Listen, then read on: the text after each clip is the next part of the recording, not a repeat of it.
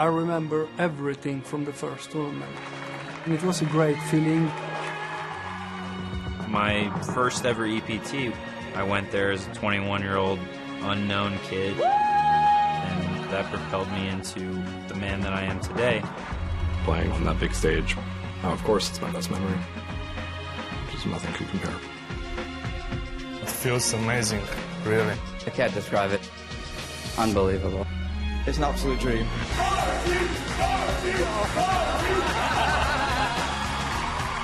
It's amazing. I can't tell how much it means. Okay, I'm in the rush. I'm in the zone. Nobody can stop me. I told this man 3 weeks ago I was going to win this tournament. And I did. I can't believe that I've won this. This is incredible. Winning was magical for me. Got it. And that changed my world. First player to win 2 main event titles. You know, it's really not an impossible dream.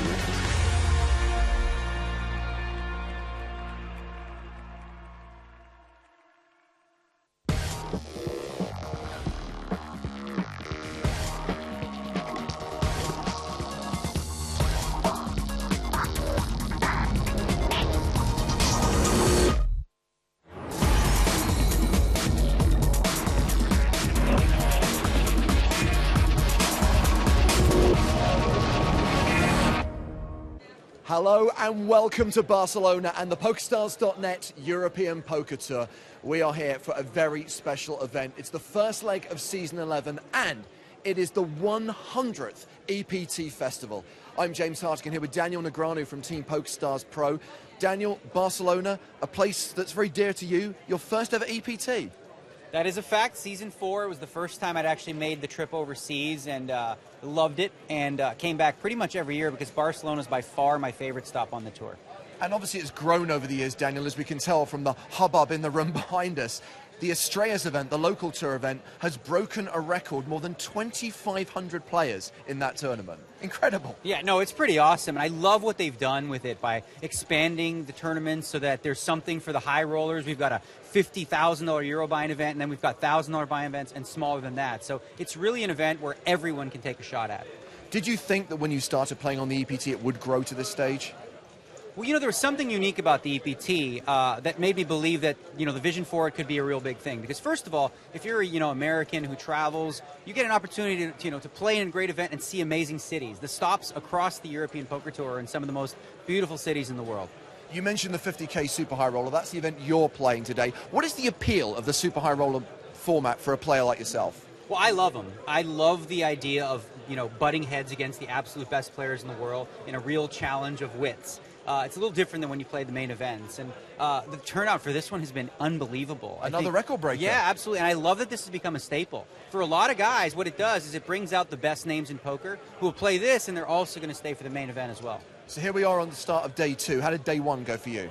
Well, day 1, you know, it is a rebuy event, thankfully. So I was in on my second bullet. I started with 250,000. I'm up to 315, and today is moving day. Today is where we really set ourselves up to make the final table. Well, they're making the announcement, Daniel. We'll let you take your seat, and it's time for me to hand you over to the commentary teams around the world. Thank you, James. Thank you, Daniel. And hello, my babies. It's EPT 100, my babies. You are all Centurions.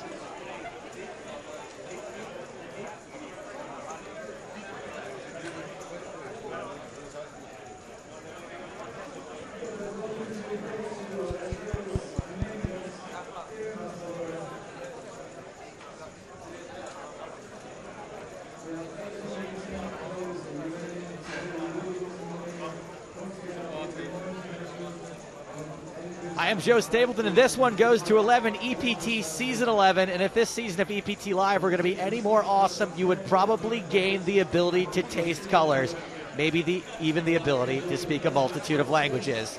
Then you could listen to any of these.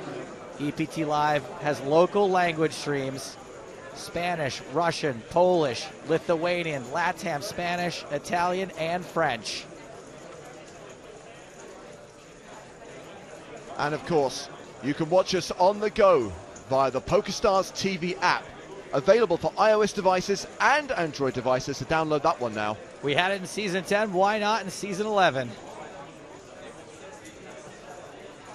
9 days of live coverage for 9 days in a row, starting with day 2 of the Super High Roller event, the €50,000 buy-in unlimited re-entry event, the final table of that tournament with whole cards up tomorrow, the final table of that record-breaking Estrellas event on the 21st, and then it's all about the main event from day 1B through to the final table with cards up coverage on the 27th of August. And of course, we want to hear from you over the course of today, over the course of the next 9 days. You know the Twitter hashtag to use by now, EPT Live. Many of you already chiming in, telling us you're watching. Chris McFadden says, epic poker action, questionable jokes, and random Bond facts. It can only mean one thing, EPT Live. It's a pretty good summation. I couldn't have gotten into 140 characters myself, I don't think. You all can also email as well, nuts@pokerstars.tv. So these are the chip leaders in the Super High Roller coming into day 2. Ryan Fee is the biggest stack with close to $1 million. Sam Trickett from the UK is second in chips at the start of play. He's going to be at our secondary feature table. Some familiar names, some regulars from the Super High Roller circuit up there in the top 10. Yeah, not just familiar names too, though. A couple of names that are relatively new, certainly to Super High Roller events. Guys like Ryan Fee, we haven't seen on the EPT Super High Rollers before. Mustafa Kanat's a guy who's been coming on pretty strong in a lot of side events and things that we haven't really seen him too much in main events. But from all my friends out there on the tour, they're all talking about this guy nonstop. Andrew Pantling, we saw him make a really deep run in the grand final a couple years ago.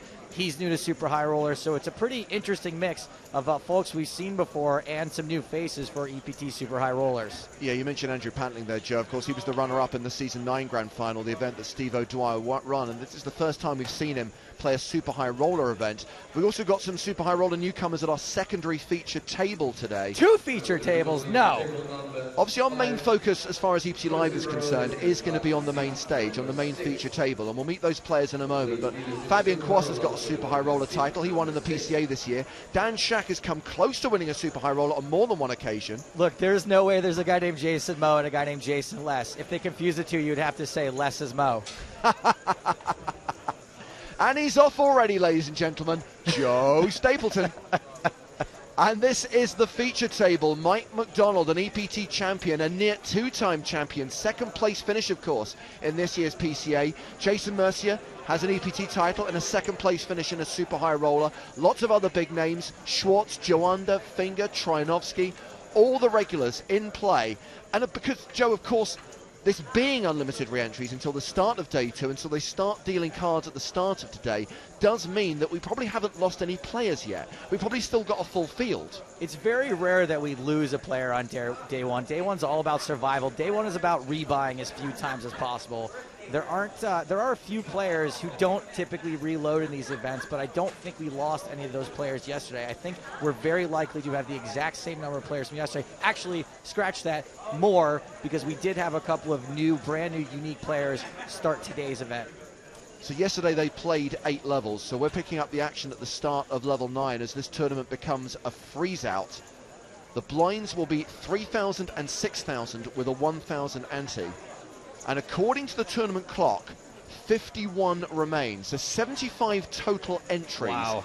And we're actually talking about around 56 unique players in this tournament. So 51 of them are back for the start of day 2. And James, that's 75 total entries at 50,000 euros each.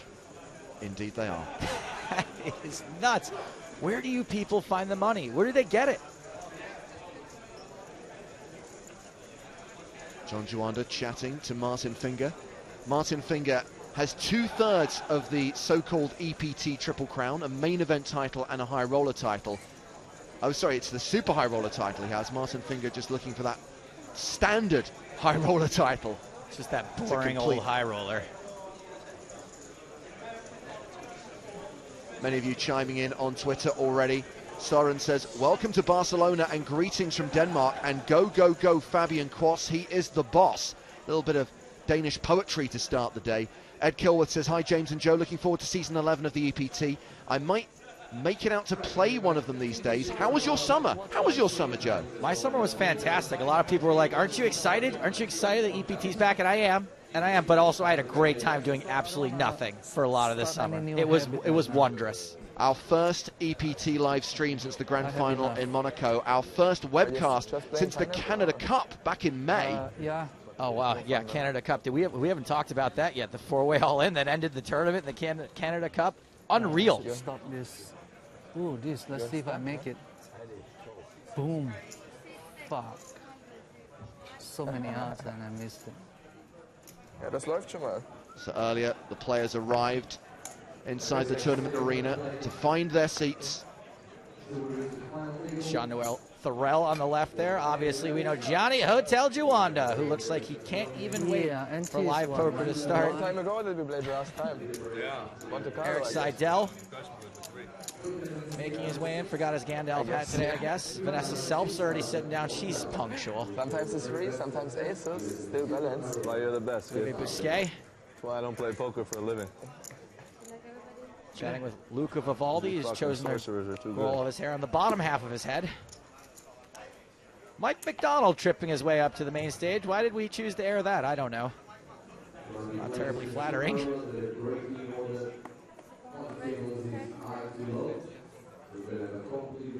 And now we are back to live. Cards in the air. Play underway. Thorel and Troianovski in the blinds. Action folded to John Juanda. A reminder, cards down coverage before we get to the final table.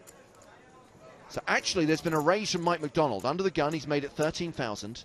A reminder that blinds are 3-6. Troianovski's big blind. You know, I think Vlad sometimes also doesn't get the attention he deserves, at least from, you know, Western Europe, because he's a Russian guy, but he is always around. Makes tons of TV appearances, is really on a pretty sick run. Not an Olashemian sick run, but not so bad either. So Troianovski defends. These guys go heads up to the flop, which is 10-4-3 with 2 spades. Troianovski playing in flow. 18. A continuation bet of 18,000 from Mike McDonald. Remember, guys, no more reloads. Everything is real. This is a freeze out as we aim to get down to the final 8 today, and we will expect, once they've clarified the final number of entries and the final number of re-entries, the prize pool and the payouts. How many will get paid? With this field, there's a very strong chance that they will pay more than 8 players, so we might not have that painful 9-handed final table / money bubble. But doesn't that just mean it'll be a painful whatever number of places it is right before the money bubble anyway? Doesn't it just move where the pain happens? Good point, well made. Hello to Daz. Can't express my joy at having you guys back. It's emotional. Callum says, good to have EPT Live back so I can waste away my days watching. You know, and I'd like to throw a big thank you out there to the audience and all the people who got in touch with us during the break and said, when are you guys going to be back? Even though you guys were saying, when is your summer vacation going to be over? When are you coming back to work? I appreciate it, all of it, guys. Thanks a lot. Thanks for being with us. If I'm going to actually do it. How much do you want to put down? This is about the time I did it. Yeah, exactly. By the end of the year. You're due. You can't lose it 4 times in a row. All right, I'll bet it. Jean-Noel Thorel opening the action from the button, makes it 19,000. Vlad's a guy, from what I've seen him, and like I said, we've seen a lot of him on feature tables and on TV tables, and he doesn't give up all that easily. So just to clarify for Ollie Nevin's benefit, there are no hole cards from the early days of tournaments, be it the Super High Roller or the main event. We only show hole cards when we're at the final table, when it's a level playing field for the final 8 players, and we put a delay on the stream. Right here, right now, you're looking at live action as Troianovski throws those chips in. Just can't do it, guys. Can't show live hole cards from a tournament that's in progress, that has other tables that aren't being televised. Not fair to the players at this table. So you're seeing this Vladimir Troianovski 3-bet in real time. Chip denominations at the bottom of your screen right now. Being a Super High Roller event, Graphical Nick has given the chip values comedy names. Now, of course, you are seeing this 3-bet in real time.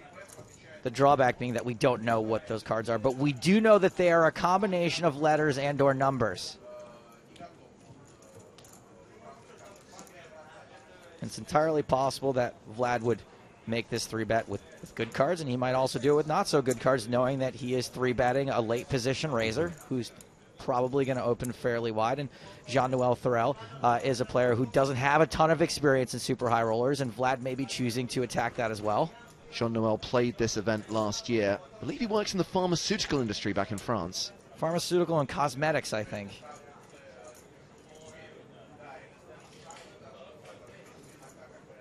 Supposedly he's a hell of a nice guy. He folds face up. What does he show? Thank you.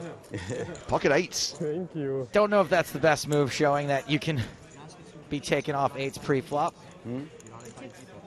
Maybe he's just setting him up for later. So we've seen two hands at the feature table. Vladimir Troianovski has been involved in both of them. Lost one, won one. Troianovski significantly below average with a stack of 219,000. Jean-Noel Thorel still the table chip leader with 495k. Jason Mercier second in chips at this table with 360k. James, should we read our first poem, our first Twitter poem from Michael Josem? He is the EPT's official poet, and he's going to be joining us on EPT Live over the course of the next few days. EPT Poet Laureate, here we go. Happy for the return of James and Joe. How I love their voices so. Fills the room with exciting news. I can't wait to join all of yous. Michael Josem will be arriving in town very soon, and we'll be bringing you regular editions of Josem's Journal. No Lee Jones in Barcelona. Oh, what? So it's the substitute teacher. Michael Josem will be filling us in on a daily basis on what's going on in the world of PokerStars. Nobody told me there was going to be no Lee Jones. Do you know how many Lee Jones theme songs I wrote? I was up until the crack of 11 p.m. last night before I went out writing these. Ivan Sozhnikov has raised under the gun. It's Mike McDonald small blind. And that looks like a re-raise from Timex.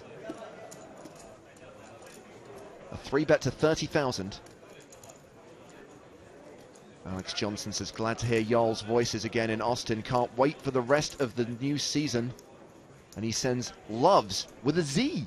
We've had a U's, a y'alls, and a loves. Does anyone else have any grammatical errors that I actually completely approve of? Well done. Mike's 3-bet gets through. Many of our regular viewers getting in touch. Stefan says, awesome to see you guys back on air. Rooting for Jason Mercier, a.k.a. the Merce Dog. And Mike McDonald, as usual.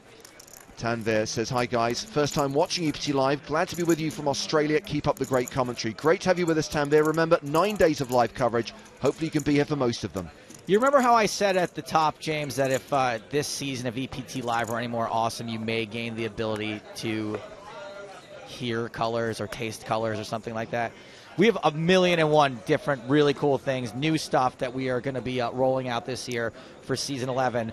But before we get to that, I would like, you know what, I've forgotten a lot of our gags, James. I've forgotten a lot of the running jokes and the callbacks. And if people want to write in and remind me of the things that I'm supposed to be keeping up with, like the quash jokes, like the thing that fella just mentioned there, you know, the Merce Dog, things that you guys like to hear. I've forgotten all that. I kind of went into it. I just climbed into a hole over the summer. The internet cheered at the news that Joe Stapleton has forgotten all of those running, That's tired fine. gags. Or don't bring them up. It's fine. I'll have to think of some new ones. Under the gun racing seems to be the modus operandi for players at the feature table. Noah Schwartz makes it 14,000. Gets a call from Jean-Noel Thorel.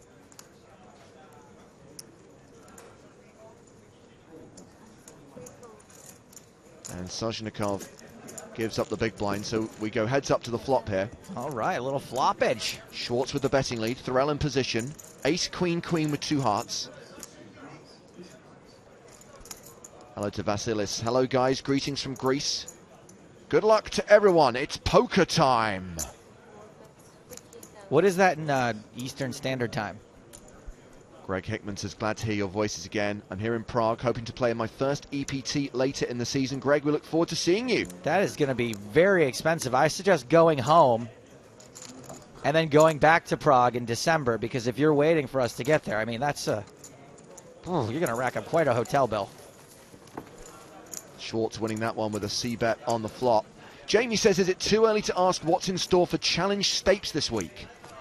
Slightly. Only slightly too early to ask that. We'll talk about Challenge Stapes a little bit later. Joe mentioned the fact that we have got lots of fun stuff planned for you, not just here in Barcelona, but for the whole of Season 11 of the European Poker Tour, including the all-new EPT Live League. And for those of you who love playing our daily free rolls, this is something really special, and we'll spill the beans on that one a bit later on today.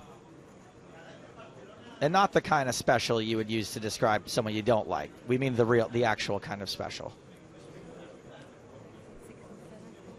James, I just want to do a little favor for Brandon, who writes in to say, just tuned in and missed Stapes come on the show saying, hello, my babies. Do you mind if I just, for Brandon? Just for Brandon. Hello, my babies. Action folded round to Jason Mercier on the button. He raises.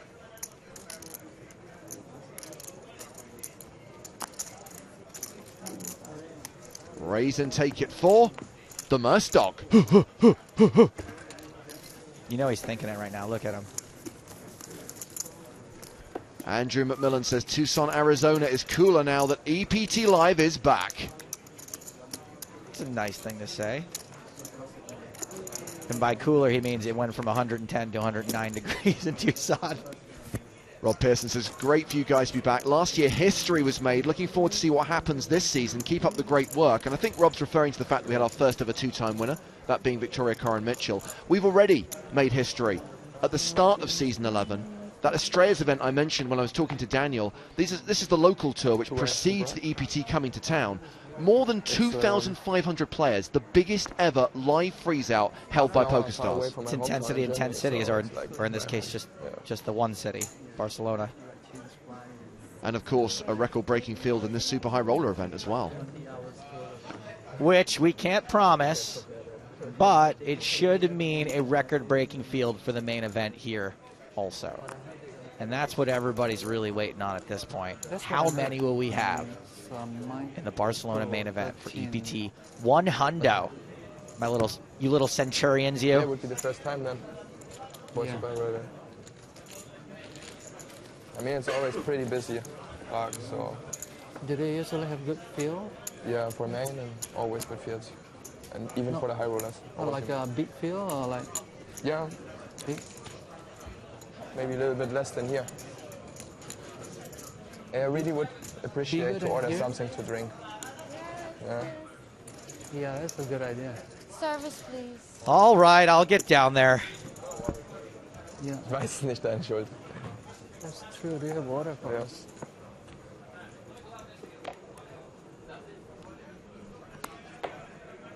Maybe there'd be something to drink if everybody wasn't too busy dumping buckets of ice water over their heads everywhere. As far as running jokes are concerned, the Poker Police gets in touch to say, pretty sure running jokes only count if you don't have to be reminded of their existence. Also, hi, and good luck. Well, just once again, who's the Poker Police? Jimmy. Frick. Can someone remind me who that is?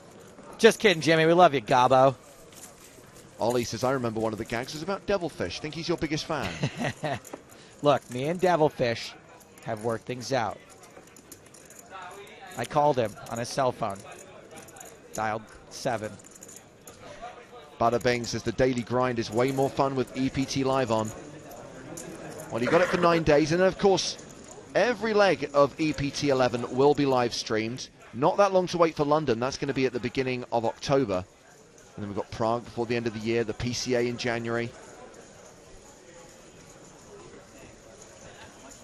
We're now into triple digits, this being EPT 100. And bless Neil Johnson, the whole Pope, who wanted his stage with 100 European Poker Tour champions. Then along comes that Vicky girl and ruins his vision. Close enough. To commemorate the 100th EPT, we've got a very special competition for you, which we'll talk about after this hand.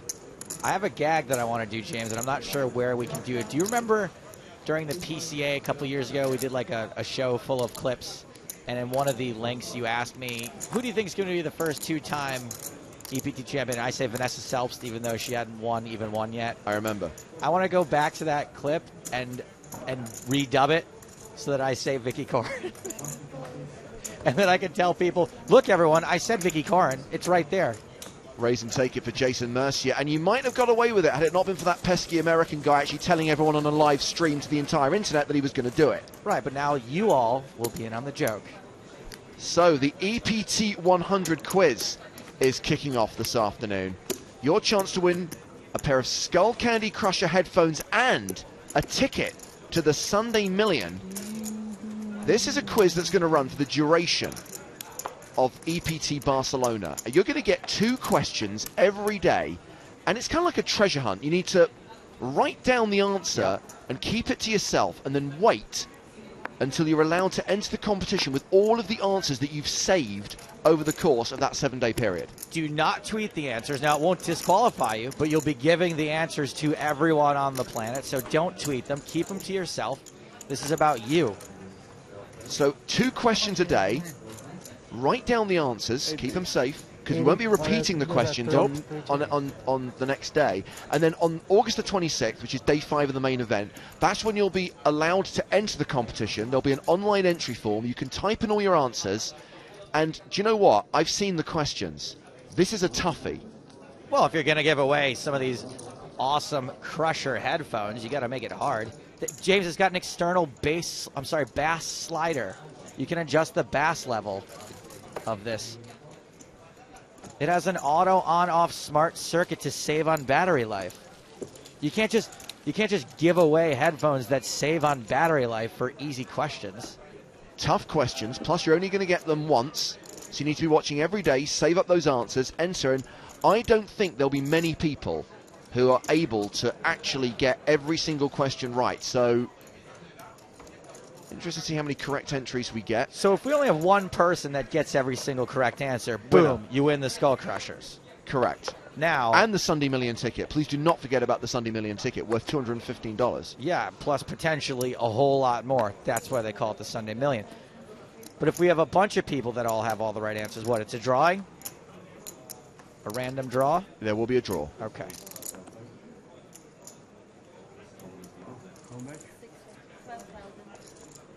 And suffice to say, if you are in what we call the segregated markets, if you're in a part of the world where you can't play the Sunday Million, we'll give you $T instead to the value of $215. T-money, son. Well, that last hand was raise and take it for Ivan Sajnikov. So the tournament clock now showing 53 players. So there have been a couple of late entries. So 53 players, 77 total entries. It's not often on day 2 that you get further away from the money, but that just happened.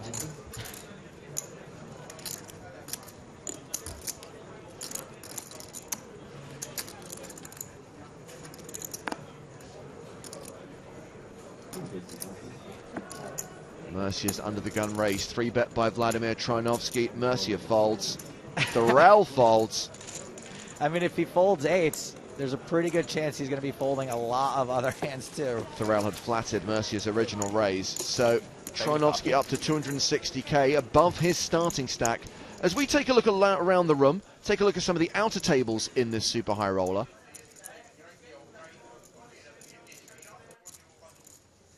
Scott Seaver. Oh, late night, Scott. Juha Helppi also at this table. The EPT 10 Player of the Year, Ola Shemian. Guy cost me a fortune to get him on my fantasy team. Super High Roller regular Paul Newey sharing table Shemian with a new look for season 11. Plus, Olivier Busquet made the final table of the Super High Roller in Monaco at the conclusion of season 10. Olivier Busquet hollered at me on Twitter over the summer break, saying how much he enjoys the EPT TV shows. Question from Victor, is Ivy playing? I was talking about this with Daniel just before we came on air, and both of us had seen Ivy's tweet that he was planning to come to Barcelona for the Super High Roller before heading to Florida. And Daniel said he'd actually spoken to Phil a few days ago. Phil was meant to be sharing a private jet with Dan Shack, but Phil was not on that jet. So it seems that Mr. Ivy is not in Barcelona. How private could a jet be if you have to share it with someone? That's probably the problem. Sozhnikov raises under the gun. Gets a call from Thorell, a call from Mercier. Continuing the flop into two opponents. A king high flop. Fairly wet board out there. Thorell calls.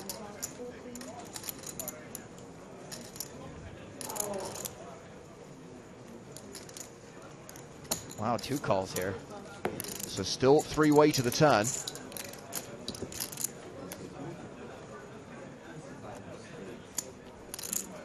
Five of spades, so 2 flush draws out there now. 2 flush draws, but you don't expect the 5 is going to affect too much. Thorell getting a good look at the board. Check. Action checked around. No. It looked like he said check, but he put chips out there. That's weird. I swore he said check. Maybe he said check this out and then threw some chips in the middle. Wow, we're only 30 minutes into the day and I'm already mishearing things. Nah, I heard it too. So 30,000 the bet from Thorell, called by Mercier. Sozhnikov, who was the original raiser, folds.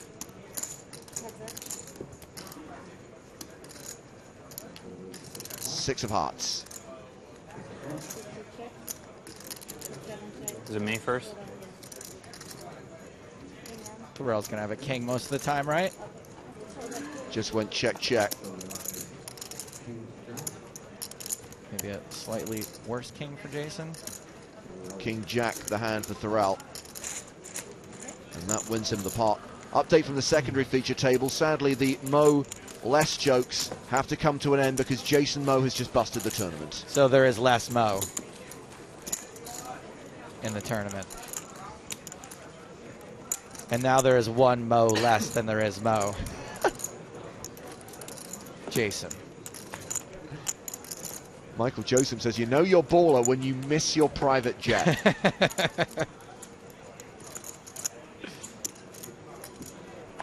I'll just get the next one. And there is Jason leaving the tournament arena. I was really hoping we'd get the chance to get to know him. Obviously sad to see Phil Ivey not come to Barcelona, but hey, this event has still broken a record. 77 total entries in a super high roller event. A tournament which, as you observed earlier on, Joe, costs 50,000 euros per bullet.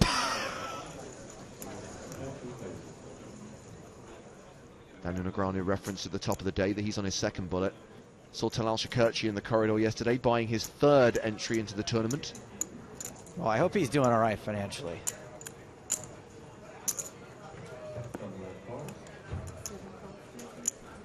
John Juanda raises under the gun +1. Once again, the call from Thorell. Guy likes to play flops. Yeah, he does. I think he played that last hand just fine. I don't like to get too involved in the judgment of hands, but it's pretty standard and didn't really see anything too out of the ordinary. So Mike McDonald has called as well and will have the advantage of position. He's on the button. Oh, hang on a second. Sozhnikov shoves from the big blind. He was short, just 93,000 at the start of the hand. So the all-in is for 92K.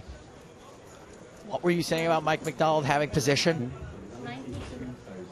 Which he still will have, assuming there's action on the side.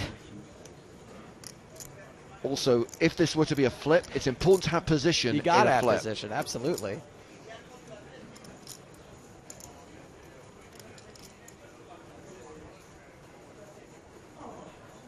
So Juanda, the original raiser, considering making the call. Juanda started the hand with 279,000.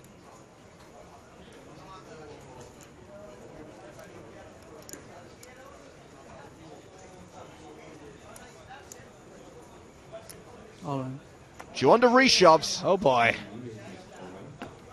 Thorell folds. Mike's out too, yeah. So Sozhnikov is the player at risk. The red triangle of death applies to his stack. Pocket 8's the hand for John Juanda. Sozhnikov with ace-king, so it is a classic race at the feature table. like boxers versus briefs. One of these two hands has a slight mathematical advantage. Why don't you just take 92 instead of counting everything? I want to know how much you moved in for. Oh, really? Is that? For the status. Okay. Regression factor. Is it?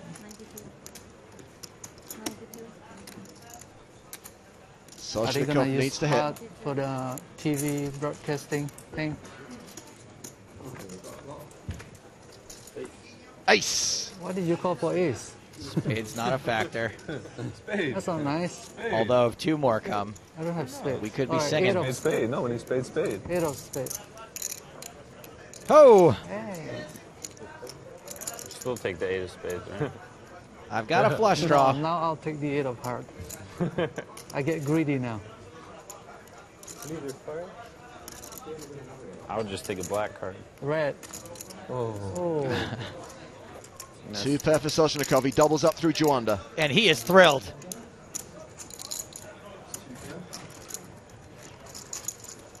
Man, these Russians and their over celebrations.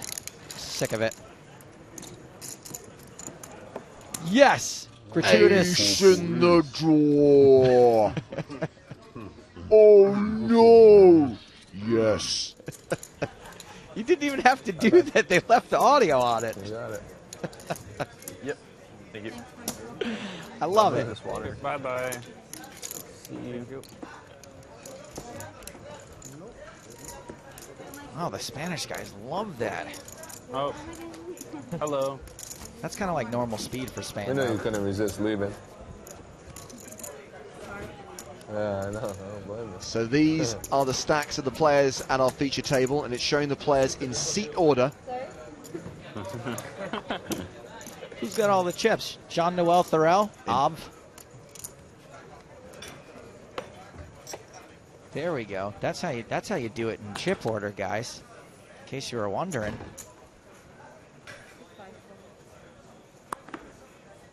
Maybe we should bring back that old chestnut of a game, Martin Finger or Stapes Finger. We'll see if he makes the final table. If he makes the final table, we'll resurrect that old chestnut. Especially because it's a great way of finding out what your finger's been up to over the summer months.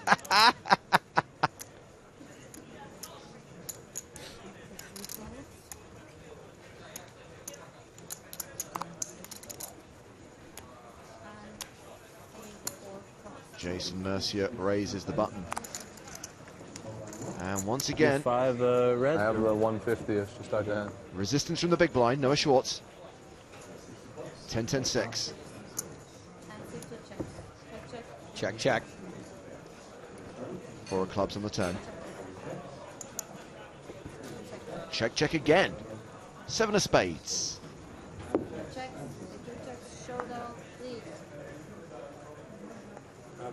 Four for Noah Schwartz. That's going to be good. James, why did she pull the 2 cards down like that? Have you not seen the final hand of Casino Royale? I did, but I may have... I mean, I saw Casino Royale, but I may have been getting snacks. The dealer is displaying to the players at the table and to the audience at home the 5 cards that Noah Schwartz is using to make the best 5-card hand from the 7 cards available. Oh, it's a 5-card hand. I just got that. Ace 9? Way better. A big ace. Wow. Ace 10? Not ace 10. Bigger than ace 10, but no trips. Ace jack. No. I'm done jamming little aces against you, bro. Those days are over. I learned my lesson. Ace queen? It was a pricey one to learn. Yeah, expensive. Yeah. Ace king. We got them all right. There's no more big aces. Ace in there? noodle, I'm out of there. I just want to see a flop. Comes ace high, you get a full double. Well, I mean, I walk out, I mean. I go enjoy the Barcelona nightlife, or whatever you want to call it.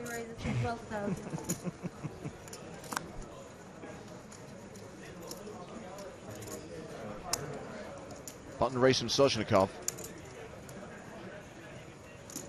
Starts this hand with over 200,000 after doubling up through Juanda. Look at you getting all raisy now that you doubled up.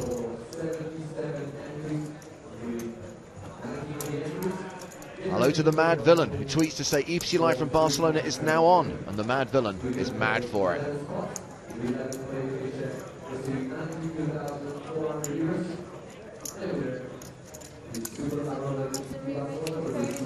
Three bet from Schwartz.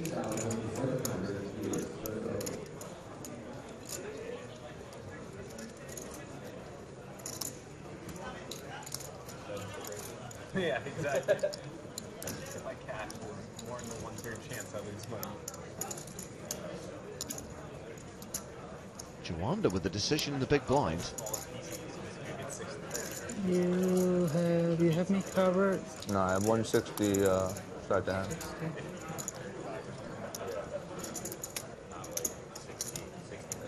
Any chance the red triangle of death will be deployed in this hand? Come on in. Yes.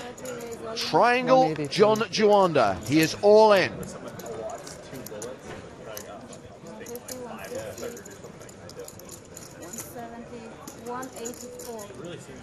Oh, 184, 1,000 more than I thought. Sozhnikov, the original Razor, is folded. No, Schwartz was just joking around about being out of this tournament early. I mean, like, really close.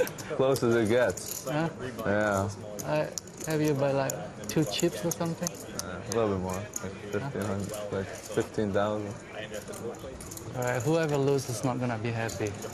I'm always happy. It doesn't matter. My life is pretty amazing. That's right. I mean, outside of poker, we are happy. What a nice thing to say. I love that. Although you're kind of putting it out in the universe that you're okay with losing this hand, which I would be a little bit reticent to do. It's hand. And they have a good hand. I have a good hand, too. I don't know. 2 kings, bro. Fuck. Yeah. 2 kings? Yeah. Take it.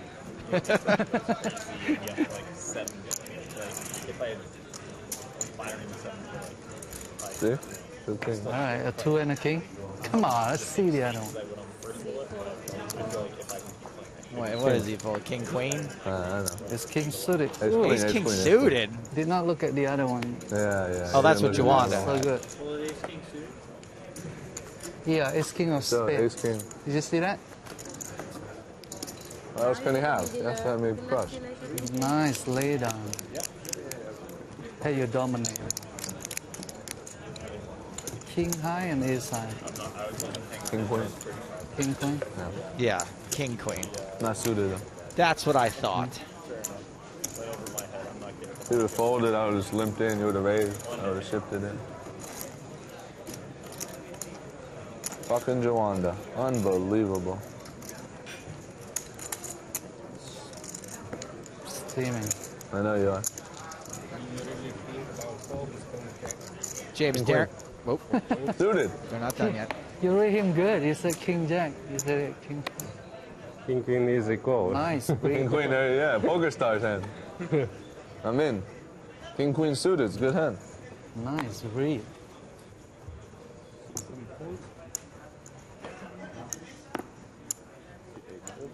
Luck sack Juanda, huh? Pick up the ace jack and just rip it in there. Unbelievable. I'm on tilt.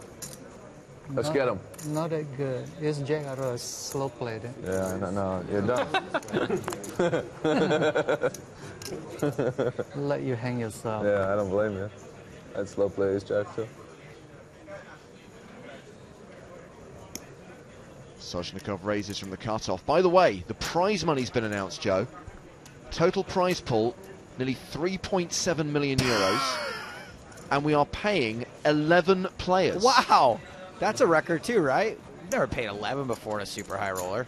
Pretty sure we haven't. $1 million up top. And min cash worth 92,400. That's what 11th and 10th will pay. Make it to the final table. 6 figures are yours. The regular money jumps up the way. 722 grand for the runner-up. 1,016,700 euros for the champ. We are so jaded. It's unbelievable how jaded we are. James just says it's €1 million up top. It's actually 1,016,700 euros up top. That's 16,700 euros that you just like nonchalantly left off. Would be a huge score for any of us. For any of us. That's a million. Oh, wait. No, I forgot about 16,700 euros. No bigs. We'll just tip that. Soshnikov gets one call. Martin Finger in the big blind. On the flop, Finger check calls for 14,000. It's a 4 deuce flop, 7 of clubs on the turn.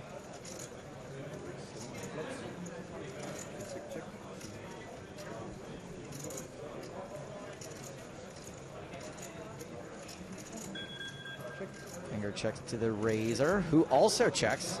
The original Razor, that is. 8 of diamonds on the river.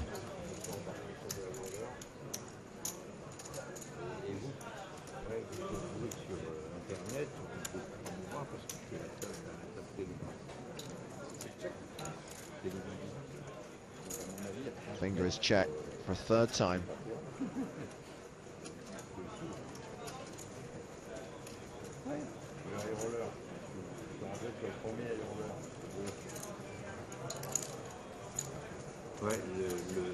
Sosnikov not looking like he's given up. Can't tell if he's fighting the urge to bet or fighting the urge to check. What do 5? 35? Comes in with a pretty hefty bet on the river. I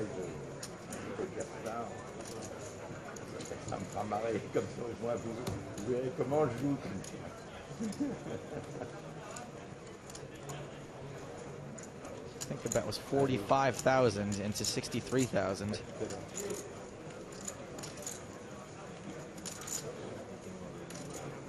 So right now, Martin's going to figure out if this is a bluff or a pretty strong hand that Soshnikov just figured he couldn't get paid 3 streets on.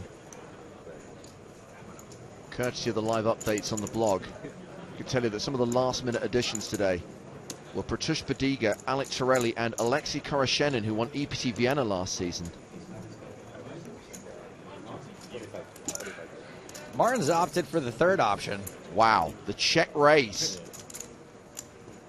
So defends his big blind pre-flop, check calls the flop, checks the turn, check raises the river.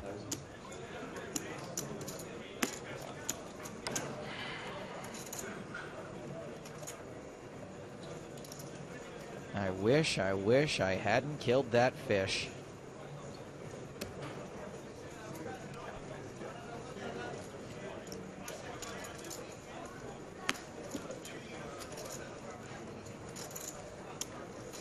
And Jones says, dear God, please do not let Martin Finger get to the final table. I dread to think what Stapes' Finger has been doing over the summer months. It's been a pretty boring summer.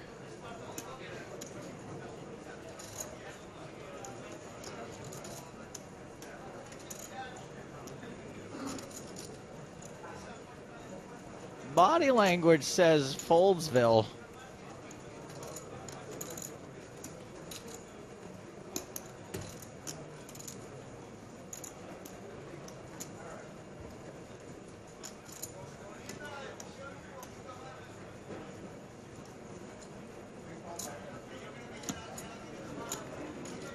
Looks like a man conflicted, though.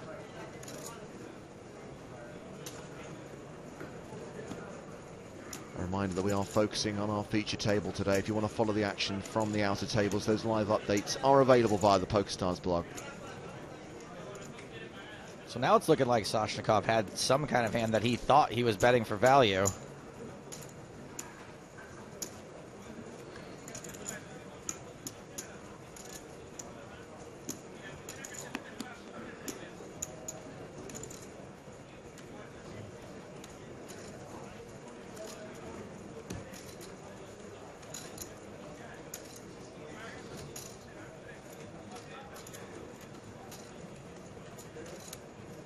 Fingers probably made the correct read here that it's a lot more believable for him to be huge on this board than for Soshnikov.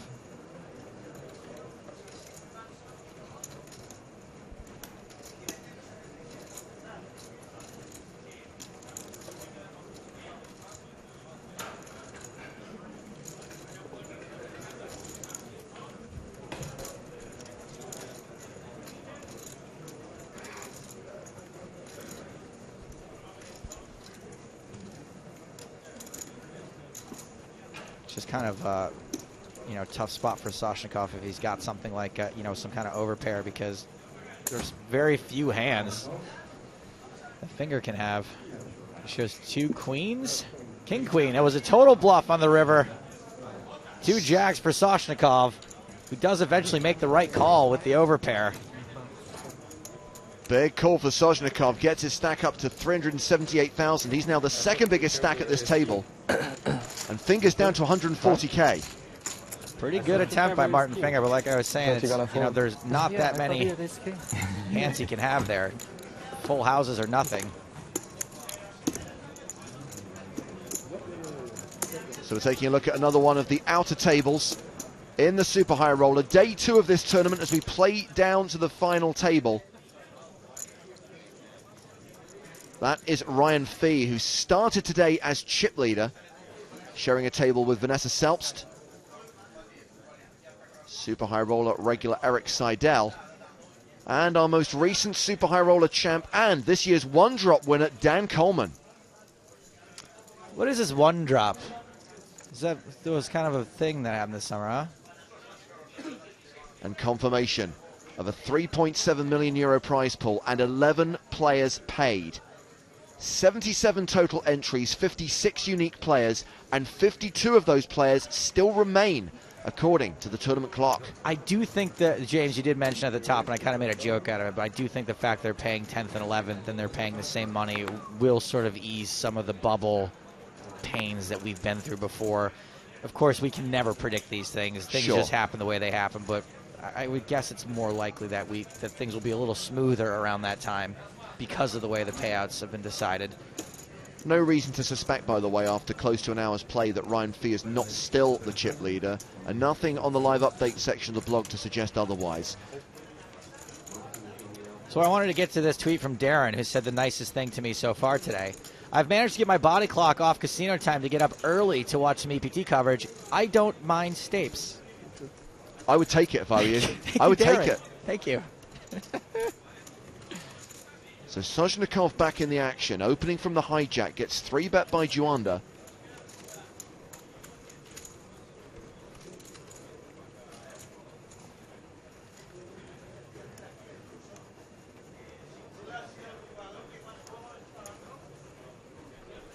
A reminder that if you want to get in touch, just like Darren did on Twitter, the hashtag to use is EPTLive. You can also email nuts at pokerstars.tv, but you know what? Use Twitter, it's just so much easier.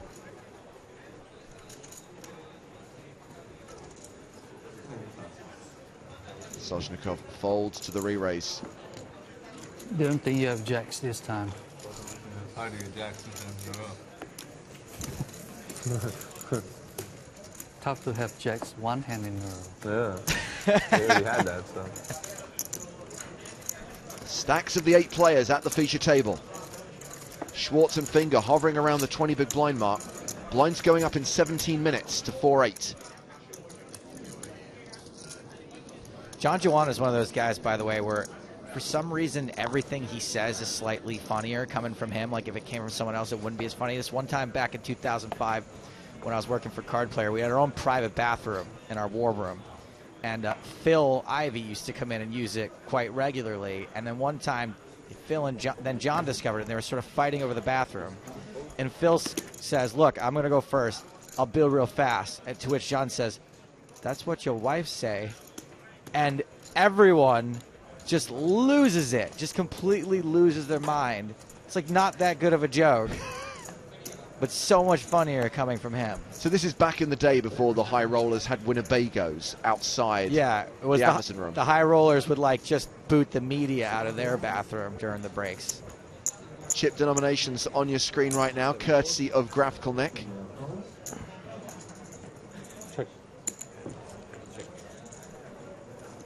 Graphical Nick, can we get, next time we do fun, I want to see a schnozberry.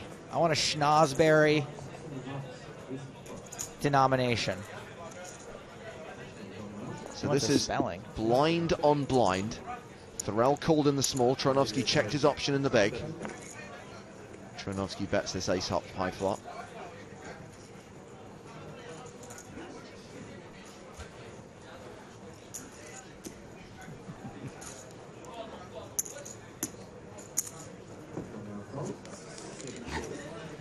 Thorell calls the 7,000. Turn card is the 6 of spades. Pairs the board. This is a limp check pot, huh? Okay. Now Thorell comes out firing. Look at the little smile on his face. I love this guy.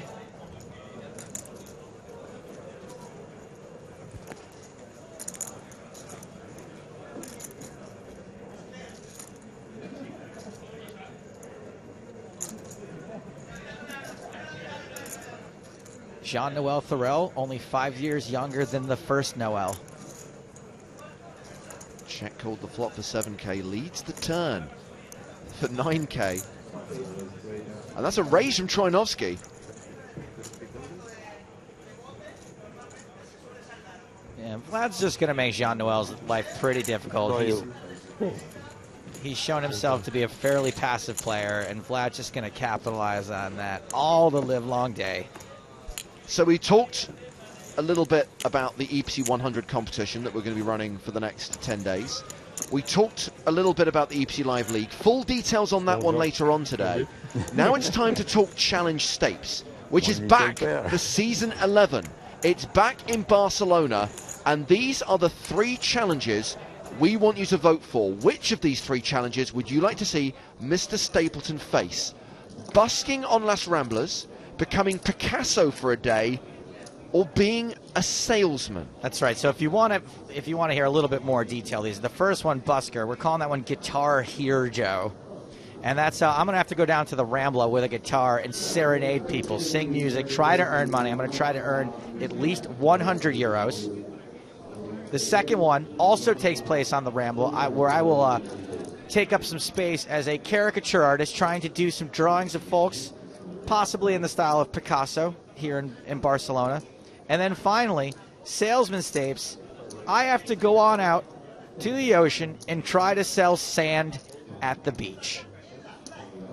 So those are your 3 choices. Do you guys want to see me try to earn, because it's EPT 100, I got to earn 100 euros doing one of these 3 things: playing guitar, doing caricatures, or selling sand on the beach.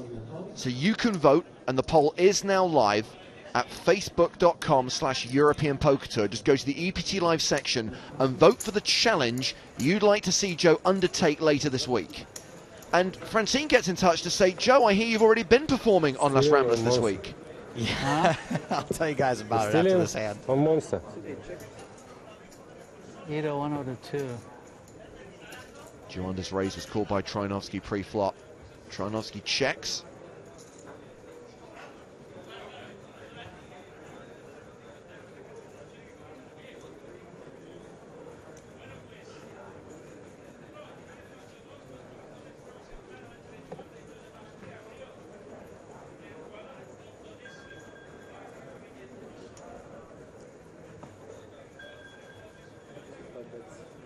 Johnny Hotel Jawanda, continuation bet. Small bet, yeah. Gets a fold. So just to bring us back to the Las Ramblas situation. What do you think now? Do you think I was stealing or I have a monster? You're so nervous. Huh? First time I see you nervous. I was nervous. It's very... After the flop or before the flop? After, before. Before the flop, I was nervous. Yeah. How about after the flop? After the flop. I was more confident. Yeah. Good flop for you. Okay, so I had like... Not monster, but... yeah. Like top pair ace high or... Top pair. Or ace high plus draw maybe. No, 2 over 4. no, top pair. You don't think I have a set, right? No. I think it's... Maybe I wouldn't bet 2 kings before. or aces. We're weak pre-flop, top pair and the flop. Kings or aces. 10-4. We're there. Not bad flop. That's what you figured out, I guess. Was it suited, you think? Maybe suited, I would be a little bit more relaxed. Yeah, you would be nervous. No way. Yeah, It's weird. Vlad's like a scary, intimidating-looking dude, but there's something really charming about him, too. I like that guy a lot. So Andy says, Stapes, Moray Monday has become an integral part of my week. I now hear all of Stapes' puns with that face in mind. 20 to 1, 5,000 out there. I needed that face on the Rambler yesterday. 2 days ago, was it? So anyway, we're out in Barcelona shooting these sketches, and for some reason this year, more than any other, these crowds have started developing. And I wrote a sketch for the EPT TV show where I'm out on the Rambler doing really terrible stand-up comedy. I just wrote the most cliched, horrible set imaginable that I wasn't expecting anyone to watch, but as we're setting up the camera, I want to say 100 people crowded around. It was a big crowd. And I couldn't, I was like, please, everyone go. Like, don't stay for this. You're going to be really disappointed. And the more I engaged the crowd and, like, was telling them to shoo them away, more and more people were coming. And I will say this. When I said the stand-up set was terrible, the story definitely checked out. Barcelona, which way to the Bath-a-Ruma, am I right? Woo! And of course, there'll be a chance for you to check out that awful stand-up when the EPT Barcelona TV shows air around the world, probably towards the start of 2015. A reminder, if you're in the UK, PCA 2014 main event coverage continues tonight, midnight, Channel 4.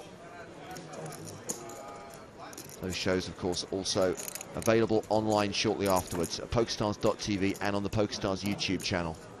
So Thorell raising from the hijack, gets no action, wins the blinds and antes. 9 minutes till those blinds go up. It's probably the hand he had aces.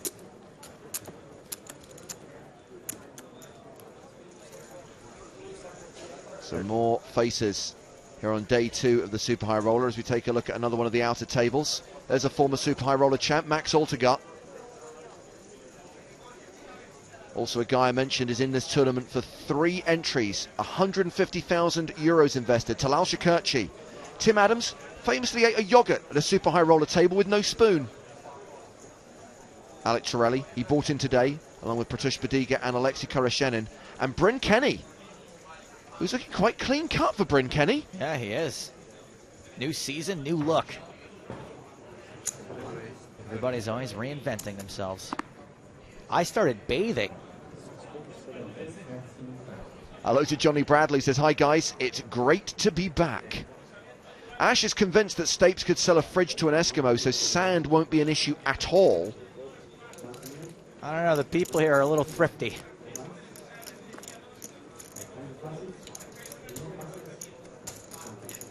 Under the gun raise from Juanda, another hand where it's raise and take it. So a reminder, the Challenge Stapes poll is live, facebook.com/European Poker Tour. Click on the EPT Live tab and vote for either Guitar Hair Joe. Was that your idea, that title? Probably. Picasso Portraits or Salesman Stapes. Joe's either going to be performing flamenco songs for tourists on the guitar. He's going to be painting portraits in the style of Pablo Picasso or selling sand on the beach. You decide which challenge Stapes undertakes. And I can tell you, and bear in mind, the poll's only been open for a few minutes. Salesman Stapes is an early leader. Really? He's going to have to make 100 euros selling sand. And the great thing, guys, is whatever gets voted for, I'm planning on throwing out some, getting some suggestions for you guys. So if you guys nominate Salesman Stapes, I will be accepting submissions from y'all for what kind of sales tactics I should use, what sorts of attributes or qualities I'm going to sort of lie about the sand having.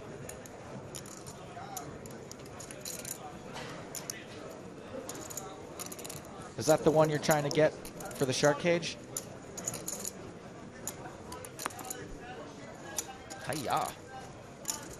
It's amazing how easily distracted by the internet you are. What was I looking for? I don't even remember.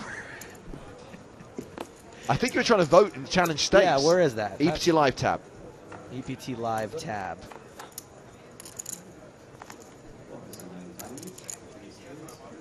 We'll get there.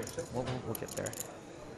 Just Meanwhile, checking. Jason Mercier's raise, called by Noah Schwartz from the small blind. Okay, so if you're looking for it, you go to the European Poker Tour page. On the left side, it's not really, I wouldn't call it a tab, but there's a little box on the left that says EPT Live. There we go. Check on the flop. James, since you don't have a Facebook, I'm going to let you vote through my Facebook page. Which of the three do you want to vote for? Salesman Staves, Picasso Portraits, or Guitar Hero Joe? Because I've already seen you performing on Los Ramblas, I'll go for Picasso Portraits. Okay. Submit. Delayed C-bet from Mercier on the turn, 16,000. Third spade on the river, it goes check. Noah Schwartz tables, pocket eights. Oh! A 9 for Jason Mercier. Pipped. And this is something that's really interesting. I don't know if you've noticed, James, but there's been like a lot of check downs, a lot of check streets, and I think people a lot of the times, you know, you read a poker book or you watch a movie and you think, oh, you always have to be betting and raising, and if your hands, you know, checking is weak, and that's not how these guys play. I mean, there's a lot of factors at work here, and it's not always about the betting. Sometimes you just check it down. Sometimes you just want to take the showdown value you have. You can absolutely see why hands like that, eights and a pair of nines, are hands you'd want to check down. More faces at the outer tables in this 50k Super High Roller. Table Kurganov. Igor came third in the most recent Super High Roller, one that concluded season 10 of the EPT. Now Vitaly Lunkin won this event last year, beat Eric Seidel heads up. Love the little Lunk box.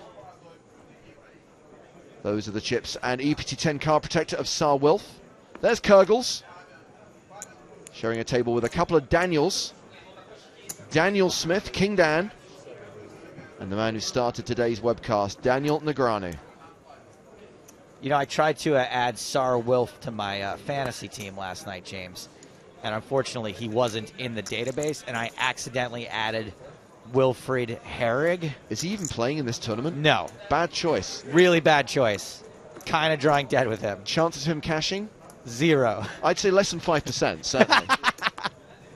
0.0. We got an all-in at the feature table. Thorell opened under the gun, and Schwartz shoves for 98k. Thorell folds. The all-in gets through.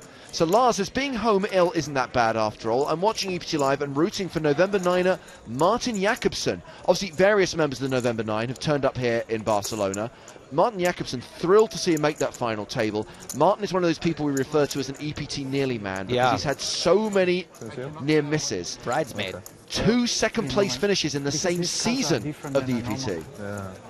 I can like see the other, like one side of it. You can? Yeah. But yeah, I know it's hard to look. Crazy, yeah. It's terrible. Yeah, I know. It's because it's hard for me to like cover. Yeah. Me too. I have the same problem. But well, this isn't making the TV edit. Luckily, they use special cards. No wonder you moved all in that hand and then showed a 4. Yeah. As hard as he tries, you can't tell what they are. Which is why he'll now say, I know you have queen. No wonder he moved in from the big blind when he had the 3-4. I can tell they are like red. He knew I couldn't call. Yeah. But I can't tell which one. Last time oh yeah, that hand, yeah. I knew you. This hand, you know I had red face cards? I knew you were suited the last hand. No, I'm just kidding. No, I think you're telling the truth. No, because they look like all white. You know, like they don't like. No, because I did have red face cards, and you said you had red face cards. So. I'm just joking about that part, but they were the same too, red face cards. Are you? I'm just joking. Please keep showing me your cards. Black 8, red 7.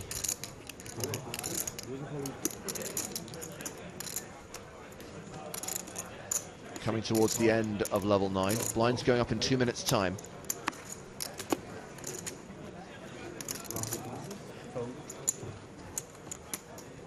Jason Mercier is raised. Got a call from John Juanda and a call from Jean-Noel Thorell. 3-way to the flop.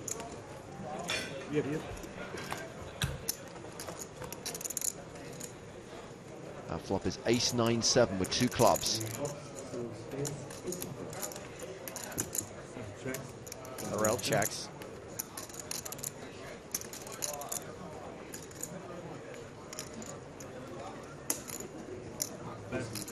The Merce dog. C-betting into 2 opponents.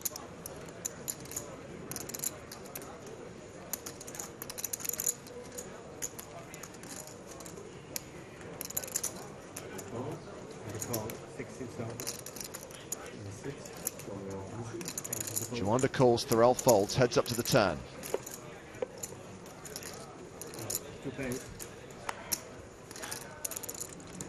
Four clubs on the turn.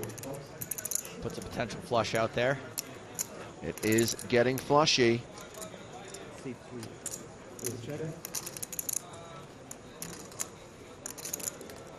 Jason slows down now.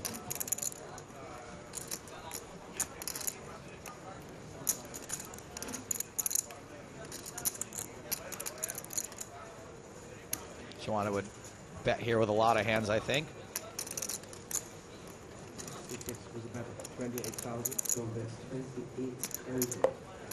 You heard the man, 28,000. I think a hand that makes a lot of sense is he just calls on the button with an okay ace and now doesn't want to see another club. Well, whatever happens here, this will be the last hand of the level. Jason folds. So here we go, level 10, blinds up to 4,000, 8,000 with a 1,000 ante. And that means the first break of the day is 60 minutes away.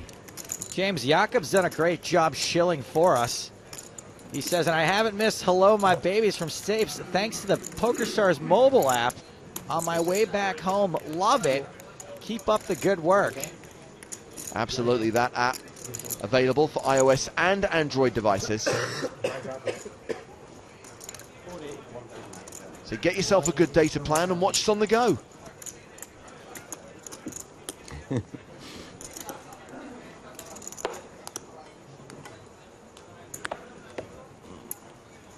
Fuad wants to know, well, he wonders what Thorell's avatar is going to look like. He loves this guy. Well, you're going to find out.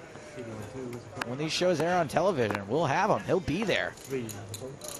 I think one time for the avatars, we should make them look like the people from Avatar, and they should all be blue. You've had some good ideas in your time. And this is one of them. Thank you. You've had some bad ideas in your time. And then you've had some absolutely ridiculous, stupid ideas. This is firmly in the third category. The whole point... Okay, well, you know, that's your opinion. The whole point of the avatars is that someone just tuning in will be easily able to work out who is who from those pictures. I thought the whole point of the avatars was that so that they could breathe on that weird alien planet. I'm not talking about the plot of the James Cameron movie. I'm talking about our avatars on the EPT.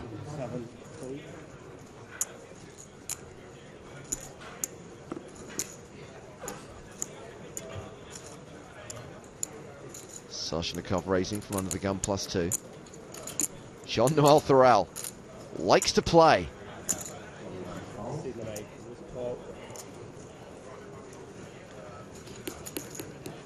And this is something we've seen again and again in the Super High Roller format, Joe, where you do get these guys who are not professional players. Yep. They are wild cards because they don't necessarily do what you'd expect them to do. Unknown quantities. Ace, queen, deuce with 2 diamonds. And you know what? I don't like, I'm not a big grave dancer, but when one of these unknown quantities gets the better of like a super shark, I think it's kind of hilarious. What poker's about. Because sometimes they do it by accident too. It's great. Action checked around. Like someone accidentally value raises third pair and then they get paid off by a hero call with king high. Jack of clubs on the turn.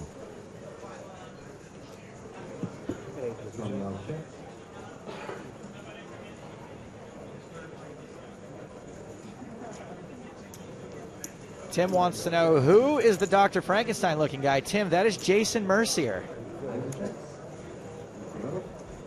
Surprised you don't know that. He's a big star. 10 of clubs. It's straighty. It's flushy. And no one has bet yet. Thorell seems to visibly dislike this card. Check to Sashnikov, who was the pre-flop raiser. Hasn't put any chips in the middle since.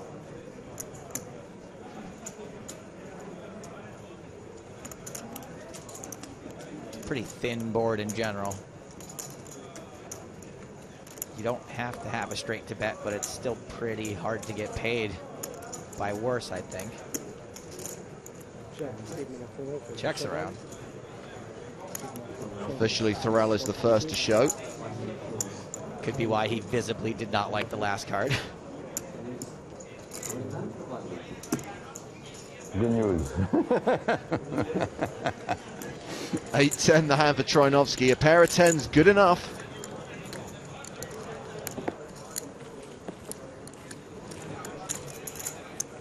According to the tournament clock, still 52 players left.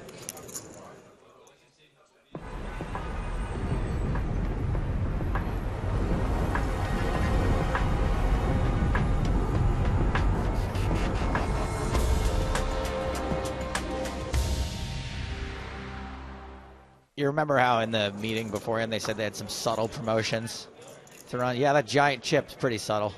Every Sunday for $215 you can play the Sunday Million, or you can win a $215 ticket to the Sunday Million by competing in the EPT 100 quiz, which will be kicking off in the next level of the show. And you know who you have to thank for that $215 ticket, other than the fine, generous folks at PokerStars? Me and James. Because originally the prize was going to be a card protector. And we were like, guys, can we do a little bit better than that? Especially as the card protector says EPT 10, and we're now in season 11. Jason Mercier raises under the gun. Raise and take it. You just call it limited edition, James. It's now a collector's item. Retro. We're no longer producing them. It was a limited run. Classic. You can win one of our classic card protectors.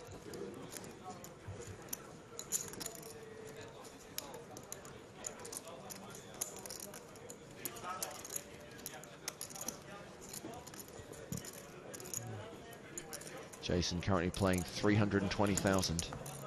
The starting stack in this tournament was 250,000. Jean-Noel Thorel still the biggest stack at the table with 482k. John Juanda second in chips with 335,000.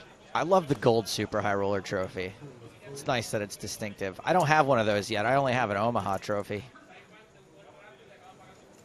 That's 100% true, by the way. I do have an EPT Omaha trophy. Courtesy of Vanessa Selps, who didn't want to pay for the shipping. Yes, but let's not split hairs here, James. I have one, and that's all that matters. It's on my dresser at home. Hanging a hat off of it right now.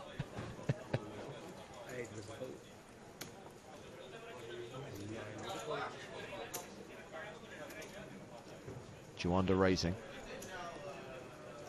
So Mike McDonald started day 2 with a fresh stack. He was eliminated on day 1, brought back in this morning. Lost a little bit of his starting stack. Starts this hand with 229k. And here he is responding to Juanda's open with what looks like a 3-bet, a re-raise to 42,000. 175 behind? 7? Yeah.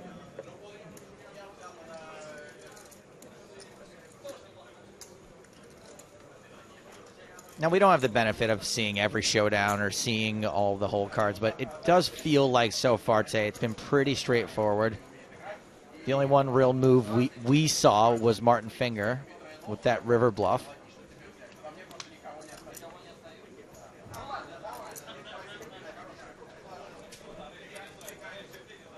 Made a bold move on a Russian. Martin Finger or Stapes' finger?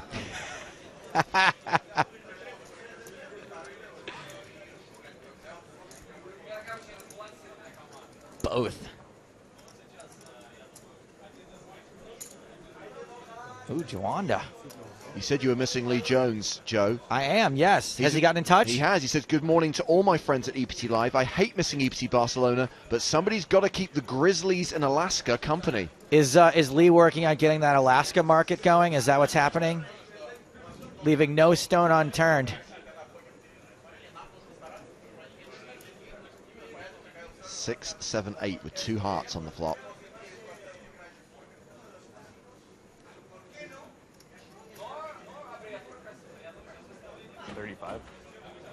$35. I don't know what the Spanish commentators have witnessed unfolding in this hand, but they are screaming like it's the final hand of the tournament. They love Juan Juanda.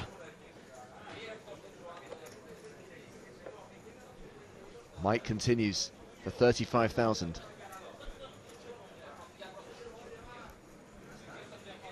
And this is a slightly small C-bet, which isn't that uncommon in a 3-bet pot. 35,000 to 100,000, less than half the pot.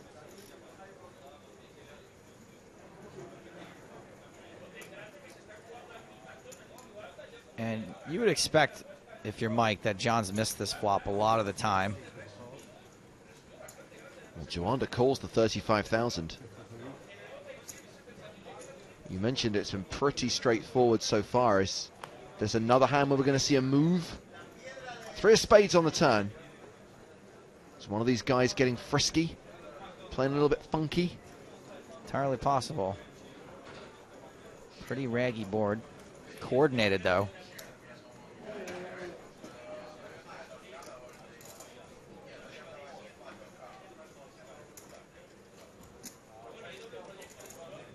Juanda now checks. Excuse me, McDonald. They look so similar.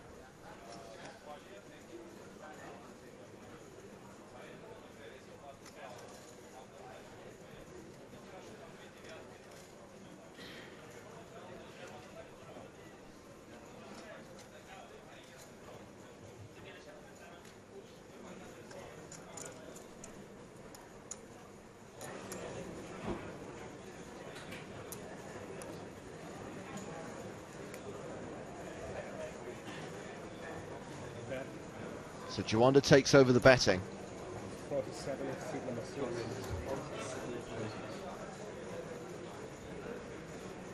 47,000 into a pot of 170,000. And that's less than a third of the size of this pot. But a good leveraging bet considering Mike only has 150k behind.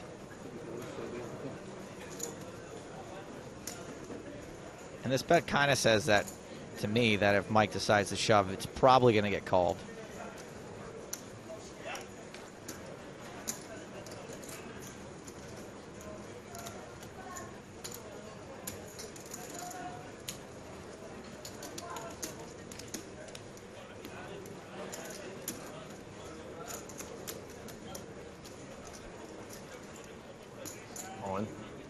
Mike does check raise all in. And it wasn't a snap call. Ah, he's got to put himself in a spot now. He folds. He does fold. So it looks like that's what he was trying to make Mike think, that he wasn't going to fold to an all-in. But he did. So Mike chips up to 368,000. Now the second biggest stack at the table behind Jean-Noel Thoreau. And according to the live updates on the blog, it looks like Ryan Fee is still the chip leader with close to $1 million. Obviously, we'll get updated stacks during the first break of the day. And that's just 45 minutes away. Nice hand there by Mike McDonald. And that's pretty weird, huh? That 46 big blinds is only number 2 in chips, huh? At this particular table, yeah, this is not the deepest stack table in the tournament. Notice that Schwartz and Finger have dropped down into the danger zone. Danger zone! With 15 and 14 big blinds, respectively.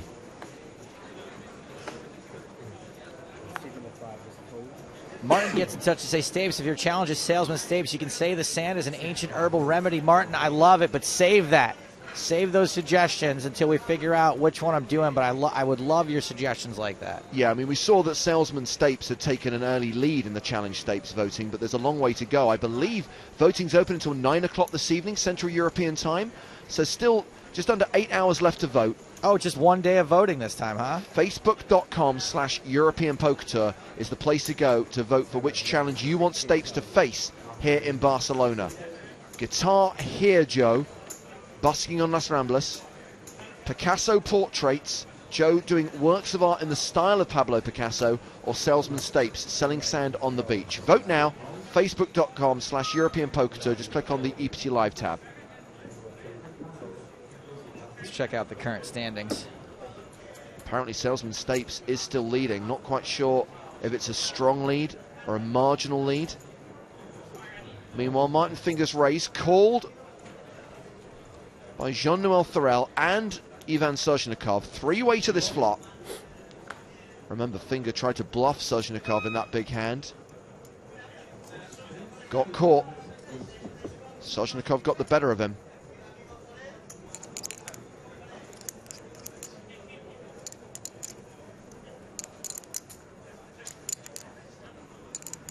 6-4-3 with 2 spades.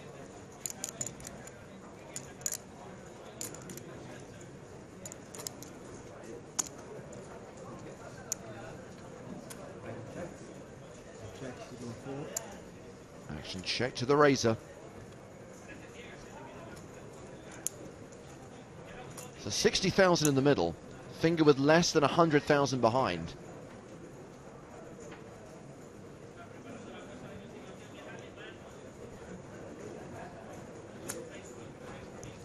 This is going to commit a big chunk of his remaining stack. Continuation bet from Martin Finger is 22,000. That's nearly 22% of his stack, James.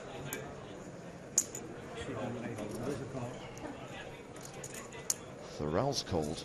Soshnikov folds, heads up to the turn. Now Martin's got to wonder if another bet is going to get Thorell to fold. What could he possibly have on this board? 7 of spades. It's straighty, it's flushy.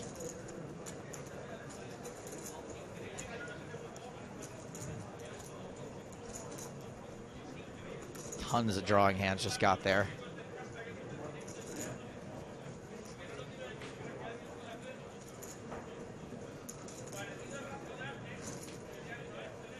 Lee Jones says, I don't think I'm allowed to vote, but if I could, I'd pay good money to see Stapes guitar busking in Barcelona. Hashtag Freebird. Lee, there's nothing to stop you from voting. Yeah, I think Lee can vote. Okay, well, Martin Finger leaves himself like 4 chips behind after this bet.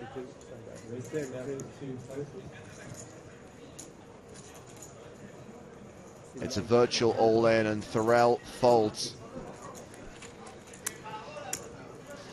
I'm afraid to tell the audience which one of these I don't want to do the most, because then that one is very likely to win. We'll update the percentages in the Challenge Stapes vote in just a moment. We're going to take a look at one of the other tables in the tournament. We've taken you around the outer tables. This is the secondary feature table, which will form a decent chunk of the TV shows, the highlight shows that we produce from this Super High Roller in Barcelona. Fabian Quas, of course, won the Super High Roller at the 2014 PCA. He beat Dan Shack heads up. Dan finishing second in that tournament for the second time in 3 years. Also on this table, Sam Trickett started the day second in chips, and he was the runner-up in the inaugural one-drop tournament back in 2012. And here's how they stand in chips right now. So Trickett has actually increased his stack from the start of the day. 921,000. So see, Joe, some bigger stacks out here. Quas and Shack both over $500,000 apiece. And Jorrit van Hoof, of course, leads the November 9 in the World Series of Poker main event. I mean, that's just a sick stack right there for Sam Trickett. 115 big blinds in a tournament where right now the average stack is fewer than 50 big blinds. Yeah, I kind of called this one wrong. Anyone will know that my predictions are normally pretty bad. I did think we were going to see a bit of a bust-out bonanza during the first 2 levels of play. But actually, it seems to have been pretty tight. Other than Mr. Mo, there's not been any eliminations. Yeah, I think that, I mean, the average stack is pretty shallow, but I think that we can't sort of forget about the fact that it is a 50,000 euro buy-in here. Some of these guys are in for more than one bullet. And girls. Because Vanessa Sells is playing. He and I just had like horrible communication. We had like 9 these guys definitely don't not care about the money. I think that's a misconception a lot of people have. So do you have 1 million? Finally squared up. Go square with you and square with him. Very nice. Never doing business with you. It's probably good policy.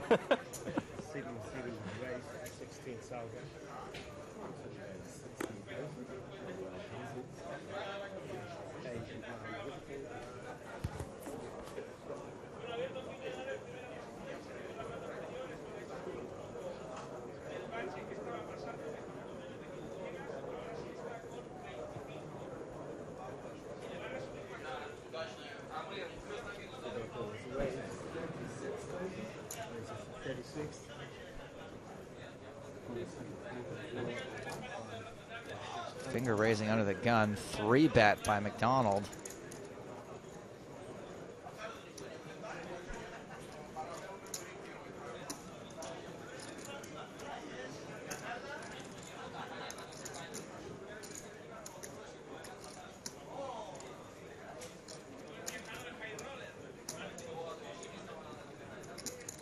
Back to Finger.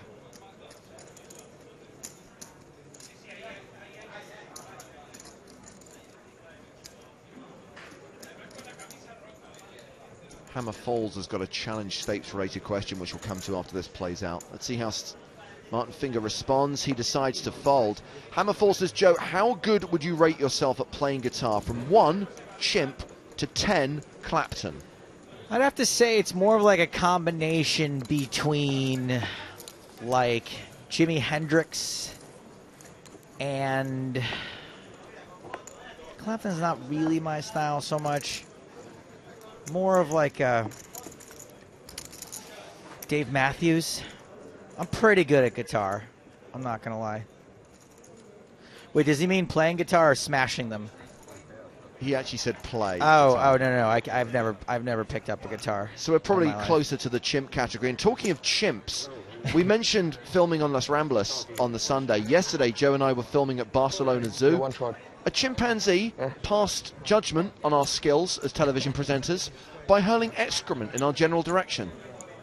I think it was more of like a warning shot across the nose, because I think the chimp probably could have got us if he wanted to. But he did fling poo directly at us. James, I don't know how I forgot to mention this, or how you didn't mention this, but there's a celebrity in the room right now. We're here in Barcelona. A few minutes ago, into the room walked Rafa Nadal's poker coach. Alfonso! I'm Alfonso. I'm on the commentaries. Yes, for those of you who speak Spanish, if you want to tune into the Spanish language stream, the man who taught Rafa Nadal everything he knows about poker is calling the action right now for our Spanish viewers.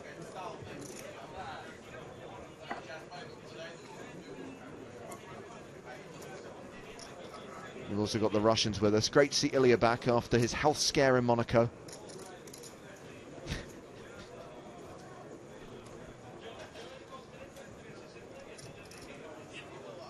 Thorell racing under the gun. Yes, Ilya, and it's great that you're still alive. We love having you here. So Mike McDonald has called, and John Juanda is considering his options in the small blind. All in. That's his option. Choo-choo, chip it. Okay, Jordan. I'm sorry. Fold and fold. I'm sorry, John, I don't remember. Come in, buddy. Well, that's the He first. smiles, so I have to move all in there. It's the first time that Soren has seen Fabian Cross's beard. He says, "Oh God, Cross, what the heck is going on with that beard?" Careful. Good hand. Questionable. Noah Schwartz, the short stack. Thorell, the biggest stack at this table, but not particularly deep. 52 bigs. When's that trivia thing happening? Did I miss it? No, we're launching it in the next level. So in 37 minutes' time, there's going to be the first tournament break of the day. Tie and suit. Off the back of that break, So nice playing poker, Matt Broughton and Mark Convey are going to be with you for a couple of levels. Oh! And they will launch the EPT 100 quiz. We do not need to see what lives in Fabian Cross's beard. I wouldn't mind seeing what lives in there. Yeah. I bet You there know are the very happy Vegas people. scene. You see it, but not like the He's like a poker reverse game. garden gnome. Shitty, right? It's a dump. Yeah, the chips are dirty. You don't even want to touch the chips. Look at all the chips. It's so nice. Yeah, you can touch the chips and then pick your nose here. That's what people do in Vegas. No, they pick their nose. Ran first into and then Fabian, touch the Piccadilly chips. Circus in London. So dirty, nasty. Nice boy. And people are like eating on the table too. Put their apples on the table. Mike McDonald raising under the gun. So yeah, reminder, the EPT 100 quiz launches in the next level of play. And this is a quiz that's going to run for the next few days. 2 questions per day, and you need to get every single question correct. This is like your classic Ovaltine, listen every day, write down the clues. At the end, you must submit your answers. Hang on to them.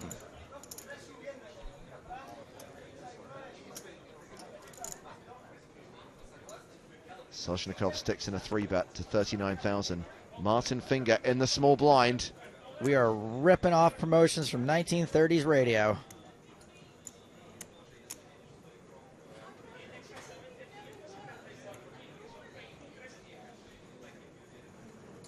Apparently there is a story about Fabian Cross's beard. James, every beard has a story. Ilya just looked at me and nodded. Martin Finger moves all in. Thorell folds the big blind. It's back on the original razor, Mike McDonald. Looks like he's folded. So Soshnikov, who's stuck in the 3-bet,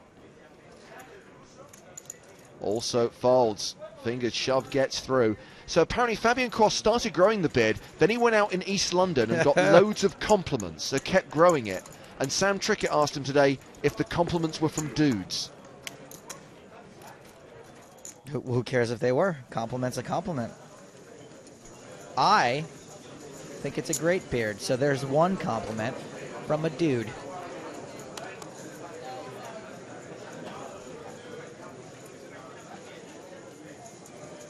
Do you think he has gel in that?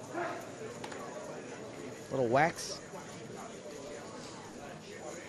Fabian Cross, when he's not playing poker, can often be found presenting lectures on the Open University on a Saturday morning. If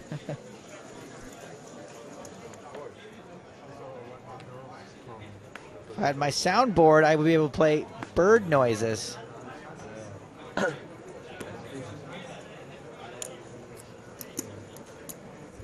Oh, all right. Victor says, playing down to 8 people today? Victor, that is the ambition, but with this field and the way things are going right now, it's a lofty ambition.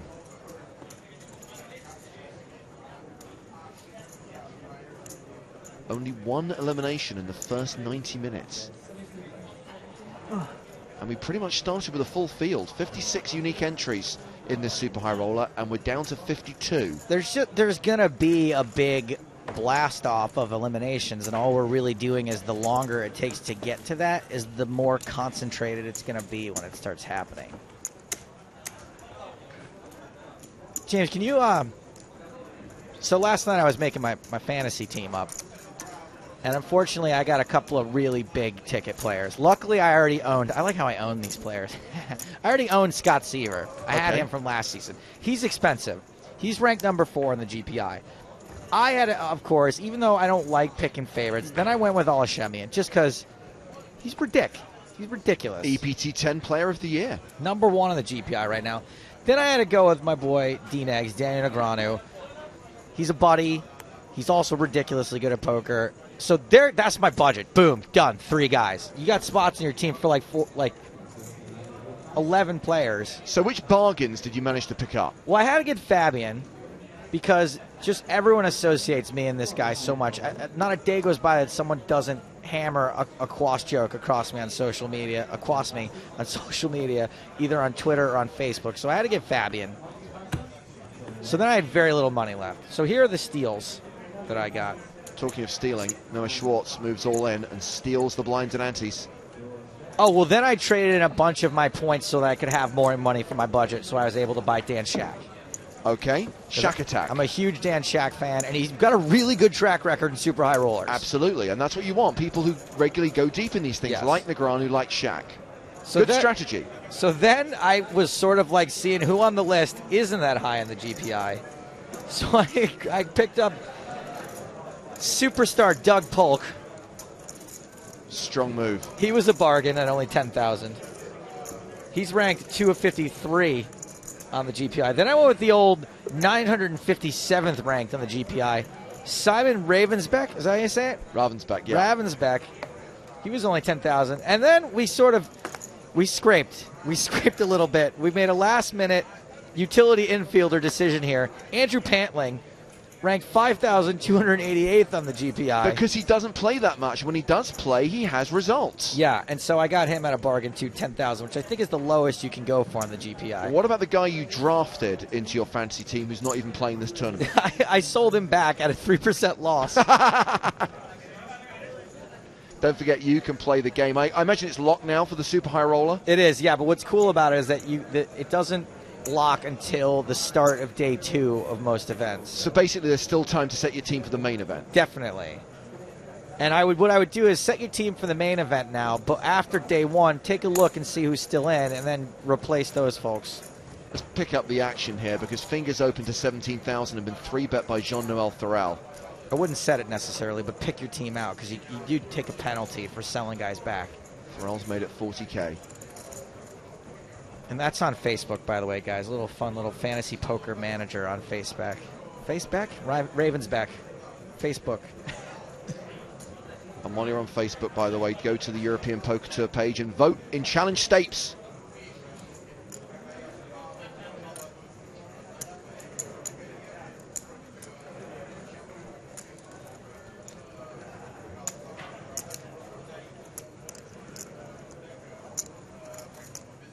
Three bet from Captain Thorelli's mandolin. Fold.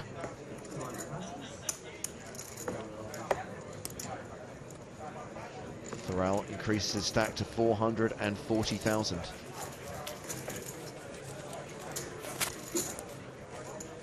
So a reminder of the 3 challenges that we want you to vote for in this promotion. Oh, they switched the order around a little bit, huh? Salesman, artist, busker. So salesman involves Joe selling sand on the beach. Correct. Artist involves Joe painting portraits in the style of Pablo Picasso. And busker is Guitar Hair Joe, where Joe performs on Las Ramblas. And the objective of all these challenges is for Joe to make €100 to celebrate EPT 100. So whichever challenge you want to see Joe do, vote for it. Facebook.com/European Poker Tour. Click on the EPT Live tab. You've got till 9 o'clock this evening, Central European time.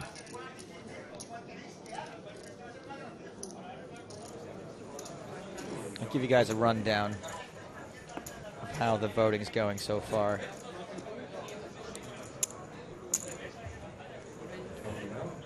Okay, Salesman Stapes is in the lead right now with 6 votes. I'm just kidding. 40% of the vote for Salesman Stapes, 37% for Guitar Hero Joe. Oh, so it's close. 23% for Picasso Portraits. So very close between the salesman and the Guitar Hero Joe. Oh, you know what we forgot, James? We should get in there too, is get people sharing the stream. So much to do. And there's poker happening. Yeah. With another 3-bet of Jean-Noel Thorel and Troyanovsky adding 37,000 chips to his stack. Yeah, we do want you to share the stream, as we always do. Now, I want to make it clear, guys, we're not going to be boosting the prize pool in the free roll here in Barcelona. The daily free roll will have $1,500 put in by PokerStars every single day, and that's fixed. It's not going to go up. However, if we get shares, what you will see is more prizes in the EPT Live League. Yeah. And bear in mind that the league, when we launch this evening, there are lots of great prizes. There are prizes to be won here in Barcelona. There are prizes to be won across the season. So when we talk about the EPT Live League a bit later on, we'll talk about the prizes. But ultimately, what you need to know is if you do share the stream, it will benefit you in the long term. The prizes are legit, and what we realize is the people who are sharing the stream are our regular loyal viewers. Yes. And you guys are going to be the ones who are playing in these free rolls. So we thought, to reward y'all who are the ones sharing it, why not add prizes to the people that are playing the free rolls every day? So we'll talk free rolls, we'll talk league later on. Right now we want you to vote in Challenge Stapes, and we want you to stand by in around, I'd say, 45 minutes to an hour for the first question in the EPT 100 quiz. As news reached us from the floor that Stephen Chidwick, Stevie444, making his super high roller debut, has been eliminated. So we are now down to 51 players. No! Sorry. We like Stevie. He had some amazing results in Season 10 of the EPT, including a final table in Prague. Ooh, 50.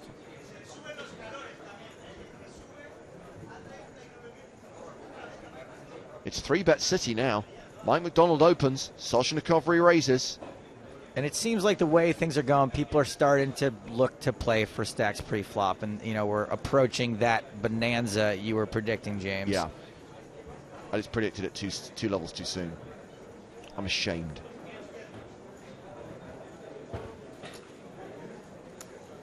We are going to need to consolidate. Soshnikov folds as Mike McDonald moves all in.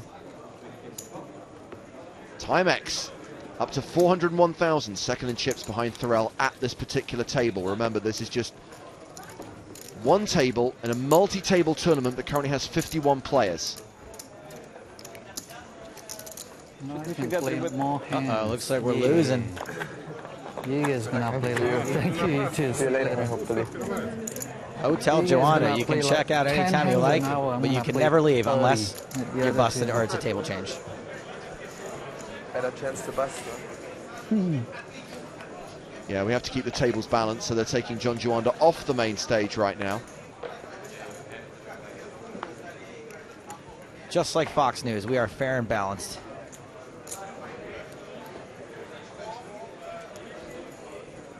All right, where am I going? Get me a good table. A good table. You can't get good Give me tables a in super good high lucky rollers. table. This looks like pretty lucky. Hello, how are you?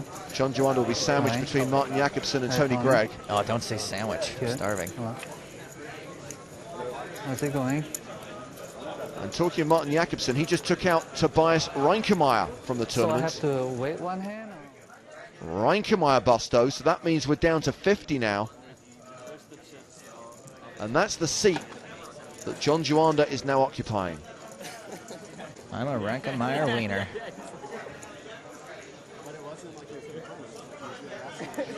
Isn't it weird, James, how the November Niners always have like some sort of weird, huge score in between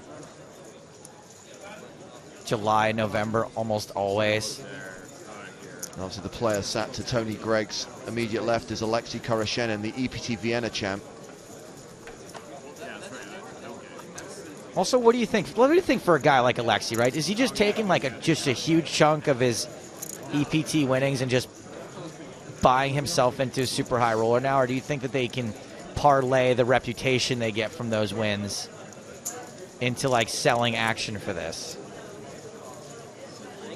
I don't know if it's like the best financial decision just to take like whatever it is, like 10% of your EPT winning and buy into one tournament.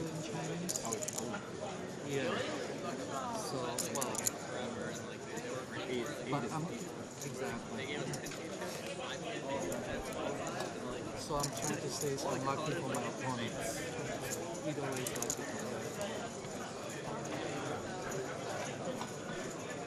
for Action on Koroshenin now. Gonna stick with this hand for a little bit.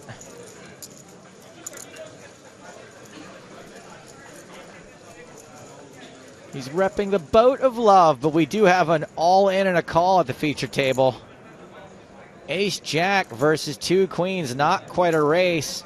Queens holding. Soshnikov, the player at risk, and he is behind. We are very likely to lose him on this hand. He's looking for an ace on the turn. Well, he does pick up some more outs now. 10 will make him a straight, so an ace or a 10. Otherwise, he is out of here. River, tray ball. That's good. Again. Adios, Soshnikov. He was the first player we saw all in at this table. Won a race, doubled up. Good luck, guys. Good game. And you could tell by the way the pre-flop action was going here. These players were trying to get it all in before the flop. Here's a gratuitous replay of that inconsequential three of clubs.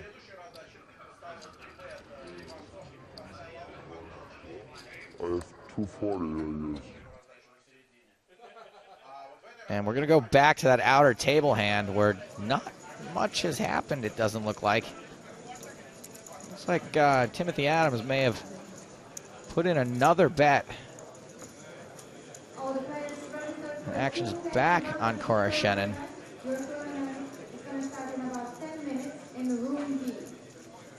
James, we lost Soshnikov. I just thought you should know. Thank you. I don't want you to embarrass yourself when we go back to the feature table and you start announcing him doing action because he won't be there.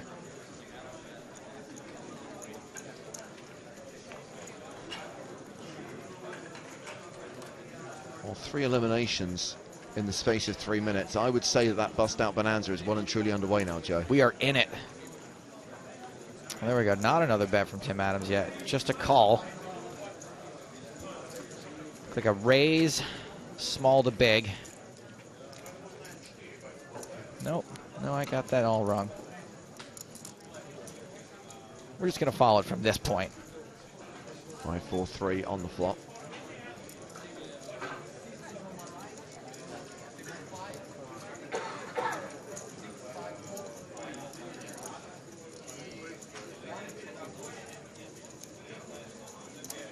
I know this. Corey Shannon first to act.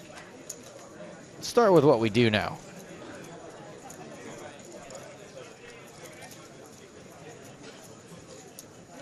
It's the quickest I've ever seen Alexei Koroshenin make a bet. Pretty good. He's been working on it in the offseason. He only counts to 40 now.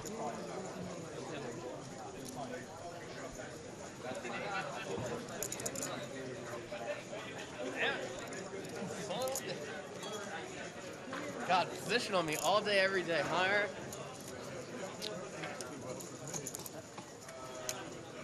I wouldn't say that. You're still in the tournament. Players moving about because the table has just been broken. First table break of the day. What's up, bro? Adams folds. James, should we just buy better tables? They're always breaking. It just seems like 11 seasons in, we would just... Is it the materials we use or what? I just had a thought. It would actually be quite entertaining if every time... Yes, just a sledgehammer comes out. We literally break the table. So Ryan Fee, who started the day as chip leader, taking his place at this table alongside Timothy Adams. We're going back to the main stage, where it's Troyanovsky. Heads up against Martin Finger on the river. Troyanovsky raised under the gun pre-flop. He bet the flop, he checked the turn. And now looks like Finger will lead the river.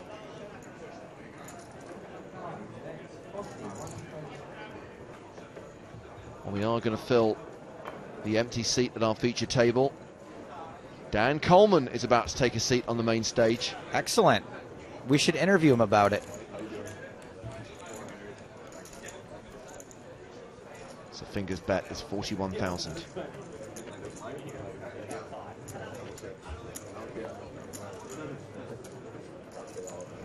Martin Finger with some new chips to play around with after busting Soshnikov. Martin Finger was the table short stack. He's now the table chip leader.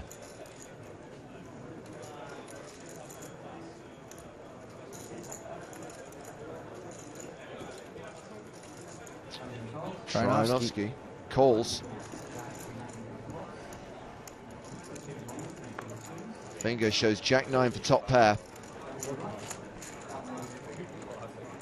And it's good.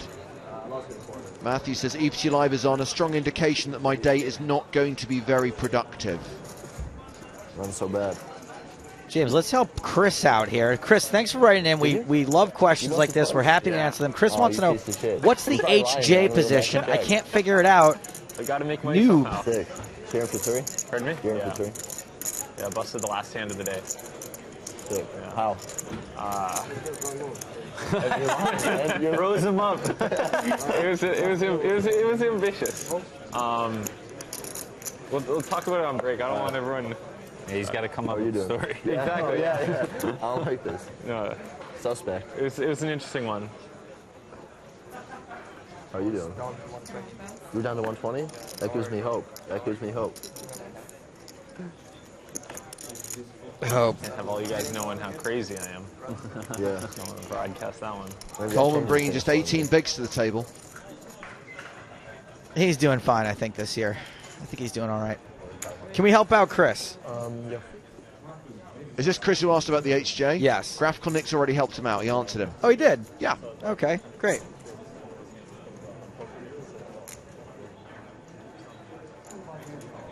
Just for anyone else who might not know, it's called hijack. It's just a nickname, and it just means the player that's two off the button.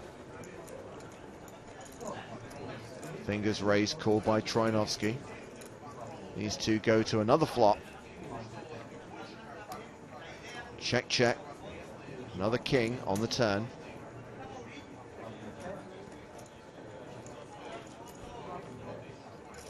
So yeah, you mentioned Dan Coleman doing okay. Won the Super High Roller in Monaco and then went on to win the $1 million buy-in one-drop tournament in Vegas during the World Series. Oh, that's what that is. I don't think it's fair to say that Dan Coleman has become a bit of a controversial character in the poker world. But he likes to play these live big buy-in events. And here he is competing in another Super High Roller on the European Poker Tour. Well, they've both got the same hand, Joe. This is what we like to call a chop pot. And you know what they say? Everyone loves a chop pot. Season the 11. First of season 11.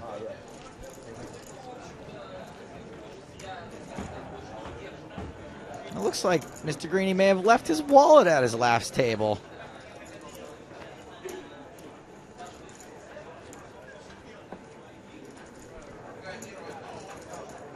"15 minutes till the end of the level, 15 minutes till the first break of the day.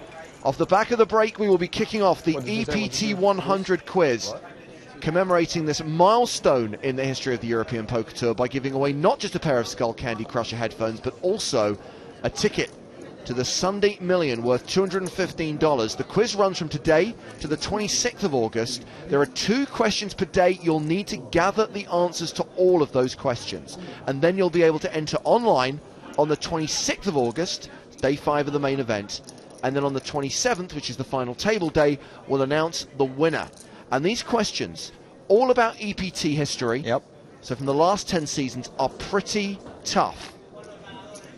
I'm looking at some of the questions here. They are tough. I wouldn't get them. And the good thing is, some of them are not easily Googleable. I think the ones that aren't easily Googleable, you could go back and watch some of the footage, but that's about it, huh?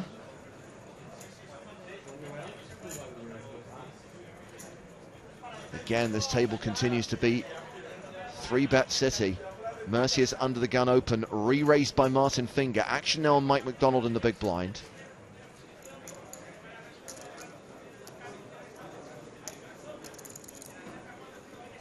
Well, production coordinator John is back. Hello, John. Hello, Stapes.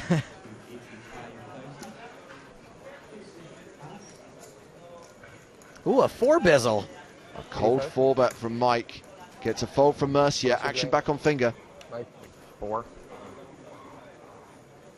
How much? 400. He answered you once, Martin.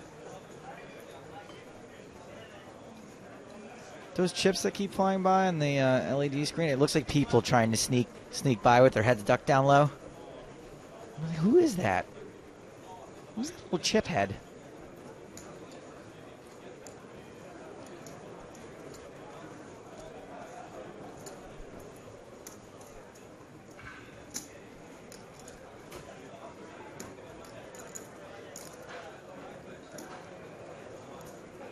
What do you think, James? Button clicking or good old-fashioned cooler? We're about to find out.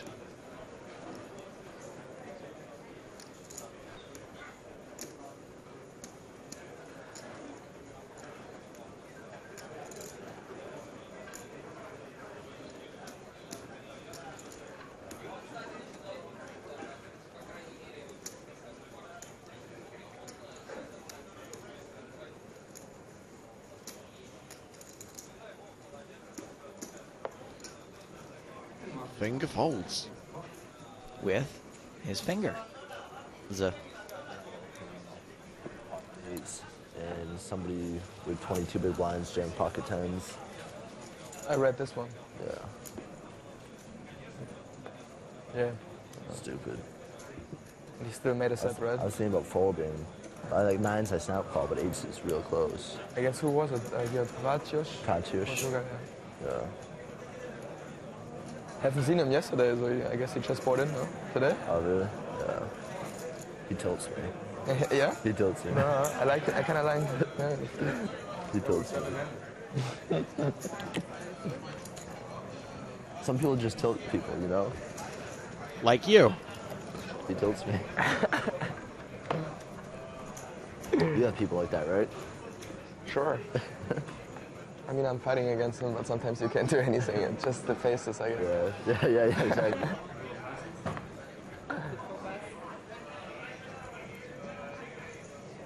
Motion folded to Daniel Coleman.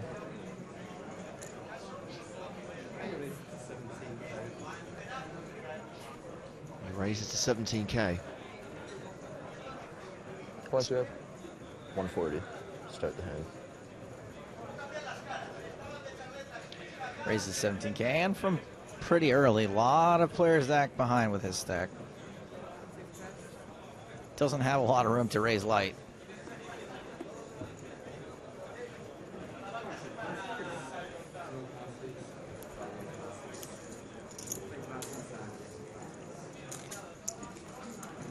Gets folds from the entire table. He'll take it.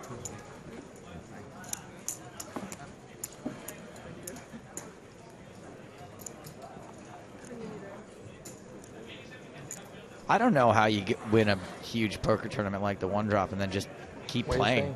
Not? Arts, yeah. How about you? Same. I don't like it anymore. I don't know. Yeah. So much better to get an apartment for me. Yeah. I prefer it way more. Yeah, I looked into that. Oh, 5-star hotels are the worst. Like a fifth of the price. Yeah. You know, and it's even better. Yeah, you always hang around with your friends and you can still go separating in your room. Like. Yeah, man, for sure. Here you're paying $3.35 per night. I mean, it's ridiculous. It's not worth it. Said the two guys who just paid 50,000 euros to enter a poker tournament. Hey, maybe they can get a Groupon next year. Coleman raises second hand in a row, this time from under the gun.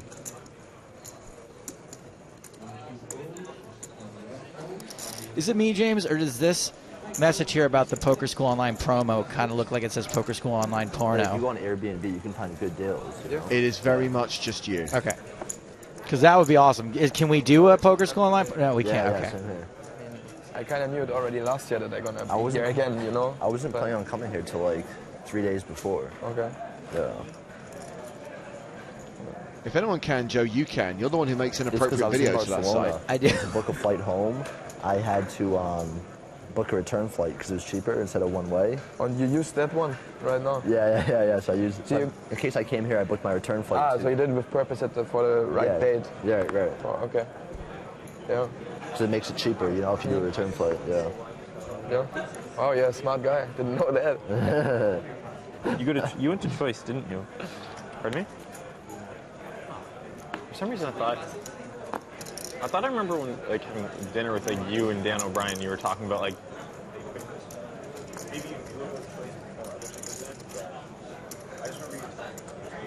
Ooh. All right, let's pill. Ooh. Noah Schwartz, all in. Damn it. Looks like Coleman liked the Feel. first I card. looked at one. I didn't want to look at the other one. I knew I was going to have to sweat it. No spotter. 50. Yeah, I saw the Queen Ace of Diamonds. deuce, wow. I'm getting excited. He might have changed his mind if he'd seen the deuce. I'm not looking. If I get a call, let's play what it is. Yeah.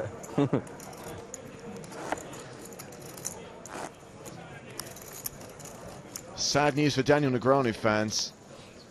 He is incredibly short stacked now. Crippled by Tsar Wealth. Both players get it in with a flush draw. Both players miss. Wilf wins the hand with ace high. Negreanu left with just 50,000. Tough break, Parnter.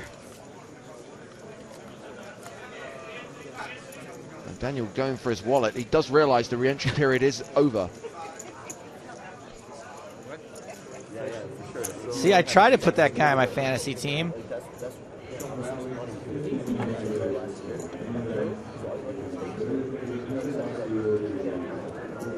Back at the feature table. Thorell raises under the gun.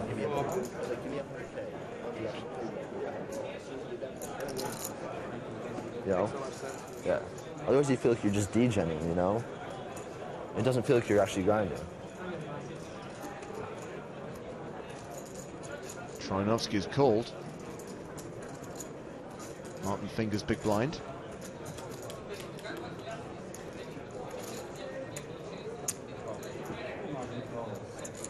I have three-way action here. Hello to Gary G, who says, top of the morning to you from Florida. Welcome, welcome back. Really been missing you guys and the live stream. Gary, I can't say too much, but we might be coming your way very soon. What? Jack 5-4 on the flop. Three-way to the flop.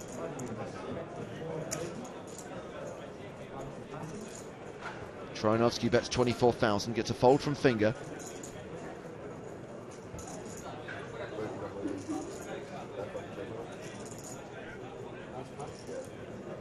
Thorell folds as well. Trojanovsky up to nearly 300,000. He's so cute. So 5 minutes left on the level and 47 players remaining in this 50k super high roller. Poker School Online is the place to get your poker career going. It's free to join and free to play. If you dream of being a poker pro but don't have a bankroll or don't know how to improve, Poker School Online is the place for you. PSO Leagues offer prizes every month, along with a host of Premier League promotions where you can challenge yourself against the best people in the PSO community. Improve your game in minutes with Poker Bites, short videos that break down advanced poker concepts. Or watch full-length PSO session videos with pros like Nanonoko and Lex Veldhouse. Get your poker career started today at Poker School Online. And then there are Joe Stapleson's video blogs. 5 people are not showing people. Yeah, I actually just uploaded 3 new video blogs. I don't think they've been released yet. I'll let you guys know when they are. I assume that at least one will go up this week while we're here.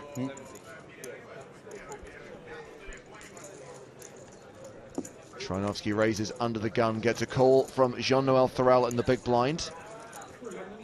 These two have had a few encounters today. Pretty much all of them have gone Trojanovsky's way. All diamonds. Deuce, Trey, 4, and a little wry smile from Vlad every time he takes on Thorell. Because Thorell's such a likable guy.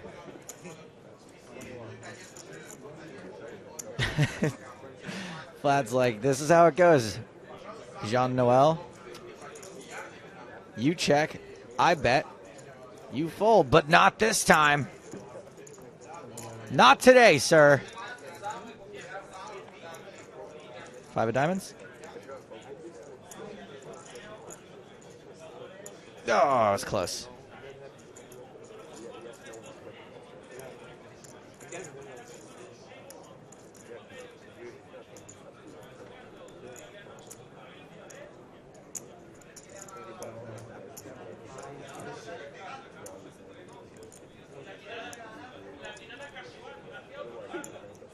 I love the way that Thorell just loves to take over the betting on the turn.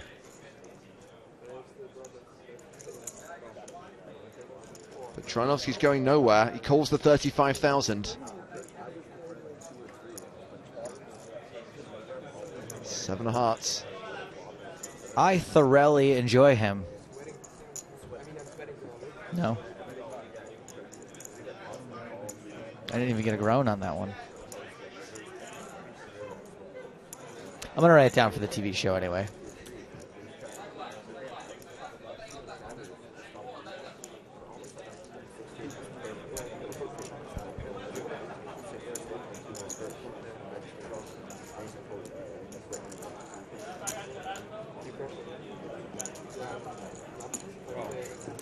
Thorell bets 35,000 again. Trojanovsky calls.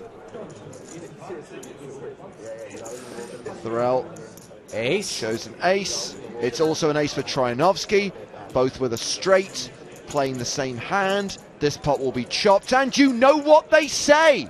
Everyone loves a chop pot. Season 11.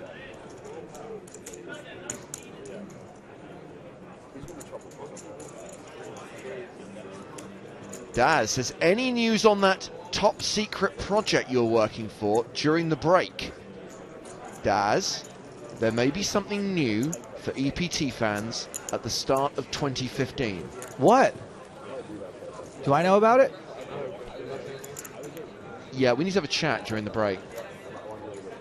Is it the thing or the other thing? The thing. It's the thing. The thing, okay. I think they'll like the thing. I don't know, though. I think we're going to squeeze in one more hand before the break. Mark Convey and Matt Broughton standing to take you through the next 2 levels of play. And of course, they will be kicking off the all-important EPT 100 quiz, as well as encouraging you to continue voting for Challenge Stapes.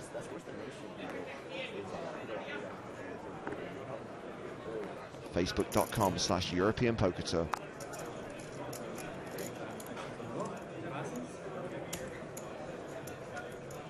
Willie Elliott is annoyed. He says, "Hello, my daddies. Okay, I slept in, but who really knows what 12 CET means? Who? No one. That's who. GMT FTW. The UK's not even on GMT at the moment. It's on BST. Oh, boy. Also, I always give the time zone of the place in the world we are at. And also, I would contend that nobody knows what CET is. I would think probably millions of people know what CET is. I would think the hundreds of millions of people who live in Central Europe probably do know what CET is. And then the other millions of people who just sort of, you know, are intelligent. Just kidding, buddy. Look, we all love Greenwich Mean Time as much as the next guy, but, you know, there's a whole world out there, buddy. Look outside your window. So Coleman got a call from Thorell in the small blind pre-flop. And Thorell check raises all in on this flop. Coleman C-bet for 15,000. Thorell shove for nearly 400,000, enough to put Coleman all in, and it gets through. Ace. And that will bring this level and this session to a close as the players go on the first tournament break of the day. So 47 players will come back for the next level of the Super High Roller as we continue on day 2 to try and play down to the final table of 8. A reminder that Matt Broughton and Mark Convey will be here after the break with more action from this tournament. You're watching the Barcelona leg of Season 11 of the European Poker Tour. This is PokerStars.tv.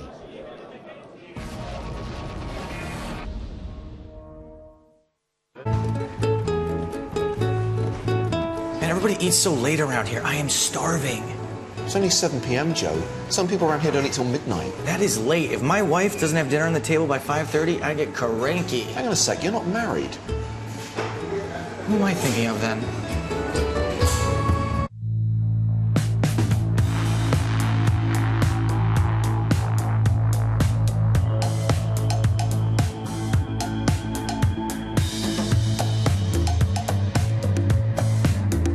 PokerStars has more players than any other site, creating the biggest tournaments with the greatest prize pools. We are the richest online tournaments in the world. We are poker. 10 seasons of history.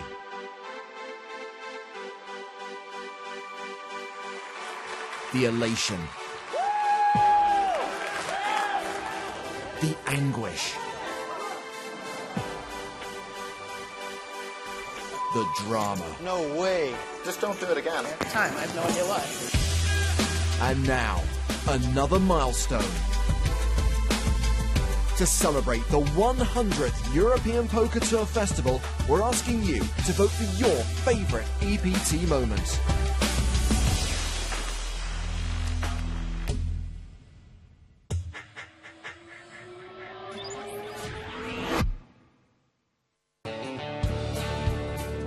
From the day I was 4 years old, I wanted to be a professional actress. I just wanted to rule the world, like Madonna said. I banged around for a really long time. I made a lot of really brilliant movies. And then I got to the age where everything sort of slows down. That's about the time I started to get interested in poker.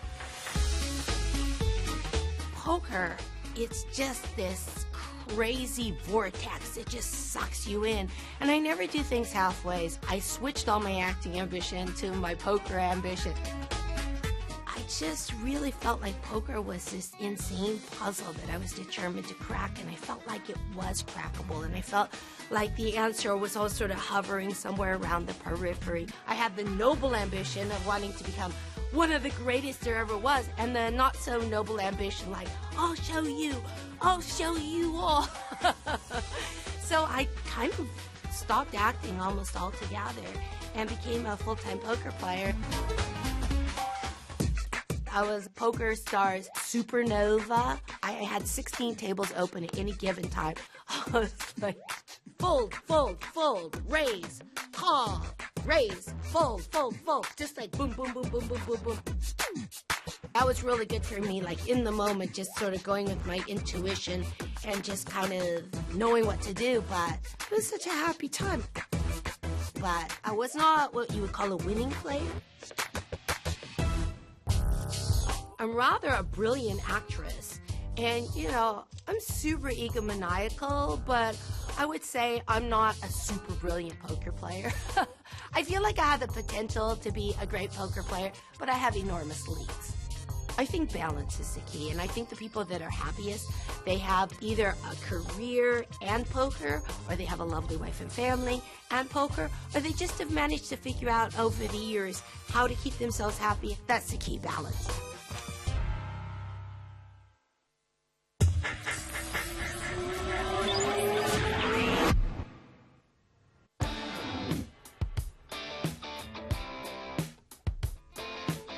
The main lobby of PokerStars 7 is easier to use than ever.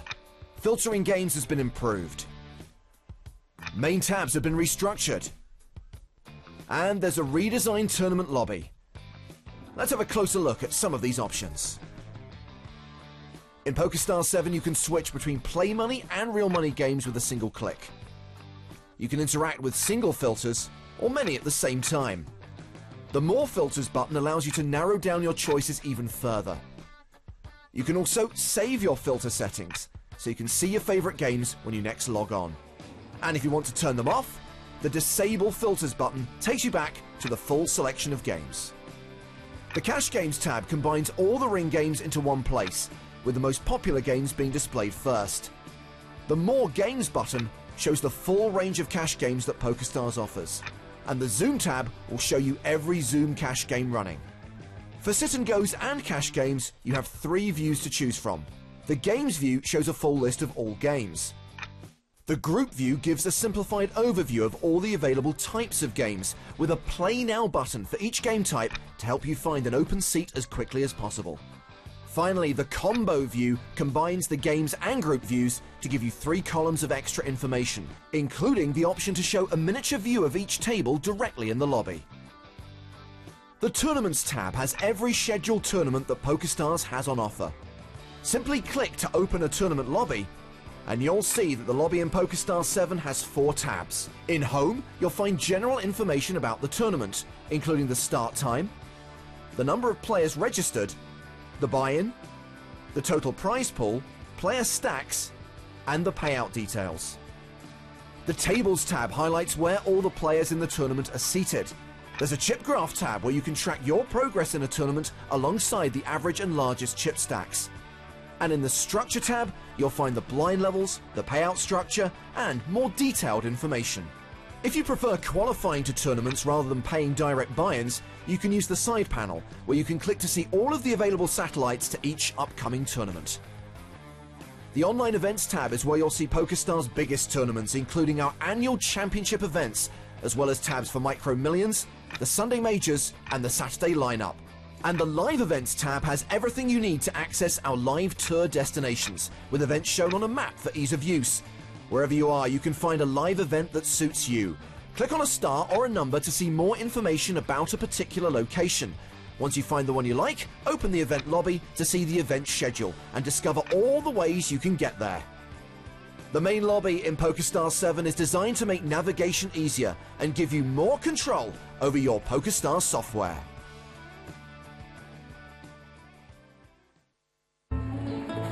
What the hell is this? I told you to order me the shrimp. I did order you a shrimp. This is one shrimp. It is literally a bite of food. Joe, it's a tapas bar. All the plates are small. You didn't think you were going to get more than that for €2, did you? Once you said you were paying, I didn't pay attention to the prices. And now you know why I offered to pay. Bon appetit.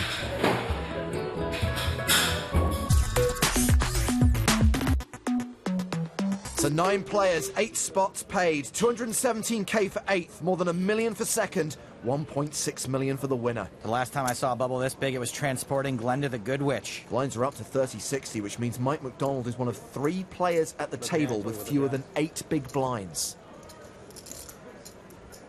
Asfandiari raises with ace-3, makes it 120k. He's got the stack to open this hand if he wants. Newey is among the super short stacks. He folds the button. Ace-Jack for Vanessa Selbst in the small blind. The chip leader calls. Even with a huge stack, Vanessa playing this cautiously. Dan Shack with 9-10 of clubs in the big blind, and he calls as well for an additional 60,000. He's getting great immediate pot odds with suited connectors, and he's actually the favorite three-ways.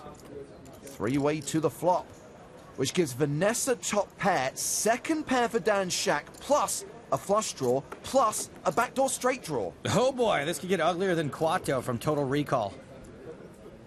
Well, it doesn't look like Vanessa intends to play in flow. She leads for 165,000. To just call pre-flop from the small blind and then lead here, Vanessa's range is rarely nothing.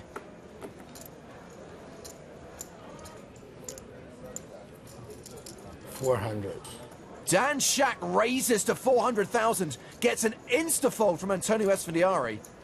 This board is super wet, which is going to make Vanessa not worry so much about sets and 2 pairs. If Dan had a super monster and Vanessa led into him, wouldn't he probably just call and let her lead again on the turn? It's free money.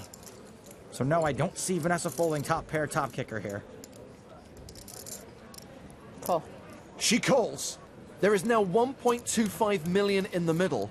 Huge pot building here on the bubble, and there are 3 guys at the table running on vapor. The board pairs on the turn. Vanessa now a 3-1 favorite. She checks. All in. And Shack shoves! OMG ICM suicide.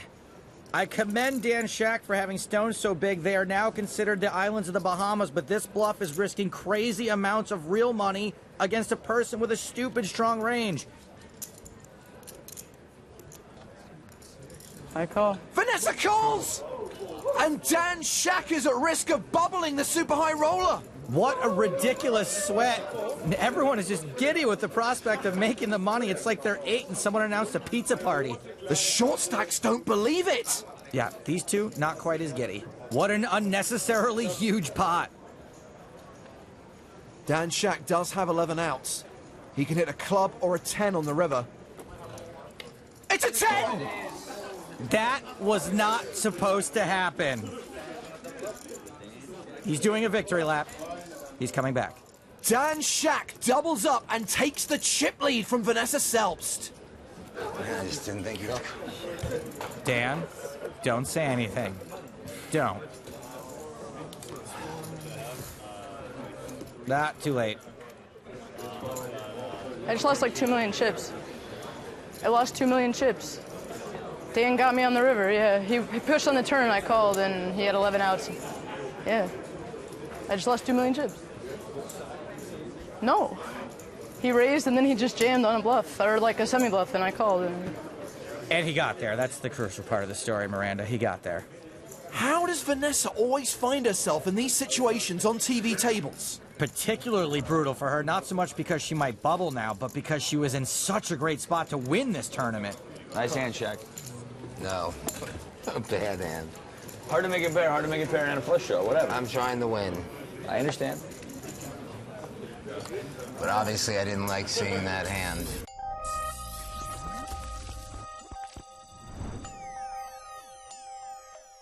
Antonio raised. I have ace-jack, which is too strong a hand to fold, but I didn't necessarily want to 3-bet it because there were so many short stacks. Why am I going to play a huge pot with a big stack on the bubble? It doesn't make sense. So I flat called, and Dan came along as well. When I flopped, you know, middle pair and a flush draw, and she let out, I sort of put her on a lower flush draw. I raised it, and, you know, I would expect her to call her flush draw if she had almost 5 million chips. The turn was like the best turn possible because it's really hard for me to be beat on this turn. I checked, and he shoves all in for 1.2 million into a pot of about $1 million. All in. All in.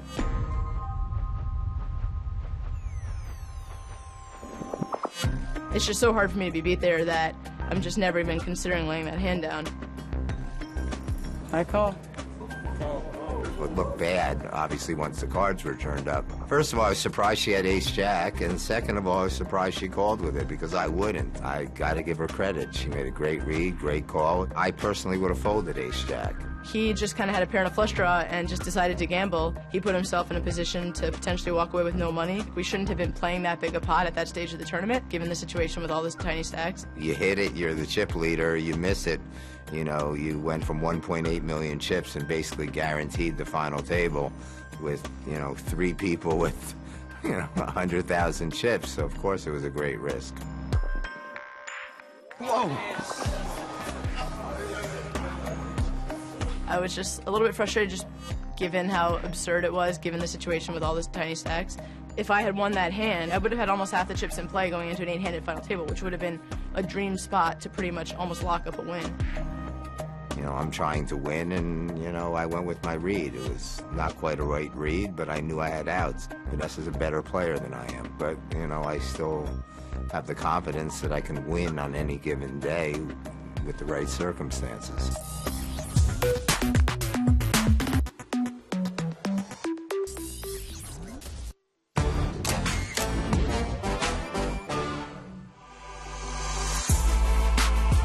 I think one of the weirdest things that, you know, poker fans do is they just come up to you and, without saying anything, stand right in front of you and just take a picture of you. And I'm just looking at them as if, you know, would you want to be in the picture? It's better that way, or, you know, maybe you want to say, can I take a, you know, and then, oh yeah, can I take a picture? And it's just, I think it's just so awkward when somebody walks right up to you, doesn't say anything, and just starts snapping a picture of you. I've autographed a few breasts.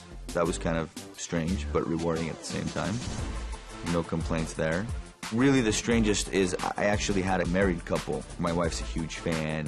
She's pretty excited to see me, and I don't know exactly how he worded it, but he basically insinuated if I wanted to sleep with his wife that it would be okay. And it was a little uncomfortable. That was kind of strange when the guy's pawning off his wife to me for the night.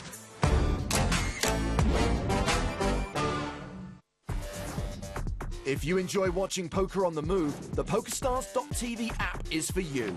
Take advantage of watching PokerStars live streams. Just select PSTV Live. Or watch content offline by going to My Queue and then Downloads. If you want to browse videos, you have 17 channels to select from. Choose between EPT, PCA, The Big Game, and much more. Just go to Channels and make your selection. The app's completely free and is available for both Android and iOS devices.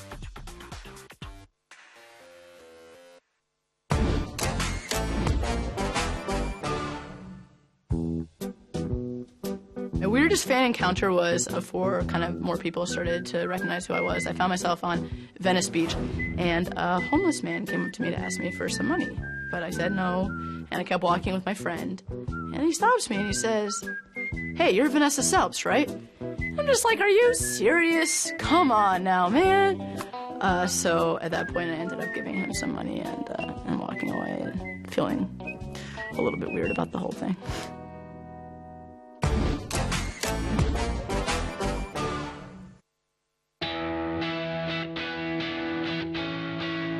With PokerStars 7, you can customize just about anything.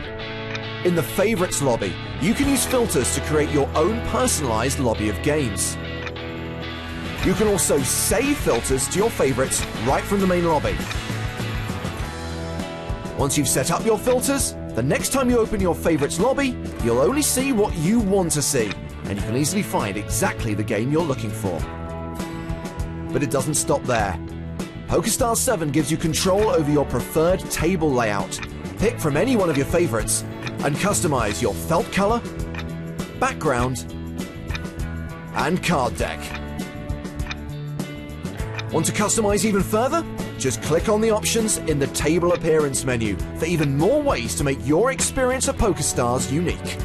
Decide how you want to look to the other players by choosing a player image from hundreds of choices, or upload your own custom image to use on all PokerStars tables. Every poker player is unique, and PokerStars 7 has been designed to make your experience totally custom made.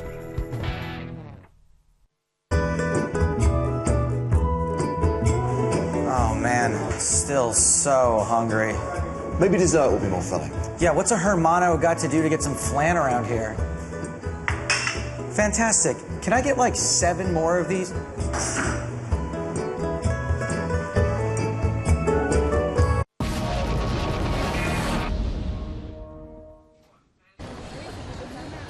Hello everybody, welcome back to Barcelona.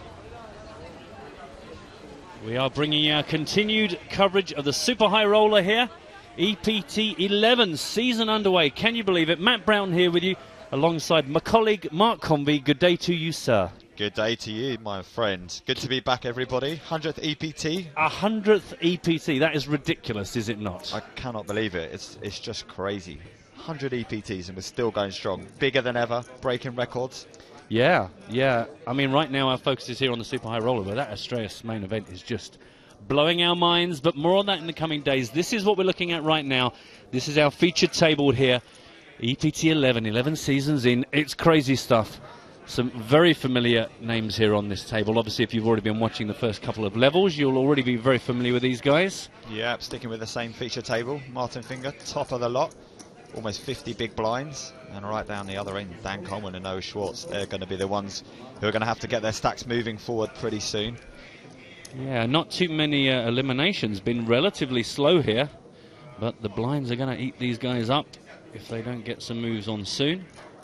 And right now we see on the button, Jean-Nel Thorel, who I mean, I hope you enjoyed the lookalike. It's a bit early for lookalikes, I know. Let's get some poker going. But I mean, if you've not seen the film Filth, Jim Broadbent, look him up. Look him up. It's a dead ringer. Normally I like to pick holes in your lookalikes, but that one I had to give you. It was a goodie. It's spot on. Makes it 20,000. Reminder, blinds 5,000, 10,000, 1,000 ante. 11, level 11. Yeah, Mike McDonald defends his big blinds. McDonald, who's made the last 2 Super High Roller final tables here in Barcelona, is looking for the trifecta, the 3rd one in a row. He's no stranger to Super High Roller final tables wherever he's playing around the world, to be honest. Check on that flop. Yep, 3-10, 4 on the flop, 2 spades down. Not much interest in the turn of the 6 of clubs. And now Mike is going to make the move. 52,000 in the pot. 25k is the bet.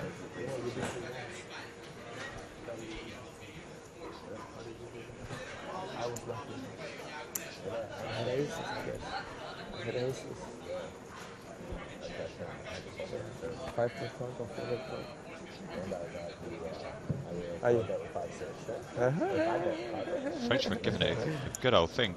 Yeah. 2 of the deeper stack players. Once I got that, at our feature table.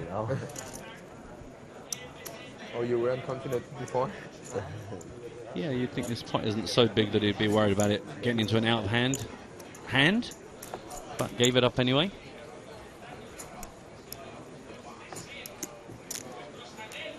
Remind you, we've got a second table we're also monitoring with the McBearded Fabian Quas. Always a danger when he's involved, just because of Stapleton's puns. Trickett, Shaq, plenty of big names here, and a couple of German flags, but they're not going to do very well. They're not going to do very well. I told you. I predicted. I think it was a year early with my prediction, but the German domination is over. Mr. Trickett is not German, so he's probably not going to do very well for himself, I would imagine, in this chosen career. Yeah, he finished second in chips overnight and added a few chips today, but hasn't made too much of a move. Andrew Pantling is clear chip leader. He's at the top of the pile, according to the live updates team. He's got 1.7 million, just in front of Mustafa Canet. Yeah, back to our feature table. One player who we're going to try and keep an eye on is Daniel Negreanu. He got crippled just before the break. Yeah. I think use of that hand came through to you. He's down to a 7 big blind stack now, so he's gonna be shoving quite a lot. That might be curtains from Negreanu. Commentator's curse. Yeah. Not media, but like I get people messaging me that. He is. It's been confirmed. I've had the word confirmed shouted at me. It is confirmed. He's stopped for a little selfie. That's nice. Still smiling. Still smiling. Well, he's got a lot to smile about. He's a happy chap, but he is not going to go any further in this Super High Roller. Don't forget, guys, we do want your interaction as ever. Hashtag EPT Live. Do get in touch. Any questions you have about today, the coming season? Yeah, and hello to a couple of the guys saying welcome back. Thank you, guys. Nice to have you with us. We're here for the next couple of levels. We've got a few competitions for you, as always.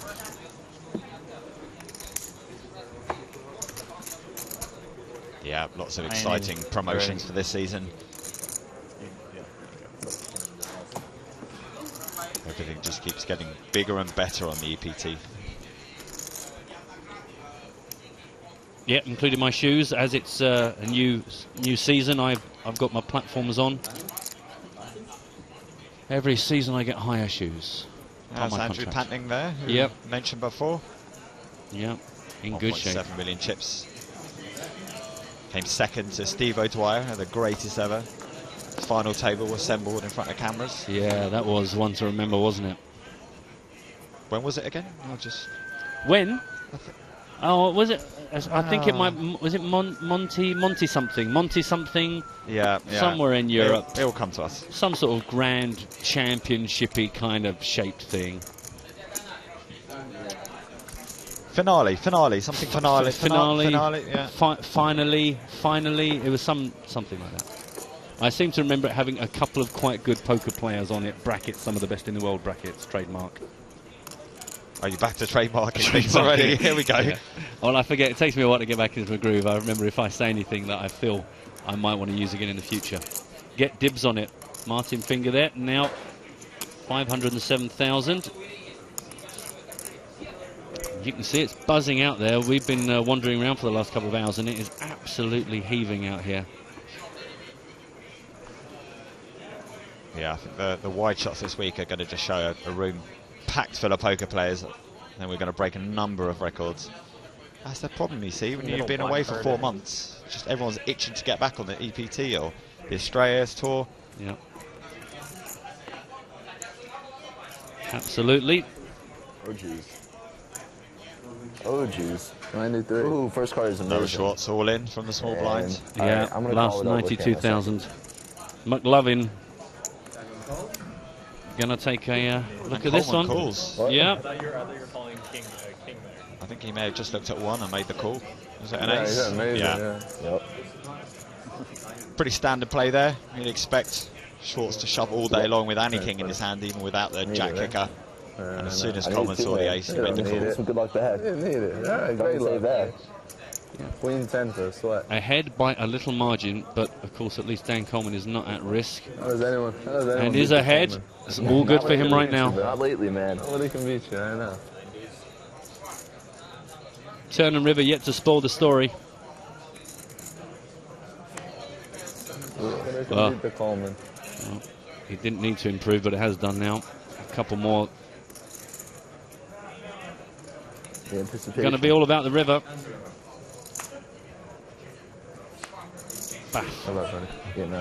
No help. We thought that we might see a few more departures in these coming levels, and there's the first of them on the back of Mr. Daniel Negreanu's exit. Yeah, Noah sails away. I gotta give us. And apparently word on the street is that Juha Helppi is also out. I'm coming. So we only saw 2 eliminations in the first 2 levels of today, and we've already seen, is it 3 now today? 3 in the 3rd level? Well, that's as many as we're aware of. Could be more out and about. Obviously, we have our roving cameras. Try and keep a good feel of what's going on in the rest of the field, as well as our featured tables. Got a question from Rory on Twitter. Why are we not seeing the whole cards that the players have? Basically, on the EPT, we like to keep the integrity of the tournament intact. I'll have you on Twitter. So we only show the whole cards face up from the final table. Basically, when there's one table left in the tournament. Because it would be really unfair for Martin Finger and McDonald et al. To have their cards on display and no one else's cards on display. Yep, absolutely, yeah, it'd be giving out quite a lot of information, wouldn't it? So, yeah, don't worry, when we get to our final tables, it'll be cards up. Yeah, so that'll be for the Super High Roller final table tomorrow, the Estrellas final table the day after, and the EPT main event final table. 3 days of cards up action.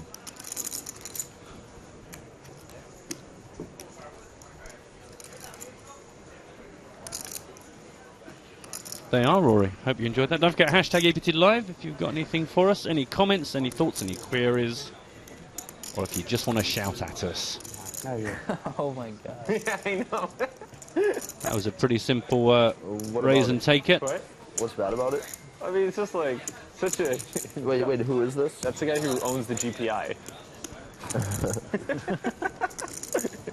It's just like so unnecessary. Yeah. That's terrible.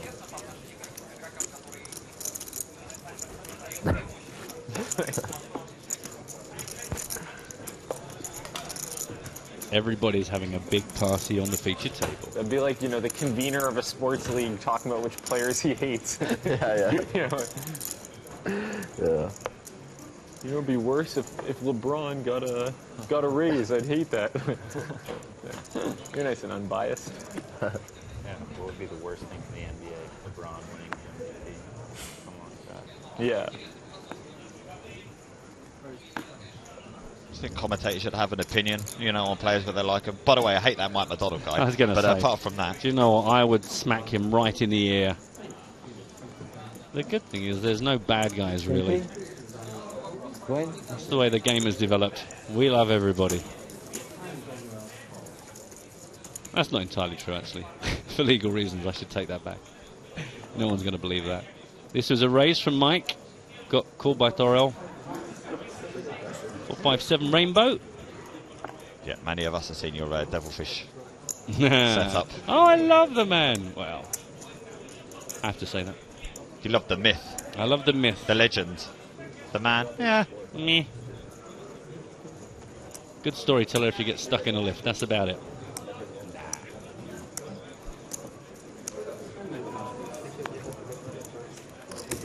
Thorell takes it down. Kind enough to show one card. I think it was a 6. No. 7. Top pair. Nice. 15 million, you know? Like, and he really doesn't play Good poker to be for you. 15 million. They don't think I sold like a ton of actions, you know? People aren't so smart. They don't think like that. There's a big difference to get 15 million or 3, you know? It's pretty good. Thank you very much.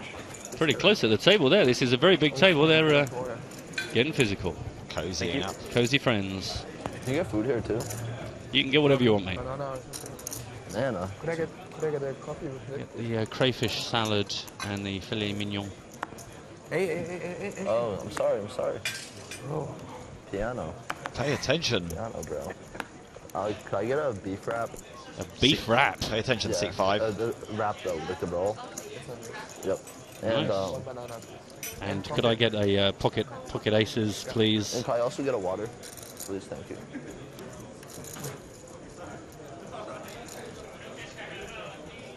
Folding round to Martin Finger on the button with a couple of folds in front of him. Too good an opportunity to miss.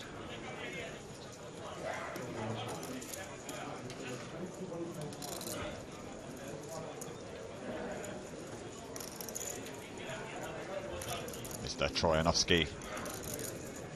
Have they given him a smaller seat? Or is he just relaxing? He might be on the same seats that we're on. Yeah, I must say, I do feel like the little kids at the little table at Christmas. We've seen a lot of Vladimir Troyanovsky on the feature tables over the last couple of seasons. We do know he likes to defend his big blind quite wide. Oh, yeah. A lot. And quite wide is being kind. Living the life. It's early days of season 11. I'm going to try being nice, at least for, you know. Give it a couple of hours. I know, a couple of hours. Gives it up. Your use of the word quite. I enjoyed the fact I forced Mark to try them. Not forced, but I encouraged Mark to try the Skullcandy headphones that were mentioned earlier on as a prize. Yes. And they do rock your ears. Mark just looked at me and went, there's quite a bit of bass. Yes. They are. Who? They are. I'm guessing Premium Wave. Pretty kicking. Premium Way? I was just looking at the people registered for the. Who is that? I mean, I'm just guessing based on the What's people. his name on it? What's his name in person? I don't know his name in person, but I'm assuming it's this like tall guy with glasses. That's part of the crew too? Might be. Might be. No, I want to figure this out. Ryan Fee is our new player here in the middle of your screen. 70%. I think I'm like 70%. I'm like 100% on, or like 98% on. Came into the start of day 2 as chip leader, lost his way slightly. Don Kim. I don't know what his aim is. I just know. Still got more than $1 million though. There's confirmation of that. Yeah, that's interesting. Now, if this will change the dynamics, I would guess not, because everyone's pretty much where they were. The guy sitting down with $1 million in chips doesn't really stop you from having either 52 or 22 big blinds. And do you know what? They're also busy having conversations with each other. I don't think they've noticed. I know. Then in a minute they'll suddenly realise. Oh, I think that's okay.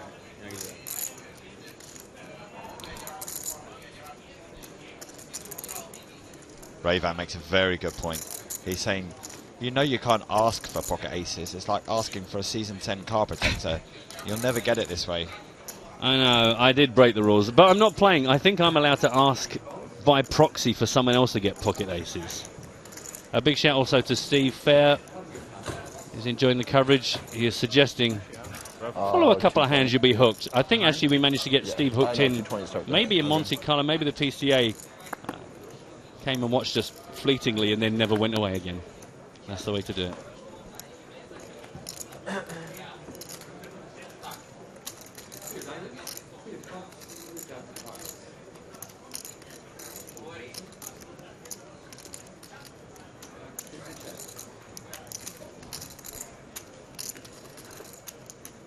USA versus USA. Under the gun check from Jason Mercier.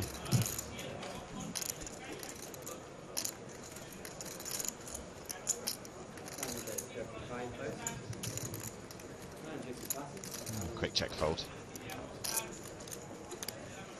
Yeah, quite a lot of this, just little steals and moves, and I'd say getting a feel for the table, but of course these guys have already had 2 levels together, so there's none of that. It just seems to be the speed they're playing at. Slowly, catchy monkey and all that. And a lot of money up for grabs here. Do you have any Euro coins? Yeah, how much do you have? Like 260. Yeah. I remind you, we're going to play down to our final table today with 44 players still alive. I don't have Plenty of poker still to come. Yeah, the top 11 players are going to get paid. They'll be guaranteed 92,400 all the way up to just over €1 million for first place. It's like people aren't in sub, they get paid like legit money, right? Yeah, they get. Chris Turner actually replying to fellow Twitterer Steve saying, yeah, I followed a couple of hands, still here 3 hours later. That's the way it goes. Yeah, I know. Oh, I'm sorry. Bit more information on the Daniel Negreanu elimination. It was another flush draw over flush draw situation. Unbelievable. Yeah, and they both made a flush, but Daniel's 8-high flush was no good against the queen high flush of Morton Klein, and he hit the rail, as we saw. Folded round to Mike McDonald here. Behind that stack of blues or another stack of blue? Coming in out of the small blind. 350?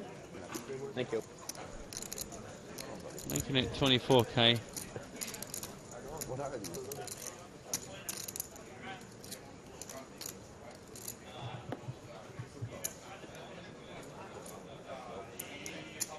Defending of the big blind from Jason.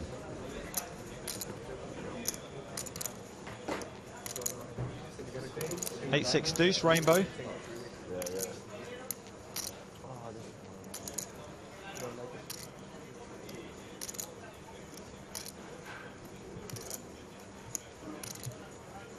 $55k in the pot. Mike is going to continue here, having been pre-flop aggressor, 25k. Jason flags a call. Just over 100,000 now, as a second club comes down on the turn, the queen of clubs.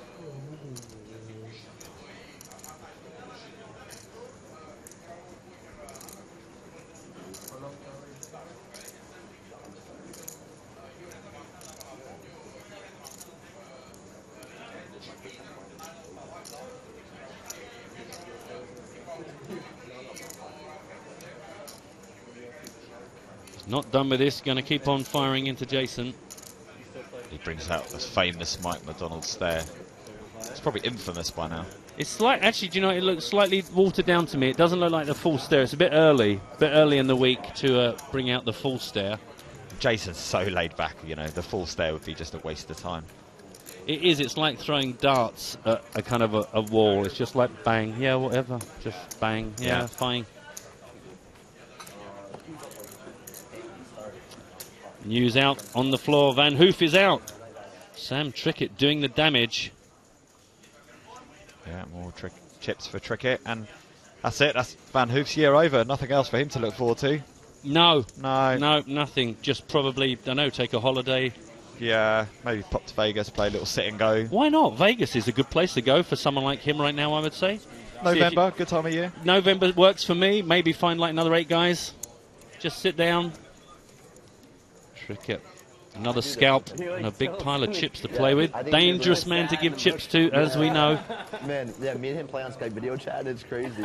It's about time that Sam Trickett really made his mark on a European high roller, super high roller. He's been uber successful down under in the Aussie Millions and in Vegas in the last few years.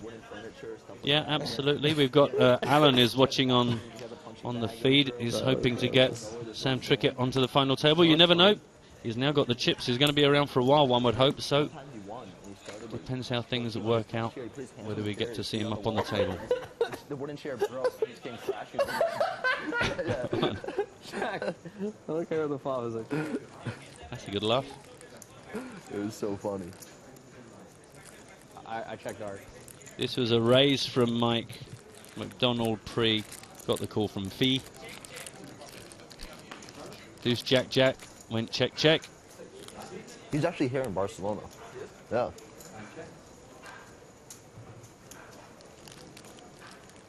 He speaks no English, though. Yeah. No. He checked in the light on the turn. Really? McDonald check behind.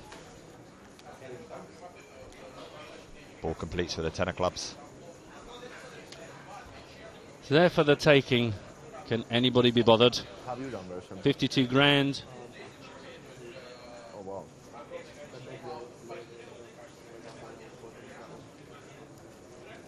Ryan Fee is going to take a shot.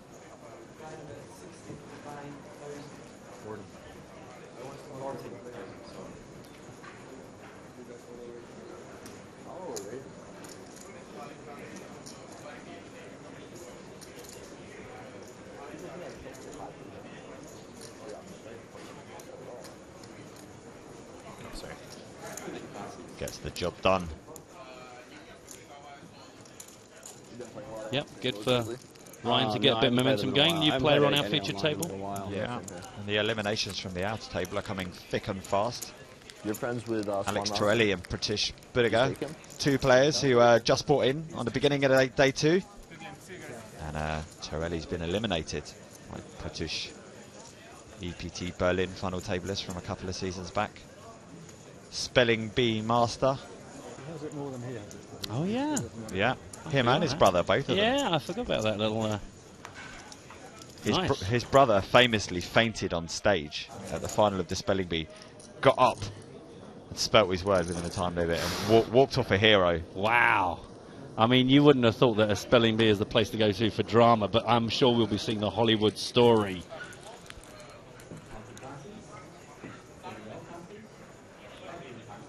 Nobody rubs me the wrong way more than Swan.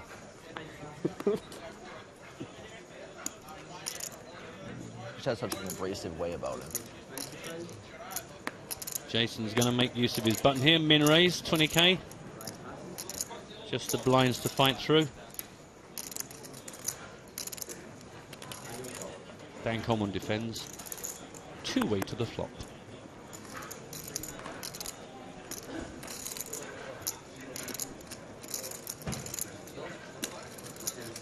10-6-8, 2 spades.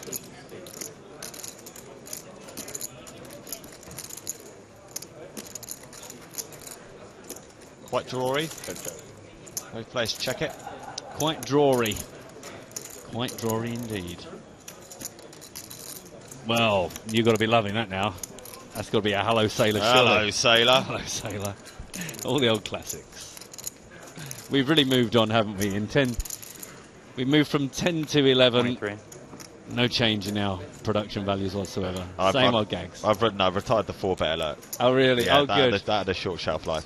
It served a purpose. Hello Sailor is here to stay, I say. Oh, that's not going anywhere. Oh well, that's not going to spice things up. Who's this beginner? It's the Igor Kurganov. Looking a bit more trimmed than the last time we saw him. His hair's slightly more under control. He's got that good condition. He's got some good condition. You know, I was just vainly searching myself on 2+2. I see none of those street stuff. Like, wait, I would play the hand, and I go check the tournament. See, I busted like 150th when he posted the hand from the final 50. Then check my like Hold'em manager. And I'm like, my busted. I never had that many chips. I never played a hand like this. Just an update on your screen. Don't want to talk over the chat, but you can see how Igor comes to the table. 360k. Like, oh yeah, you know, 36 big blinds, middle of the pack. You like fucking donk. Oh god, it was like incredible.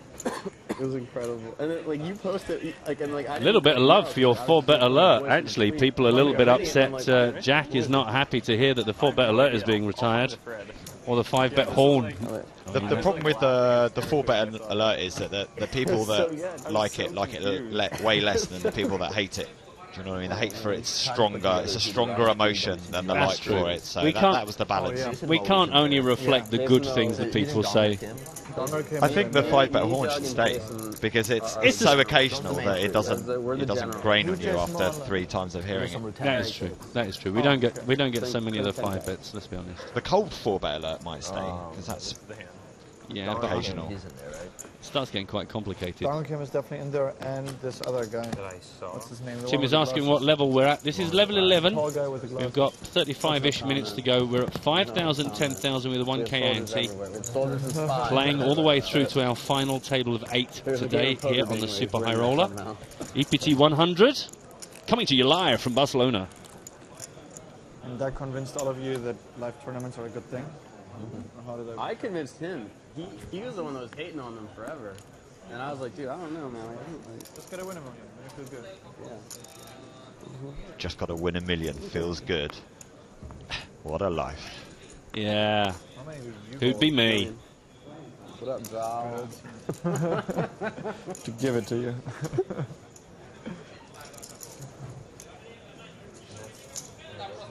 It's just some guy. It's just some guy. Straight into the action with the raise from the cutoff. Dan Coleman moves all in from the next seat. On about 226,000. Yeah, Igor's not going to be calling light.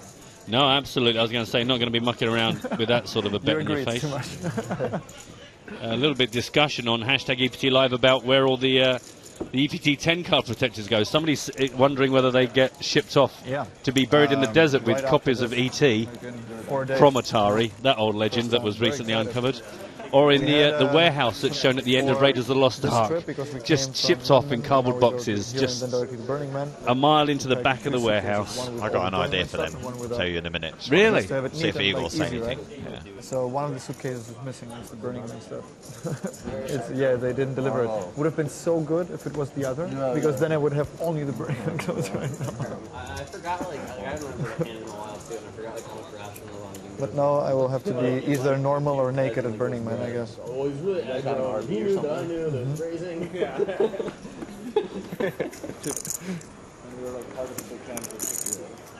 Yeah, if we have that many of them, why can't we ship them out to the PCA in the Players' Lounge and have like a ball pit? You know, you can do wrestling in them, you know, with the balls. Have that many of them, you can just dive into EPT 10 car protectors. Oh, a ball. So I thought you said ball, as in like B-U-L-L. No. Right, I got you. B-A-L-L pits. Right. Like you see in, you know, under fives. Yeah. Indoor playgrounds. I'm familiar with you. Well, we'll have a competition, I reckon. What's the best use for the hundreds of thousands of EPT 10 card protectors left over? And the beauty is that the prize will be a card protector. Do you see what I mean? I like that. What I mean? Oh, the irony. The irony. All right, there you are, boys and girls. So that's what we're looking for. Hashtag EPT Live on nuts@pokestars.tv if you're old school. Or you can write to us. It's The Casino, Barcelona, Spain. Get that on the back of a postcard. We'll pick that up in 3 weeks' time. What would you like to see used I mean, sorry, how would you like to see used the remaining card protectors? Inventive thoughts, mould them into a chair for Stapes to sit on. Whatever you think. Best one wins one. That's the way it works here. I like it. John Noel Thorell, Dan Coleman, battling heads up, made it to the turn, King 10, Jack 5, couple of hearts.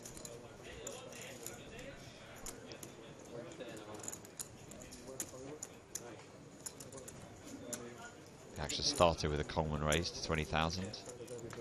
Thorell defended his small blind, check on the flop. And Coleman bets 25. I know John Noel Thorell bet out for 25k on the turn, Coleman calls. 9 of spades, completes the board.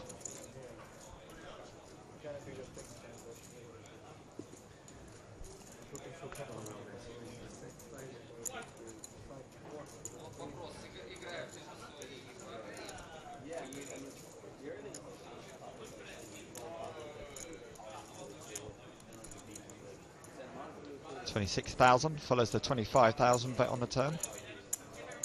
Yeah, you see what he's done there? I like it, it's progression. He's made it ever so slightly larger, but only ever so slightly.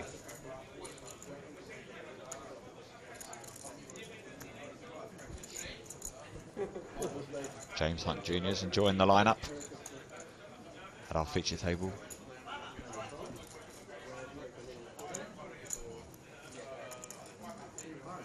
King Queen, top paired.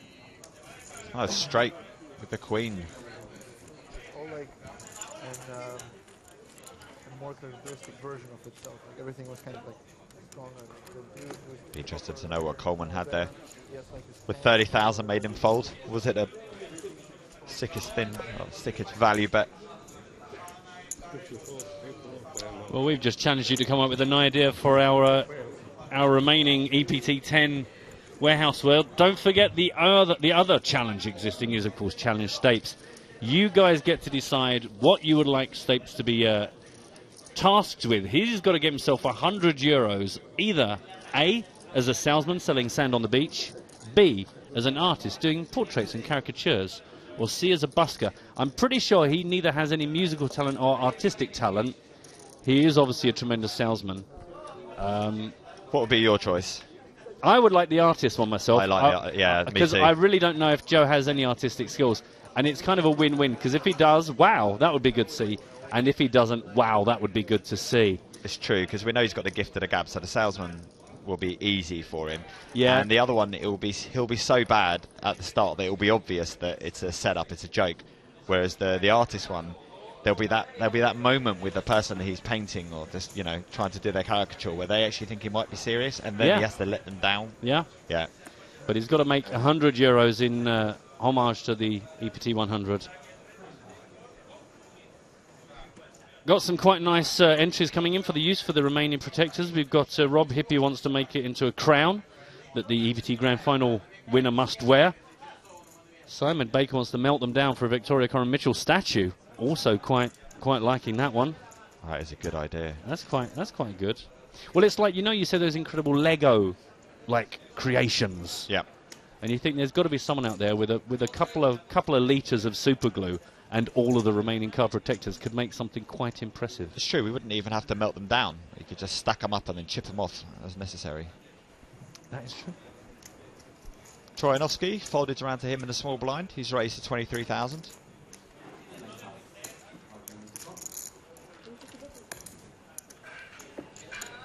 Gets it done.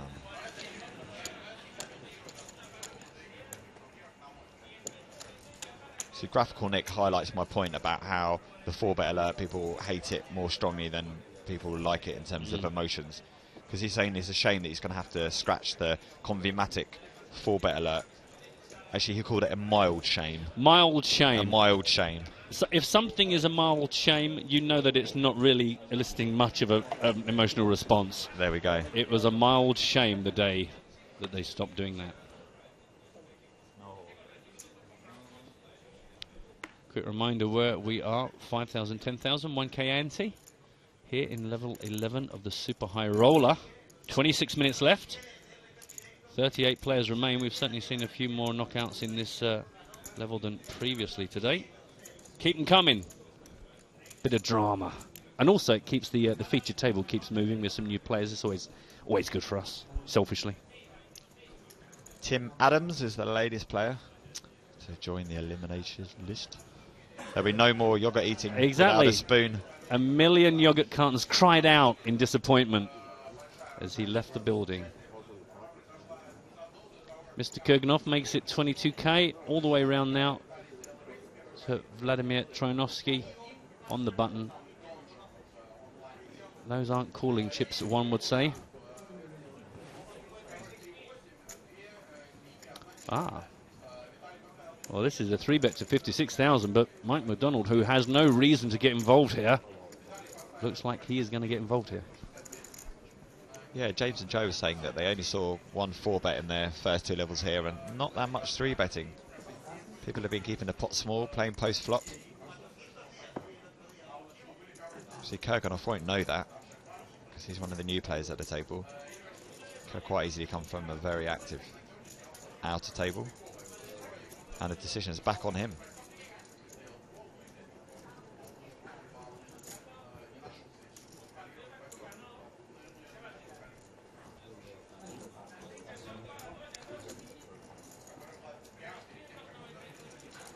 Vladimir quietly taking care of business here. To just under 300,000.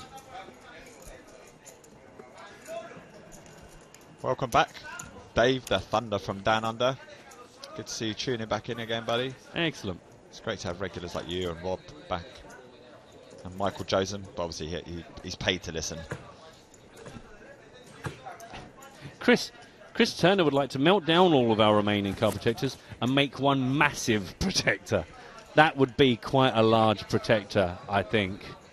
Now, is it going to be just like massive in terms of like height, or are we going to stick them together width-wise as well to make them like a really big pie? Well, I think really they should be used to make one replica. You know, in fact, like the one that appears in the adverts that rolls down the street, we could actually make our own actual physical one of those. Not suggesting for any minute that that's just a special effect. What? That's not real? I swear I saw them loading that back into the truck after filming, no? Okay, is that the official story? Yes, you're absolutely right. I was just mucking around.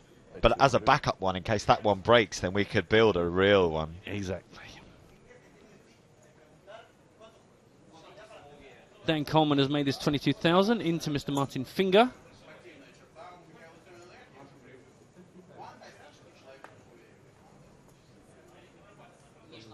He made it 50,000, which has got rid of a large number of the players. Ryan Fee is not going to bother getting involved on his big blind here. Back to the early position pre-flop raiser. Who is going to give that up? Small 3-bet. I guess he had so many players still flat behind him. Yeah. He didn't want to boost the pot too much. A really good hand. I know. You love the hero, folks. You know that, don't you? Of course I If you do. want to be a part of the show, please do get in touch. I love watching you on the Email, TV. Twitter, Oh, so you go to the PokerStarsBlog.com, check out all the action from all the live events across this 2-week festival. Facebook, Anna Harper runs a very tight ship on the European Poker Tour page there. It's also where you'll find the challenge tapes, Instagram and YouTube. PokerStars, we have our own channels there. Please do get involved in a multitude of ways.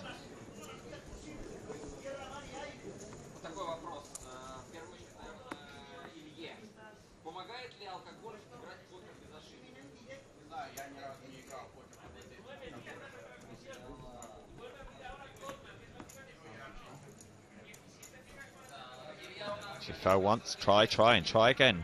Under the gun this time, Coleman raising 20,000. Okay.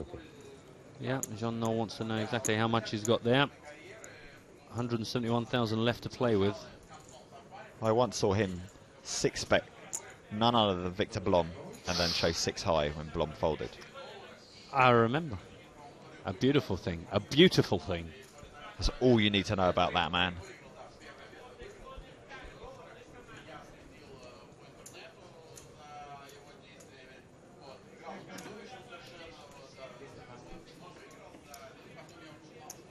I think Traymar might need to sit down. His idea for the remaining card protectors is to weld all of them, turn them into a satellite, and search the galaxies for poker-playing aliens.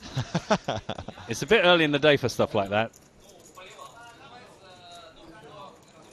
Yeah, if we're still here at 1 o'clock in the morning and the bubble's been going on for 3 hours, come back with that idea. We'll be in the right mindset.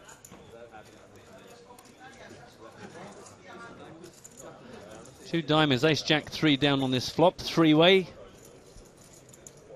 Coleman raised it, got a couple of calls. Kurganov and Jean-Noel Thoreau.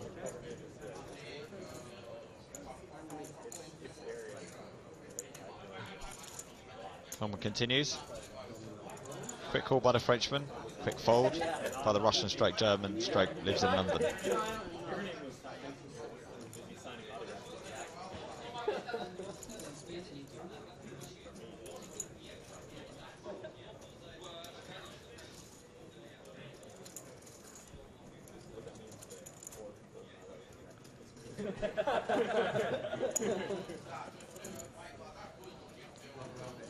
Coleman checks after seeing a king of spades roll out in the turn.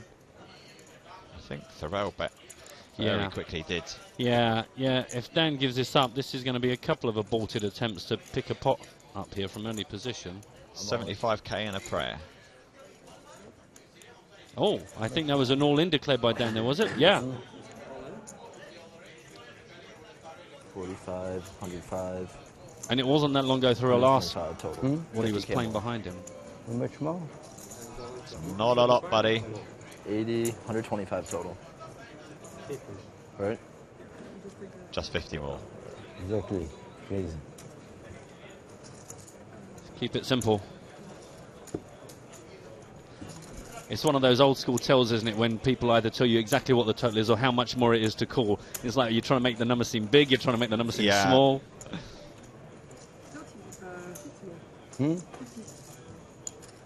And he does call. Yeah, right. Coleman's got to be really strong here.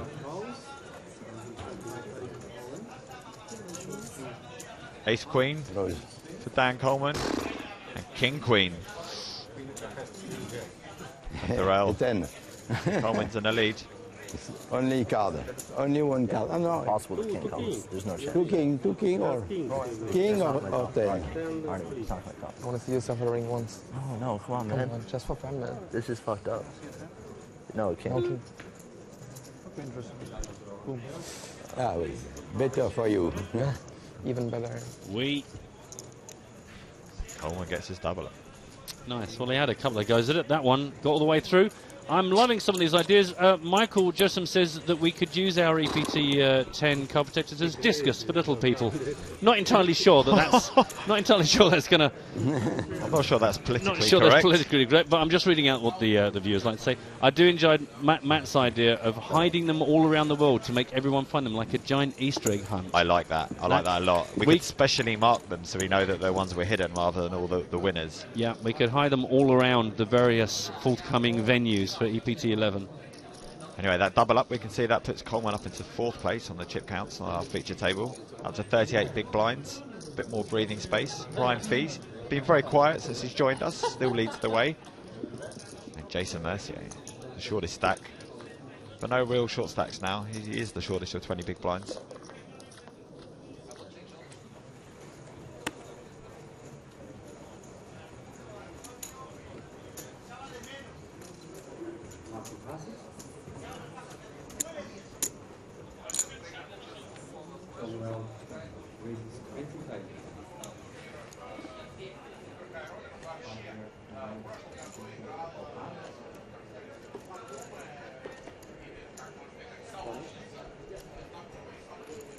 Well, he's not going to let that little hiccup slow him down. Min raise, early-ish position. Ryan wants to play with his million stack. Now the blinds to worry about. Igor Kurganov, 292,000 started this hand. Just a good squeeze spot. Maybe Thoreau steaming slightly. he calls wide on the button in position. You see Thurell as a steamer? Who knows? And a 3-bet comes in, 65,000.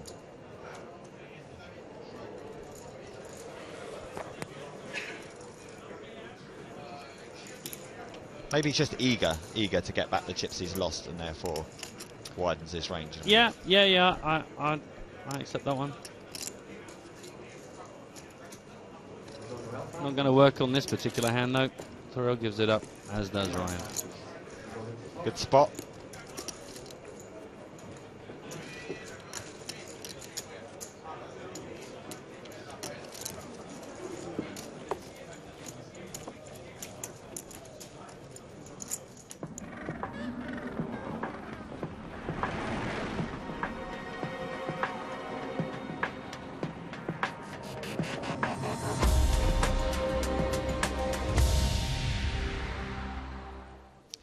I've clearly been watching too much Family Guy, because for one horrible moment I thought that was going to actually just run over all of the penguins. And that would have just been an awful promo. So we do need another big chip. I didn't realise they'd taken the other one down to the Antarctic. Yeah, bit of WQ. Oh, get excited. Nice. I'm not... Penguins, why not? Why not? That's all I'm going to say about the penguins. Why not?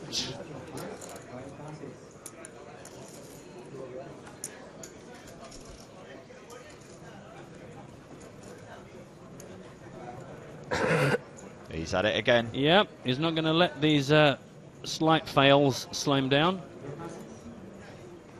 Kurganov off the button. Dan is off the small blind. Like find other stuff that I want to do. I don't know. Fold. That's a good thing to do in the meantime. Poker You can get to 3 times in a row. What? Just not blank. You can get to know people that...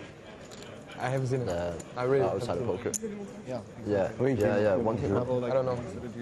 Yeah, one thing I want to get set up in some town where a city where I can be part of a community, or where that's go to university or something. But my hands are getting better. 2-3, 3-4, now 6-4. Getting better. Instead of taking vacations, which go for a week or two, you kind of don't really get a feel for it. Is do these mini lives where you go somewhere for 1.5 months. Yeah. Actually live there for that time. Right. And see how the city get more works. integrated, you get to know people, you get to know what you like, and then you get a good feel for the city as well. Yeah. If it's something that's maybe for you or not. Right, that's true. Things are getting a bit surreal, so I'm going to close down and award a winner for our What Do We Do With All of Our Card Protectors. The last one from Anwan said, use them to cover the eyes of our glorious dead so they can pay the ferryman. There's poker in the afterlife, right? Okay, we're going to leave it there. I have decided the one I like the most, and I have checked with my colleague Mark Convey, who seems quite happy with this, is the Easter eggs, the global hunt. We're going to hide all of the EPT10 card protectors around the world, and everyone must now go and find them.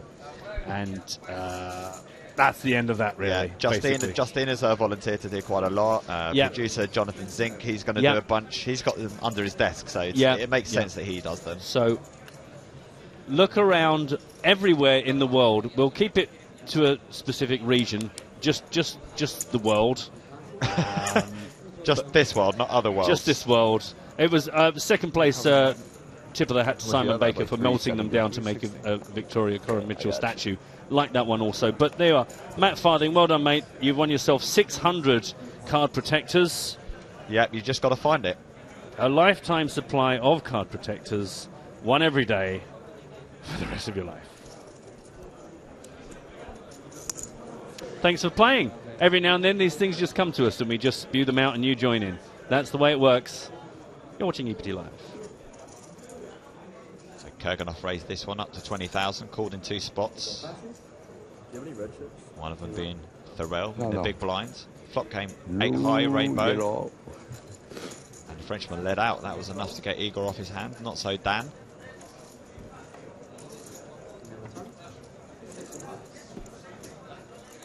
He makes the call, and their heads up to the turn with the 6 of hearts.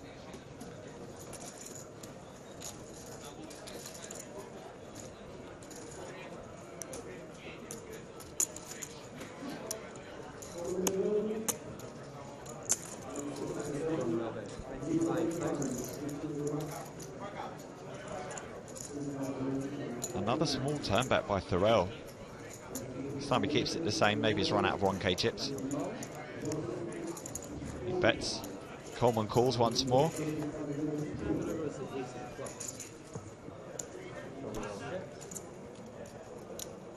The ace of clubs. Completes the board. Quick check by Thorell. That's the invitation that Coleman needed to bet.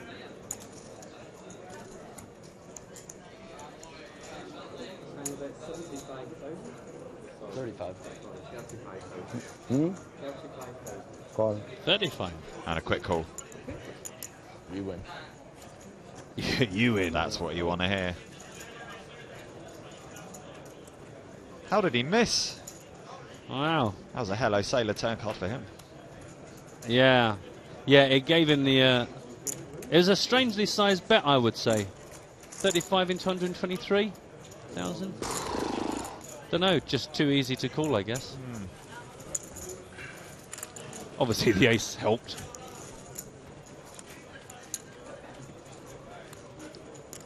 Being asked about when the first question for our quiz is coming in. Stay tuned, boys and girls. Soon. Stay tuned. That's how things are looking right now. 101 big blinds, top of the table. Jason Mercier right down the bottom now. Bit of elimination news. Word on the street. Bryn Kenny. You gone. Out to Jake Schindler. He's looking quite trim though, Bryn. I think he's been exercising a lot this summer. It's very popular, isn't it, these days, all this exercise and fitness business? Yeah, I know he's good friends with Jason Wheeler, who's another guy who's lost a lot of pounds over the summer. It is, it's the hot topic. Elke did it, now everyone else is following. I know.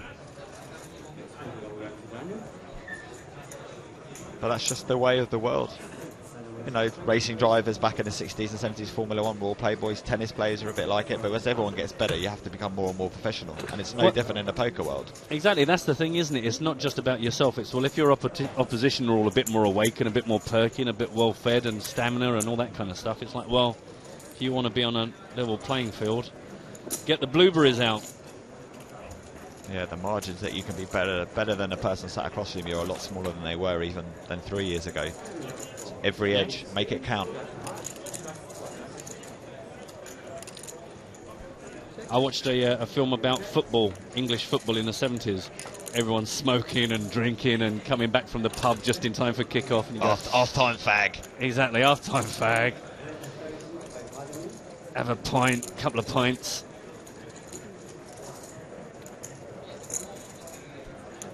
Word on the street, competition info and question coming after this hand. I know. We get to crack this baby open. Don't worry if you missed James talking about this earlier on. We will remind you how it's all going to work in just a short while. Definitely worth getting involved with, especially if you're one of our loyal viewers stroke listeners. You're going to like this one. But meanwhile, let's just follow this hand through to conclusion. 93k in the pot.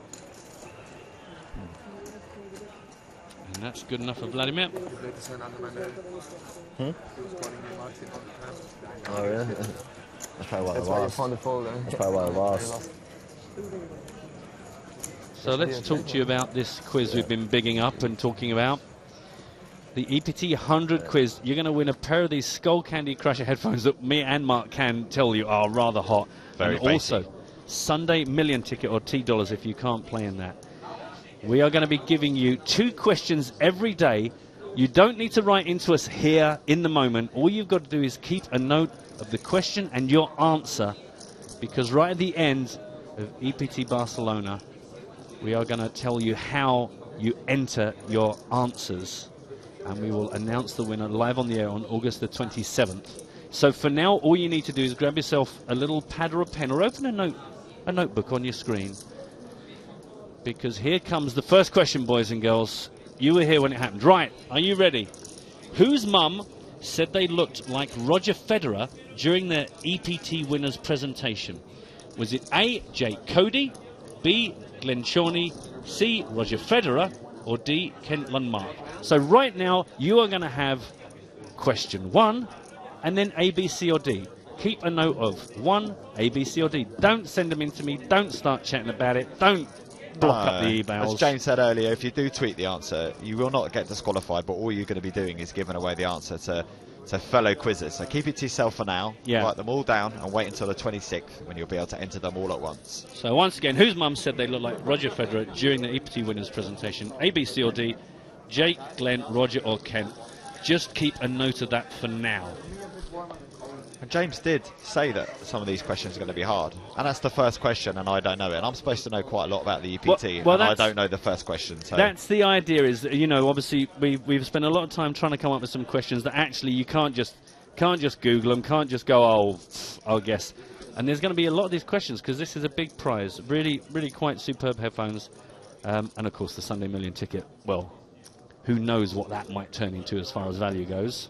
exactly, it could be a crazy spin-up from 8 questions to several $100,000. So once again, keep a note of that. You've now got Q1. You have got a number. That is 1. And you should have now a letter, which is A, B, C or D. Keep a note of that. And at some point, we will ask you to send us all of those. Oh. And a winner will be born. And Gail or Angel, Online player. welcome back, fellas. Excited for a new season. Yeah, excited to win more chip protectors. Well, you just missed out on the chance to win 600 of them. Try it online. All right, come at me, bro. But, you know, we'll be giving away more. There will be more card protectors, I can assure you. Or chip protectors. I don't know. People just protect their chips mostly. They sit on the chips really while they're waiting to be employed as a card You can't even protector. online. You just click the button like over here. You can't fucking. Your chips are generally quite safe. Go back, bro. Yeah, I bet that's what you want.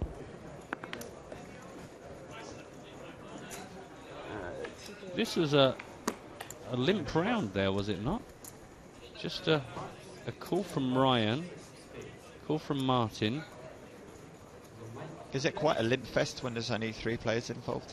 Well, I don't know. I don't know how it's happened. Is it even allowed anymore? Fee doesn't want to give away his chips.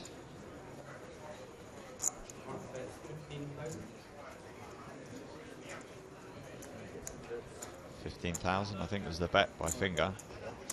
Getting a mild stare down from McDonald. I think you're right. Maybe it's just softening naturally with age. It is. It doesn't seem as intense to me.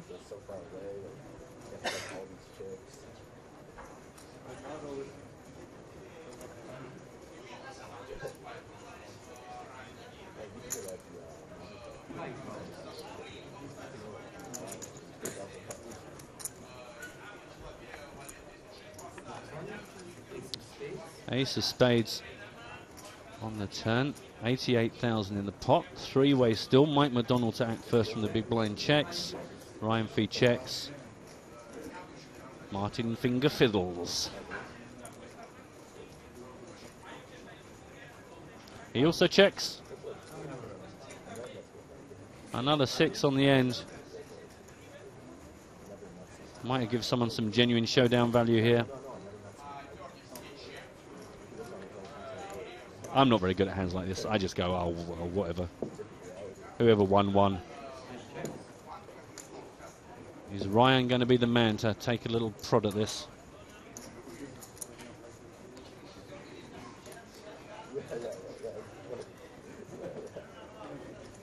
Don't forget, instantly, we've got the replay function. People are asking about the question. We've got a replay function. Have we mentioned that? Well, we have now. We have now. So why am I talking like this? So if you missed the question, just a rewind. Rewind. What if you tune in tomorrow and go, oh my God, there's competition? Rewind. Rewind. Rewind all the way. If you join us like next Wednesday, just rewind. It's going to take quite a long while, but just rewind, yeah? Yeah, EPT Live. Now rewindable across many days. Many of them. Many of them. Many. Well, Check from, not today. Not today, just today. You won't get too much of that. Ryan was the man to bet. 60 grand. Sizable investment into the 88 pot. Took it down. Small ball. Later. Rocking the old scarf as well. Although I'm sitting under the air conditioning, I think. I could be wrong. I can't feel my fingers anymore. I should be getting the scarf during the break. Oh, Jason, don't go. You've still got chips. No, he's off. See you, Jason. Thanks for coming. C2, my man, which is not this table, but one. Okay. Not this one, but the next one. Goodbye. Come back and see us. Thought the Stapes cam was going to follow him all the way, but it's handed over. Aerial shot. You get a feel, boys and girls, for the vibe. If you're local to the Barcelona region, why not come down and say hello? Come and see us. There's a nice buzz going on right here, I can tell you. You guys want this mic? No, you keep that souvenir. Or what? Everyone that comes to the feature table keeps the microphone. No, they're too expensive for that. Going, sorry, Jason, can I just take that back off you? 40 seconds on this level to go, and then we are into level 12 of our super high roller coverage. Amazing table.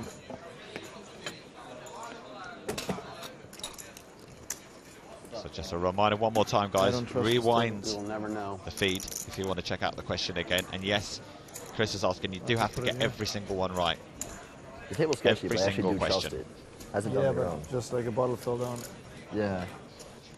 I don't think it's in jeopardy of. Well, I take that back. Look at it. I take that back. I think it crashed. Yeah, I gotta walk.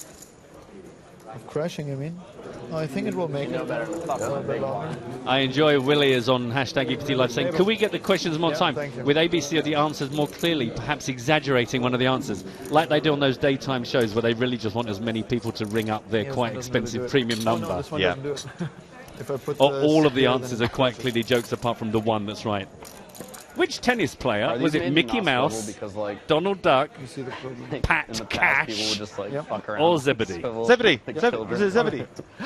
Is there a I free roll? think Oh, so. we That are was so before my generous. time, but it could be. Stay tuned for information And about that's the what free I would roll. do. Like, I would be pissing off like production people and like tournament staff. It could be just like when we're on the raised stage, the fear someone will fall off kind of thing. Oh Like, yeah, like, yeah, oh, yeah. like, Because I true couldn't roll. really like, move it. Yeah. Yeah. See, we can get away with a lot by just saying rewind. So Adrian saying, has the free roll been announced? I've just missed the last half hour. Rewind! That's it. But they reported that. Who's gone out today, Matt? About me actually. Rewind. How you call me that? Then they said I got. Blue stacks? Then they said I got really mad and like there was like. Those chips out, No, Thorell. they asked me that yesterday. They reported that like there was a lot of tension between us. It's on my rip. Yeah, there was like tension when you said that. Good. Good. More chips than you thought. Jack Trey. Level 12 now, 6,000, 12,000, 2,000 antis. You check? No.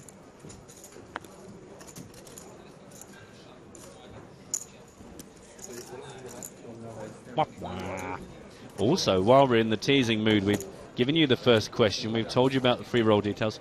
Also, you might want to stay tuned to hear about EPT Live League. Stop it. I'm getting all warm and fuzzy over here. Out of control, boys and girls. Yeah, Joe and James got the first couple of levels, but we got all the toys. Yep, so stay tuned for that. We're not going to give you any more information than that. There's just a little bit more to the EPT Live free rolls this season. Exactly. We want you guys hooked. We want you guys tuned in. If you're with us, then you're going to get all this extra bonus action. If you just pop in and out, you're going to have to press that rewind button quite a lot. And Adrian says there's so much footage to rewind. He's clearly with us all the way. And that's the way it works. Loyalty deserves reward. Sound like David Brent. Vis-a-vis winning. That's a beautiful purple shimmer right there. Just going to linger on this for a while. Oh, we're off. It's Season 11 shade. Still the same dark chocolate trophy? Same dark chocolate trophy. We had a 3-day meeting to come up with a colour scheme for EPT 11. Very productive. And we are live, unless of course you're on rewind, in which case don't call in, because we've all gone home.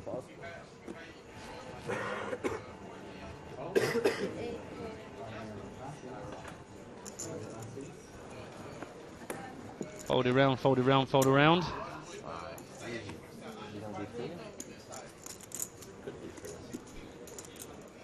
Did we mention the levels just gone up? Yes, I did. You did. Okay. I did. I thought I wasn't paying attention. No, I that's normally right. just come in. I'm trying to, try and pay more attention now. Do you know what the thing is? We've got lots of distractions here. We've got, a lot of Twitter action going on. It's only understandable that we zone in and out. That looks like a much bigger raise than it is. 40,000. 2 stacks of low society. Exactly. That's 1p, 2p chips from the cash game. It's a kitchen table cash game raise. It is. I love kitchen table cash games. Hello to Victor. Just a quick shout out. Nice to see you guys back. Nice to have you with us, Victor. Stick around. Stick around. Huh? Thorell calls. Just over 100k in a pot. These two will be going heads up to a flop. Yeah, Kurganov's going to be out of position. Oh, thanks. You do bring good news, actually. 458 Rainbow. Is that an Arnold Schwarzenegger? Stick around. Is that an Arnold thing? Is it? Well, it sounds like it because you just did it Well, in I an did it in Austrian his accent. accent. Yeah. I can kind of. I mean, I'm just. It's one of those things where he's just super glued someone's face to a train or something, and he goes, "Stick around." I don't know what it is. Am I wrong? Am I right? That's right. See, I love being. This is my life. Normally, I just sit around being confused about things, but here I can ask people to Twitter in if I've made stuff up or not. It's another big call being asked of Jean-Noel Thoreau. And Mr. Thoreau is going for it. Building a juicy pot. Another club, queen on the turn.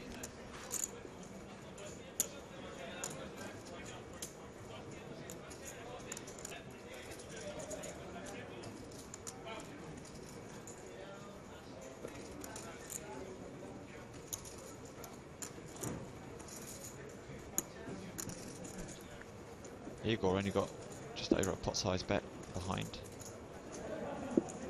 I mean, this is probably an all or nothing decision, is it not? Because yeah, I think as well that the fact he's up against the rail, he doesn't pay quite as much attention to bet sizes and stacks. no, which can be horrible because sometimes you want people to try, like, you know, you're trying to tell a story and you want people to appreciate it, but if they don't care, it can be a wasted effort.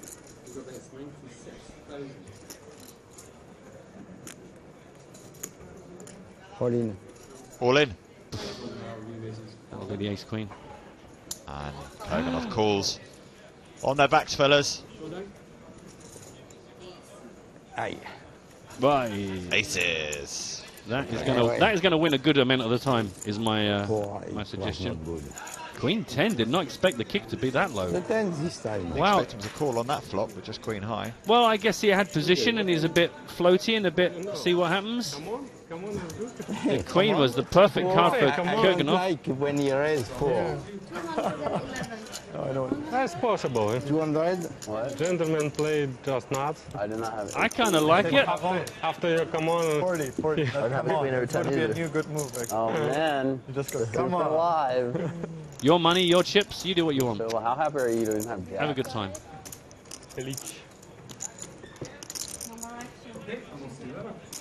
Okay.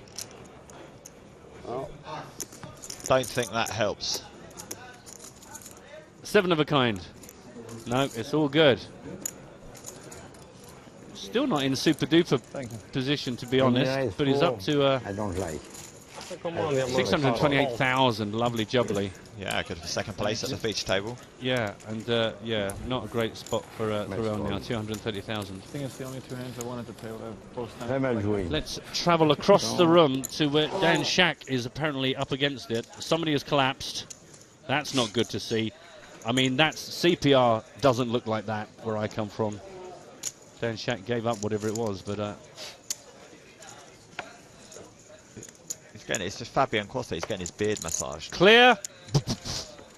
Yeah, I mean, I believe you have to do compressions to the chest, but I mean, she's slowly going to bring him round. She is really going for it. Oh, there we go. He's alive. He's alive. Oh, he's back. He's down again. Sam Trickett, 1.3 million now. Nick Wong. And Fabian, indeed, bottom of the table, 30 big blinds, but not in as much trouble as Nick Wong is there. 18 to play with. Still 15 minutes left on this level, though. Dan Shack, middle of the pack with 42 big blinds. It's all gone purple on the set. I like it. Did it ever have a different colour? I don't know. I don't know. I got Can we rewind that far back on the stream to have a look at it? Can it come to our rescue as Does well? the stream rewind back to EPT Season 7? If it does, could somebody just go back? Last 4 hands in the big blind. 6-4, 3-4, 3 deuce. You made 4 times a good field. I keep patient. No. You're showing me a lot right now. Good skin, Mike McDonald there. No makeup, that's just nature. Yep. Youth and nature. 0. I know.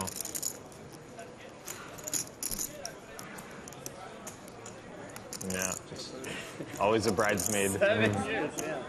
Oh, like I was saying, like super high rollers. You mean tournaments or EPT, like. Just find good spots by action. 1, I think. No, yeah, I think 1. Oh. Winning's tough. I think for like reasonable sized tournaments, I'm like 2 for 22 at my final tables or something. Not the best. What are you talking about? Me not winning. Oh, Grace. You know what's sick? Pardon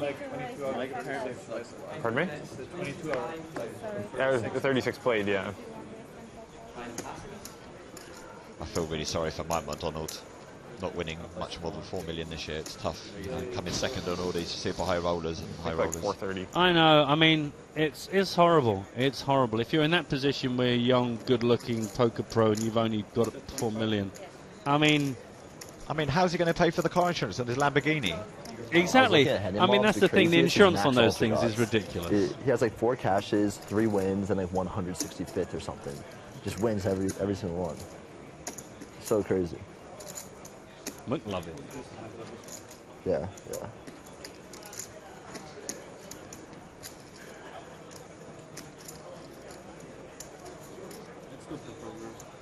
Yeah, yeah.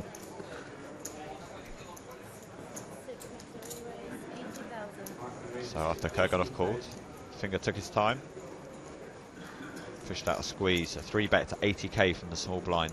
Fished out a squeeze? Did I say fished out a squeeze? I don't know. I thought that's what he said. Finger fished out a squeeze. That sounds good.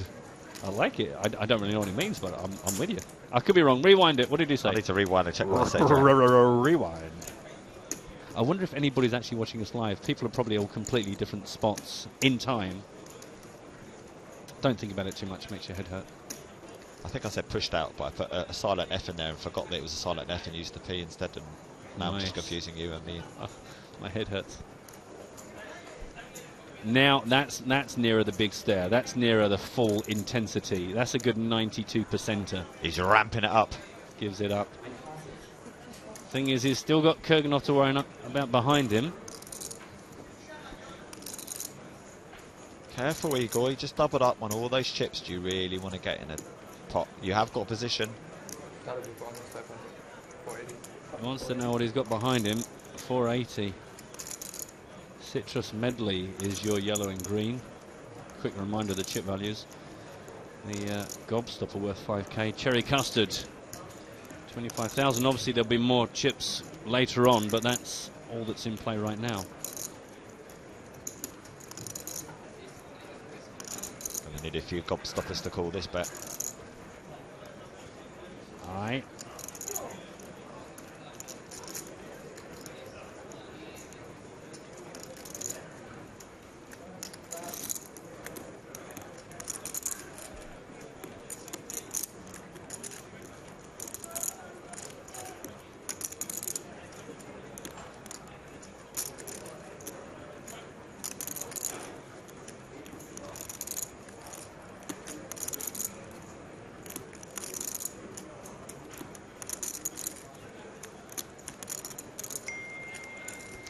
Well, that's tea break, everyone. That noise means that it's time for us to go now during this hand.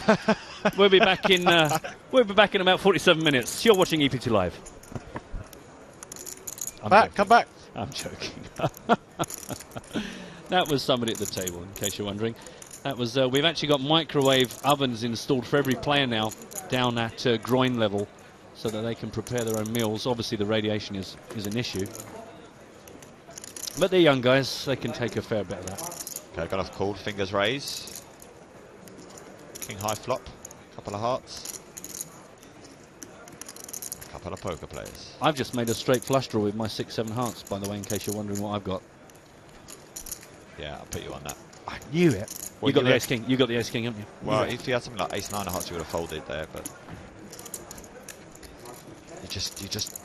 God damn you with your straight draws as well as your flush draws. I know. Well, that's it. I'm covered. I'm covered. Boom! Oh no, I've just made second pair. I forgot what my fictional hand was for a second there. I'm going to play this quite hard. I'm going to put about 115 out there now. But you've got a showdown value now, so you want to get to a cheap. You want to get. No, to I don't. Cheap, no? I don't want to get to a cheap. No, because I'm playing it. I'm playing it for maximum value because I'm so hitting something on the end.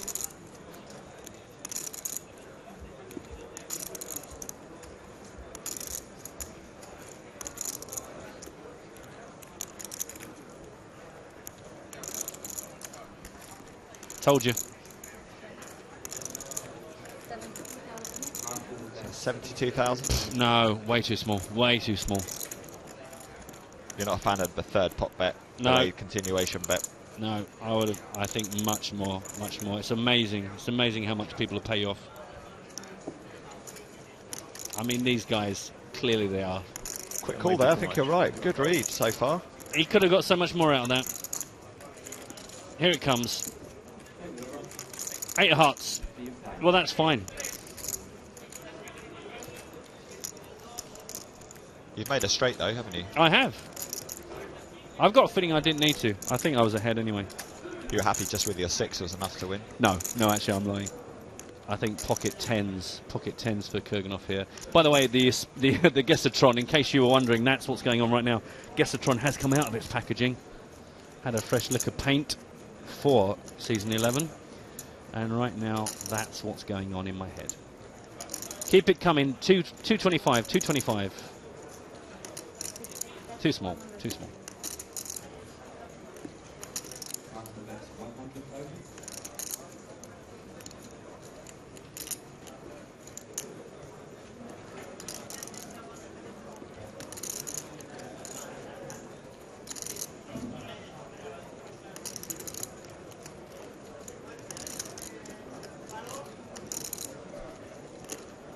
Igor trying to piece it all together, potentially thinking back through the hand. What does it all mean?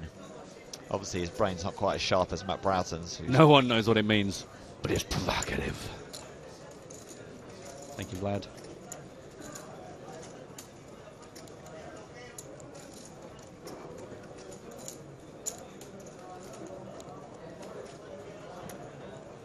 It's kind of getting into that quite a serious decision duration.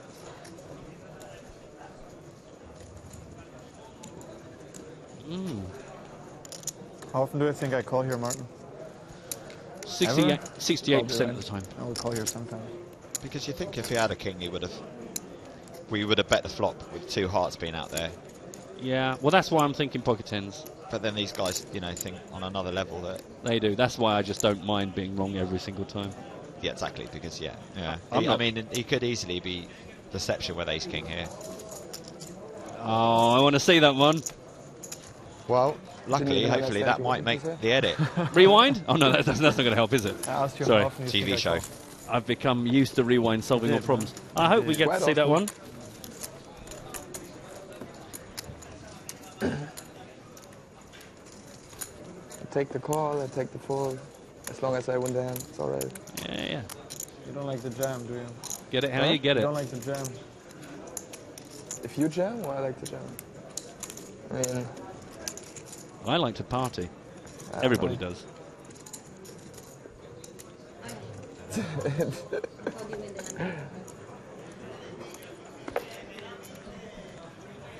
I guess I would just accept the cooler there.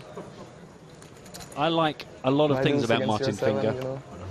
You like a lot of things about him. I like a lot of things about Number Martin one, Finger. give me one. I like his approach. Well, I like his game, obviously. Number 2, give me 2. I like his demeanour. Okay, finally give me a third thing. I like his head. Okay. Sorry putting you on the spot there. No, do you know what I mean? There are some players where you go, do you know what? I always cool, never too snappy, never too splashy, never too tight, never. You know what I mean? Like, there's some players I just think that's the pace and the vibe I wish I could have. He's very measured. Yeah, very measured, but smiley and chatty. It's not like he's kind of like just in his own world. He's still though, if you assume that, like, he's a good guy, I think. I like him. He's got a bit of attitude as well. Yeah. Yeah. Yeah. But just never get in his way at 3 a.m. in the morning if he wants to make a kebab or something like that. it can get nasty. Trojanowski here is the man involved in the hand with our friend Martin Finger on the button. There are ratios where you weren't Button Finger, which is a new cartoon. 150k in the pot bed. Another jack on the end. Jack, jack. Jack, jack, your body. Another check on the flop. We saw a lot of this in the back end of last season, and we've seen maybe it's a trend that's continuing into season 11. I never know whether things are trends or it's just what happened in those particular hands. You know, it's like somebody could be really aggressive or they just kept getting dealt really nice hands. It's one of those. But yeah, certainly a bit more passivity. Made that word up. 25k from the Russian on the turn. Finger called. And another bet by Trojanowski on the river, the 10 of spades. What? 55k and a quick call. Shake of the head from Trojanowski. I don't think he's too happy. Is that 8 high I saw there? Could have been. Yep. 7-8 he had in my hand from previous. Nice. Well, Jack's done good. See, I told you I like this Martin Finger bloke. I think he's going to do very well for himself.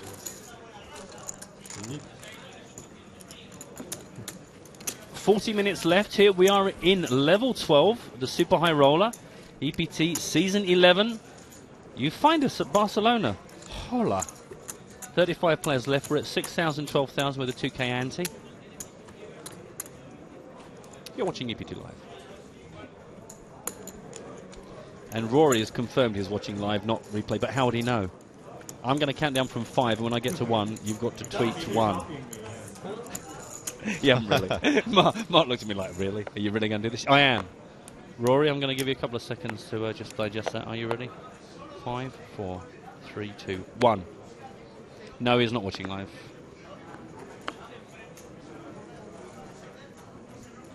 Ryan's been very quiet. Ryan Fee came to our table about halfway through level 11.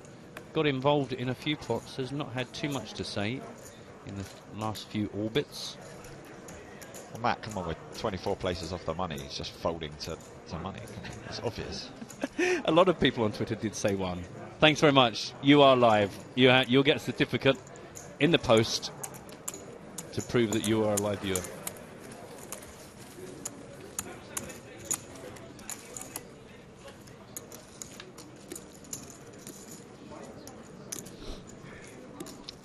I think we should have a little look at our outside tables. Well, yes. What? Sorry, but you need to put shoes on to play in a Super High Roller. Sorry, what's that? Oh, his luggage didn't arrive. Luggage didn't arrive, so he's got the hotel slippers on. That man's basically... Trick is out. No, he's basically naked. I've had to do that before, shuffle around in my little hotel slippers. It makes you feel like you're about 78 years old, shuffling around in a hotel lobby in slippers. Sam Trickett moving to the left of Tony Gregg. Alata eyeing him up. Yeah, Johnny J. Jawanda also on that table, so that'll be an interesting one. We will be keeping half an eye on that one, just half an eye. A lot of people still shouting 1. They clearly are watching on Rewind because they're a couple of minutes behind. Maybe they just got slow internet connections though. Oh, that was 32 seconds ago. I'll be testing how live you are throughout the broadcast. That's 9 days of me counting down from 5 and everyone having to say 1 at the same time.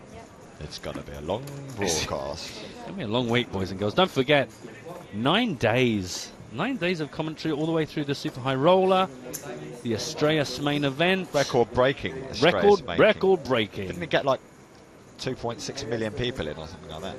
I don't know. I think we should just keep registration open indefinitely. Just keep like the first ever perpetual tournament. Whoever wins it will have given up a couple of years of their life, but there's going to be a hell of a first prize. Last man standing. Yes. Literally. Literally. It'd be like one of those competitions where the last guy with his hand on the truck wins the truck.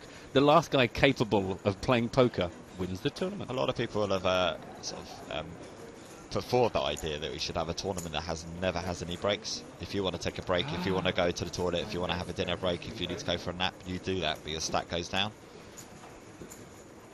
I don't know if that's quite such a big deal, because it's a bit like pit stops in the F1. Everyone will be hit with the same sort of problems. Or everyone, you know what poker players like to say, should we all just go now? And then you're just at the mercy of how regularly the dealer can deal out to an empty table. Good point. See, look, I'm solving problems that don't exist. Amazing. You're watching EPT Live. So, action folded around to McDonald in a small blind. He raised 32,000. Fee defended. And now faces another 32k bet on a 10 high flop, a couple of diamonds, and a stare is out. Yeah.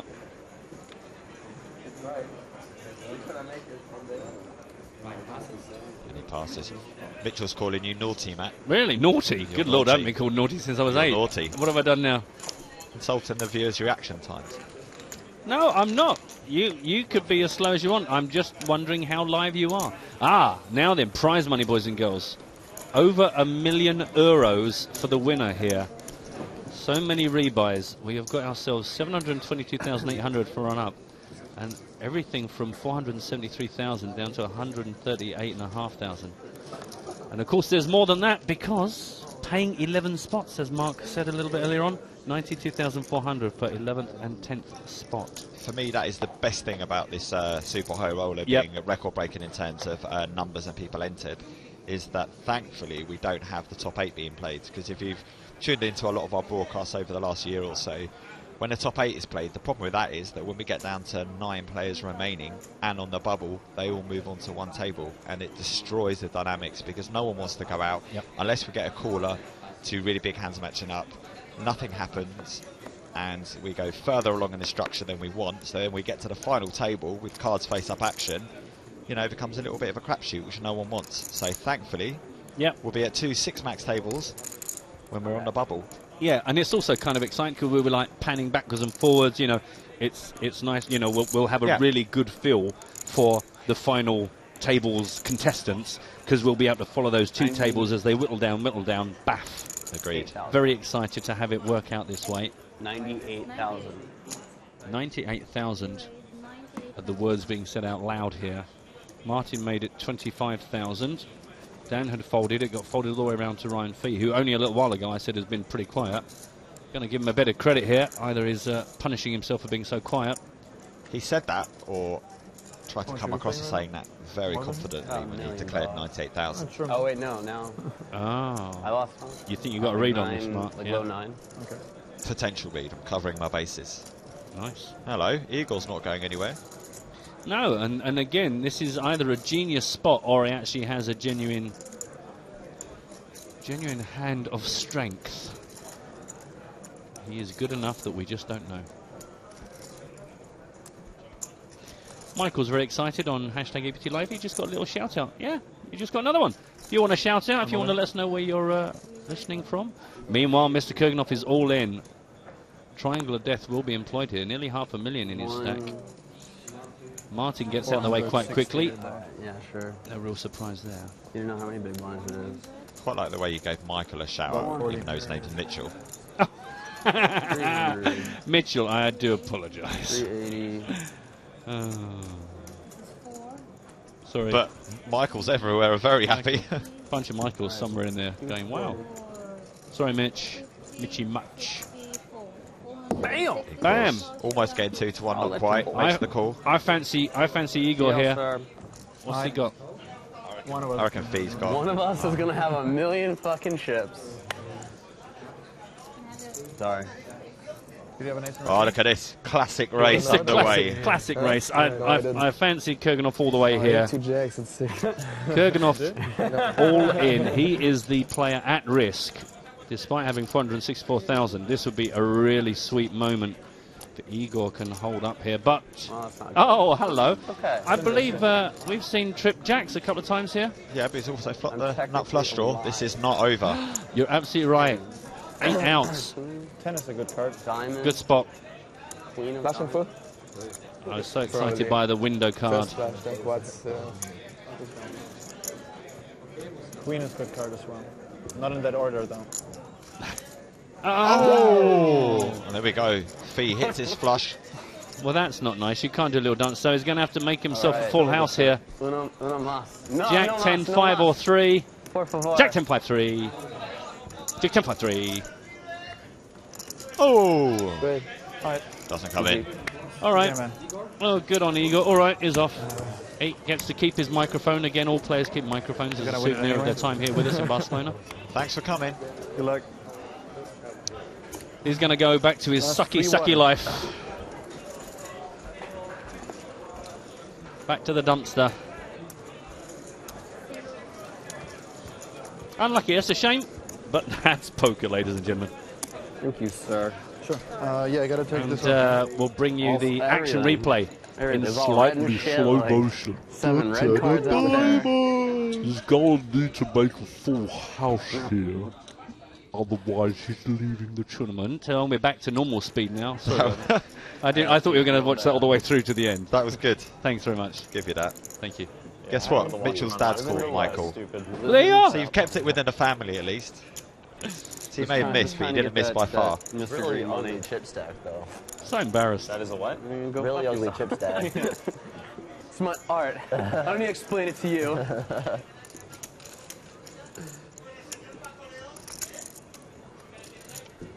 Here's how things look. 1.5 million for Ryan after that rather splendid little flush hit. Dan Coleman quietly dying down the bottom of our pile. 15 big blinds, 17 for Jean-Noel Thorel. Wait. Vladimir Troinovsky, No big blind 18. or small blind? It's a table of two halves. I'm all alone right here. I might have to play a flop. Come on, there's not much in the middle. You don't need to steal it. You can give me. Oh, man. I just want to see a flop, man. Me too. See a flop. You just want to see a flop. Play more hands then, buddy. You've got 1.5 million chips now. Bottom of your screen, quick update of the second featured table, how things are looking out there. We bounced over there a couple of times, if you would like to know what's going on out there. Dan Shack still keeping the dream alive, 537,000. And Fabian, who we saw passed out a short while ago, in his slippers, 323,000. Nick Wong still bottom of that pile with 182,000. Meanwhile, Timex 3 bet to 55k. Oh man. Cool. Jean-Noel, who honestly just looks so much like Jim Broadbent in filth. Just remarkable. Slightly thinner version, but no. Honestly, it's on the money. Look it up. He hasn't got glasses in the film. That's Jim Broadbent, not Jean-Noel. So, hold on, I'm confused. So Jim Broadbent's just made the call now, and we're going heads up to the front. Yes, that's absolutely It's that uncanny. That's how uncanny it is. It is actually him. 8 deuce? 8 deuce? That's not. That's deuce. That's what you say when you have 2 deuces. Oh. Wow. He's not old school all in as well. He's actually slid all of his chips out there like they did back in cowboy times. 143,000 is what the word on the street bracket screen is. Yep, into a pot of 134,000 pre-flop. That all-in triangle, by the way, Mark. I see you looking at me as if to say, will we be giving those away? Yes, we will. We've got some of those beautiful all-in triangles. Coveted. And I would suggest if you win one of those, use it as a card protector. You'll be the envy of all your friends. And if you don't have any friends, then you will be the envy of yourself. I've only just noticed Mike's t-shirt. That's very cool. That will be the medal ceremony at the end of Star Wars Episode 4, A New Hope. I haven't seen it. I haven't noticed it either. No, I've literally my brain has only just told me what the picture is. Wide shot, please. The viewers, i.e. the commentators. There we go. Ah. He calls. He calls. Good lord. And we know with sort of range of Thorel could be anything. He's gone with it. He's in good shape. Who'd have thunked it? 2 overs and a flush draw. Yeah. It's just 2 overs. Paired board though, so a lot of chopportunity out there. Chopportunity. Ahoy. Oh, it's the 10 of something. Close.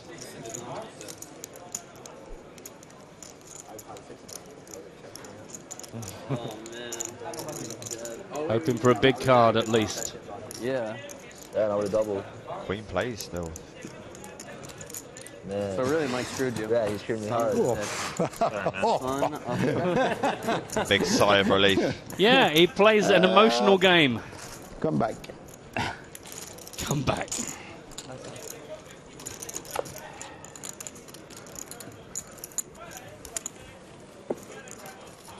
What's up? Well done, that man. Up to 418,000. Dan Coleman, very much the small stack here. 162k for him. 1.5 million for our table chip leader, Ryan Fee. 26 minutes left, level 12. Before a break. Joan James, be back with you after that break. 1,000 more? 1,000. Ah, okay. Yes, I'm okay. This time it's me. Adrian's asking about the free roll password. Says that registration opens in 12 minutes, but no free roll password. Does it say, like, the It brand doesn't name? start until 8:15 Central Yeah. European time, so Yeah, chill. Chill your bones. It's okay. There's We'll get there's lots of seats. And Rory would love an all-in triangle. Well, stay tuned, mate. I hope the majority of you can be with us for the next 9 days. We've got lots of competitions, lots of exciting promotions.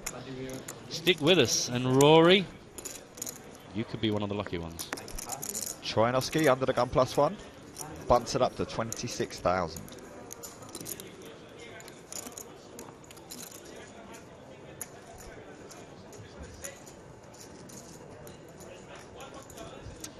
I'm kind of hoping that Jean-Noel never leaves the table. He's like a little wild card. He just goes, call it. I like him. I like him a lot. I like his vibe. I like the cut of his jib. Well, as much as seeing all the top pros in the world play these super high rollers makes them, also the dynamics of having all these, rich businessmen in as well. Yeah.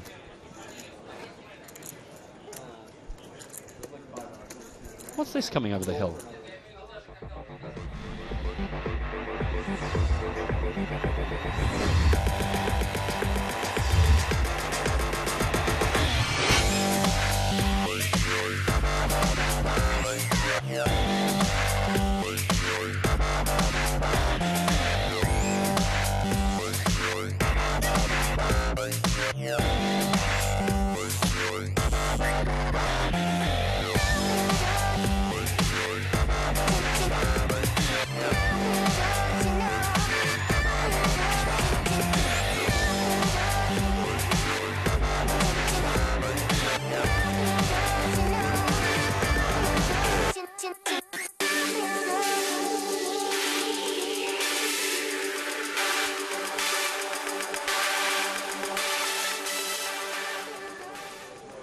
I wouldn't want to be a part of that. That looks awful. I want to be a VIP. Oh yeah, no, I do. The hardest bit is when they have to attach the stick with your status. You're walking around the party and you've got that stick that says who you are, I'm assuming. That's tough.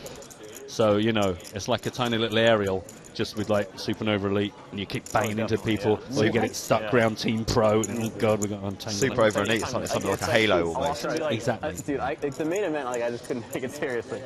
Yeah, that looks like a lot of fun. Hours, and only half because I didn't take it seriously. I imagine I will never be there at one of those. I've played 2. Unless they need some extra bar staff. Oh, I'm talking World Series main event. I played. Oh, just main event in general. You're over 25 and you're just not gonna play. Let's see how this goes. I need to get unstuck. Yeah, but how do you get deep? Yeah, I wish I could just show up in the money and just give them 10x or whatever I need to give them for some chips and play. Yeah, exactly. Oh, is that former? It is. It's former champion Dan Smith. Took down this title 2 seasons ago. First time it was held in Barcelona. He seems quite happy though to be out. Yeah, exactly. That's why I like these. Yeah. These are I'll play these. They hold one of these in Baghdad. If it feels good enough, count me in.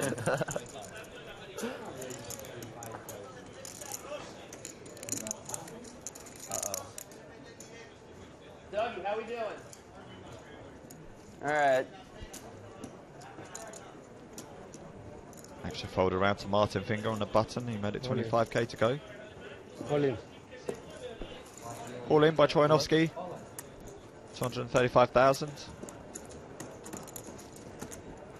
35. Finger can afford to call. How much?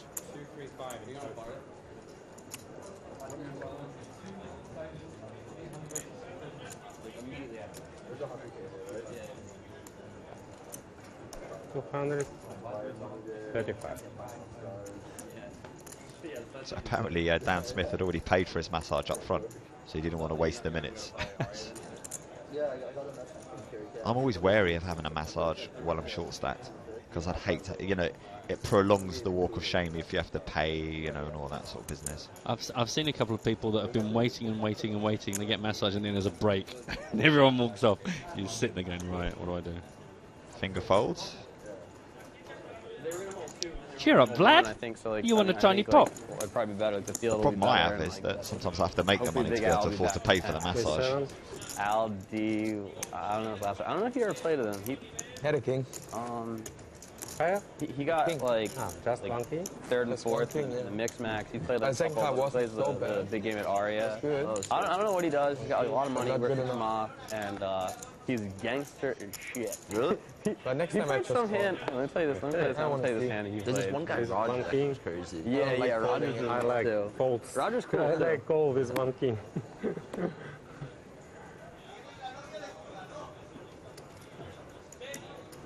All in? All in. 20 minutes to go, and Mr. Coleman's got his last 150,000 out there. There's nothing like a shoving hand to stop you in the middle of a conversation. Yeah. Oh, you're in good shape. You're in very good shape. In very good shape, he says. I want to call. He wants to call McLovin.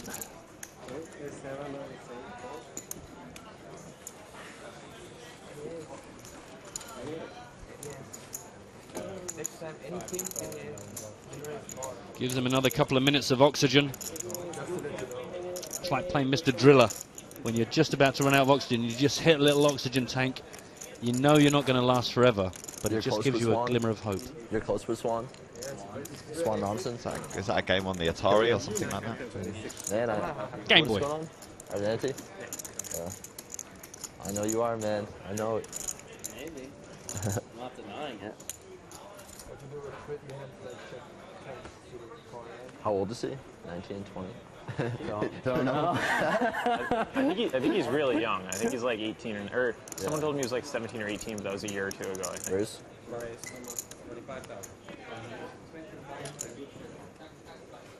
How many ships you got now?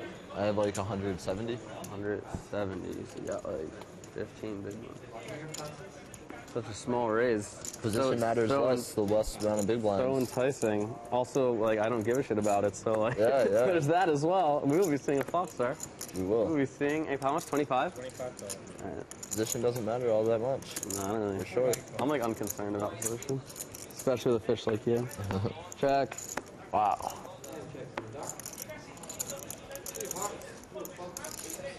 Bit of needling going on. Coleman raised from under the gun. Feed defence from the big blind.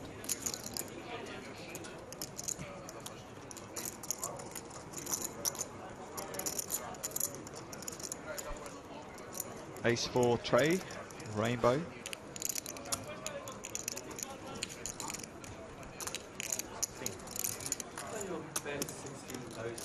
Coleman C-bet, so 16,000. Small continuation bet.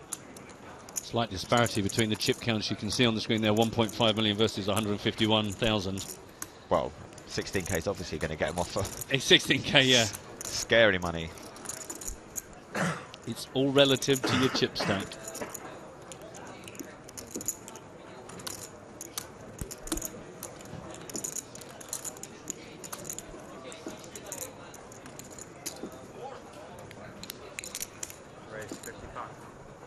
Bumps it up to 55. You're going to love Whizbit, by the way. I can see I you're already there. love Whizbit. Hashtag APT Live if you want to take a look at what Whizbit's just done for me. Thank you. Thank you.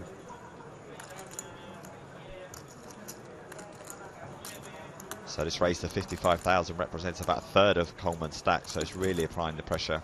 Yeah. It's all or nothing really territory now. 2 streets to still go after this one.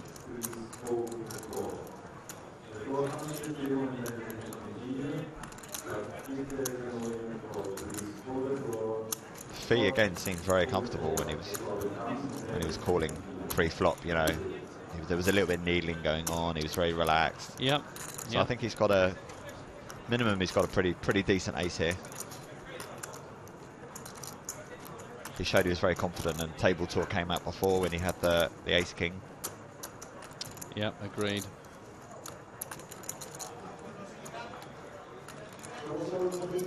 I I don't concur. know why I'm folding this. Doesn't want to Give me do 5 it, and but 6. it's probably the right thing I'll to give you do. $500. Cannot.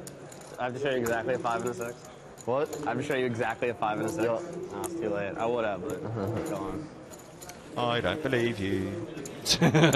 What? Hang on a minute. Are you suggesting that a poker player would lie to another That's a poker good player? hand. Part of the game. Value hand.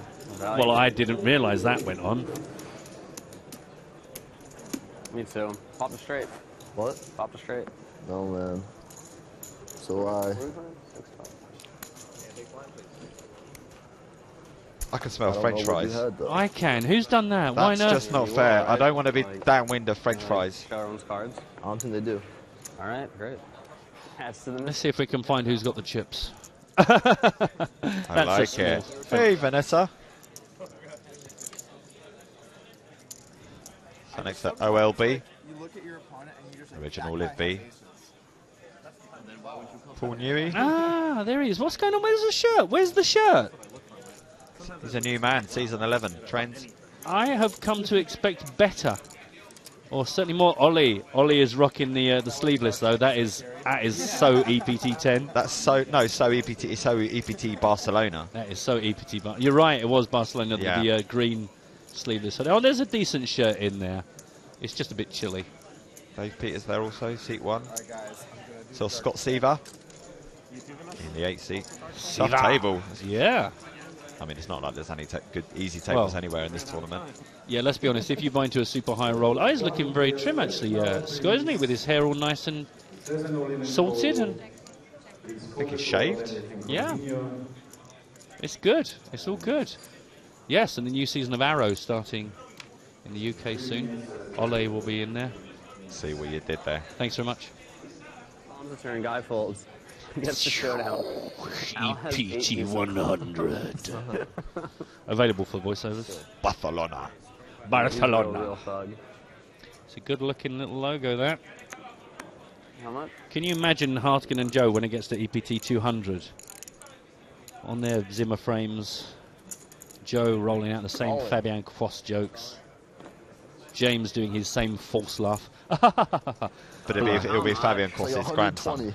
It will. You're stuck, man. God, you're stuck. Son of Come on, Quast. man. I have a really good hand. Dan's all in again, just trying to talk Fee into a call. You're Yeah, stuck. Thoreau I open know. the pot with a raise to Got 25k. All right. Fee flat calls and the squeeze all in. Do you have a pair? Yeah. Fuck. Damn. God damn. You got me. Bum chicka wow, what's Tried to this? talk you out of your Paint pair. for Coleman. No, too many chips Oh, to fold. okay. Pair. No 5 at least. So Coleman at risk. Yeah. Going to need to hit Is a my flush, heater real? an ace, a queen, a Is it straight. Is it, or is it over? Yeah, Find right out. now is as Is good a it time over? for him as any. Oh, man. Win the million, chop Yeah. the fucking 100K. In the window. Oh man. Oh, it's a good card. Jack of clubs. Not a Well, it's sort of not all over just yet, bar the big cards. Please. 10 of clubs. Can we rewind to put the beeps in after this way? Can we do that? We could do. I don't think I want to, though. There we go. Is it real? Is it real? Welcome to poker. Pretty possible. He does look a little bit gutty Don't there, let me do actually. like this. 119, right? Just give him a 5. 2 5s and he does. So close. Right, Back in the right game. wheelhouse. All right, so far the heater is real. Back up to 287,000. Doesn't really change Ryan's situation. 1.4 million, so he is still very, very comfortable. Maybe change. Yeah. Oh, actually, we play Superfluous Showdown. Oh, look at him. Smack! Back down to earth, boy. Smack! Back in the game, counting his chips out. Got just over 10 minutes here, level 12.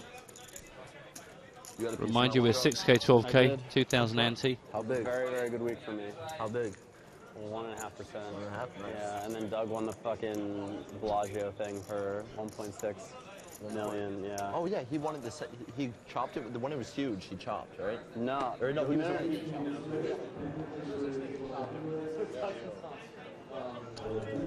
Too many F-bombs. We had to turn down his mic. Yeah, we only apologise when they're sitting next to us, brackets, Fatima, brackets. But That was a good week. I'm sure you'll be fine. Sick. Yeah, because he had like 6.75%. I'm not sure how much he had. 4 folds all the way around to Martin Finger. Sitting in the small blind. Just the big blind left to play here. He gave some to Swan. It is Mr. Broadbent. No, Swan told me this. John Northerell. I think he's raised it up. Up to 24k. I think he wanted to raise a little bit less. Finger calls. I'm always interested by the raise there because you know you're going to get a call, I would imagine, like almost 100% of the time. Especially when you click it, you know, when you did the yeah. raise. So, you know, it's an interesting, very quick C-bet in light of the check from Martin. It's almost kind of like a bit of an auto sequence, isn't it now? Do you know what I mean? It's like, well, I did this, so now I have to do this. And, you know, Yeah. it kind of feels a bit like you're playing cards at this point. It will just be a case of I wonder who had the better cards at the end of it. It's hard to get too much deep strategy at this stage. Good card. You see a lot of players doing this in a small blind with hands where they don't want to play 3-bet pots with, but happy to, you know, would be happy to call a raise. They're out of position, you know. Yeah. Bad ace, queen jack, king jack. 2 pair, Jack 6. Jack 6, yeah. As I said, like, you know, good hands, you know, fairly Yeah. good hands, you know. Jack 6. Yep, on the money there. No spades in either player's hand. 2 pair, good enough on a 4-spade board. No chance. Ironically, well, maybe not ironically, but if The same thing, I think. Thorell would have like bumped up You a bit check that more, now, I check think that. Finger would have ran for the hills. Yeah. It was the bet sizing there that Well, that's what you prized said. Finger in. You click it back. Why? You know you're going to get into the hand. I mean, if you've got a bigger hand, then hurrah. I lose the but- same thing, I think. Yeah.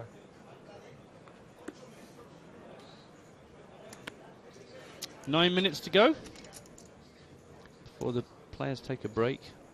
Raise.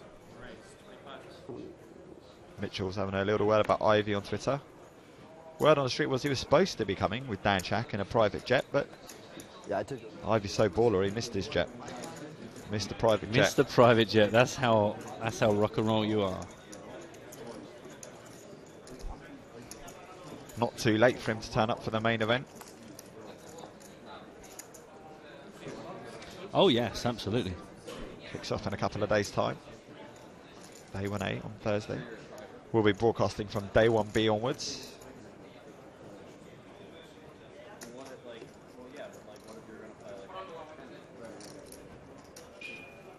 All the way to the final table on 27th. Yep. Lot of poker, a lot of replays, lots of rewinds, lots of real slow-mo action. Looking forward to that. Lots of quizzes and games.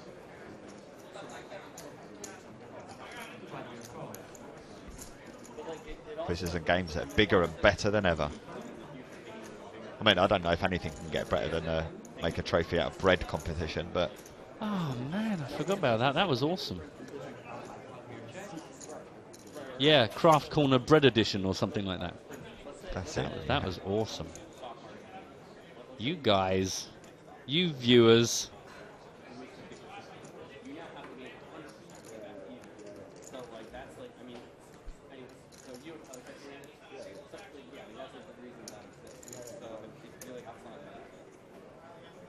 So unless you thought your edge was huge, like, maybe it was. 45? 45? Ace came out on the turn. McDonald happy to call. Ace 6, 8 3, couple of clubs.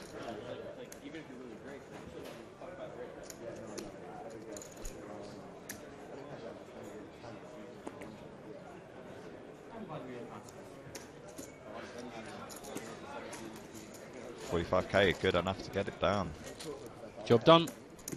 Another one to the man with the Star Wars t-shirt.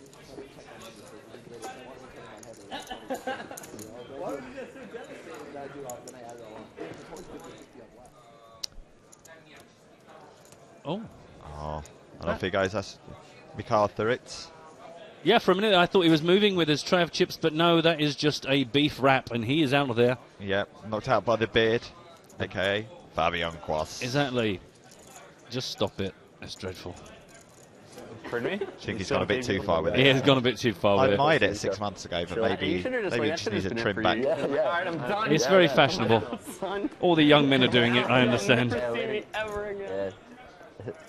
That was your chance. You're never going to have a better chance. No, I still have a lot of money. This is People have been like lazy, gave me their tax forms, like give me their bank info.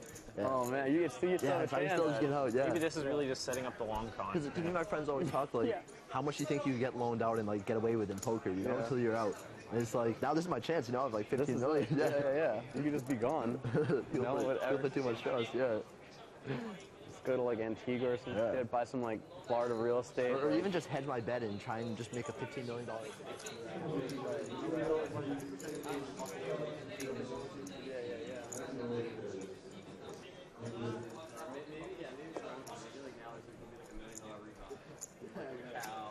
So Martin Finger, open this pot, raise to 25k.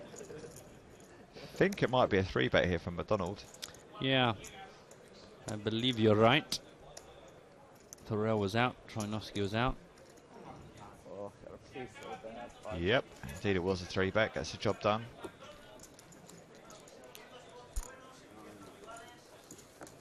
Travis McDonald back above the 300k mark, up to 329,000. Finger still cruising, 825k.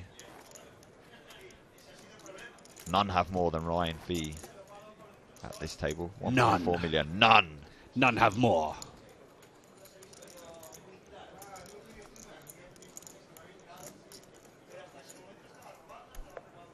There's the graphics to back me To up. back you up, now I can see that.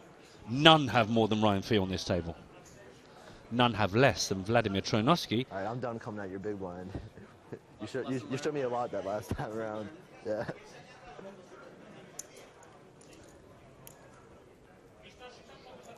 Round to our friend Jean-Noel Thorell. Just keeping things interesting yeah, here. It must be, because I think we play the final table today, right? No, not right now. The next one, I think.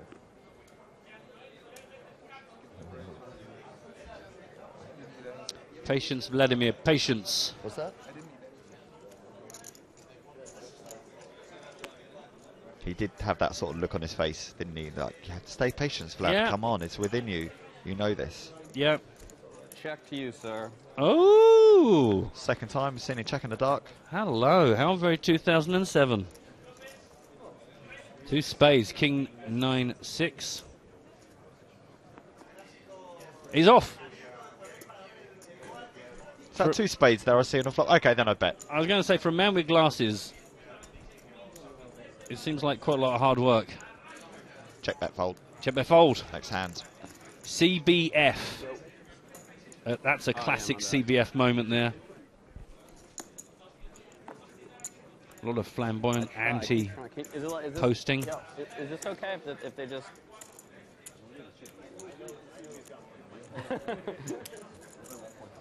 Two and a half minutes left here before the players and myself and my colleague Mark go on a 20-minute break. After the break, it'll actually be Joe and James back with you.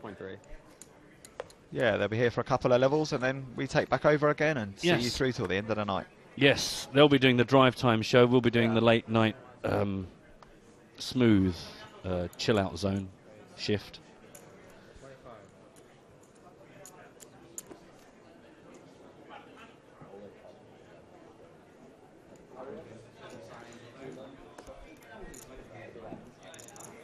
Finger raise from under the gun. 25k seems to be the standard. 25?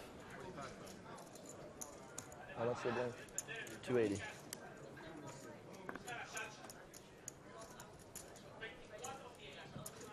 Come on, defending from the big blind. So go heads up to King high flop rainbow.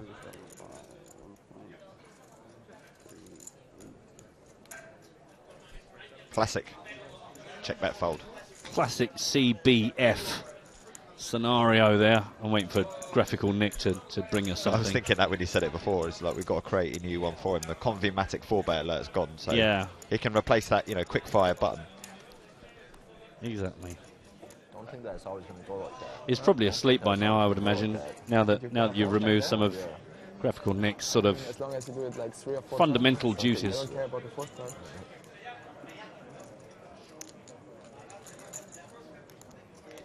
No way. 60 seconds to play here, level 12. What? You didn't have ace queen. No way. You didn't play At least get one hand in, maybe even two if there's no particular action. You didn't have ace pre? Hmm? You didn't have ace pre? You would get everything, probably. Stay patient, Vlad. Stay patient. Stay patient. It's boring. I know it's boring, but you got 200k. You're sort of okay. You're not happy, but you're not in crazy town. You're in Barcelona. So Lee calls the rails under the gun raise.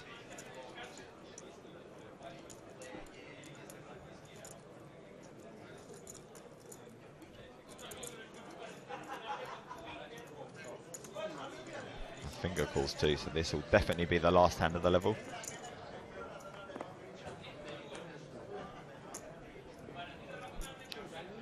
For king.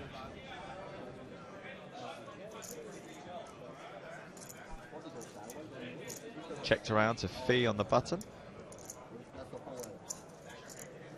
Could be a CCBFF scenario. Whoa! Extreme zoom there. Literally smashed. I would have loved it if we'd smashed into his face.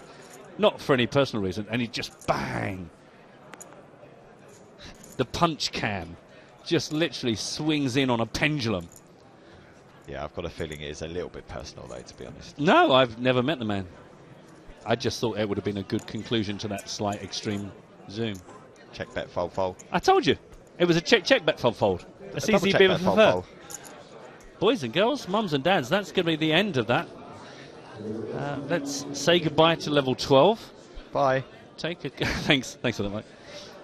Let's take a look at how that leaves us. So still Ryan Fee, top of the pile here on this featured table, 1.4 million. Vladimir Troyanovsky trying to be patient. We are going on a 20-minute break. Enjoy the break and join us for more very soon from EPT 100 Barcelona.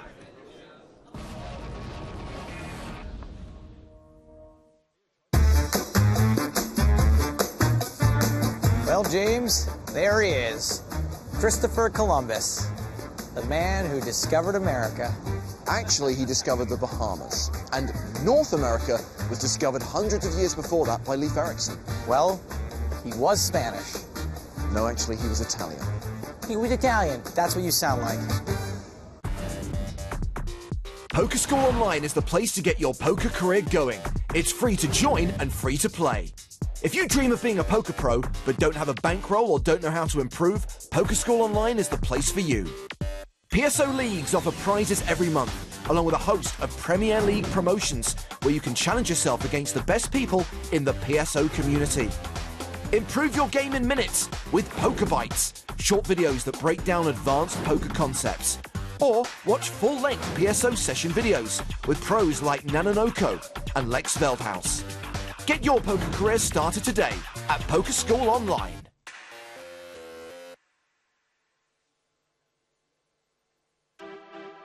"10 seasons of history.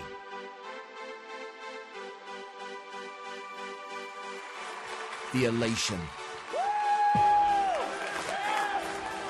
The anguish. The drama. No way. Just don't do it again. Time. I have no idea why. And now, another milestone. To celebrate the 100th European Poker Tour Festival, we're asking you to vote for your favourite EPT moment.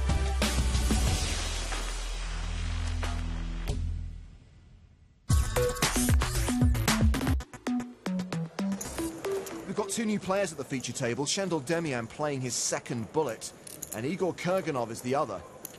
Welcome to the table, everybody. King 8 for Kurganov. Thinks and folds. Ace King for Daniel Negreanu. Oh, apparently someone other than Steve Silverman is allowed to pick up a hand. Negreanu raises. And raises big.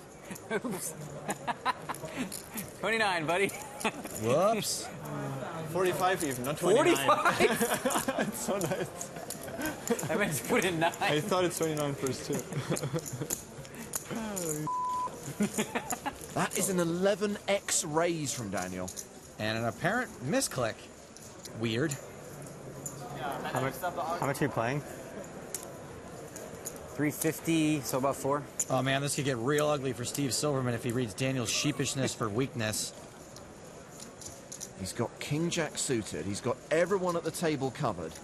Maybe he won't go too crazy though, because it's clear Daniel did want to raise in the first place. He just didn't want to raise that much.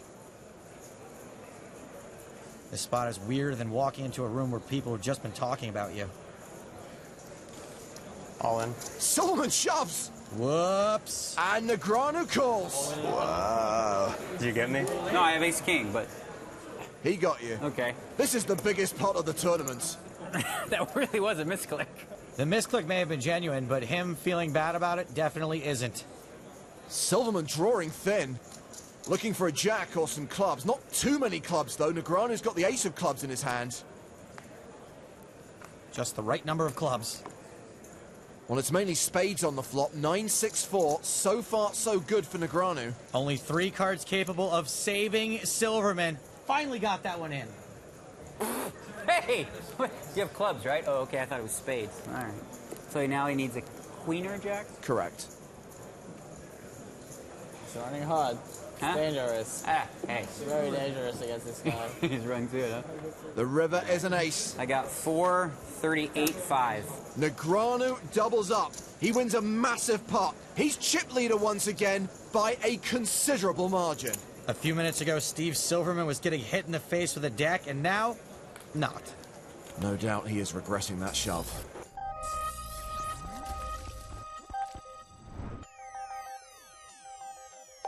Well, this hand is a little bit weird.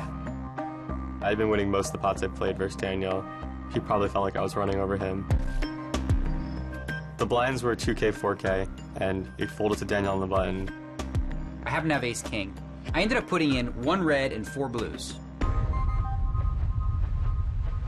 Which looks like it could have been 9,000, which would have been what's a standard raise, or it ends up being 45,000. I meant to put in 9. Now the big blind sees what happens here, so he knows, well, my gosh, this could be a spot where Daniel made a big mistake. Daniel had been opening the button pretty wide. I just decided to shove King Jack suited and try to take down the pot right there. All in. And if I get called, I figured I had pretty good equity. Did you get me? The question is, did I do it on purpose to trap the big blind, or did I just do what's called a misclick?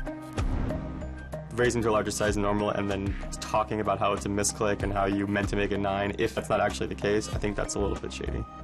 That really was a misclick. I have no problem with that sort of move. It's all part of the psychology of the game, and you have to guess for yourself whether or not I'm acting or not. It's part of the game. We played a pot for the chip lead, very big pot that basically just shouldn't have happened. One of the things about being a good poker player is you got to keep your cards close to the vest.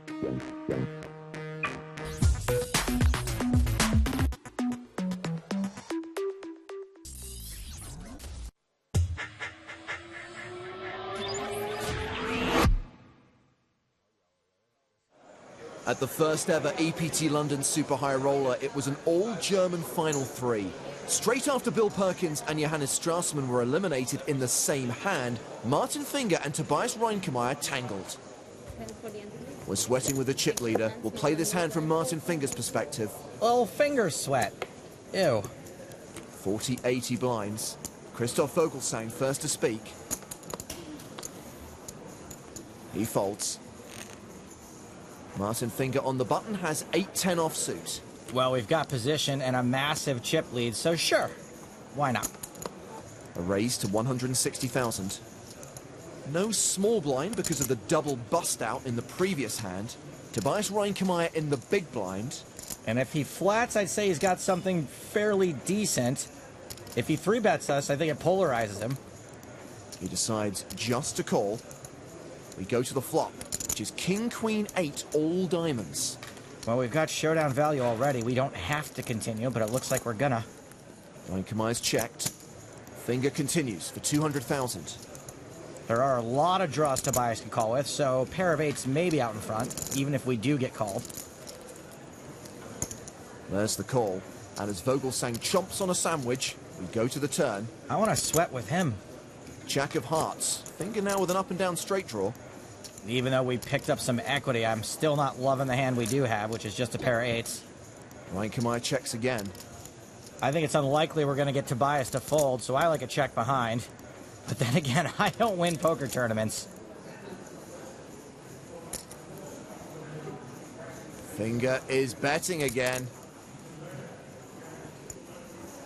470,000. We're most certainly bluffing here because we are never getting called by worse. I guess sometimes like a naked diamond draw, but not that often.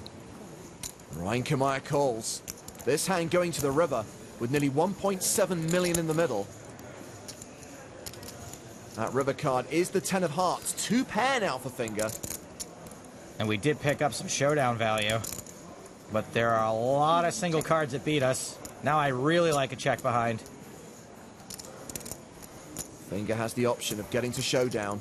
I don't think we get many better hands to fold unless we empty the entire clip.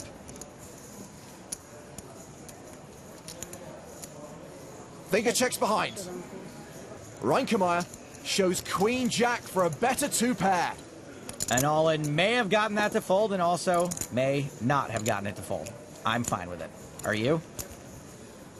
Well, Martin Finger is still the chip leader, but Tobias Reinkemeier has closed the gap. After winning that pot, he's up to 4.3 million.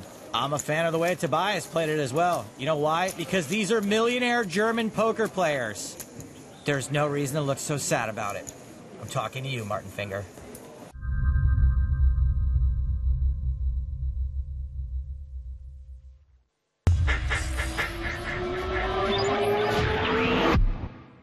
What do you think he's pointing at? America, obviously. Joe, even if he did discover North America, which he didn't, he's not pointing east, he's pointing south. Well, that explains it. Explains what? He's pointing at your mom's house.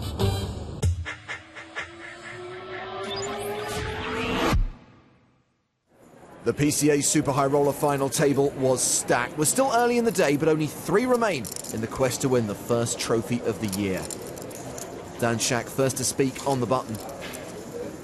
Has an amazing track record in these tournaments. Love Dan Shak. Folds the King 3. Fabian Quas in the small blind has Queen Jack. Did you say these guys were on a quest or on a quast? Bit from column A, bit from column B. Yes, love quasts. He limps. 10 deuce for chip leader Vanessa Selbst. She's going to get a free look at a flop. If she chooses. Yeah, she checks her option. Quas is 70% favorite. Bigger favorite now, top pair.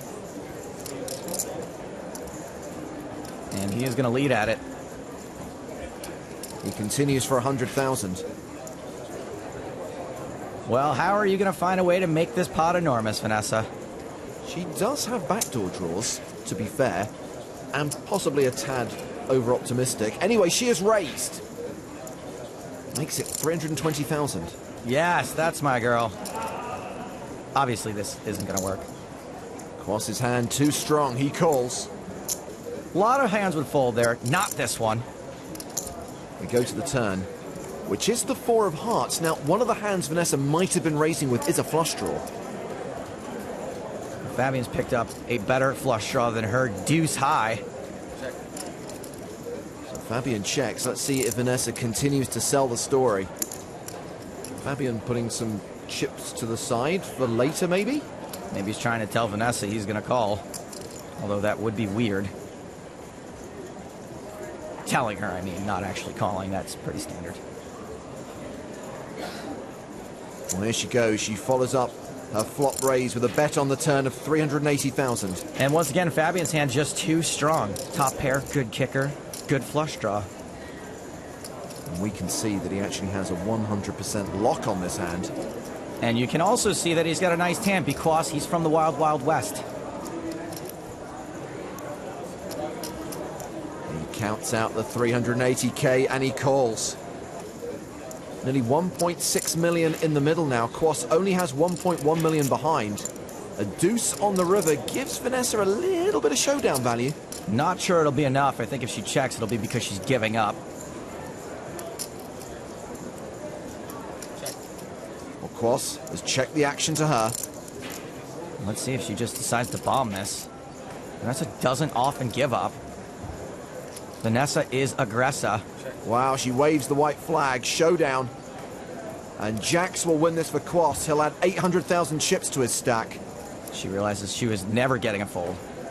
Kwas still the low man at the table, though, and Vanessa Selbst still the chip leader with 3 players remaining. Hey, James, want to know who my favorite choreographer is? Please tell. Bob Quassi.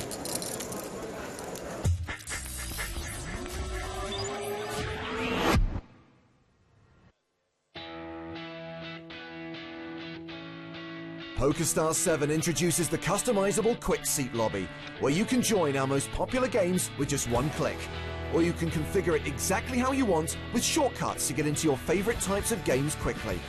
If you're a cash game player, you can create Quick Seat shortcuts. Just choose your favorite game type, buy-in, stakes, and preferred table size, and you're ready to play your favorite ring game.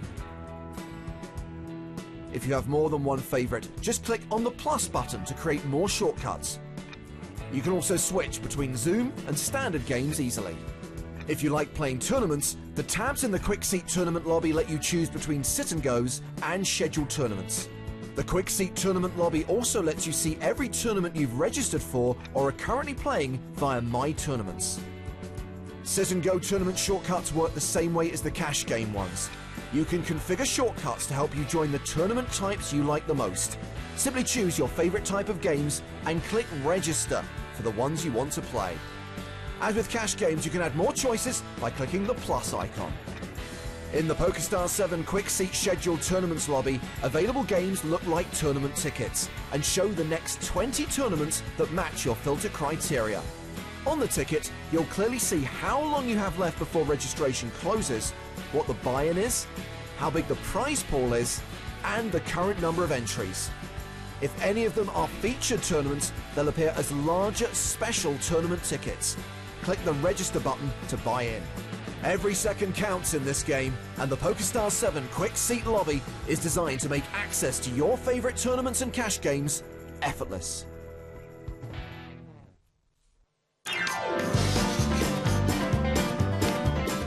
I don't know. Let's see. This one's gonna be tough. It's in Monaco. Everyone's dressed in, suits. Jeez, probably hundreds. And I'd gotten this new pair of shorts, half a size too small or something like that. Getting bluffed by Ole a few minutes ago is pretty embarrassing. Anytime you make a mistake, it's embarrassing. I got rivered, and I wasn't happy about it. Sat down at the table, and my shorts just completely ripped. And I sort of had all these chips in front of me, and I just kind of went, "Ugh!" And chips flew everywhere. Production had to stop. Everyone's like, what the hell? Walk out of the room trying to hide the fact that my shorts were ripped off. And then I just started laughing to myself because I realized how loony that was. That's probably the most embarrassing. The EPT Guide app is a great way to keep up to date with the European Poker Tour. From the home screen, browse locations and check available schedules by tapping on the images. Inside any particular event, you can check a range of information from day-to-day schedules to the entire festival lineup. If you want to stay in the know, hit News and scroll through the latest headlines from EPT events. For bite-size info, you can read the latest EPT-related tweets. The app is completely free to download and available for Android and iOS devices.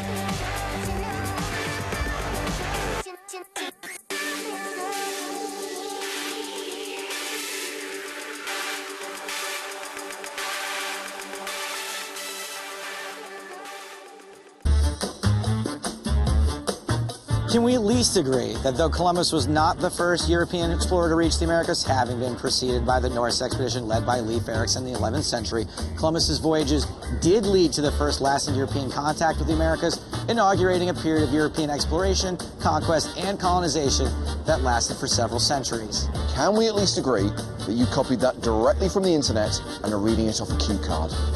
Absolutely.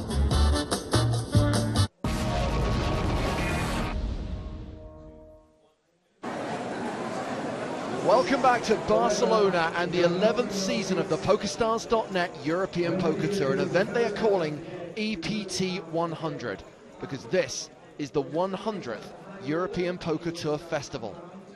And we kick off that festival with our biggest ever €50,000 buy-in super high roller event. It's day 2 of the tournament as we play down to the final table. It's James Hartigan alongside Joe Stapleton. Hello, my babies.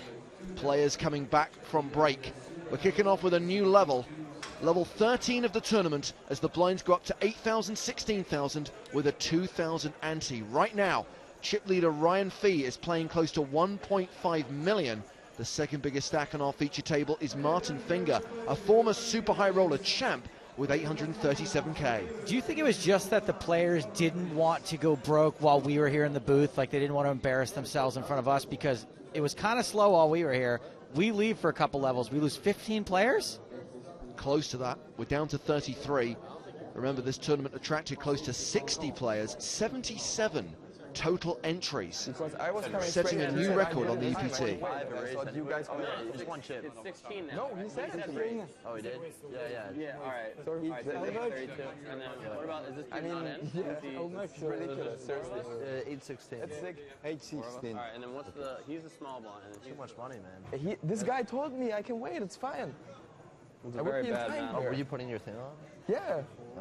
Yeah. I said, no time. He said, it's fine anyway. You're not gonna die. That's what he said to me.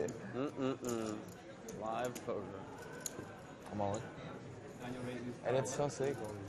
Coleman shoving over the top of Mike McDonald's open. And he doesn't have Martin Finger to get through. Sean Noel throws. That's really not all right. And in the cookie Folded the big blind. Players sitting out. Yeah, I was here in time. He said, it's fine, you can wait. Oh, look at all these chips I'm making. This is great. Wait, what just happened? Yo, this is your chips. He won't. Holy shit. I pocketed a red chip or two. Yeah. You falling at the pot. Cats and dogs living together, mass hysteria. If you notice the pot's a little light, like look at him, not me. He said to me he had to put the microphone on. I said I don't can take it. He said no, you can wait. He's waiting for you. In the main event, I might be starting with a 25k high roller chip in my stack. Yeah. I know. That's why I came in time. Yeah. That's how I do well in these things. Gotta get your edge somehow. 8K, how much is it? Yeah, you just put them all in your pocket? Yeah. Put it into the main event? Yeah. Wow, he's so good, his chips aren't even the same color as ours. They say World Series on them. Get a big hand? It was the worst lie ever. Yeah, you spit on me? Yeah, you're right though. The worst lie ever. Yeah. Yeah, kinda. On the button already. Ryan Fee started the day as tournament chip leader. He is still the tournament chip leader. Very good enough. Sean Noel Thorell all in. Good luck, all-in player. He's raising.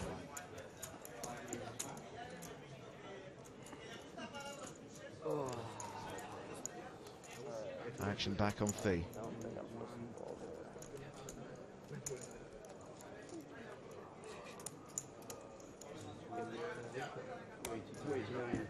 Oh, 289. Oh, God. Fee pained. Shit. Oh, Fee. You're trying to live a life that's completely free. So it's like... Racing with the wind and flirting with death. Why is my hand not better or worse than you? So have a cup of coffee and catch your breath.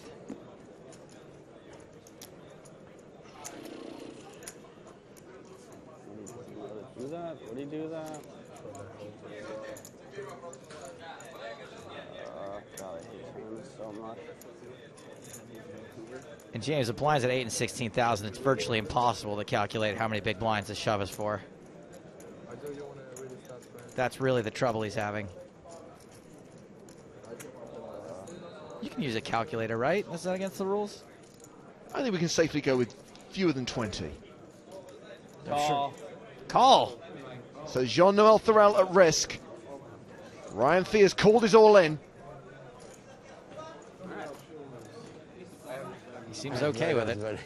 Ace Jack the hand for Thorel. Ace Jack the hand for Fee. Like which Wesley is why says, always bet on black. he would be okay with it.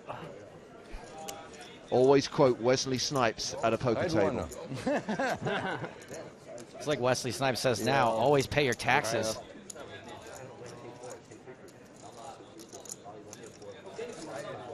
96% chance of a split pot.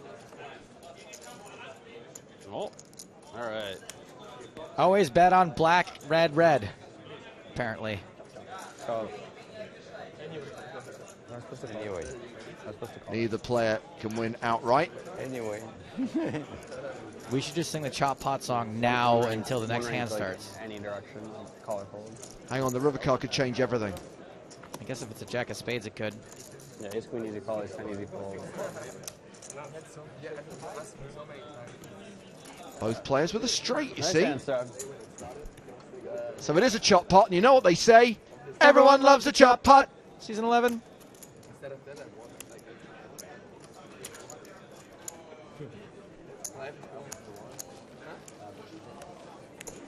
Ryan Fee holds on to that chip lead. When he call, I think I lose. So this is the biggest super high roller we have ever seen on the European Poker Tour. 58 unique players, 19 re-entries, a prize pool of nearly 3.7 million, and 11 players getting paid, with more than $1 million to the winner. So we started just over afternoon today, and players who hit the rail early included Tobias Reinkemeyer, November 9er Jorrit van Hoof, and Daniel Negreanu from Team PokerStars Pro. Super high roller newbie Ryan Fee, along with Martin Jakobsen, and EPT9 Grand Final runner-up Andrew Pantling, broke through the $1 million chip barrier, and it's still Fee who's out in front right now. If we look at the leaderboard, Pantling second in chips with 1.3 million, Jakobsen third with 1.1 million. Sam Trickett still among the chip leaders. Martin Finger is a big stack as well, having been the short stack at our feature table during the first couple of levels. Too much respect. I just figured out you can sort of figure out the number of blinds they have. It's a little easier if you use the small blinds. I didn't know. And then cut it in half. So Martin Finger has like 100 small blinds. And then if you have that, because it's double the small blind for the big blind, then you figure out he's got around 50. How much do you have last all in? Finally figured it out. How much was it the last all in for? 290. 290? Yeah. News reaches us of an elimination from the outer tables. David Peters is out. No! As Coleman and Thorel go to the flop. Coleman's raise flattered by Thorel in position on the button.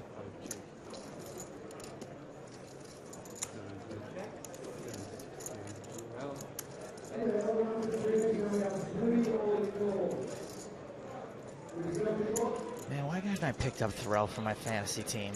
That's just a bonehead error on my part. I'm gonna pick Negreanu instead. Could have had 40 Thorels. All in? So Thorel leads the flop. Coleman shoves.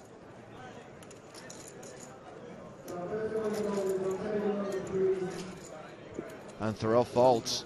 What do you think? Do you think Thorel sometimes folds a king there? Hmm? You hope not. Peter's real. You'd hope not. James Man Ram Lar says his family thinks he's crazy when they hear him singing the Chop Pot song. One more pocket? I decided to How many you had already today? Pardon me? How many you had already? Perrier water. What do you have? Coffee? How about you? Wait, this is coffee? Yeah. Oh, sick. Just two.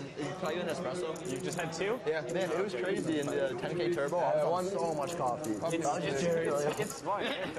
Yeah, it's so much fun. Yeah. You said you save coffee, right? What do I do? You said you like save coffee, like you don't drink it during the week. Yeah. And then special times where I get pumped up. I do that. I put the Super Turbo. Yeah. Super Turbo like 2,000%. And me and my friends all do it and swap like 33% with each other. Then just drink a bunch of coffee and just go wild. We're like running around like, man, it's so sick. It's my favorite thing, except that I lose all the time. He gets to play an EPT every Sunday because he crossbooks so Yeah, much. it's like 1.2 million for first. Yeah, it's like he basically plays like a 5K buy-in Super Turbo that's $1 million to first. Jesus, who is in this? A bunch of his friends like buy action. I can't buy enough action anymore though. A lot of people dropped out. Now it's just him and Ike. But it used to be like Reagan would sell, then Ben Tollerini would sell. Don't hit and run me please. Saniker. Then they stopped. It's just because they don't think it's a good bet. Timex does though. Timex doesn't make money on it. What? Uh-oh. He likes one. We got the best of it. All right, how much you got? We got the best of it. What do you mean? You? No, I mean Timex is taking it. These guys don't think it's good. Very close. We will probably see some cards. I don't think you can beat Timex here, by the way. When's the last time he went out this early in a super high roller? Never? He doesn't look that smart, does he? Man, he's my worst enemy. Well, last hand, ace-3 suited. That was badass. That was sick, man. You like? Yeah, I like it. Especially the bet I need size. some balls, but... Take some balls, yeah. You can't just But you call. kind of have to. No, you can't. You can't always just fuck call. your hand up. Yeah. Calling would just fuck the hand. You can't bet, then... You don't want to check call and turn before you turn it. So much. 17. Oh. By the way, the reason we're hearing so much noise in the background from the tournament floor is that the Estrellas main event is currently on the bubble. Oh. Yeah. Looks like Thea's called 262. with King 10. Timex at risk with Ace 4. He shoved, I called. I don't want to jinx Timex, but he 262. runs pretty good in these situations.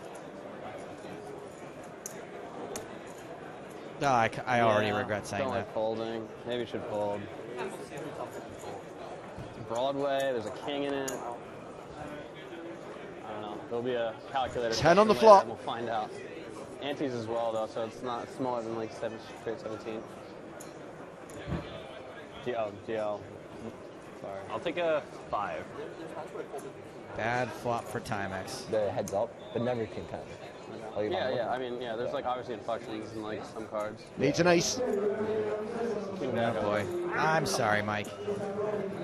Fuck it, just gamble. Just gamble it up.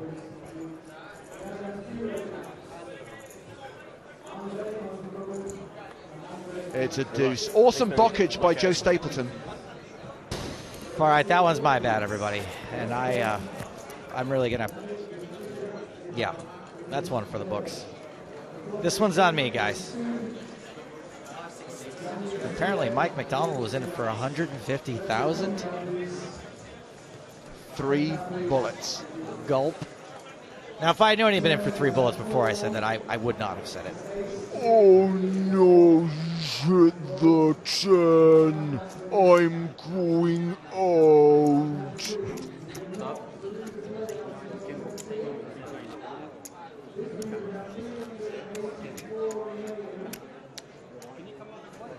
And Ryan Fee extends his chip lead. He's now up to 1.7 million.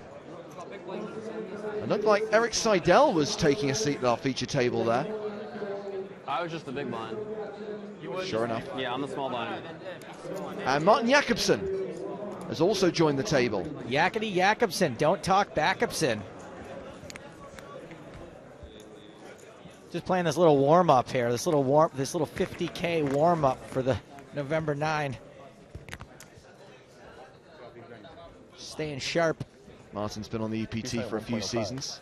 A couple of second place finishes in main events. A regular in high rollers and super high rollers. As is Eric Seidel, who came second in this very tournament last year. The real E-Dog. Bro, you could have juiced it up a bit. He said juiced, everyone. Juiced. Ryan Fee. 100, like 900. Winning it all. Huh? Winning it all. Yep. This is how you win tournaments. Yep. You do shit like that. You go all in, you have cards, they have cards, you get the chips. Very quiet I all agree. in from Vlad Trinovsky. Oh. It's no fun going to the pound table as like short stack. No, yeah, I'm not in for that. Yeah. 32 left. Yeah. And he's been called by Martin Jakobsen. So Trinovsky is shoved with Queen 4. I had red 3-7. Ace King, the hand for Jakobsen. Trinovsky's live. Oh no. Oh no. Saw live cards win. Just one hand to go. Yeah. The best situation ever. Yeah.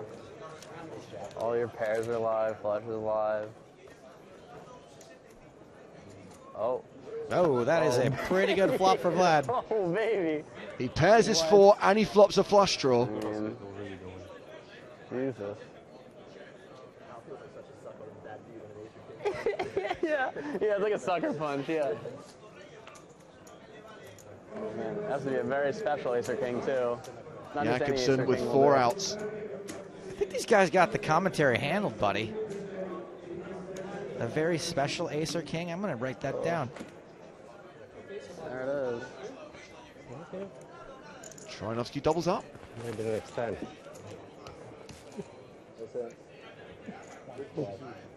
Yeah. So it looks like we have 31 players remaining. There will be a redraw when we get down to 24, the final 3 tables. I've hit my 4. Excellent. I love it. In Russia, motion slows you. 400, yeah. 5, 550. You know, I also tried to add Ryan Fee last night because he was American to my fantasy team, but wasn't on the database either. Get on it, Dreyfus. 700.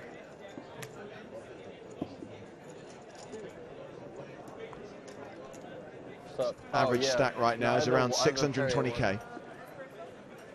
So we've got 3 players at this table above average, 4 below.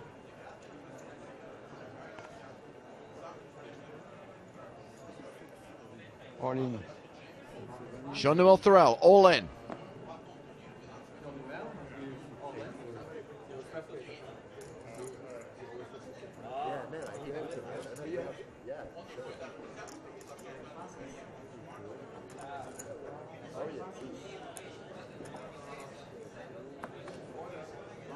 Fold around to Daniel Coleman in the big blind.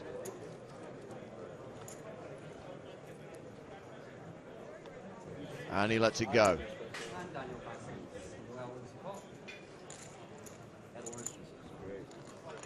So we said that we give you free roll information very soon, which is the password for today's EPT Live free roll with $1,500 in the prize pool. But here's the thing.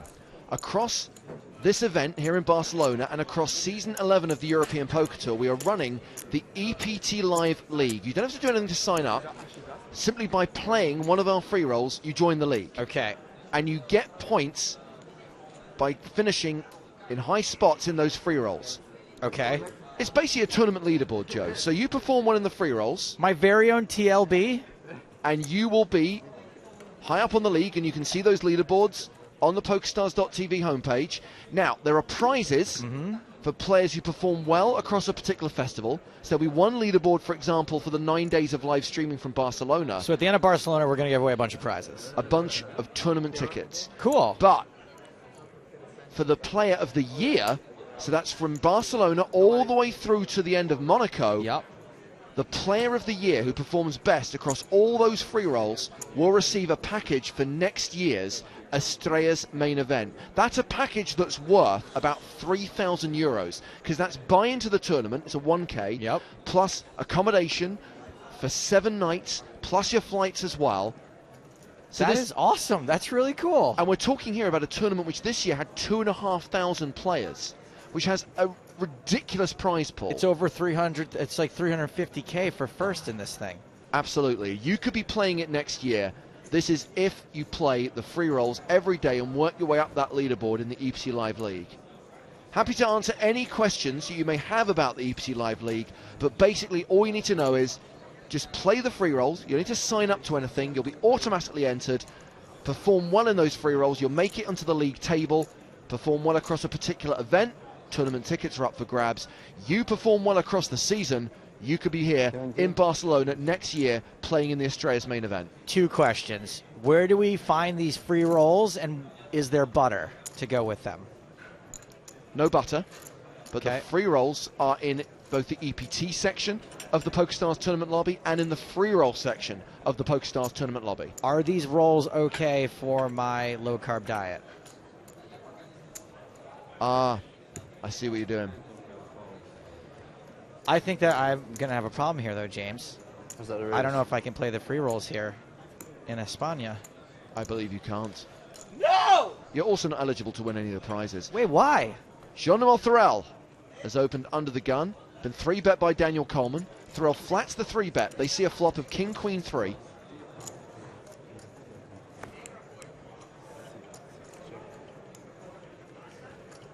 Coleman does not continue. So Thorel does the betting. Now, last time Coleman checked the flop, he check-raised all in. I can't wait till I'm here next year playing the Estrellas.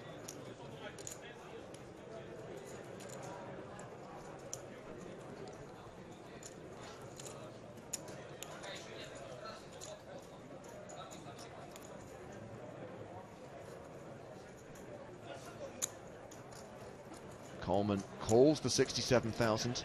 So a reminder, the hashtag to use on Twitter is EPT Live. If you have any specific questions about the EPT Live League or anything else you want to say, get in touch with the booth. Tag your tweets EPT Live. Deuce of spades on the turn. Coleman checks, Thorel checks behind. We go to the river.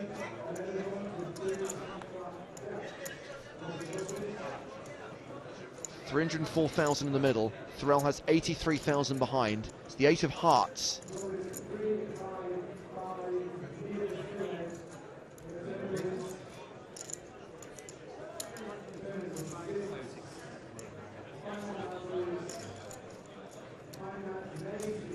And Coleman bets enough on the river to put Thorel all in. He folds, leaving himself pretty short. Just 83,000. Really short. That's 10 small blinds. Aces, the hand for Coleman. I'm going to say good fold.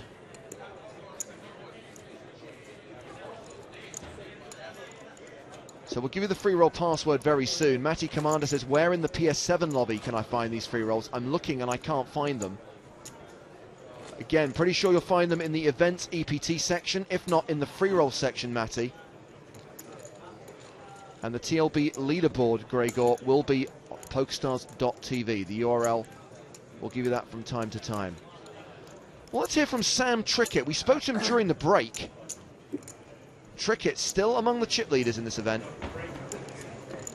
It's gone pretty well. I think I got a fairly decent table. I was happy with my seat.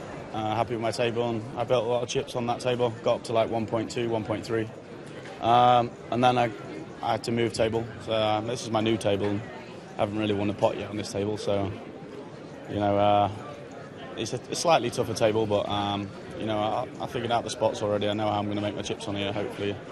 And maybe I'll just have to play a little bit more of a high variance style on this table. It's the first time I've played poker here, actually. I've never been to Barcelona before. I've been with my parents and my girlfriend for a holiday for a few days, but it was out of season. But I've come this year and I'm really impressed. I went to a really nice restaurant last night. Great atmosphere. The poker tournament's good as well, 70 players. So, you know, it's probably one of my favourite stops I've been to so far in the EPT. And that was the elimination of Dong Kim, taken out by Sam Trickett. And we are down to 30 players in this Super High Roller event. Sam Trickett says he came to Barcelona with his parents. What a nerd. Just kidding. So a couple of more questions about the EPT Live League. Victor says, just to check, travel and accommodation included in that Estrellas package? Yup. Absolutely. And no, we have not given out the password for the free roll yet, but we will do very soon.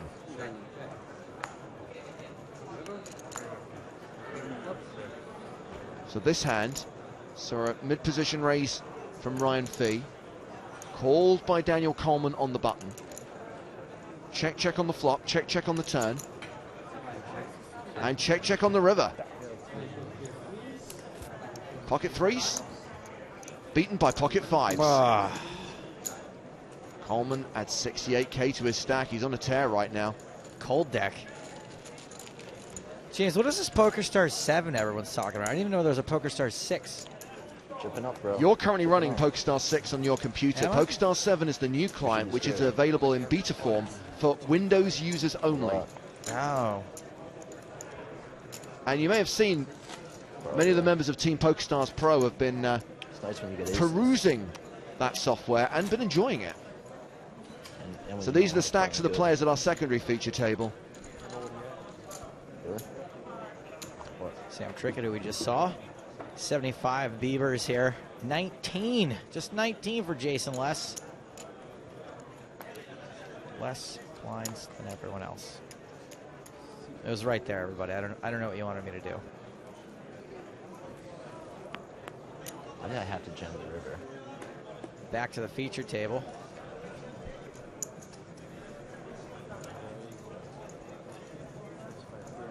Still likely on the bubble in the Astraeus.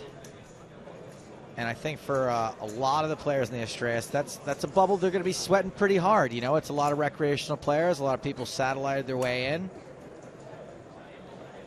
Might be a good opportunity for some of the heroes in there to pick up some chips. It's incredible, just chatting to a couple of guys at breakfast this morning, Joe, how many people made the trip to Barcelona specifically for that Astraeus main event. It's kind of become a huge tournament in its own right, never mind the fact that it's part of this EPT festival. I mean, more than 2,500 players. It's good value, right? 1K tournament, 350 up top.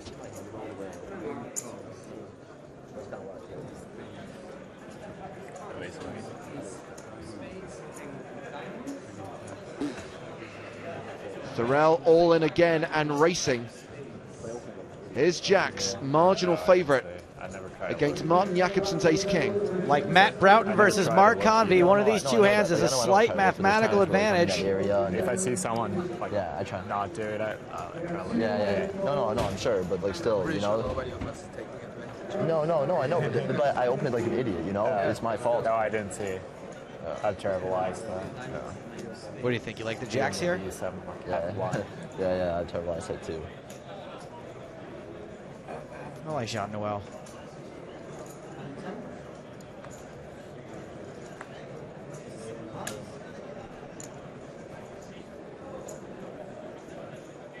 Just has to fade an ace or a king on the river.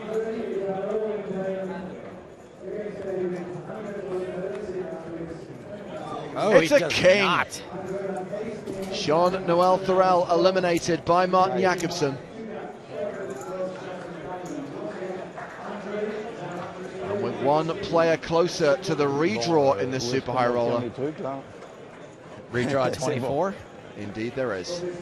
Final three tables. Well, that time the slow-mo replay actually meant something. It was a little too applicable that time. Yes. I got a king 4-7 flop. I have a king 10 suited. Why? Because. Because. Let him walk. Uh-oh, James. I'm answering it now. Look, translation. I check. How much you have? Like 300? 310. And it. Don't forget them. Fight for them. I've upset Alan John Starkey, James. Don't diss Sam for taking his parents to Barca. Unlike most, he's unaffected by fame and has strong family values. Now, I learned something today, Joe, courtesy of the team on the PokerStars block. Shout out to our friends and colleagues, Stephen Bartley and Howard Swains. Barca is not an abbreviation for Barcelona the city. It should only be used as an in reference to the football team.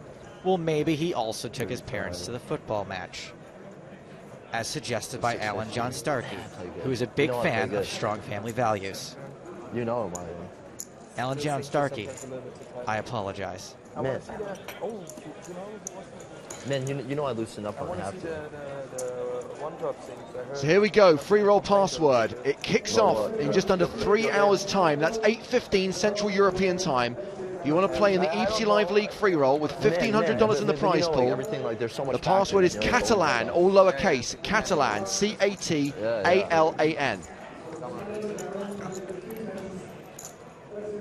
Man, I loosen it up, man. That's how you have to play. You have to play tight, then you just go crazy.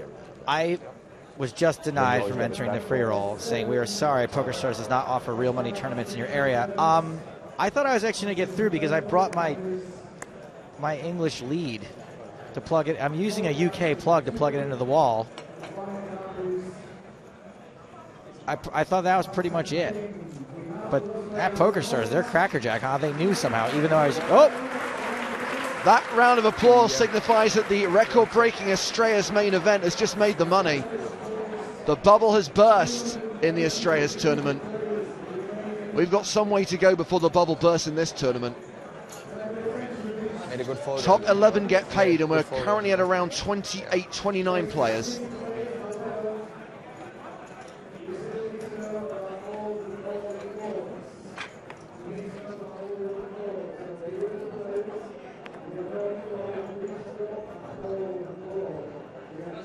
Vlad's opening raise has got the attention of Ryan Fee. Jack.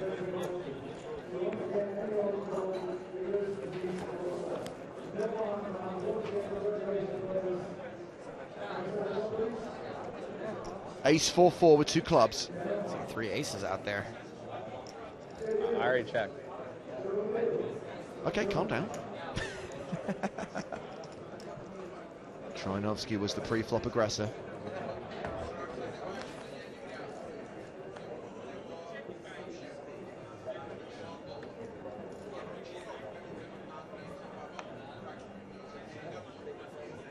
So check on the flop. Fee checks the turn.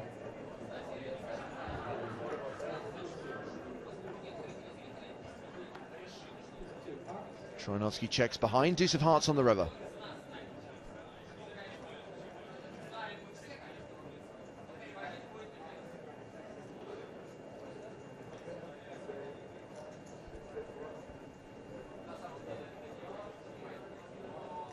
Not many chips in this pot.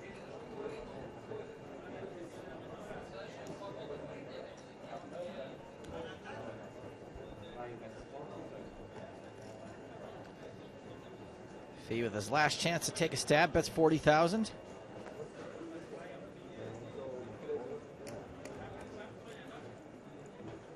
Under half the pot.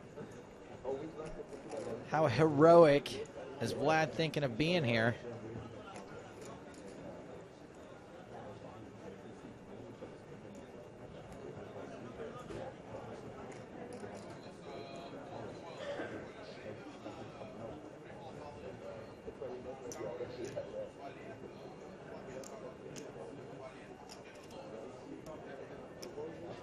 Trying to get a sense of how big a dent this call is going to make. There it is. Not a call, it's a raise.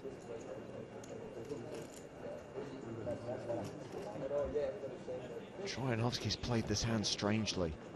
No c-bet, no delayed c-bet, but raises the river when Fee leads for 40k.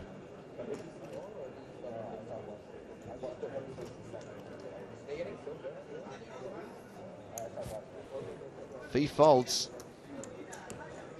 And looks like that was just a really good read on Vlad's part. I mean, you know, he could have had just a super huge hand, but I think he realized it was a good spot for Fee to put pressure on him and just kind of picked it off.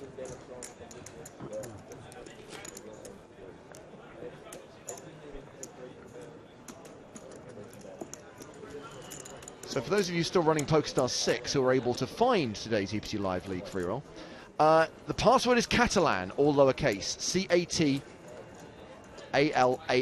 Catalan, because Barcelona is the Catalan capital. So get yourself into that free roll, join the league, put yourself into a great position to not only cash for a share of $1,500, but also work your way up those league tables, and win extra prizes courtesy of PokerStars. James, you're going to have to... Alan John Starkey's back. He says, I'm forgiven. We like you in Retford. We like James more. He comes to DTD. James, when's the last time that you were at DTD? Probably 2 years ago. I was there 1 year ago. So thank you.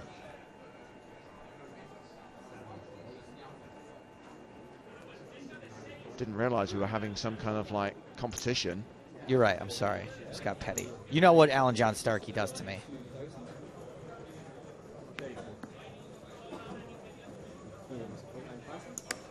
Button race from Seidel. Gets folds from the blinds. So we have a guest in the booth. He promoted his appearance on Twitter. I'm sure you knew he was coming. It's Daniel Negreanu from Team PokerStars Pro. Daniel, welcome again. Yeah, so happy to be here. I was just on the beach, chilling out, relaxing. Wait, that sounds sarcastic, Daniel. No, I'm kidding. I'm happy to be here. Well, we had a discussion this morning, Daniel, and we agreed that sarcasm doesn't work on some people. Oh, yeah, it's true. Yeah, we were talking about a story earlier where I joked about my hair and how I got it by using olive oil, peanut butter, and acai berry. Yes, I remember And this. I was kidding, of course. And so one guy who's been fighting me, he's like, if he's going to lie about that, right? He's clearly, we've caught him lying. He's clearly a man that's out of integrity. Daniel, maybe you shouldn't be such a liar. Yeah, right? Obviously. He's like, well, how did you do it then? Huh? Yeah, I just, you know. If you listen I closely to a webcast, paprika. you would have heard him. Daniel, happy birthday. I'm so sorry I missed your party, man. It's okay. It was fun. It was fun. I had a good time. It looked I think, awesome. Yeah, the first day was really fun, and I think by the second day I was pretty. Did you do what I like to call, did you undrink? The next night? Yeah. I tried. I gave it a shot, but no. The day before got me good. 500? Oh, I know that guy. That's Daniel Coleman. Finally. Huh? You finally know who that is. Yeah, right. Took me about 3-4 times. Check. He defends his big blind to a cut-off raise from Eric Seidel. Coleman has checked this 5-3-2 two-club flop. That's my flop, too. So Daniel obviously just mentioned Daniel Coleman because you finished second to Daniel Coleman in the one drop this summer. Kind of a big deal. I was so embarrassed, man. I have to tell you. I'm sitting in a home game, and this guy goes, oh, Negreanu just won the one drop. And I'm like, awesome. And I tweeted this massive congratulatory tweet. And then he's like, oh, no, wait, sorry. Negreanu finished second. And I'm like, what? There's a valuable lesson in this. Don't respond to hearsay. It shouldn't have been hearsay. It should have been, the guy was following on his phone, and what he did is he misread the headline that says, Negreanu now number one on the all-time money list, and assumed you won, and I was so embarrassed, I deleted it, but I was like, oh, God, this is so, and I know you don't, that doesn't get to you finishing second, but I thought maybe, just maybe this time, because it was such a big deal, that I was like, oh, man, I just blew it. No, it was a lot. I got $8-something million. Yeah, that sounds pretty good. I wasn't mad. I mean, I felt like you know that Weird Al Yankovic song, first world problems, rich people problems. Like, if you're mad about winning $8 million, you're just a jerk.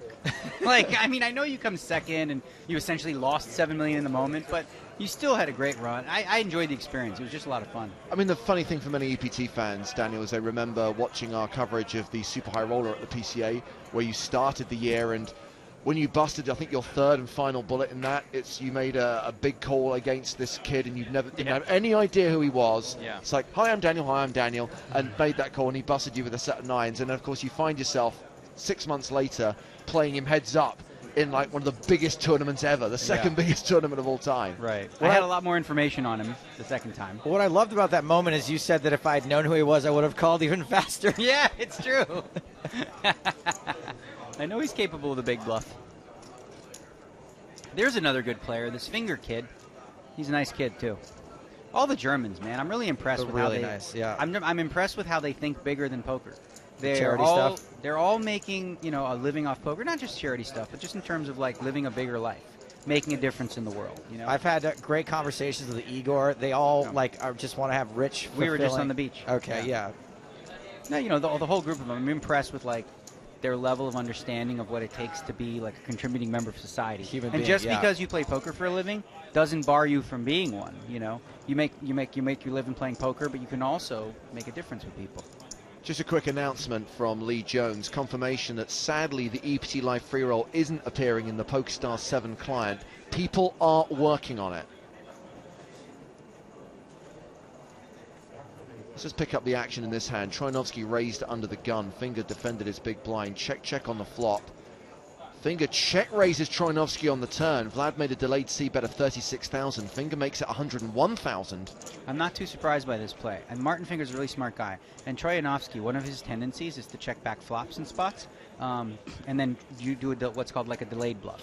So instead of just continuation betting the flop, by checking back, he makes it look like he has a showdown value hand, but he may not. I expect Troianovski to fold here. But, you know, and Finger could have a wide range of hands. He could have a draw like the king of... He got called. Okay. He's not folding. Vlad Okay, can so- get stubborn. That's something we've noticed about him. That would be the one thing I've learned about him. Is he doesn't give up that easily. Okay, that card changed everything. Now, see, all of the deuce draws. Yep. Yeah, that's about it. The Never 7 mind. deuce boats. Yeah, right. That's a big card. So it looks like Troianovski's got a big percentage of his stack in already. So yeah, I would think that Finger, if he's going to bet, he's going to probably bet close to all in. Well, there's 292,000 in the middle, and Troianovski's got around 270k behind. But of course, he's going to think for a while before he does what he already knows he's going to do, because that's been the theme with poker players of today. Is it okay to do that a little bit just so it's not super obvious? Yeah, I think it's fine. You know, acting is great. If it just becomes habitual where you're always doing it, then it's a little over the top. Finger's actually checked. Okay. The ball is in Troianovski's court. Well, if he's checked, I would imagine he's not that strong. I think that if he had a value hand, he's going to expect that Troianovski won't bet an ace here. So it gets checked to showdown. Oh, okay, wow. Queens. Yeah, queens with a club. Yeah, it was right. Okay, so Finger did have just the king of clubs. He had the draw, and he made the check raise on the turn, hoping to represent something big. And you know, if Troianovski doesn't have the queen of clubs, pocket sevens. he probably folds there. Really? Coleman claiming pocket sevens. I respect you. As you're walking in here, Daniel, I don't know whether you heard the very loud round of applause from the main tournament room, because they have made the money now in the Estrellas main event, this record-breaking tournament with 2,560 players across the 3 start days. They're now down to 383 players, everyone now guaranteed at least a min cash of 1,700 euros. And Joe mentioned earlier on, the first prize in that tournament, so 1K tournament, is close to 400 grand, 393,000 euros. And we are going to watch the final table of the Estrellas main event here on EPT Live the day after tomorrow. Because cards up coverage of that Estrellas main event final table coming your way on Thursday. For sure. Pretty crazy turnout. It's actually awesome to see what EP's done with just making them festivals now. So you've got the main event, which is for, you know, the big boys, if you will, or boys and girls. And then you've got... We mean everyone. Yeah, everybody. Every person has the opportunity to play that is of age. But then you've got the small tournaments and little satellites and things like that. So a little bit of something for everybody. You can come and actually not even play the main event. The overlap's pretty cool, too, though, because you have, like, you know, the salt of the earth people mixed with the heroes that play the Estrellas main event. Now, maybe, Daniel, you didn't play it because you're playing the Super High Roller, but there's plenty of big names that play the Estrellas main event. It's a good value tournament. 2,500 players. You have to imagine they're not all professionals. You know, probably only 2,400 of them. So Troianovski in action again. He called Ryan Fee's opening raise. Troianovski checking this Ace-King-3 rainbow flop. So Fee's an American wearing a scarf. Yeah. Correct? Yes. Okay. That's I thought that was pretty much an exclusively German thing. Well, I believe all nationalities have a neck pulse. Oh, is that what they do? Yeah, they're trying to cover up their is that what it artery in is? their neck. So they're yeah. hiding? Okay. What do you think about that? I know. Oh, see, I know you're not a fan of the sunglasses and the hat, but you No, think even it's fine. covering your Whatever. neck is? Wear a spacesuit. Go ahead. You know, it doesn't matter. What if you just have like a robot play for you, control it with a remote control from your hotel room? Yeah, that's what we call PokerStars. Whatever. PokerStars. Whatever's legal in your area. Play on PokerStars. So Troyanovsky check called the flop for 40,000. See if he bets again on the turn. No. It's very in that spot. It's very unlikely to bet the turn unless you have a really strong hand. He's going to check an ace back a lot here too to try to get value on the river. I think, especially if you have a hand like ace-9 there. Do you really want to bet and get called? Not really. Or check raised. You're definitely going to have to fold. Okay, he doesn't have an ace or a king. Troyanovsky's going to win this one with something, a king. Oh, and a deuce. 2 pair. Yeah. One pair, probably. So that's an interesting spot, actually. Troyanovsky has kings and deuces on the river, and he knows he's the best hand. The question is, does he bet it, or does he check? And there used to be this game called Single Draw Lowball, where else would I come where from? you basically only had one bet. So you either had to check in the hopes that they would bet, or bet in the hopes they would call. It's pretty much as simple as that. Stupid game, right? That's a perfect example of that, where Troyanovsky felt like, he has nothing.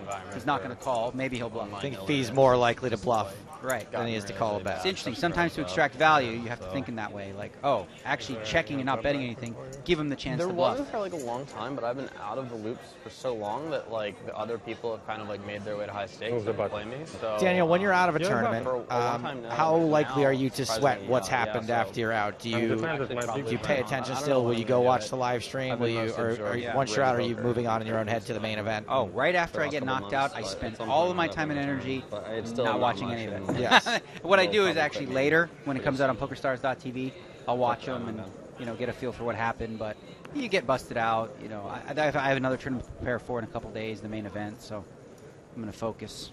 We'll keep one eye on the action here, but obviously lots of people sending in questions using the hashtag EPT Live on Twitter. This one from Rob King.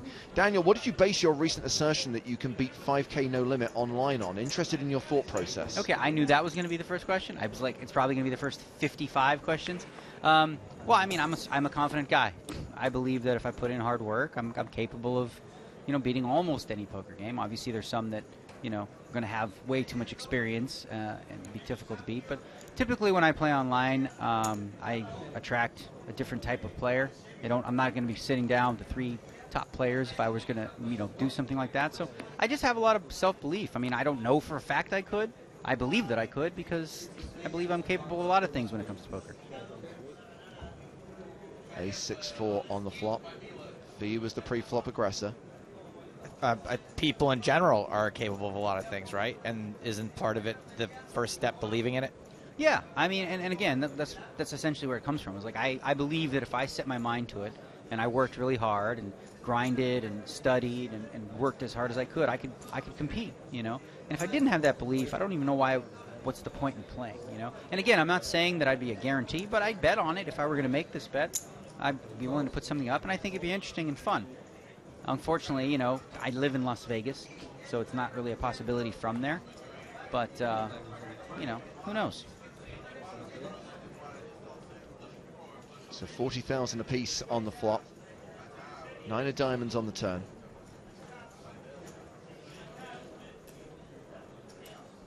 No draw. Well, actually, there's spade draw. Never mind.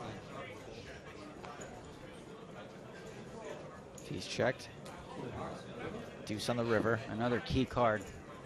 The exact same key card, I think. Yeah. It's an interesting spot. If Seidel has a draw, like a misdraw, he's got a decision of whether or not he wants to represent the ace, like he was check calling or not. Or if he does have the ace, same kind of situation. Is he more likely to call a bet if I bet, or more likely to bet if I check? So, right there, Seidel could have had 7-8 of spades and just bluffed it.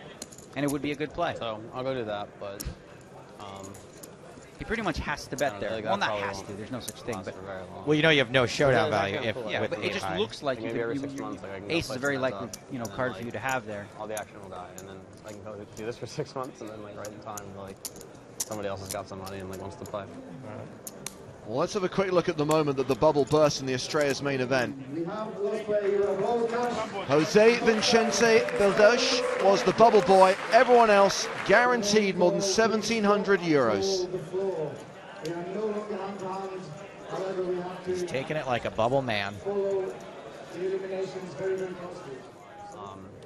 We can't even say bubble boy anymore, Daniel. Why is that? Mostly like 20 through 50. I mean, if it is a bubble boy, but before it happens, we can't say there's going to be a bubble boy because it might be a bubble lady. Oh, that's right. Right. Bubble person. Bubble person. So a reminder, the Astraeus final table is on Thursday, the 21st of August. 1 p.m. is when we start our live coverage of that final table with whole cards up.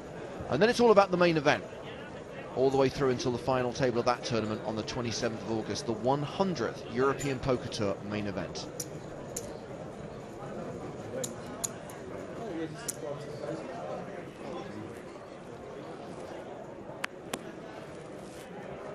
Folded around to the small blind. Erik Seidel raises small to big. Gets a call from Ryan Fee. Daniel, let's talk GPI a little bit. Okay. You're number 1 for a second. I think you're number 2 now or whatever. When you drop down to number 2, are you like, ah? Like, does it? What's your reaction to Actually, that? I just moved up. I think I was number 3, and now I'm number 2. Oh, you moved up to 2, okay. Yeah, no, I think it's cool. I mean, obviously, since the series, I haven't had any results. So, but interesting, the way that it works is, even though I haven't had any results, there's others who haven't also. So the way that it formulates, it's actually I moved up because I had more results. Some of them don't count because there's a certain number that count for each 6-month period. And I had about 10 caches during the series, and half of them didn't count because I already had other scores. So, you know, as time goes, they start to count. It's kind of interesting. Like, it's a weekly thing you can look at, even if there's no tournaments going on, and say, wow, you know, somebody moved. There's movement. Seidel check calls the flop for 40,000. Do you have emotion over it? Do you, like, how much do you care? Oh, I think it's great. I think it's the best barometer that we have, you know, over like a decent span of time to gauge, you know, the top pros. And one of my goals was to get the top 15, and I did that in better, and I've kept it. And it's quite an accomplishment. I'm proud. It's something I'm proud of for sure.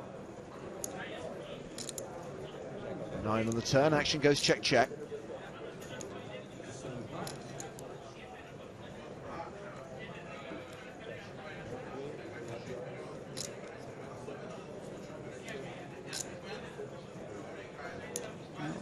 A bet here should be a hand that's either a straight or a bluff. I don't see him betting 2 pair. I think that's kind of too thin. There's a flush there too. Oh no, pardon me. 2 pair here would be a thin bet. I think you have to have like at least a 6 to bet. That's for value hands, but you can certainly right. bet You with could be worse. bluffing nothing, but Right. I wouldn't say if I had 7-8 bet here and hope that Erik calls with a worse hand. Not a good spot for value.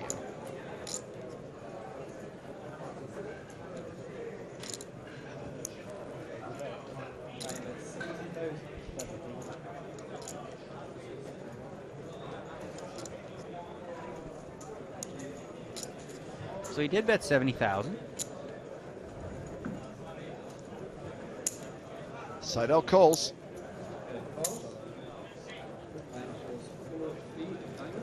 He was bluffing. I'm okay with the bluff. I like. Oh Seidel wow, he call. called him with 2 queens. It's quite a good call with queens there. You can only beat a bluff. You know, in my history of playing with Erik, I found that in those spots he's not a fan of folding. He wants to see it. That's not good. Oh man, really? Oh, I thought he meant his play. No, it's not good. He got called. Yeah. Wait. Oh, they had. I see. Well, that's not very good. All right. Yeah. A couple of important things to remind everyone about. The first is that we have launched the EPT Live League. If you play our daily free rolls, there's a chance to win big prizes if you put in consistently good performances, not just across a specific event, but across the season as a whole. The league starts today, so play the $1,500 free roll, which starts at 8:15 this evening, Central European time. You could win money, you can collect points, and win prizes. Password on your screen now, Catalan, all lowercase, C-A-T-A-L-A-N. The other thing we should talk about is Challenge Stapes, because the vote is only open for another 3 hours and 15 minutes. That's it. For you to decide what challenge Joe should undertake here in Barcelona. Your options are be a busker on the Ramblas with a guitar, paint portraits in the style of Picasso or sell sand on the beach? Facebook.com/European Poker Tour is where you vote. Sell sand on the beach, I just got that. They took it off. That's I funny. really don't know because There's already sand on the beach. This year was way better. 3 years ago was my first funny. CPT It sounds like he's in Vienna. being sarcastic. But there was on a Again. different I really place did this just year. get it. All right, I'm going to vote for Salesman Stapes for Could Daniel. go pretty well with that card. Yeah, But I let's got a see. better one. Salesman Stapes in the lead right now, 43% of the vote. I had a game, but I pulled 36% want Guitar Hero, Joe. Only 21% for Picasso Portraits. Vote closes in 3 hours and 15 minutes. So vote now, facebook.com/European Poker Tour. Just click on the EPT Live tab.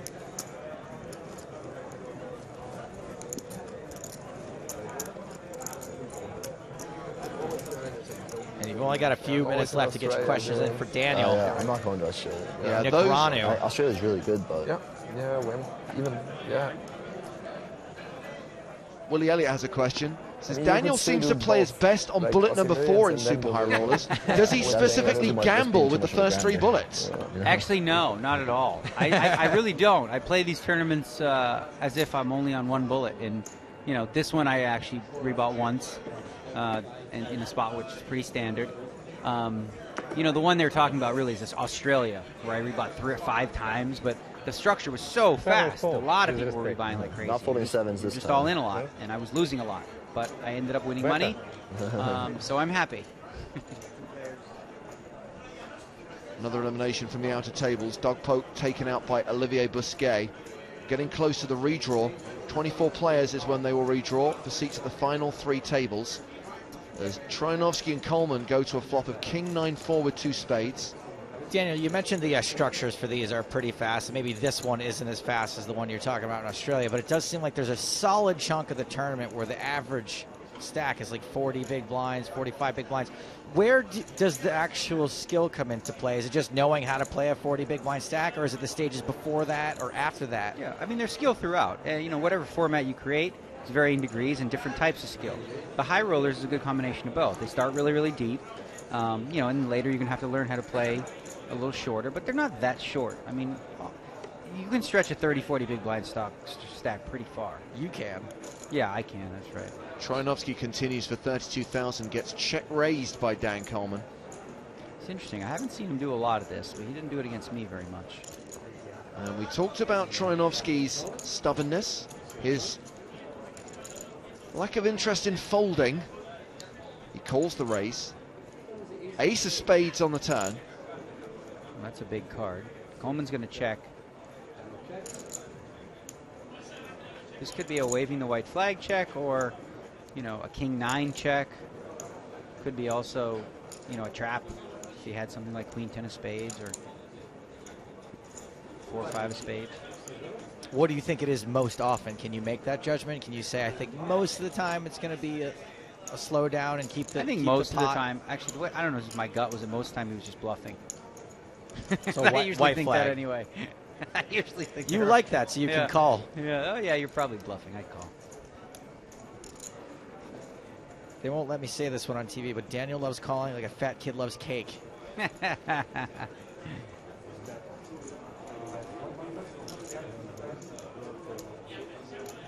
You know, it also could have been a hand like ace 10, where he check raised the flop as a bluff and then got there with the ace. Flat checks one of his cards. Doesn't feel like a bluff, just, you know, this line. I mean, it would be a great bluff if it works, but it seems like he has to have something here. And I don't know if it's just because of the TV coverage we've been doing lately, but we just did a bunch of voiceover with Vlad, and he does call down pretty light, but he's right a lot too. And I don't know if it's just the hands we show or if he's really that good. He's good.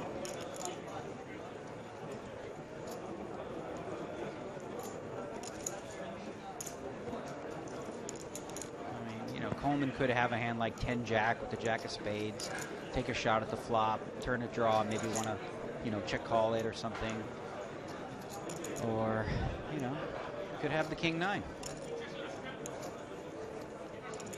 Let's just guess one. I'm going to go, I'll just guess king 9. King of diamonds, 9 of diamonds. Ooh, let's see. I'm going to go with he hit the ace on the turn. Okay, what do you got? I'm going king nine of diamonds. He's got ace on the turn. Was it about Coleman's hand here? Yeah. I think he's got a flush. I'm going to say he's got Queen Jack of spades. All right, well, we got it covered. Now let's talk about Troianovski for a second. Like, what is he thinking about this? Is he thinking this long with the king? I actually think that's what he does have. He got called. Troianovski calls. Coleman Ace has 7. Hey, I got one. You got one, right? That's right. So that was the other option where he, you know, I actually like, you know, I like I said earlier, you know, he's going to check raise a hand like that sometimes and then hit the ace and be like, oh, good, I don't have to bluff anymore. And there is an example of Vlad making a river call that's pretty light. On this occasion, he was not right. Another example of, oh, got caught bluffing. Never mind, caught an ace. He's speaking Russian, and I bet you he's not saying nice things. Troianovski now playing 24 bigs. Daniel Coleman playing a 53 big blind stack. And here's a question from Chris Turner to you, Daniel. What's best for knowing where you're at in a tournament? The number of big blinds you have or the tournament average? I wouldn't even look at the tournament average because it becomes relative. It's mostly irrelevant. You know, you look at your own, you know, stack size in relation to the blinds, and you can formulate a strategy based on that. Spending too much time on the average stack is pretty much a waste of time. It's a nice thing to look at, but most good structures, even if you have half the average, you're doing just fine. I like Manny's question. What is the best way to grow or work hard as a player? Like you said, it takes. Let's forget the grow part. I'd like to hear the answer to what do you consider working hard? Working hard is really like being analytical about your play and not just, you know, don't focus any time being a victim to bad luck. There's no sense wasting energy and you go like, well, if I just didn't lose with my aces, like, oh, they're just lucky. You know? Focus on what you can control, which is the way you play hands. So, several ways to do that. You can get coaching. You can talk to friends. You can really use some of the software you have online where you can kind of like break down hands and figure out the math and these types of things. So the hard work essentially is, from my perspective, is just putting in the hours of like learning the fundamentals really strongly. So you think that the time spent analyzing is equal to or more important than the time spent playing? Sure. In 2010, when I was playing online poker and really trying to get a grasp of playing against the best players in the world, how's it feel? I would probably play for about 4 or 5 hours, and then I would study about 5 hours after that. So it was about 50-50 play and study what I'd go over the hand histories of what I just played and look through the ones that were more interesting and ask myself if I was if there's room for improvement. And how helpful is it to get someone else's opinion? You need somebody else's opinion because sometimes just like imagine with a girl, right? I tell you, Stapes, I met this girl, she's really great, da da da da da, and then you're blinded by love, right? And you're in a poker hand, you're blinded by that. You may have a different perspective, and you'd be like, not so sure about Daniel, that one. The track marks are a little troubling. Yeah, the track marks, that's a problem. The 7 ex-con ex-boyfriends are a little troubling. Yeah, I looked at her rap sheet. The debt collectors calling incessantly are a little troubling. Yeah. What's up, James? I'm not sure what's going on with the graphics there because Govert Matal is not at our feature table and Ola Shemian's been eliminated from the tournament, so I'm not quite sure why their names just appeared on our screen. It's the EPT ghost. But it's always worth it. Like, even if you're talking to somebody who's not as good of a player as you are, bouncing ideas off other people's, like, then you actually get to understand how other people think. I've had many a hands where back in the days, me and Jawanda and Ivy and Alan, I would think, oh, this is the way you played, and then I'd hear Alan say something and Phil say, I'm like, yeah, actually, that makes sense too. By the way, it looks like we're down to 26 players, so 2 away from the redraw, and we are now playing level 14 of the Super High Roller, blinds of 10,000 and 20,000 with a 3,000 ante.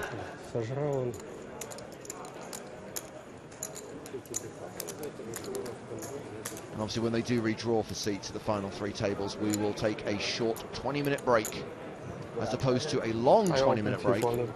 D-Negs, let's talk health and body right now. You said you want to be in the best shape of your life by the time you got to 40. Did you get there? Yeah, not even close. Not even close. Oh, yeah. Yeah, I mean, most of my life I couldn't even do half of a pull-up. Oh, you mean you got there? Yeah, and it's not even close. No, I'm saying I'm so much more I'm so clearly in the best shape of my life now as compared to most of my life. And I've actually gotten to the point where going to the gym is something I crave. I really enjoy going. Yeah, because you're a smoking hot trainer. Well, that, you know. I just, even on the road, I enjoy it. I feel good after I go to the gym. I think I read this book called The 8th Habit. It's a really, really interesting book. It talks about there's 168 hours in a week, right? No. If you spend 3 30-minute sessions of that, 1.5 hours of 168 doing some exercise, it improves the quality of the other 166 and a half in terms of makes you happier, serotonin's released in your brain. And you notice now at poker tournaments, all these high rollers, half the field was at the gym this morning. Yeah. It's kind of like, for you gamers out there, like an XP multiplier. Fee raising under the gun here. Daniel doesn't know what I'm talking about. It's like, but you know, if you're doubling the amount of experience points you're getting from everything else, when you exercise, it makes everything else a little bit better. You get I more like experience video from everything games else. when you pressed run, jump, and shoot. They have and those there's still, a joystick. Yeah, that's, I don't know, these ones today are just too complicated, over my head. Daley Thompson's Decathlon.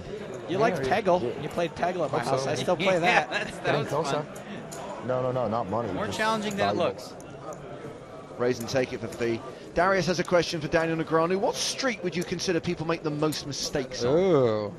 Well, actually, I think the most important street in poker is the turn. Pre-flop, everyone kind of plays okay for the most part. You know, there's some mistakes you can make, sure. The flop, the flop's important as well. I think sometimes people fold a little too quickly on the flop. You notice that, you talked about Troyanovsky and a lot of good players. They don't just give up on a flop so easily. They make you fight for those pots. Yep. So the turn is where you're really making your decision about the future of this hand, Like in 7-card stud, a different form of poker, it's 5th street, which is about, it's like, so the bet doubles. The same distance yeah, it's like, through okay, the hand. if you're going to go through for the turn, are you committing to the turn in the river or not? You're just going to, you have to make your big decision of whether or not you're going. The flop, like I said, most of the time you should be continuing if you have anything. But the turn is where you have to make your real good read. And so that's why I'd say the turn. Right, because the turn you're sort of paying for whatever decision you made on the flop or following up your flop decisions, and you're also sort of deciding what what your plan is for the river as well. And the bet's bigger. Right. The pre-flop bet's going to be something. Then the flop will be about 60% of the pot, and then the turn, if somebody bets 60%, that's a pretty significant size bet. And usually at a tournament, if you have 40 big blinds or something, it's a tournament-defining decision for the most part.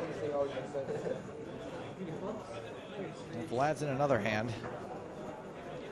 This time his button raised, defended by Ryan Fee.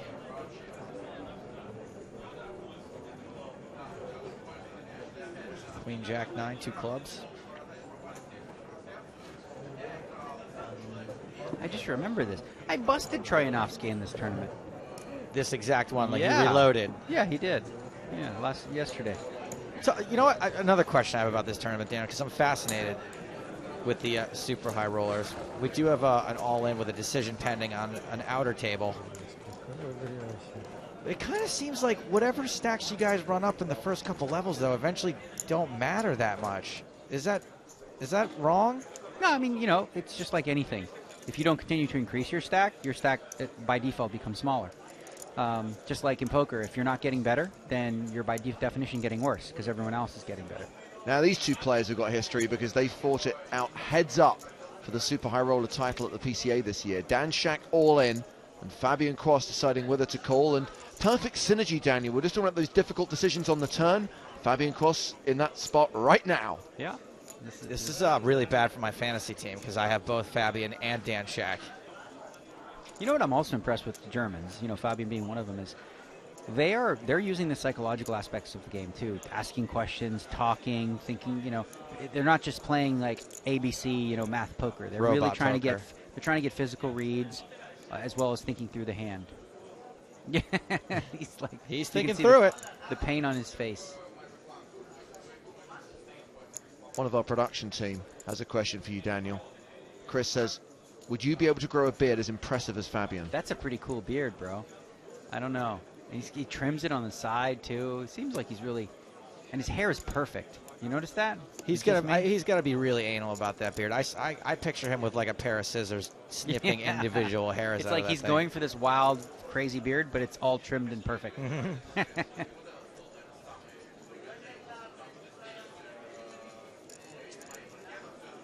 Well, he's clearly got a tough decision. He's trying to get a read now. You notice, and Dan's not giving away anything. He called and doesn't want to see it. Dan doesn't love his hand. He's got a draw.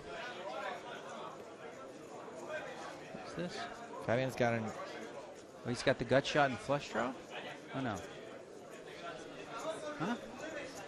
He's got 2 9s, I think. That's the only thing that makes sense. There it yeah, is. 2 9s, okay. So he made a great call. Great call against Dan. Dan needs a king 8 or a spade here. Is Dan going to do it? Oh, of course. He got there on the river against Vanessa Selbst on the bubble of that super high roller in the PCA, and here he gets there against Fabian Kwas and eliminates Fabian, taking us down to 25 players, 1 away from the redraw. That is some classic Dan Shack right there. A tough spot for Fabian there. You know, he felt like he was ahead. He made the good call. But, you know, even the tough thing about those spots sometimes, even when you make the right call, your opponent's going to have out. So you're going to lose the hand maybe 30%, 20% of the time anyway. And obviously we heard you pay Fabian's beard. Many compliments, Daniel, but you didn't actually answer Chris's question. Could you grow a beard that impressive? Yeah, I believe I could. I come from a Romanian background.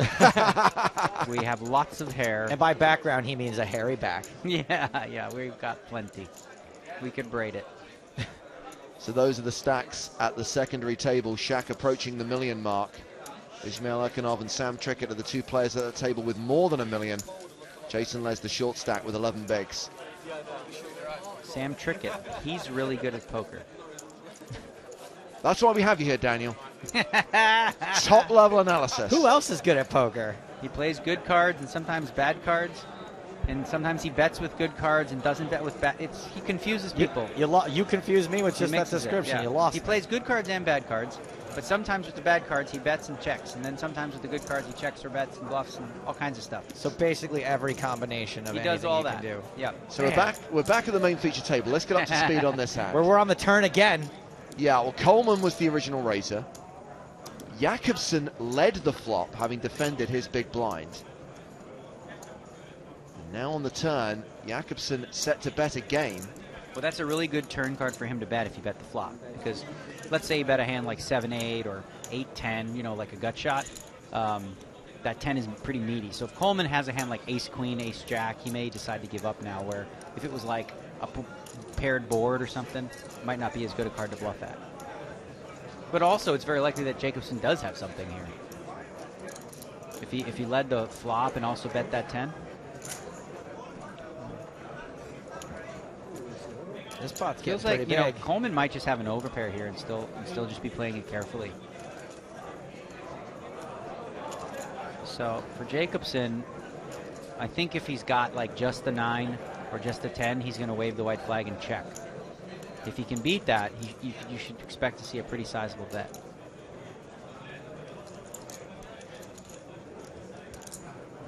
And, you know, Coleman, he could have hit 3 kings there.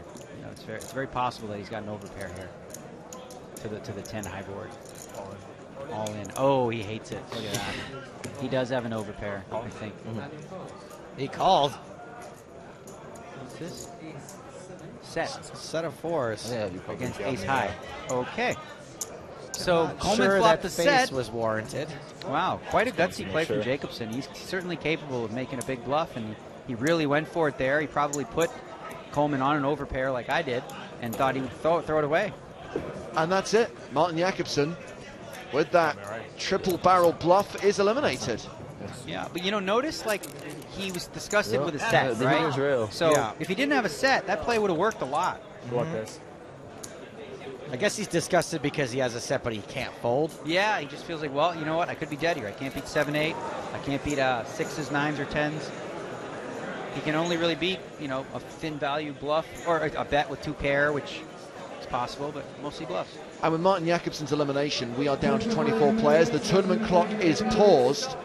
There will be a short break in the tournament while they redraw for seats around the final 3 tables. We will also take a break, so this is a good point for us to say thank you to Daniel Negreanu for coming in. Some great analysis as ever and answering your questions. So we will be back in around 20 minutes' time. That was a gift. And we will have 3 new tables, the final 3 tables, playing down to 1 table, the final table on day 2 of the Super High Roller here at EPT Barcelona. Don't forget to register for the free roll. The password is Catalan. Vote in Challenge States, facebook.com/European Poker Tour, and we'll be back in 20 minutes' time.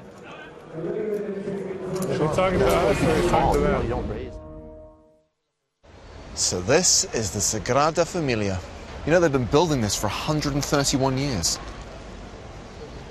Well, I guess they're really serious about that whole siesta thing.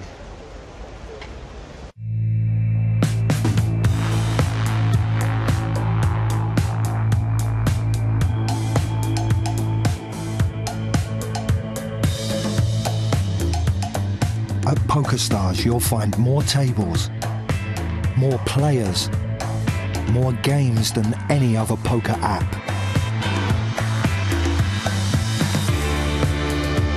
We are mobile. We are poker. 10 seasons of history.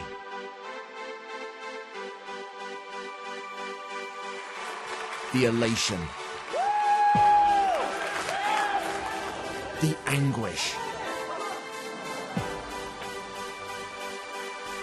The drama. No way. Just don't do it again. At the time, I have no idea why. And now, another milestone. To celebrate the 100th European Poker Tour Festival, we're asking you to vote for your favourite EPT moment.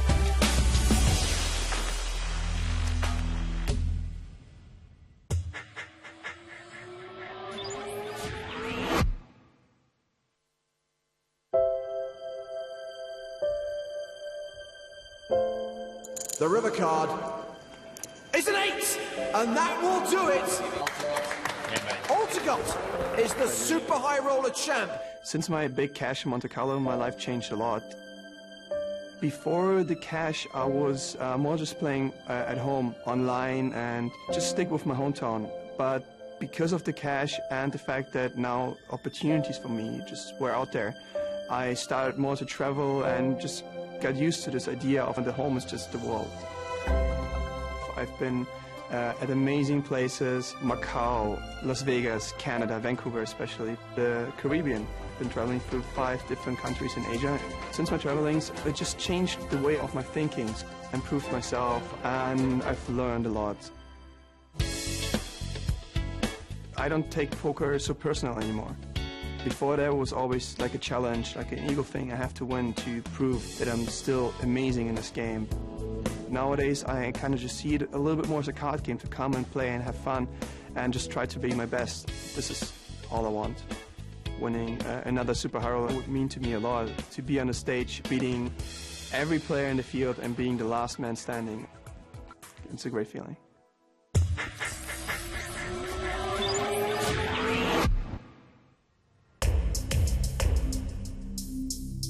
Mike McDonald tries something very different, and it's the massive, over-exaggerated stare down. I just can't help but laugh when he does it. I don't think there's a lot of merit to it. It doesn't intimidate me. When he looks at you like that, rah! Doesn't make me uncomfortable. I just think it's a little odd. He looks so evil when he does it. Pure evil. It works for him because I think for a lot of players, when they look at him, they get really uncomfortable. And I think that's part of why he does it. I take a very different approach. I'm not the stare down guy. I like to make people comfortable because I find when people are comfortable, they're more relaxed and they put their guard down. So you got aces or kings? Can I say that, or is that illegal? Aces or kings are good, right? Of course. Just saying, that's what I thought he had, but not that I could beat it. So I'd rather joke around with them. Okay, I'm thinking of a card. I think the stare down tenses people up, and that's not what I'm looking for when I'm trying to get a read. Yeah, you know, just here to help out. I've been playing a long time, and I feel like the best stare down in the game is one John Jawanda. When he gives you the eye, there's one that raises up high. And it's just like, ah, he can see right through my soul. Don't look at me.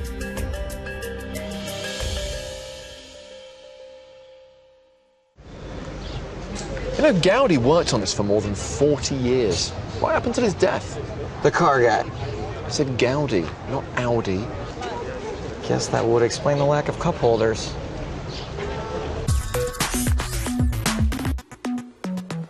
He is going there. Someone You there? You wouldn't go that too? No, that's the button. Oh, okay. Morning, Welcome bro. back, nephew. Not far. What's going on? Are you doing the scarf thing because you're in Europe? No, I tried it one other time. It went all right. I'm only traveling carry-on for 16 months, so I got to be selective. I don't have a lot of space. Wow. Your carry-on for 16 months? Yeah. It's got that.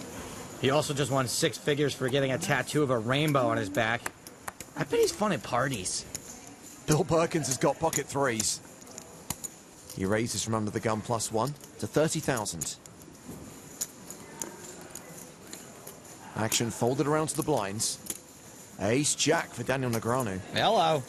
Hello, sir. Gotcha. Okay. You got me. I got him. You're tricky. Here. You've got one of those tricky hands. I'm gonna get you. I'm coming to get Tricky. you.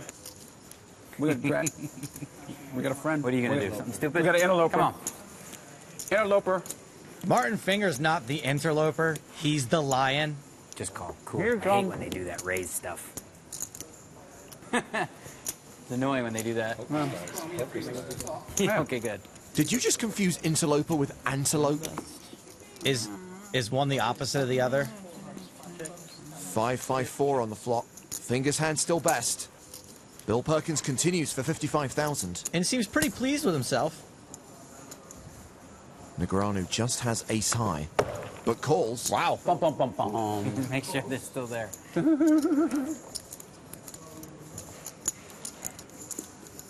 I know you got one of those tricky hands. I better be careful. I don't expect Martin to be folding here a lot.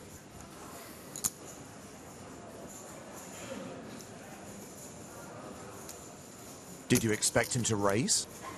Well, it's a good spot for a check raise, but it's shocking considering he folded that king-queen before. It's a very good play. I love this move. It's really good. I don't care what you have. I love it. It's beautiful. You should do that without even looking. That's a great play. I did. You did? Without any looking. You didn't look? I believe did. it. Obviously. Well, what's the difference? That's a good play. See? That is somebody who's thinking, a good German who's paying attention, focused, knows he's betting, I can't have it, and you just take the money. It's genius. I love it. That's a lesson. They should use that as one of the Pro Explains hands, and that's a good one, what he did there. It doesn't matter what you have. It's about the situation.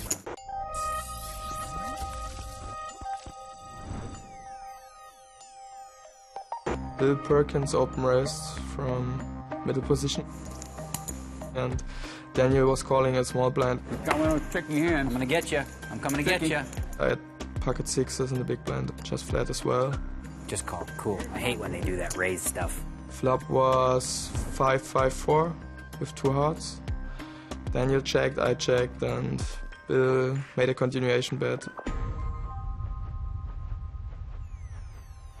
Bill was open raising a ton of hands, so he had a huge range pre-flop, and so obviously you don't have to hit anything on 5-5-4. And Daniel's calling so light, it was really good spot to make a squeeze. Both get a tough spot, so they have a decision if they want to put me all in or just have to fold. It's a very good play. I love this move. He said he liked this play anyway, if I have it or not, it's just pretty good in his opinion. I love it. It's beautiful. You should do that without even looking. That's a great play. He's one of the most famous poker players in the world. Yeah. Pretty nice guy, and yeah, it just makes me proud.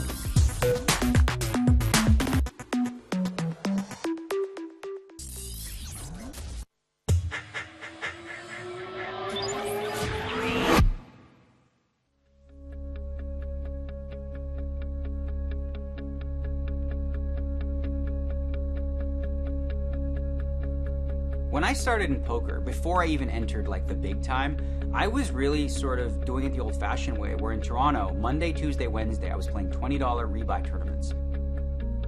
At that time in my life, I was really sort of grinding. You know, my bankroll was always small. I was kind of in and out of money, just trying to get my feet wet and go through the learning curve of becoming a pro. So I was really honing my skills, and we played pretty deep stacked, so I was pretty comfortable in those environments. I remember my first World Series of Poker event. That was a little nerve-wracking for me. Well, I'd watch it on television. I'd watch guys like Phil Hellmuth when he was 24 win and think, wow, that is so cool. I want to play in that one day. The year was 1998. There was 229 players, and it was pot limit hold'em, which is a game I'd only played like 2 or 3 times. I played no limit hold'em and limit hold'em, but never really pop limit. And I was like, well, it's close enough to no limit. And I found that I actually really, really liked it. It took me a while to get comfortable, especially my first table had Johnny Chang, Eric Seidel, Men the Master Win, you know, Dan Harrington, all these guys. It was like the toughest table ever. But I found that after a couple hours, you know what? I'm holding my own here. I just remember playing against a kid named Dominic Bork, who, when I was heads up, I was like, oh God, this guy knows what he's doing. He's from England, plays this all the time, and I was like, he's definitely better than me. So I looked for a spot to gamble with him, and I found one where I had a small advantage. And I remember the card falling and not really seeing it. It was a blur to me, but I knew there were people in the crowd cheering for me. So I kind of didn't see the card, but I looked at them go like this, and I'm like, that's good, that means I won. And yeah, it was a black 6, and a club would have done me in, and a spade was okay, and I just couldn't make it out, but obviously it was a spade, and so it was just one of those moments where I dropped to my knees and went, really? Wow.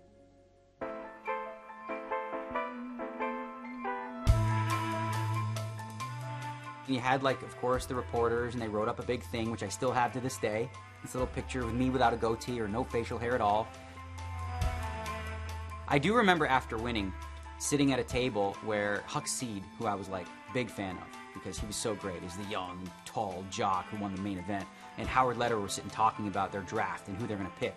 And I was sitting at the table near them, and Howard Lederer had no idea who I was. And Huck was like, how about that kid?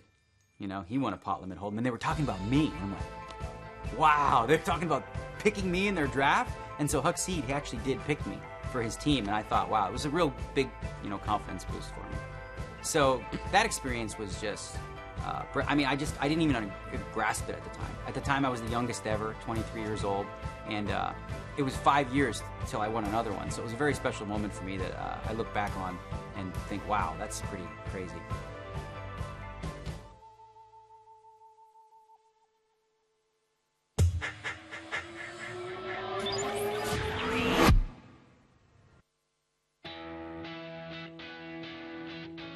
PokerStars 7 is an improved version of the software that players all around the world have trusted for more than 12 years. We've added new features that will enhance your online poker experience and make it even easier to find the games and tournaments you love. The lobby greets you with simple game filters that allow you to get to your tables faster than ever. And if you want, you can specify exactly the games you're looking for with all your favorite filters.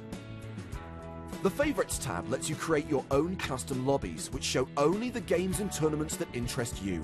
Simply choose your favorite games, tournaments, and filters, and then add them to your favorites lobbies for the easiest and quickest access to your games. PokerStars 7 also has new tabs that will take you directly to the biggest and best events, such as the weekly Sunday Majors, special attractions such as the World Championship of Online Poker, and paths to all of our live event destinations.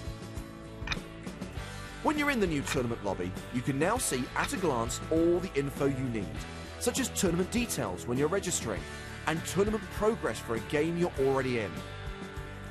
The new chip graph feature tracks your progress through a tournament, alongside graphs of the average and largest chip stacks. And now, you have more control than ever over your table layout. You can customize your view to display the things that are most important to you. The table controls are arranged in easy-to-access groups. They appear when you need them, and disappear when you don't. We've also added a new apps bar, which organizes non-playing functions. This completely replaces the old options and requests menus in the previous software, and there's plenty of space for us to add new apps as we develop them. The customizable Quick Seat Lobby is a great tool for new and casual players to get instant one-click access to their favorite games. As you can see, PokerStars 7 has been designed with you in mind. Its new features make it more powerful for regular players and more welcoming for new players, showing that we put the player at the heart of everything we do.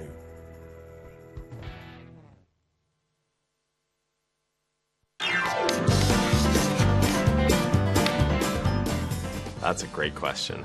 It's kind of tough. Oh, man. The person I'd least like to share a room with is Mike Matisow. I warned my buddy Eric Lingren a while ago. He was sharing a room, and I go, you're not going to like that. He got a new room like 18 hours later. Yeah, Mike doesn't stop talking, ever. Daniel. He'd drive me insane. Holy shit, I got bumps on my arm now. He never never stops talking.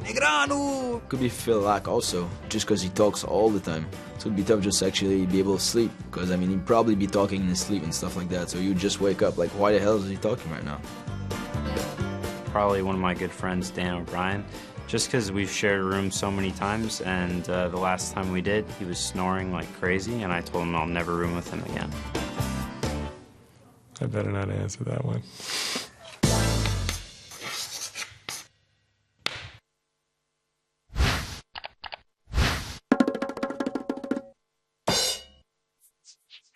Adrian Talonchick Rousum learned to play poker in the card rooms and casinos of Edmonton, Alberta. Despite being a formidable force at the Omaha 8 or better tables on PokerStars, Adrian only plays poker as a hobby, holding a full-time job as an occupational therapist. Her impressive results on the felt, including several final tables in the PokerStars Women's Sunday Tournament and Supernova VIP status since 2006, have awarded her the extras in life, including jewelry, designer purses, and her dream car.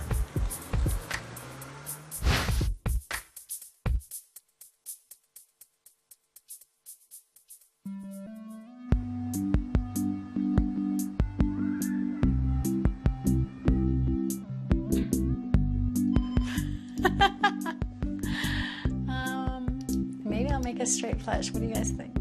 I'm Adrian Rousum, also known as Talonchick on PokerStars, new member of Team Online. I've always loved playing cards. Going back to Ireland to visit family, we always go to play whist, which is a card game, kinda, I guess, like bridge. You would go and you would spend your £5 at the time, or €5 now, and all the scores would get tallied, and you could win money at the end of the night for being the best lady or the best gent. It was always a riot. No, I did not make a straight flush. The game I mainly play online or live is Omaha 8 or better. It's a variation of Omaha that I learned kind of a few years into my poker career. When I first started playing, I was grinding the low limit to the mid-stakes limit hold'em tables, whether it was 10, 20, 15, 30, that sort of limit. And this was around the same time that no-limit games were taking over the casino, which I didn't find as enjoyable, and I found there was way more venom in the games. Like, you were there to absolutely stack your opponents. Like, you weren't there to have a good time. It was all about the money. I mean, I would play poker for nothing. I would play and just sit and play. I definitely prefer the limit games because you can, you know, splash around in pots a little bit more easily or without getting too hurt.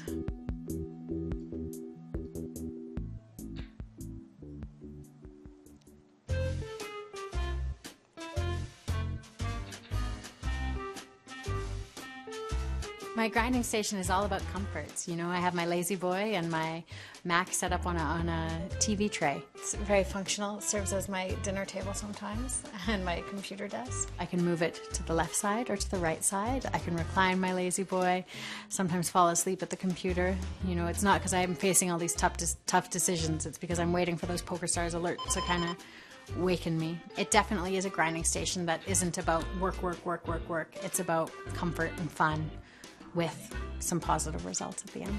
Oh, I have quads. Are you filming this? That's really a really good hand. Outside poker, I try to stay pretty active. Independently, I like doing yoga. But in the wintertime, I participate on a basketball team, and we won our division this year, so that was really exciting. And in the summertime, then we play slow pitch, which is a bit of a alcohol-fueled slow pitch, but we just have an absolute riot on our team.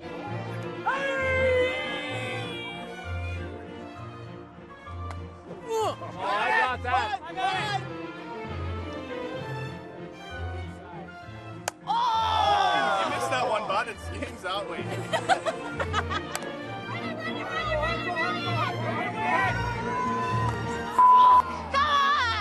It's a little bit subpar at the moment, but we need to have a few more beers and we'll be on.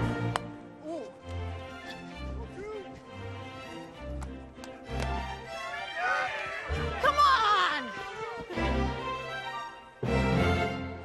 1, 2, 3! 911! My team is called called 911. We're started as an emergency department team, so there's people who used to be security guards, there's nurses, there's doctors. It's kind of expanded. We have some teachers, cops, all sorts of people.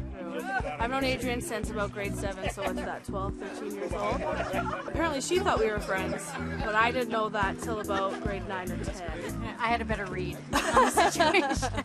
Michelle used to be a dealer at the casino, and so she dealt blackjack, and she started dealing poker shortly thereafter, and she said, you need to get into these games, you need to start playing poker. I remember the first time I started playing, I was nervous as hell, because you hear players complain all the time about how other people's play, and I was always self-conscious about, you know, playing the right way and not pissing people off.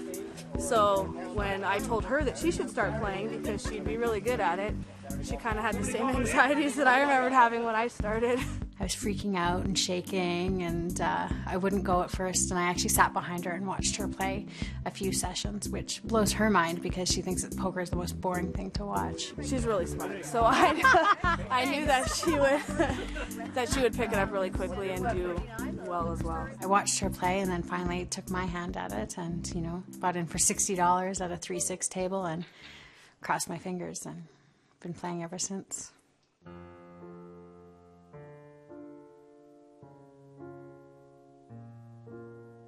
When I first meet people, I don't introduce myself as a poker player. If they're asking what I do for a living, it definitely is that I'm an occupational therapist.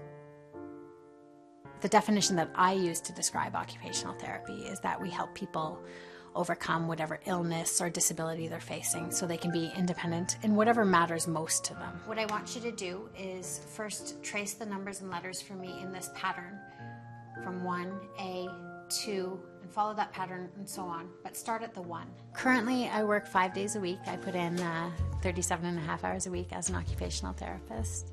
I work in one of our acute care hospitals on the trauma unit and the general surgical unit. So because I'm working in acute care, generally I'm helping patients leave the hospital. What I want you to do is I'm going to time you, and I want you to work across the rows and flip all the pegs to red. You can use both hands, okay? And you can start whenever you're ready.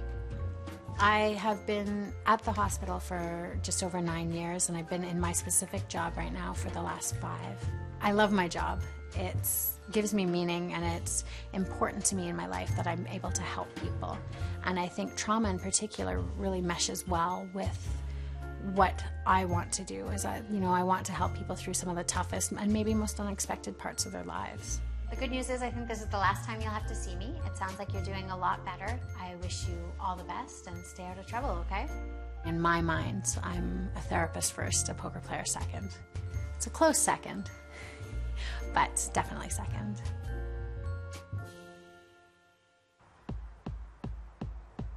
There you go! Here.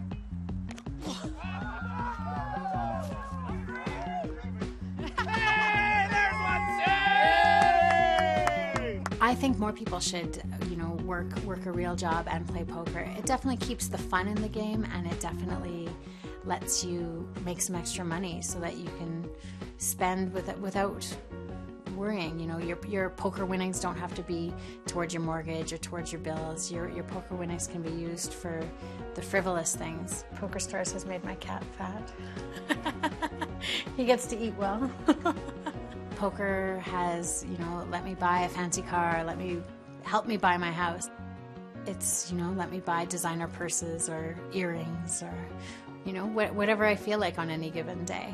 It's given me kind of the extras.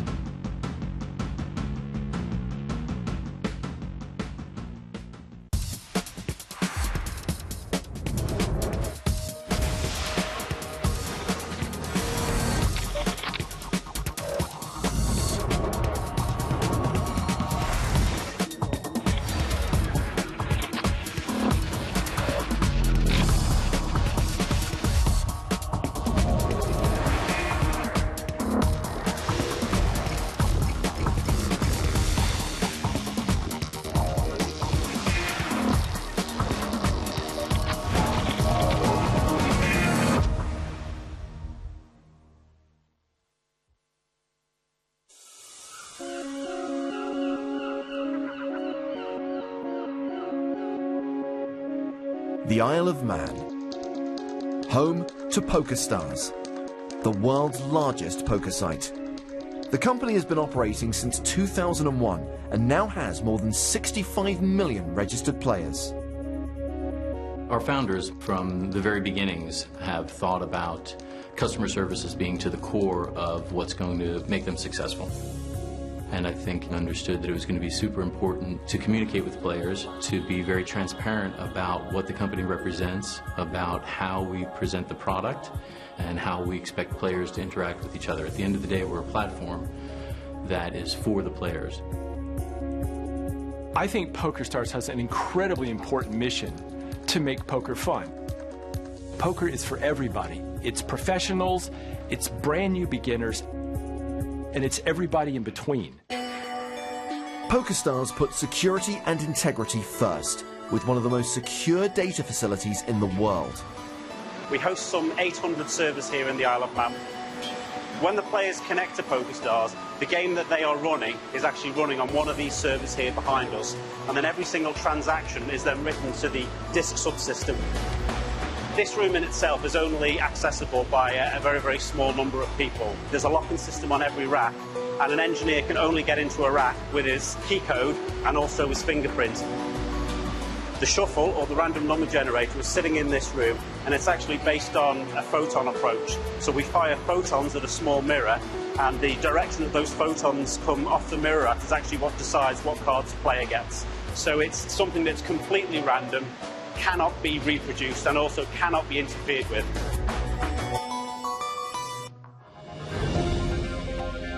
Coupled with data security, the game integrity team ensure fair play.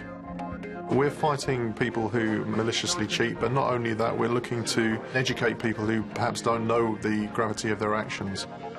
How we push ourselves forward is by detecting fraud before the players actually report it to us. PokerStars keeps player funds safe, secure, and separate from its own operational funds. It's the company ethos to look after our players, and it's really important for us to keep the money separate at all times. We always have funds available, liquid cash, every day, so that we're always able to meet the demands of the players. Compliance is also an important factor. PokerStars works closely with regulators around the world and currently has 11 separate gaming licenses. Our goal really is to make it a safe environment for players to come, to protect their funds, to protect them when they're there and when they play, and make it a very enjoyable experience, and to basically make it so unattractive to money launderers and fraudsters that they go elsewhere. We spend a lot of time, a lot of resources, in particular in terms of educating our own staff in terms of anti-money laundering, and everybody is fully conversant with what the requirements are, and they go through training and refresher training on a regular basis to ensure that they're always at the optimum levels to recognise anything that could be suspicious in that regard. PokerStars invests in its staff, taking training and development very seriously. Working at PokerStars is the dream job for anyone who's in training and development, because we recruit highly intelligent people. We have this fantastic mix of cultures and knowledge and languages, and the culture here is without a doubt always one of continuous development. While PokerStars focuses on growing the business, looking outside is also a vital part of the company's identity. When I joined PokerStars, there's a very long history of corporate giving. We brought in some key themes which kind of align to what we are about as a business: sporting excellence and science, technology and engineering and mathematics projects. We're just getting involved with a great project with cancer research that's using technology and a mobile phone, which will enable us to give even more back than just money. The culture has changed along with the growth of the company and along with the needs of the company. At the same time, the values of the company have stayed very much the same, and it is that focus on being authentic and being true to your word. And the future of the industry, as we get a lot more certainty around regulation and legislation, is super bright. It means that there's lots of room for growth and lots of opportunity to reach a new audience.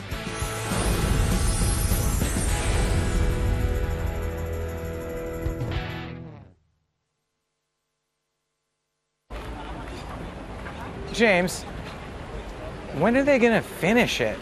Well, the thing is, to fund the project, they rely 100% on donations. Well, that's lucky, because I have here a check for 850,000 euros. Whoa. That is the check we presented to the winner of EPT Barcelona in Season 8.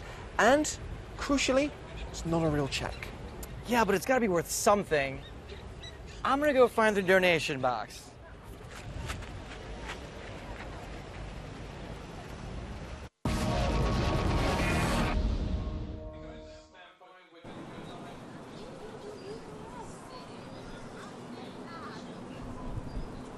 Welcome back to the PokerStars.net European Poker Tour. Many apologies for the video issues we're having at the moment. We're taking you back to the super high roller event here in Barcelona. It's easy. Somebody just has to twist that vert hold knob. Remember that thing? Remember the old vert hold on your TV? The vertical hold? Failing that, just adjust the coat hanger on top of the TV slightly. And then bang it 3 times.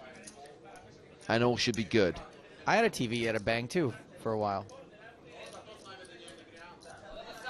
You've led yourself down a path, and now you've realised you can't deliver the punchline. It's what you do. He's Joe Stapleton, I'm James Hartigan. This is day 2 of the 50k Super High Roller event here in Barcelona, season 11 of the EPT, the 100th European Poker Tour Festival. The reason we had that break was because the players were redrawing for seats around the final 3 tables. Once we resolve these technical problems, we can get back to the action. I can tell you on the main stage, we have got the current tournament chip leader, Daniel Coleman, looking to go back-to-back in Super High Roller events. Can you imagine that? Winning the Super High Roller in Monaco at the conclusion of Season 10, going to Vegas and winning the 1-drop, and then kicking off Season 11 of the EPT with another Super High Roller victory. Did you say back-to-back or back-to-back-to-back? Because that's what it would be. Either is applicable. It would be back-to-back, back-to-backs. So Coleman currently playing 1.67 million, and he will be in the 8th seat at our feature table. Martin Finger remains on the main stage, joined by Scott Seaver, Sam Trickett, Sar Wilf, Tony Gregg, Pratish Badiga, and Sven Reichart. So we're down to 24 players. Our ambition today is to get down to the final table of 8.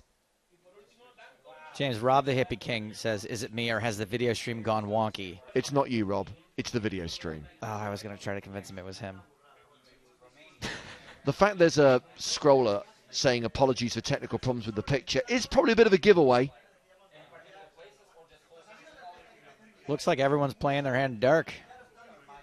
So we're working on fixing this ASAP. So let's deal with some housework, Joe. Okay, let's do it. First of all, let's talk about Challenge Stakes, because it's back for Season 11. We're kicking it off here in Barcelona. We've got 3 challenges which we want our viewers to vote for. Yeah, and you only have today to vote. So first of all, go to facebook.com/European Poker Tour. Oh, look at this. We can still do the graphic. That's fun.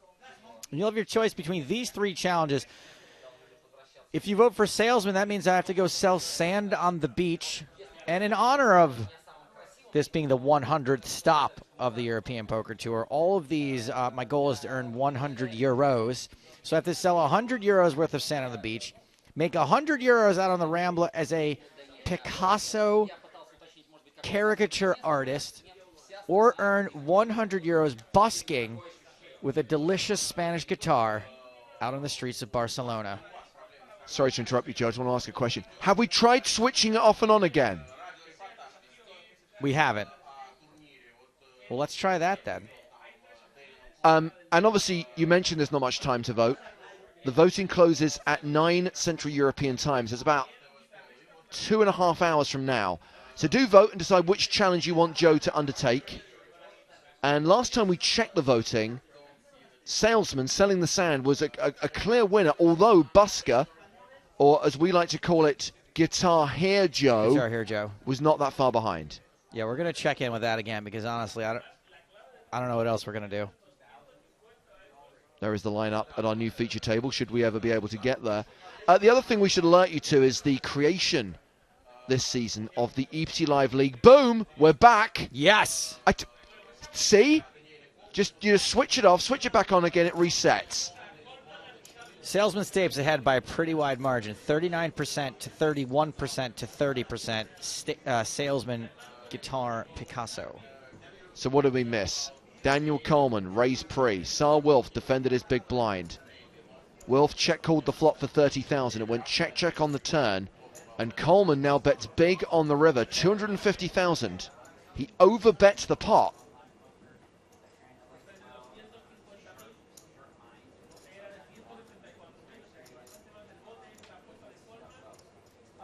And Sir Wilf folds.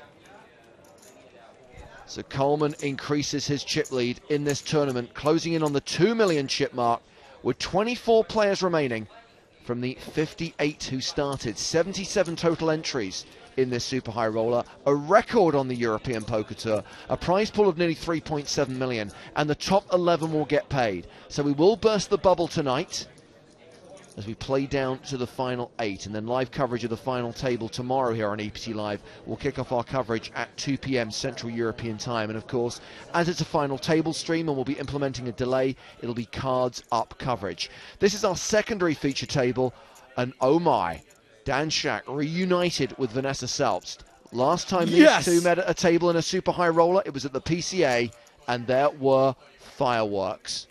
Talal Shakirchi is one of the players who's on his 3rd bullet in this tournament. Remember, there are unlimited re-entries, or were rather, during day 1. Ryan Fee, the former chip leader, started today as the big stack, is now out at the secondary table. So we're pretty shallow at this table, too. We've got 2 stacks in definite danger zone, and only 61 big blinds for the 2 top stacks of that table, so we're going to see some consolidation there. And obviously there's a 3rd table as well. Blind still 10-20 with a 3K ante. So yeah, the EPT Live League that I was teasing you with there, we're still running the free rolls. Every day we do a webcast, we have a free roll. And tonight that free roll is starting at 8:15 Central European time, and the password is Catalan. We are now creating a league table. If you play in the free roll every single night and you put in a consistent performance either across a single event, like for example the 9 days of EPT Barcelona, or across the season as a whole, there are extra prizes to be won. The EPT Live League season winner will receive an ESPT Estrellas package. I can't help but think, James, that if we had had this last season, I would have won it. Because I was consistently putting up numbers. I cashed for 11 cents, cashed for 17 cents, cashed for 40 cents. What part of you are not allowed to enter do you not understand? I don't see how that's fair. I'm not an official employee of this company. I get none of the benefits of being an employee, then I should get the benefits of not being an employee. I'm afraid as a contractor, you are not allowed to enter the competition. Suck it. We'll see about that. I'll have my day in court. So it's Sven Reichardt who raises here, under the gun. Pratish Badiga is one of the players who bought in at the start of day 2. Smart. That's smart. You can't rebuy. You can only go off for 1 bullet. Think about that. Smart. Use the grape. Badiga defends his big blind. It's a 7-6-4 flop. Pratt, they call him. Pratt. Free roll password at the top of your screen right now. I don't call him that. Not familiar enough. Check on the flop. Jack of clubs on the turn. 3 clubs out there now.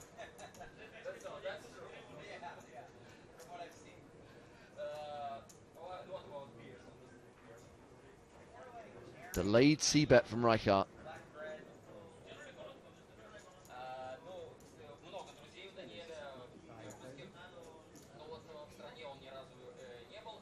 And this is standard. Every time we have a Super High Roller event, it is compulsory that at least 1 new German play.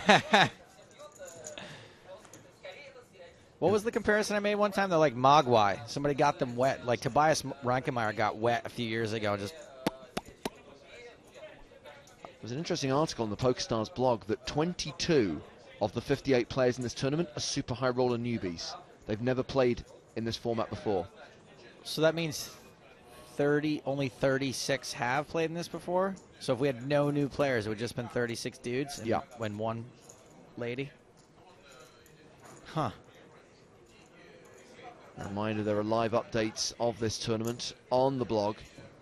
Follow the action at the outer tables. Check out the leaderboard in this tournament.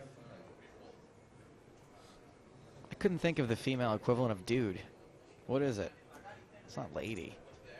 Claw, what do you think? Mustafa Kanat and Daniel Coleman pretty much tied for the chip lead at the moment with 1.9 million apiece.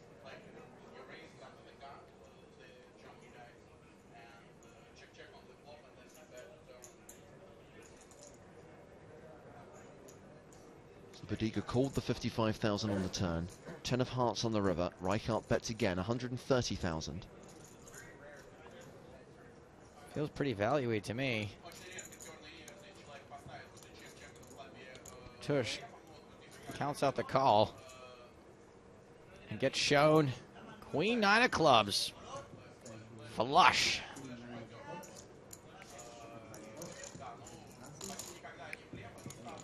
Rijkaard chips up to 891,000.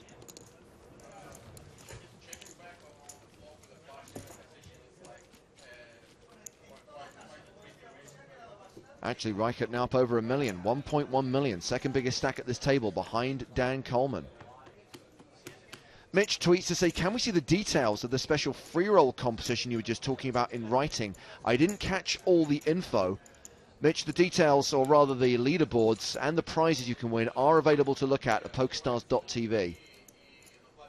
Really, the essential information is just enter the free roll as many times as you can, as many days as possible over the course of this event in Barcelona, and then when we go on to London, Prague, the PCA, Deauville, and Monaco.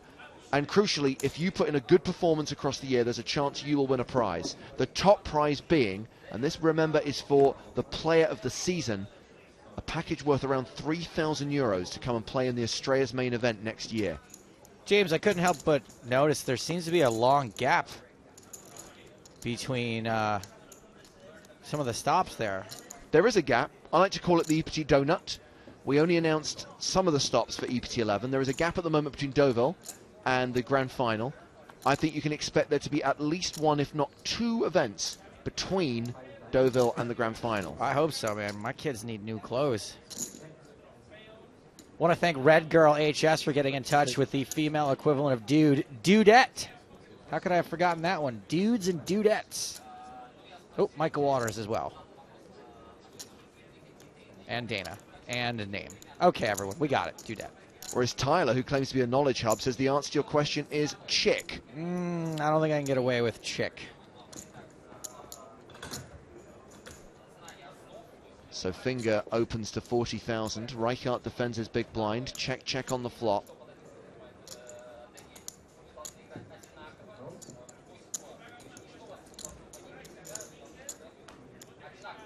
Finger bets 50,000 on the turn. Gets a call from Rijkaard. 4 on the river.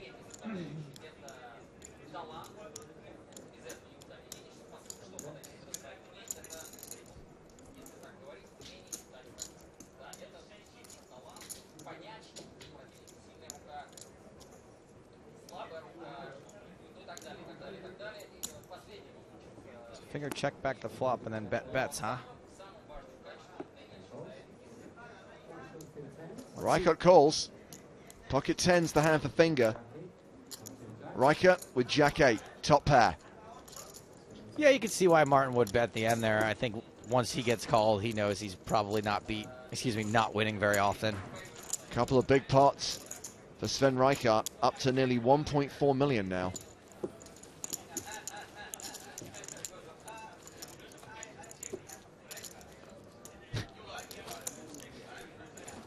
Well, we are down to 23 players, I'm afraid.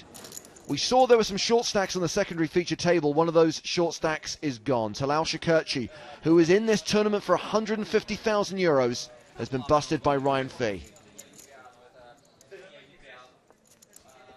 Boy, it's a lot of Fee and a lot of Coleman this tournament, huh? Now, Joe, we talked about Challenge Stapes. Yep. We have talked about the EPT Live League. The other thing we need to remind people about is the EPT 100 quiz. Yeah. A special competition marking the fact that this is the 100th European Poker Tour Festival. And we have a quiz awarding a Sunday Million ticket and a pair of Skull Candy headphones. Yeah, and so the quiz is, questions are going to be dispersed throughout the day for every day of this event, and whoever comes up with the most answers is going to win the prizes James just mentioned. Now, if we do have a tie, there'll be a drawing. But don't do what I did. Don't do what I did. I missed the first question, and that question's gone. It's gone. no. I can never get it right if you miss it. Do you know what? And we're not meant to do this, but Yeah. I'm going to give our viewers one mulligan. Just one mulligan. Just one if you missed the first one. Yeah. Oh, and- wait, I need a pen. Okay. So when we put up the second question, I'm also going to remind people of the first question, because I just feel that we're launching this competition today. Thank you, because I missed the first one. And there are a lot of our regular viewers who are tweeting to say they've joined the stream late and they obviously didn't know we were going to be doing this competition, and maybe they were at work, but now they know. Good, because I'm going to win this one. One mulligan. And then after that, if you do miss a question, Yeah. don't forget the replay function. Okay, so from now on, I'll go back and watch the replay because I want to win those headphones. Yeah, absolutely. So here is your mulligan. The first question, which Matt and Mark gave you earlier on today, is which player's mum said that he looked like Roger Federer during his EPT winners presentation? Multiple choice. Was it A, Jake Cody, B, Glenn Chorney, C, Roger Federer, or D, Kent Lundmark? Did Roger Federer win an EPT? Well, again, we're going to give our audience a clue. No, he didn't. So immediately, it's a three-horse race. So here's the second question, which you're seeing for the first time now. This is a toughie, and I like it. Which Romanian player wore skeleton gloves at an EPT final table? You're Romania. Was it Teodor Karaba? Was it Claudiu Sakara, Alan Medesan, or Ionel Anton? A, B, C, or D? Which of these Romanian players wore skeleton gloves at an EPT final table? I do not know the answer to this question, but I'm so glad that I was reminded of the existence of Ionel Anton right now. God, I love that guy. So if you know the answer, write it down. Later in the week, or next week rather, you'll be given the opportunity to enter the competition online, entering the answers to all the questions we give out over the next few days. And if you get all of them right, you'll go in the draw.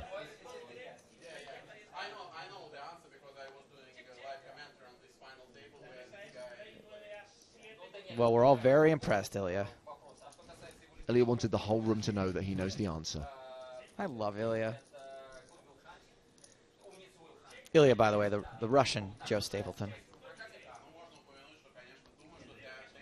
I just watched him physically wrench the microphone out of Mikhail's hand. It was unbelievable. The weird thing is, even though Ilya and Mikhail are the James and Joe, the relationship is reversed. Mikhail is the one who is berated and belittled by Ilya. By the way, do not tweet your answers. I mean, you can, but there's the danger that you're giving other people the answers, and then they are going to compete against you We're talking for that prize. to you, Victor Pastana. This is a competition that will have an online form for you to fill out next week. What's happening here? Trickett raises. Pre gets a call from Tony Gregg, a super high roller regular. Check on the flop, check on the turn. And Gregg bets 70k on the river.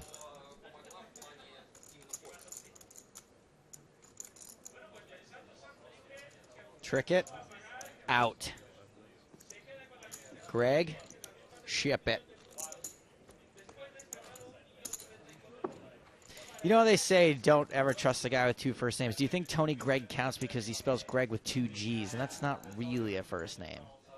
It's questionable. All in and a call. Jason Les, the player at risk, called by Ryan Fee. A lot of diamonds out there. And that is the end of Jason Les. Ryan Fee takes another scalp, gets his stack up to 1.8 million. This kid can't miss right now. And Jason Les heads for the exit as we drop down to 22 players in this tournament. I like your style. Too much money. Never bet with these. That was a domination nation too, wasn't it? Frustrating losing those. So just to clarify, for the EPT 100 competition, there's going to be a website that we'll send you to, and there'll be like an online questionnaire for you to enter your answers. So it's not a Twitter entry, it's not an email entry. We'll give you the specifics of how to enter next week, because bear in mind this is going to run for a few days. So make sure you're watching EPT Live every day to get that day's 2 questions. And if you miss it, That's why we have the replay function. You can watch back the entire day's coverage. You can rewind to a certain point. You'll be able to get those questions, write down your answers, and next week you'll be able to enter that contest. And I just remember, James, one thing we missed too. Share the stream. Don't forget to share the stream. If you share the stream, we will pay more places in the EPT League. Absolutely, more tournament tickets will be awarded. So, whereas last season when you shared the stream, we boosted the prize pool in the free roll. Yeah. We're not doing that this season. The prize pool in the free roll will always be $1,500, which, hey, is still pretty decent. Yes. Considering it's costing you nothing to enter. But we are still going to reward you for sharing the stream on a daily basis, and that is you will see more prizes, more players rewarded in the EPT Live League over the course of an event. So every day that we get to those 2,000 shares, we're going to add 15 more places paid to the EPT League for this particular event. So much giving. And the prizes that we're adding, I believe, are for the most part $5.50 tournament tickets, which is probably more than you would win, you know, because a lot of times when you cash in the free roll, it's for like 17 cents or $1. So to give away $5.50 tickets is actually a really good score. Martin fingers raised, called by Sam Trickett. All hearts on the flop, queen 5-3. Check, check, king on the turn.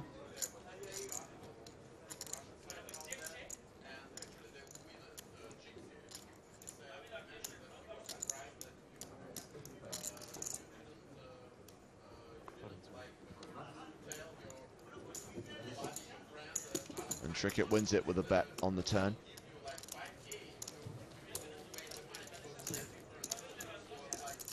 So half the remaining field will cash in this tournament. The other half will not. 11 players paid. It's the most number of players we've ever paid in a Super High Roller, based on the fact that we've seen the most number of entries we've ever seen in a Super High Roller. James, John Eccles wants to know, hi guys, can you give a rough estimate on what time the questions are? Don't really want to give up work. John, I can't. But look, I appreciate that you might not be able to watch the stream during the day, but when you get home in the evening, use the replay function, because you'll see some awesome poker that you'll have missed, and you'll have the chance to enter this contest. The point is, guys, spoiler alert, we want you to watch the show. I don't want to peel back the curtain too much, but, you know, that's why we're doing it. However, I will say, I'll give you this hint. I don't know how the replay function works, because I'm always here and not watching it on replay. But since we put it up as a graphic, it should be easy to spot, like if you're scrolling through. Can you scroll through? You can, but in 8 hours of coverage, I'm not sure you're going to spot a specific graphic. Well, it's easier than listening for it. Raise and take it for Dan Coleman. So just work your 8-hour shift and then come home and spend the next 8 hours listening to EPT Live. I don't see what the problem is. So very soon, Joe and I are going to be handing you over to Mark Convey and Matt Broughton. They'll take you through the rest of the evening as we play down to the bubble and beyond, down to the final table today. And we'll be returning tomorrow to host the final table of this event. They brought a lot of these final tables home for us, Mark and Matt. They do a great job at it. And then tomorrow we play down to a champion who will receive more than €1 million and join the ranks of Super High Roller winners on the PokerStars.net European Poker Tour. Cards up tomorrow, bless you. It is indeed cards up coverage starting at 2 p.m. Central European Time. A 1 hour delay, but the delay is on the video feed. We call the action the same time you're seeing it, so you can still talk to us on Twitter using the hashtag EPTLive. Live. Daniel tweets to say, what is the password? I'm assuming, Daniel, you're referring to today's EPT Live League free roll. Thank God you said that, because I was about to give him the password to my screensaver. Catalan. So the top of your screen right now, Catalan, C-A-T-A-L-A-N. And there's our broadcast schedule for the next few days. So we've got 3 cards up days. Final table of this tournament, final table of the Estrellas main event the day after, and then at the conclusion of this festival, cards up coverage of the main event final. The 100th European Poker Tour main event winner. It's the 100th one. We should be making a big deal about that. Probably. No? It's just me. We're not mentioning it much.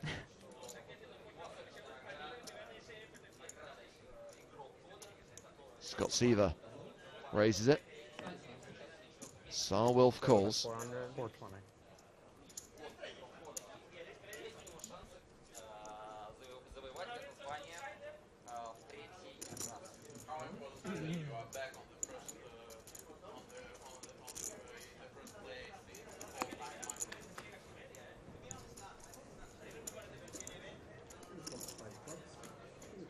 King 7-5 on the flop. I check too, check. Action check to Saar Wilf.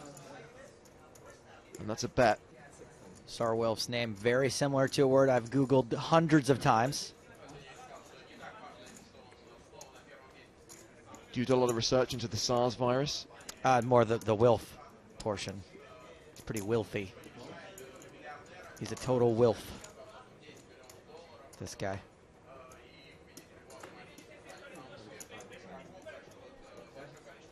So Wilf bet 55,000, sorry, 56,000. Got a fold from Bodiga, but a call from Seaver. Check, check on the turn. And a jack on the river.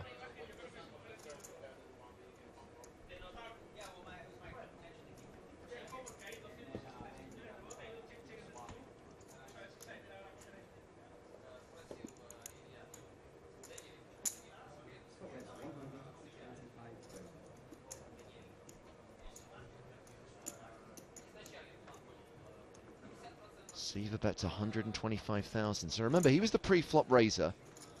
Elected to check call the flop, check the turn, but now leads the river.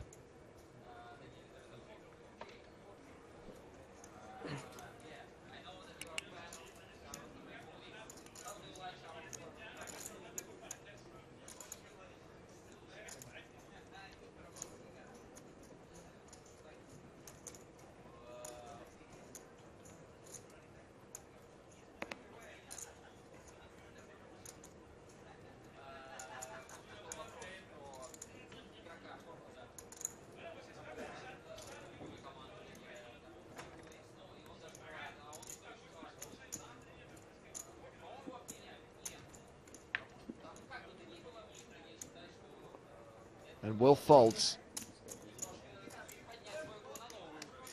Scott Seaver adds 167k to his stack.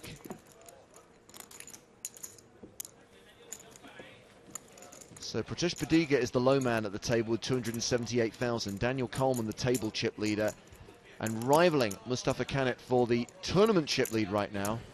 Both players around the 1.9 million mark, with 22 remaining. Remember, once we have 11 eliminations, they will all be in the money. A min cash in this tournament worth 92,400 euros. And then tomorrow, when they play down from 8 to a winner, we'll award the champion more than $1 million. And the first trophy of EPT Season 11.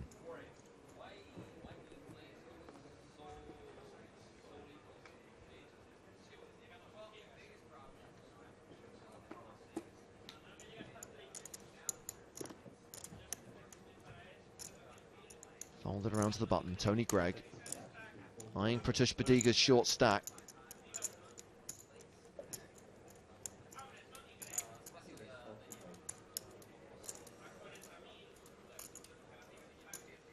Tony's raised. Min raised to 40,000. Bodiga shoves.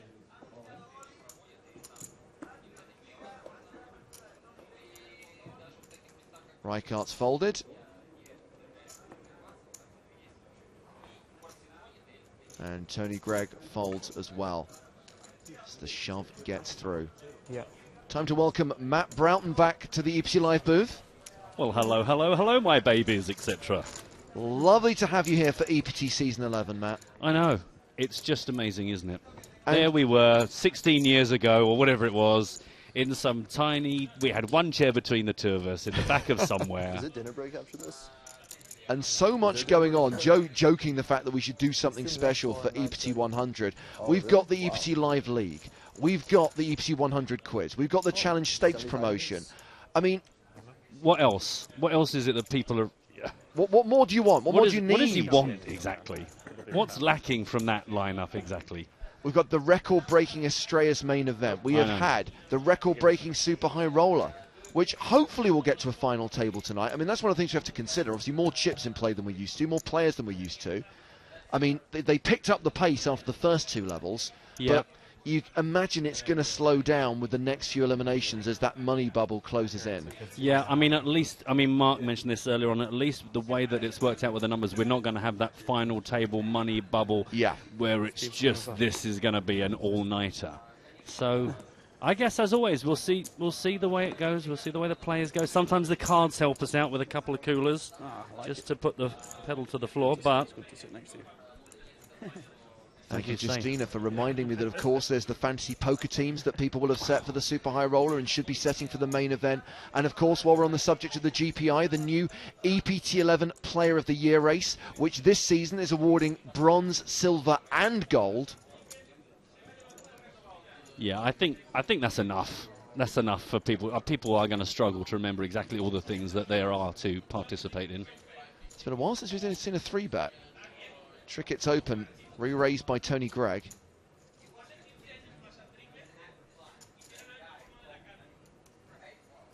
Gives it up.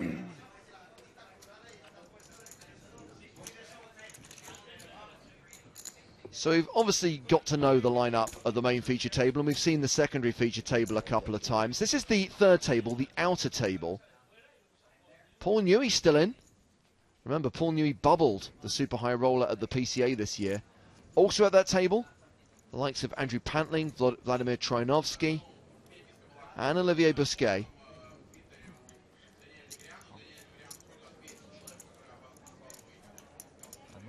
So remember, you can keep tabs on that table by following the live updates via the PokerStars blog.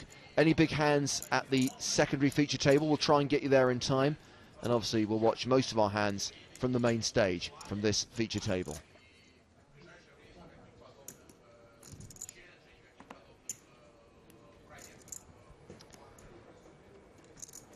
Action round. Fold from Siva.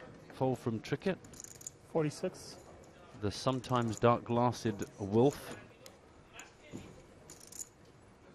Bumps this up. 46,000.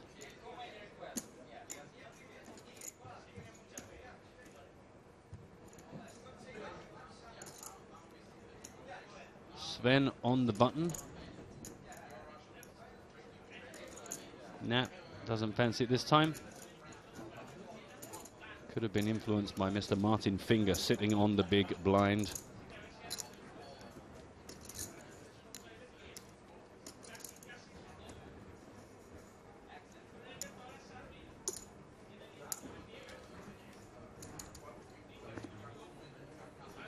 Yeah, 46? One more blue chip.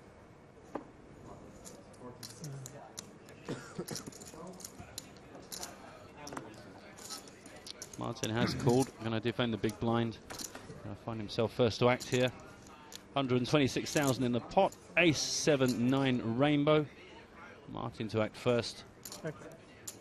Check. Check, check. Get a turn for free. King of clubs.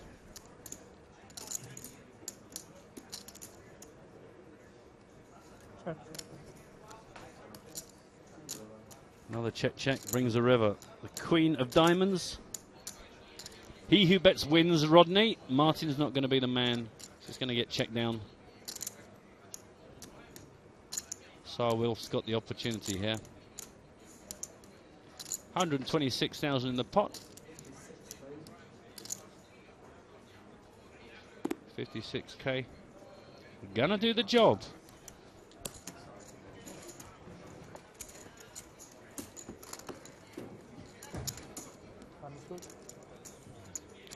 That takes Wilf up to 466,000.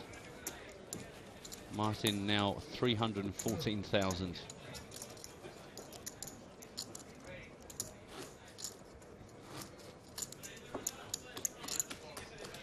As I welcome back my colleague, 50% of M&M. Hey Mark, what it is? How's it going? Good. Good, good. Thank you, James. Thank you, Joe. Fine effort last few hours. I wouldn't know. I'd just go and lay on the floor as soon as I'm out here. I had to say that was in the contract. Oh, really? Yeah. Oh. Did you not sign that? I thought they said don't lie. I mean, it went into my junk folder, but I assumed it was from... was it from Stars with a 5 instead of... was it from Stape677? Something like that, At Gmail. That's how it's signed off, yeah. Yeah. I think you might have been duped there. I could be wrong. What do you have, Scott? 970. Fold, fold, fold, fold, and fold is the story so far. It's a new feature table for us to get our teeth into. A couple of familiar faces, though. Yeah. Dan Coleman, Martin Finger. And Coleman up to 1.8 million. He had a good old run in the last couple of levels because he was pretty much running on fumes during levels 11 and 12 that we were last tuned in. Yeah, we saw him get that vital double up. Yeah, and that seemed to set him on his way, and then he had a nice little run of it.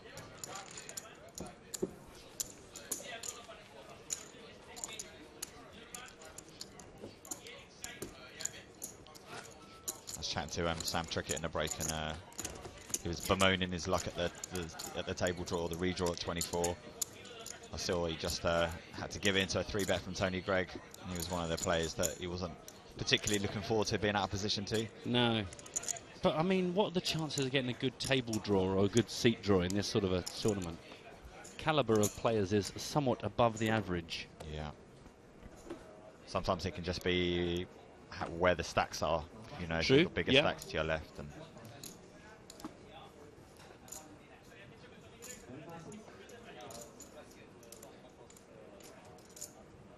folded around to Dan Coleman.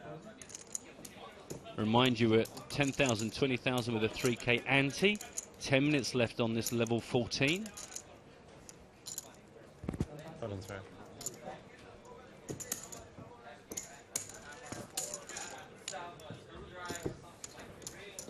just a reminder to people like Matthias and other people, the reason you can't see the whole cards is because the whole cards down production today. Until we're down to the final table, we don't show the players' whole cards for integrity reasons. And here's how our feature table chip counts line up at the moment. Not too many short stacks really. Just Pratish Bedinga and Martin Finger, the ones who really got to worry. Although Sar Wilf and Scott Seaver's stacks are there to be abused, aren't they? Yeah, I mean, and you guess everyone's going to be looking at those guys, especially with 10 minutes left on this level, thinking, you know, this is a reshove stack, isn't it? You've got to make sure you don't play lightly into any of that bottom 4 guys. True, you've got to be wary of 3-betting into their stacks if they're behind you, because you could easily commit yourself. It's hard, isn't it? Because you want to put pressure on people, but you don't want to suddenly find yourself making a real kind of screwed up face call. You almost want to be 3-betting their stacks rather than having them behind you after you 3-bet. That's the bad thing for them, and the good thing for you is they got such awkward sized stacks. You know, they can't just shove it all from nowhere for 26 bigs, but it's unlikely that you're going to find yourself in the perfect situation.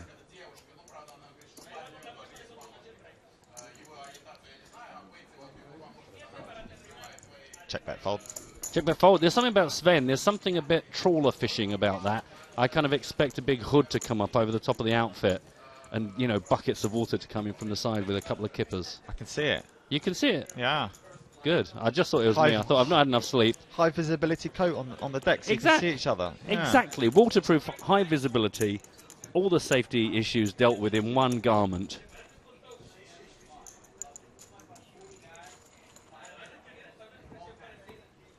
Tom's asking what time are we going to be on air till? When is the Yeah. live feed running until? It will be running until we reach the final table. How long's a piece of string? Exactly, 8 players. The bubble's at 11, so that's going to be, depending how long that will take, will really is going to determine how long we're going to be on air for today. But we're going to be with you till the bitter end. Or the glorious end. It might not be bitter, it might be the best poker we've ever seen. Or it might go on for hours. As long as the poker's good, I don't mind. That's right. It's not the time, it's the quality.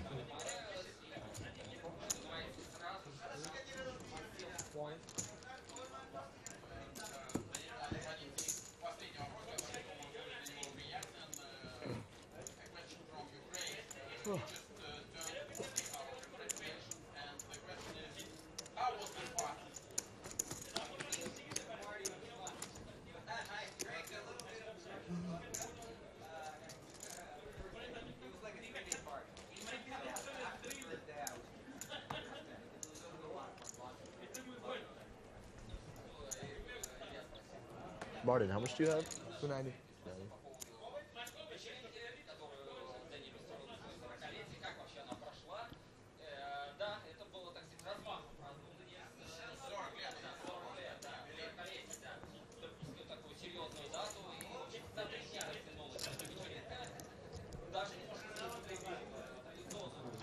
Here comes Mr. Seaver. Got 500,000 in chips right now. Mr. Trickett, best part of $1 million, not involved.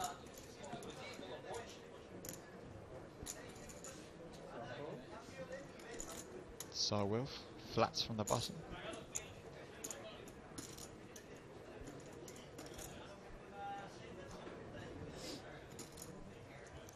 So this is a situation where Sarwilf may even have a 3-betting hand, but he's got someone like Pratish Budiga in the big blind with 340k.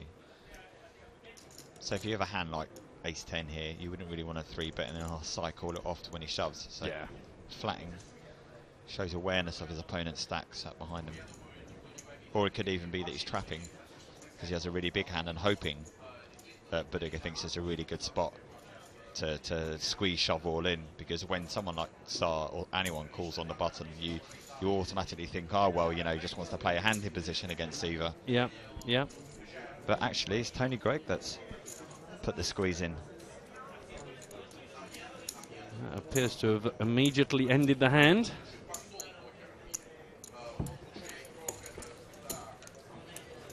Very quietly going about his business here. 1.12 million. It's just how he rolls.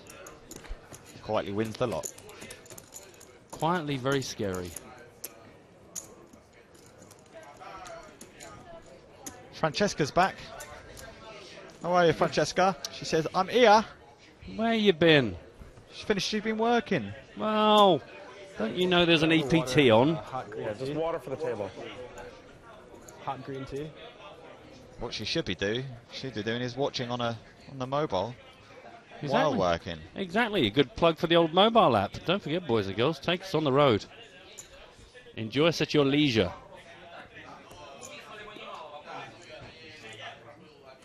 And rewind.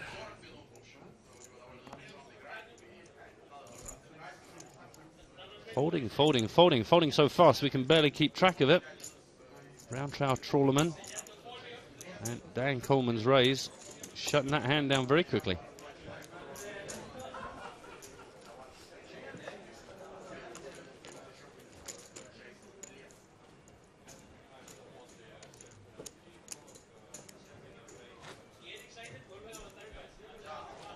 Funny enough, David on Twitter, don't forget hashtag EPT Live if you want to get in touch with us in the booth, saying about the new style of play, lots of checking the flop and turn. You mentioned that a bit earlier on, didn't you, about the amount of that we saw, lots of passive checking at the end of last season, and here we are again.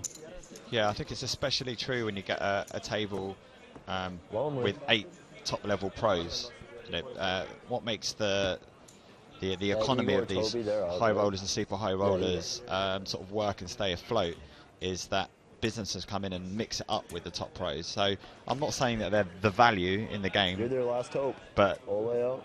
They're perceived as more value than a lot of their opponents at the table. So these guys aren't going to play huge pots when they're hoping maybe get down to the final 16 players, potentially get a more favourable draw. Yeah. So a lot of it's pot control and just being aware of your opponents. And of course it's a huge amount of money on the line as well. Yeah. Absolutely. Mr. Seaver, min raise this up to 40k.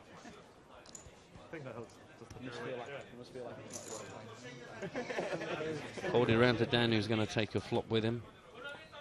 Quick reminder, by the way, top right-hand side of your screen right now. Password for the free roll, Catalan.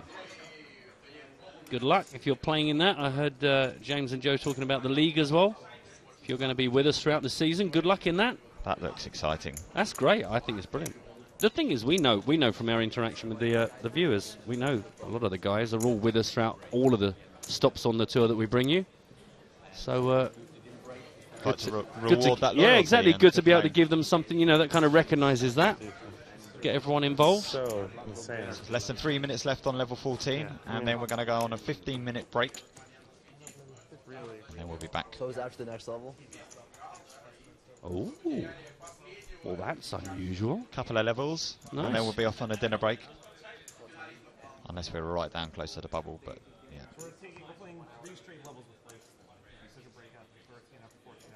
I'm surprised at that, considering there was quite a delay between the reformation of the last 3 tables. Yeah, why can't they just push on through? I mean, it's nothing to do with the fact that we've just come back on air and we're ready to roll now for a couple of hours. Well, there is a bit of that, but also I'd be thinking if I were them, having taken such a long break to get these 3 tables down, I would probably want to just push through.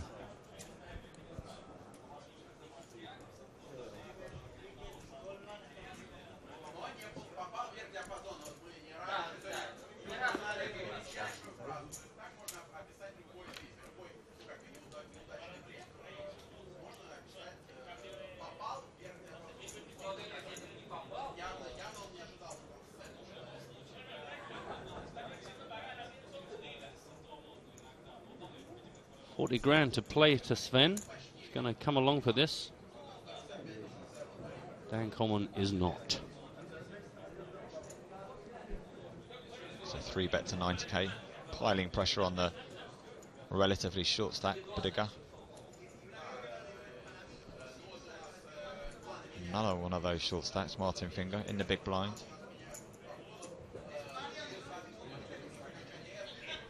Trying to figure out what might be going on here. Yeah. Is he raising for, is he 3-betting for value? Is he 3-betting to apply pressure on the short stack? If he thinks the latter and he's got a decent hand, he might 4-bet all in.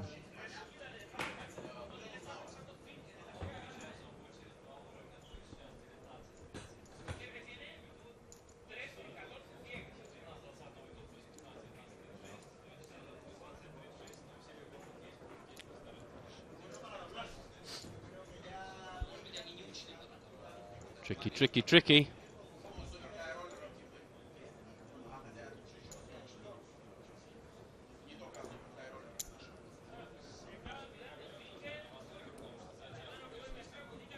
Winner, winner. Chicken dinner. Takes in a pot. That probably will be the last level. Sorry, the last hand of the level. The last level. That's Oh, well, it, the last level. that's it. Thanks for joining us. Come back tomorrow. Yeah, it's going to be a 50-minute break as advertised.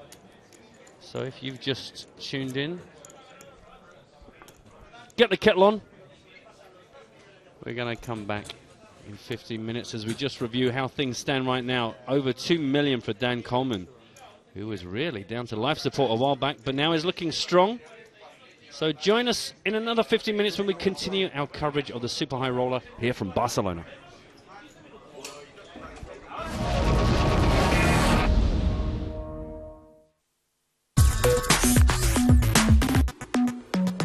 So 9 players, 8 spots paid, 217k for 8th, more than $1 million for 2nd, 1.6 million for the winner. The last time I saw a bubble this big, it was transporting Glenda the Good Witch. Blinds are up to 30-60, which means Mike McDonald is one of 3 players at the table with fewer than 8 big blinds.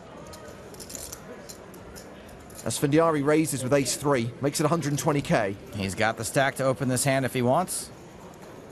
Newey is among the super short stacks. He folds the button. Ace-Jack for Vanessa Selps in the small blind. The chip leader calls. Even with a huge stack, Vanessa playing this cautiously. Dan Shack with 9-10 of clubs in the big blind, and he calls as well for an additional 60,000. He's getting great immediate pot odds with suited connectors, and he's actually the favorite 3-ways. 3-way to the flop, which gives Vanessa top pair, 2nd pair for Dan Shack, plus a flush draw, plus a backdoor straight draw. Oh boy, this could get uglier than Quato from Total Recall. Well, it doesn't look like Vanessa intends to play in flow. She leads for 165,000. To just call pre-flop from the small blind and then lead here, Vanessa's range is rarely nothing.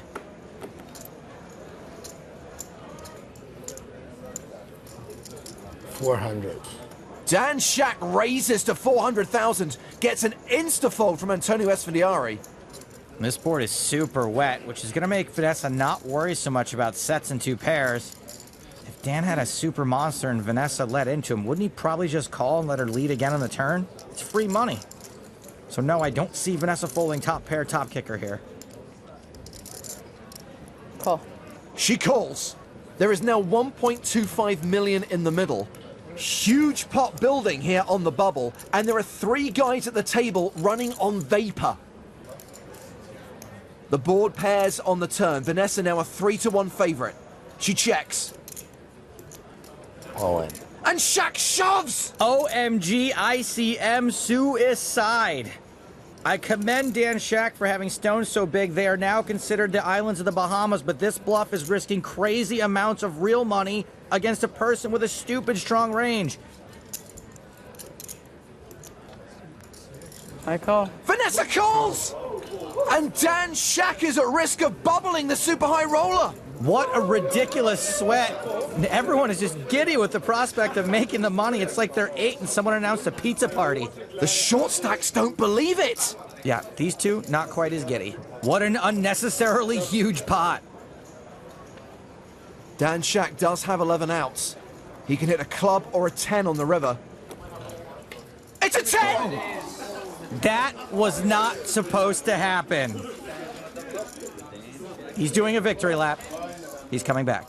Dan Shaq doubles up and takes the chip lead from Vanessa Selbst. I just didn't think you'd... Dan, don't say anything. Don't. Too late.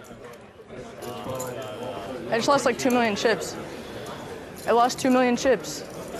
Dan got me on the river, yeah. He pushed on the turn, I called, and he had 11 outs. Yeah. I just lost 2 million chips. No. He raised and then he just jammed on a bluff, or like a semi-bluff, and I called. And he got there. That's the crucial part of the story, Miranda. He got there.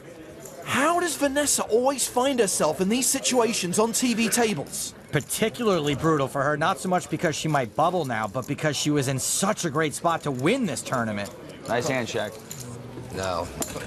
Bad hand. Hard to make it better, hard to make it better in a flush draw, whatever. I'm trying to win. I understand.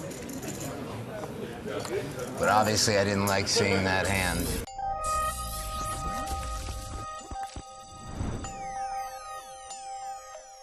Antonio raised. I have ace-jack, which is too strong a hand to fold, but I didn't necessarily want to 3-bet it because there were so many short stacks. Why am I going to play a huge pot with a big stack on the bubble? It doesn't make sense. So I flat called, and Dan came along as well. When I flopped, middle pair and a flush draw, and she let out, I sort of put her on a lower flush draw. I raised it, and, I would expect her to call her flush draw. She had almost 5 million chips. The turn was like the best turn possible because it's really hard for me to be beat on this turn. I checked, and he shoves all in for 1.2 million into a pot of about $1 million. All in. All in.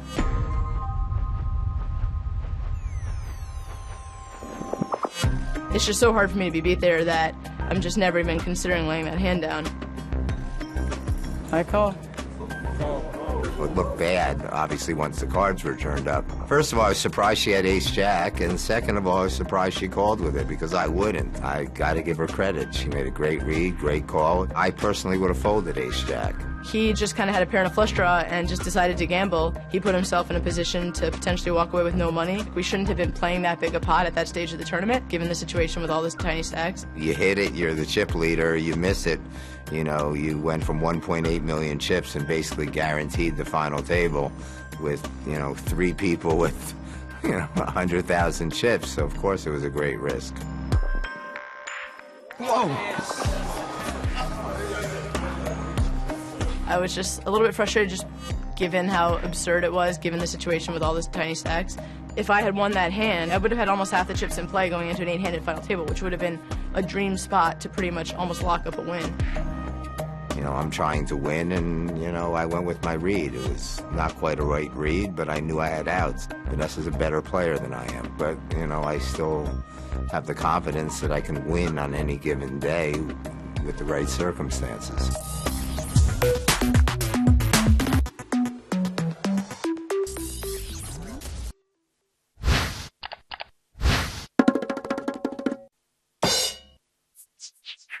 Mickey Moment Mori Peterson's poker dream began when he saw a fellow Dane win a tournament on the World Poker Tour. He started his career online, where he found quick success in multi-table tournaments at every level. Soon after, Mickey was chasing the dream, traveling the world playing live poker tournaments, forming a number of important, life-changing friendships along the way.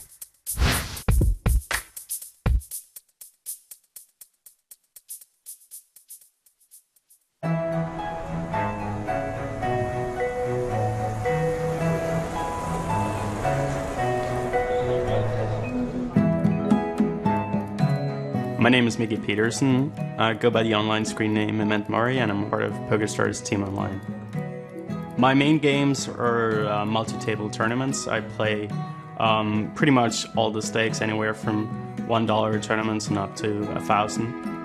I usually play around somewhere between 16 and 25 tables. I like to have a lot of tables going at the same time. One of my first experiences with poker was watching a bunch of the World Poker Tour episodes. They were airing at the time in Denmark, and Gus Hansen was in one of the episodes and ended up winning it all. The river is a 7. Not going to do it. Gus Hansen has won this tournament. That was like a huge inspiration to me, like seeing another Dane having so much success in these tournaments, and that's kind of where like my poker dream started. Since I didn't have a lot of expenses, it seemed like giving poker a shot, that would be a fun thing to do. What ended up happening was I had a really, really good year. I made a lot more than I would have done, you know, in a random retail job. And during that time, I also won a couple of satellites to some live events, and that enabled me to do the traveling part as well.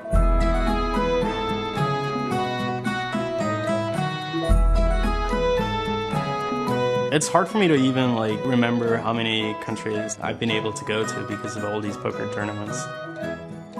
I mean, I had originally started out watching it on TV, and it was like, now I was one of those guys, you know, competing in those big tournaments. So that aspect of it was really exciting to me, like chasing the big score.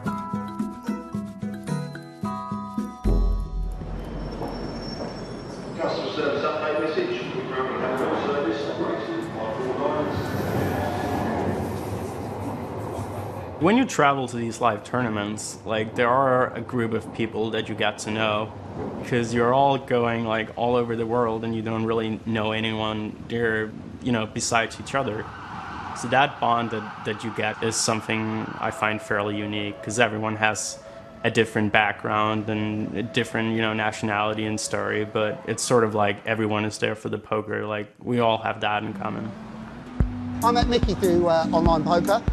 I pester him occasionally with questions about the intricacies of staking, transferring money, hand histories.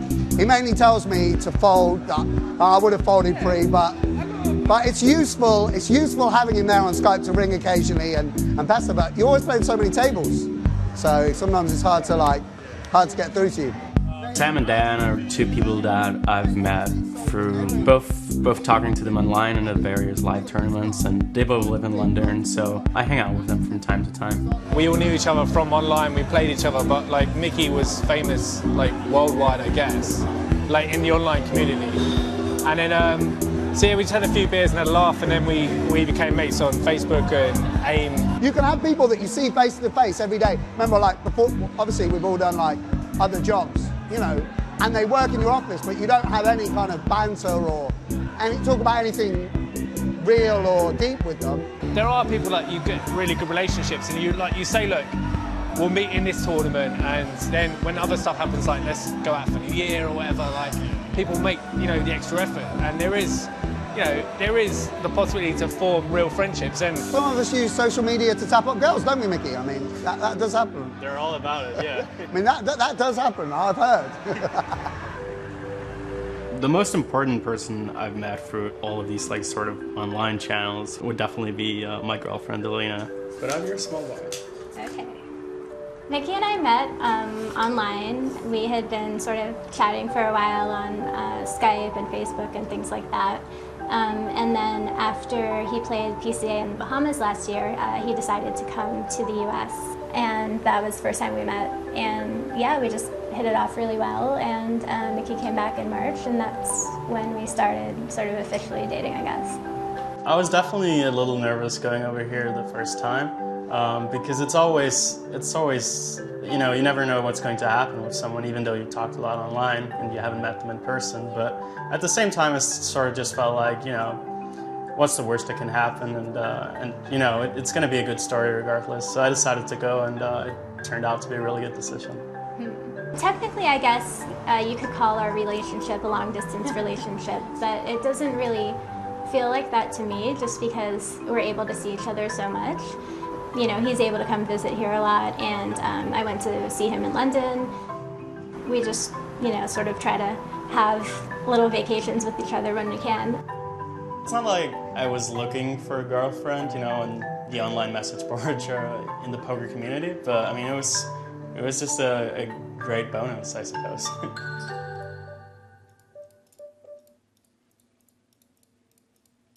For me, there's definitely a certain amount of satisfaction you get from winning a tournament, and that's regardless if the buy-in is $5 or $1,000. It's not even about that, but just that you beat out all the other players who entered. There's a certain sense of satisfaction in that for me I don't really get from playing anything else like cash games or sit and goes.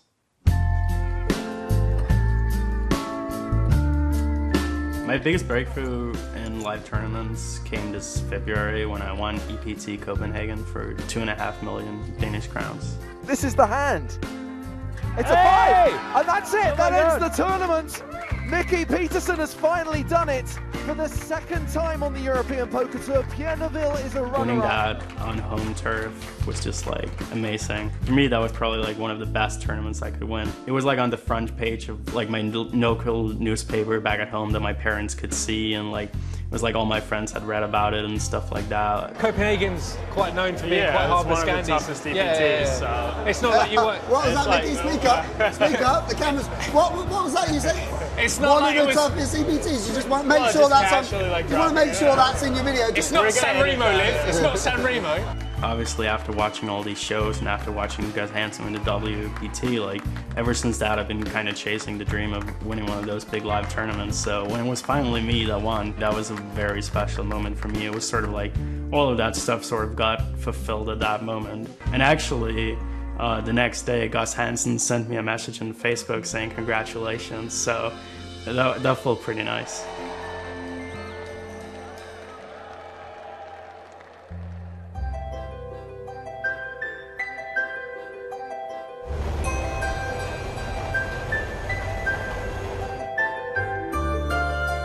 For me, poker has definitely like opened up the world a lot to me. Like, it's enabled me to go and see places and meet people, and it's given me like a lot of freedom to do these things. I've been able to interact with so many people that if I hadn't been in poker, I would have no shot, you know, ever meeting. So that part of it has like been really great for me.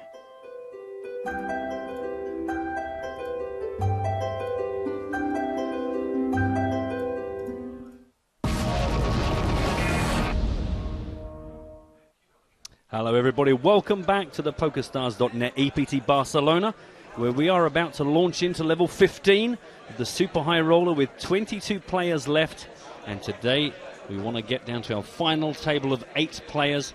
Matt Brown and Mark Comby with you as we take another level right now with Daniel Coleman top of the chips on our featured table with just over 2 million, shortest stack, 2 players down to 11 big blinds, Martin Finger and Badiga also. Hello again, Mark. Hello. It feels like we were barely here before we took a quick break, and now we are back again. I know. Two junctions that everyone needs to be aware of today. 16 players, there'll be another redraw, and then obviously the bubble period. Only 11 players are going to get paid. Yep. And here is our secondary feature table. Vanessa Selps, Ryan Fee, who's up there, well under the big stacks, former chip leader, still in the top 2 or 3. Dan Shack, John Joanda hanging in there. Yep. Eric Seidel, at the bottom of the pack. Yep, a couple of legends on there. Few legends, actually, in the making. Yeah. But needless to say, a star-studded field for the Super High Roller, as always. And we are going to play through 60 minutes here. 12,000, 24,000 are your blinds. A 3K ante. The guys are going to play an hour level here, then take some dinner.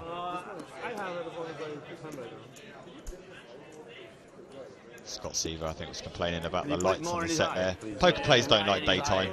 I know, well, they're not used to it. It scares them. The thing is, we do take it for granted. These guys sit on this huge, odd-shaped table, hanging over the edge of this foot-high bumper. The bright lights. But that's how you get famous. Yeah. Suck it down. 4-1 draw. The light isn't so bright. It's fine. So now, oh man. You should have seen the number of people coming up to him for photos on the break, by the way. He said all in. He said all in. He said all in. He being Martin Finger. Yep. He of the 260,000 stack.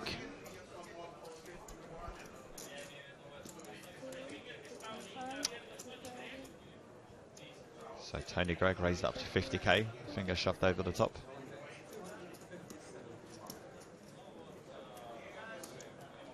Makes the call. Here we go. First hand back after our little break, and we have got pocket tens up against the King 9 suited in clubs. So just a 1 over for Greg. He does have clubs working for him. Finger does have a couple of blockers to the straight, which he'll be happy about. Yeah. Over $500,000 in the pot. And Martin Finger is the player at risk. It's all good right now, though. Jack 4-5. Yeah, no help for Tony Greig other than still to hit his overcard. Not even a hello sailor of a turn for us. Nothing. Sailor. Nothing happening.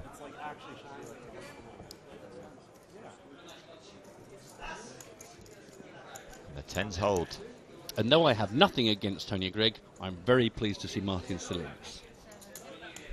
We like what, you know, it's purely selfish reasons, It's really. purely Just selfish. because of who we like. You know, we love Ole Shemion just because of I know. we like people that give a bit of action, play the game in the right way. You can't help it. You can't watch 10 stroke near, you know, the kick off the 11th season of the EPT and not form some favourites. We've watched too many of these to not have people that we know we love to watch. We see what that does for Martin. Gets him up to the middle of the table, just over $500,000. Doesn't hurt Tony too substantially, 854,000. The great thing about No Limit and Texas Hold'em is that you're never out of it. In just a space of a few hands, you can be from right at the bottom of the pile to sitting on top of a mountain. To give you like a break for like maybe Right. like you maybe get one more month. Yeah. Make sure you don't cash this one, otherwise it's back. You really better find a way to blow this one. Or if I win a flip and the don't cash, I still win a flip. Action's folded around to Scott Seaver in a small blind. You got a bit of fan love coming in for you, Mark. Have I? Yeah. And hi M&M, nice to hear you both again. Mark, in my opinion, has the sexiest voice in the world. Oh, shucks. Shucks. Is that your mum? Shh. As I've got loads of accounts set up now. Just have you been tweeting in? I saw you typing away, and I didn't know what you were typing, and then suddenly that appeared from Anne. He said in inverted commas. So I even put the Twitter handle I Heart Stapes just to try to throw you off the scent. But God, you're too good. I'm just too cynical. We've got 3 diamonds down on the flop, 3 Jack 9, Mr. Scott of the Seaver in the small blind. This is blind on blind. 45,000 bet and called from Sam Trickett. Graphical Nick's replied, going, "Hello, sailor." Hello, So sailor. it's a new meaning for hello, sailor. 7 of spades. Check, check. Here come the check, check actions. 4 of clubs. Well, that really is going to set the world on fire, one would imagine. Check. 162,000 in the pot, and whatever the bet was, it looks like it was going to be a winner. Check bet fold. Check bet fold. Really check bet fold. Sibaf. Anne is confirming she's not his mum, although I did see Mark typing just before that came in. It's all right, it's my mum. Cheers, mate. That's right.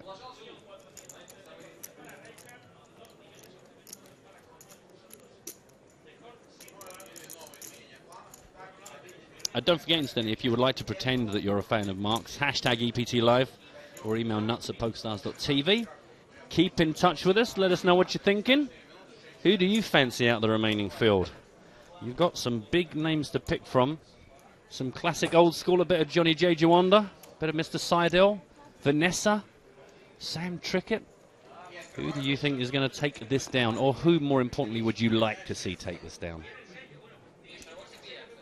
Pretty hard at this stage to really go, oh, well, he's definitely in good shape. Because a little while ago, that man in the middle of your screen, Mr. Coleman, we were thinking was about to get his bike.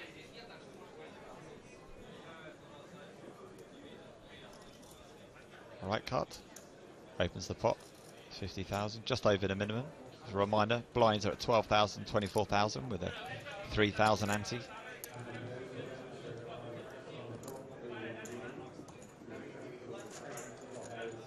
Job done. Raise and take, easy game. Yeah.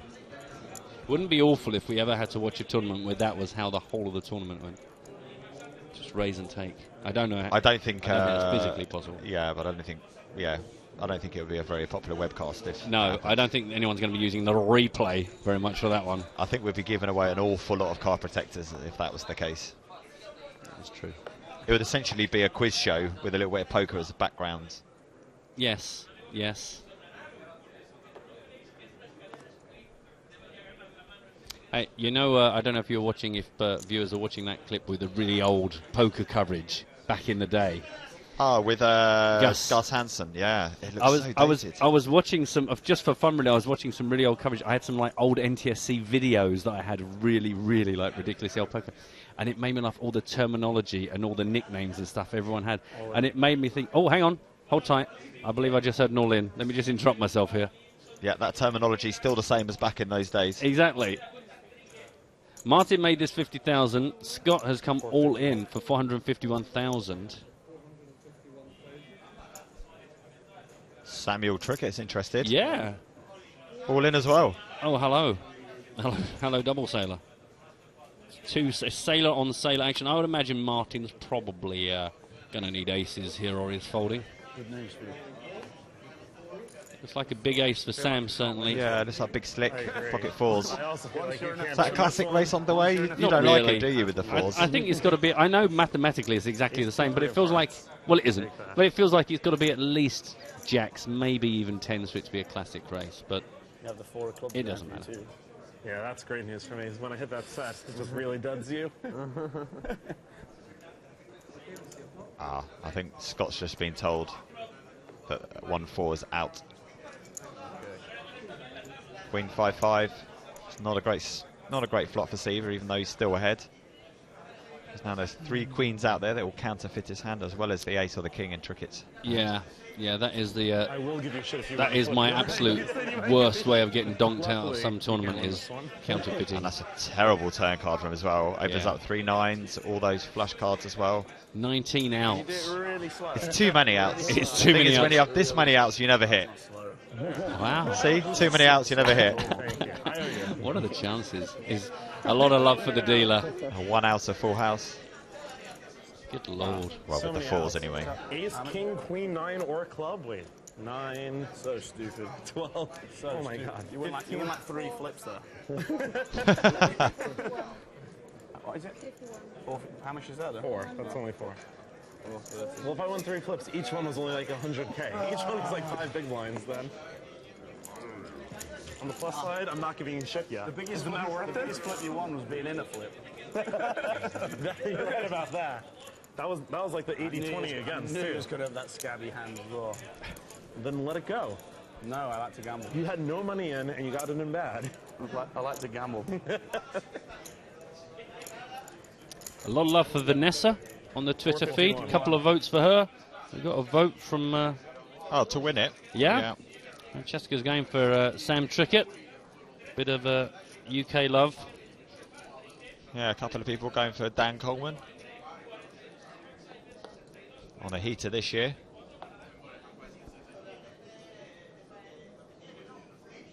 And with more than 2 million chips.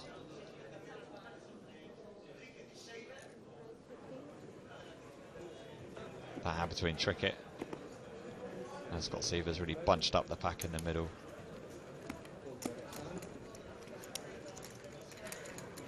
Under gun race here from Rijkaard.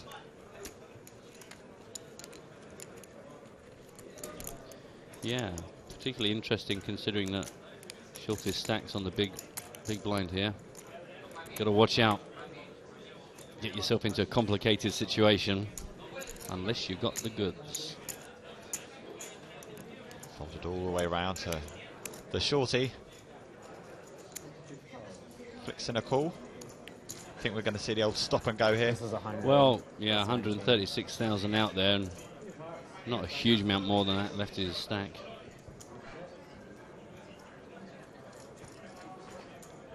He's got the comedy sunglasses ready at a moment's notice. Here comes the fisherman.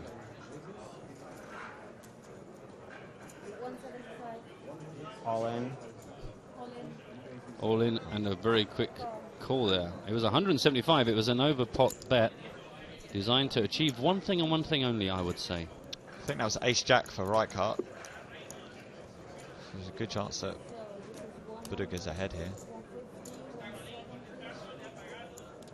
Let's have a look. Come on, Nilu. Slow rolling us. Yeah, I know. I Slow can't roll believe by the the dealer. Dealer is slow rolling us the cards. 8-9 for Buduga.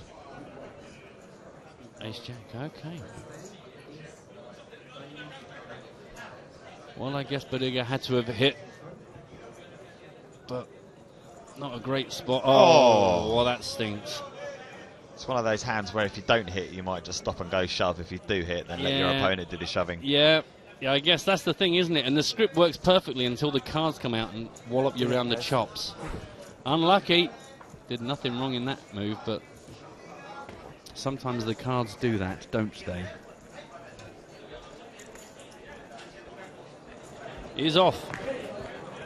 Oi, give us back our microphone. Somebody get him. They 21. So they don't get them as a parting gift? No. Oh, it's slow motion replay. There's a jack on the play. He's out of the tournament now, and we're back. I'm just going to leave that to you. That's a talent I did not know you had. It's very good. Thanks very much. Nor did I. We've never done that before. This is new for EPT 11. The superfluous slow-mo. And all good news. Sven Rijkaard up to 1.76 billion in chips. Could be millions. Could be wrong. Still top of the pack here on this feature table. 2 million for Dan. Austin reckons that Tony Gregg gone take it down. Yeah. Well, let's be honest. There's no one here that I would feel, oh my gosh, can't believe he's won it. Any one of these we could be hearing shouted out by an over-enthusiastic James Hartigan tomorrow. Cards up coverage of that final table with the delay. A lot of people asking today, again, remind us why we don't see the cards. You will do when we're down to one table, because then no one's getting an advantage. We'll have a delay so that we can't spoil anything. Pohuj reckons, obviously, Siva takes it down. That'd I mean, be nice. how can we assume anyone else is going to take it down? Come on, obviously. It's Contractually, we have to pretend that other people could win it. Yeah.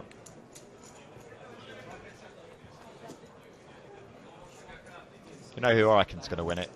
I reckon I'm going to go for one of the businessmen. Really? Which one are you going for? Paul Newey. I have to go for Paul Newey, being a Brit. I think you're right. Hang on a second. Breaking news. Newey is out. What? Newey is out. Yeah. No. Well done. Well done. Always picks the winner. Unbelievable. Wow. You know who I fancy? Who? Daniel Negreanu. I reckon he'll do very well in this. I don't know how many chips he's got left. He's going to. I think he's going to re-enter tomorrow anyway, isn't he? I've got so much money I want to buy in on the final table. How much would that cost? I've got a checkbook. Do a Bruce Wayne. Just buy. I'm buying the hotel and the whole of EPT. I want to come back.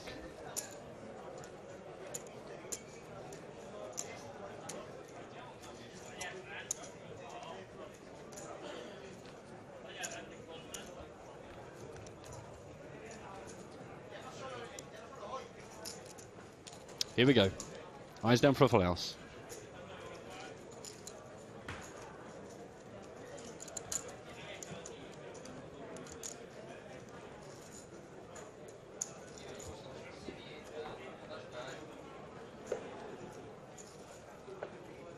I love it when some of our viewers on Twitter get annoyed at other viewers on Twitter asking for free rolls, passwords. I mean, we're allowed to. James, obviously, is master of the being annoyed at people asking for passwords.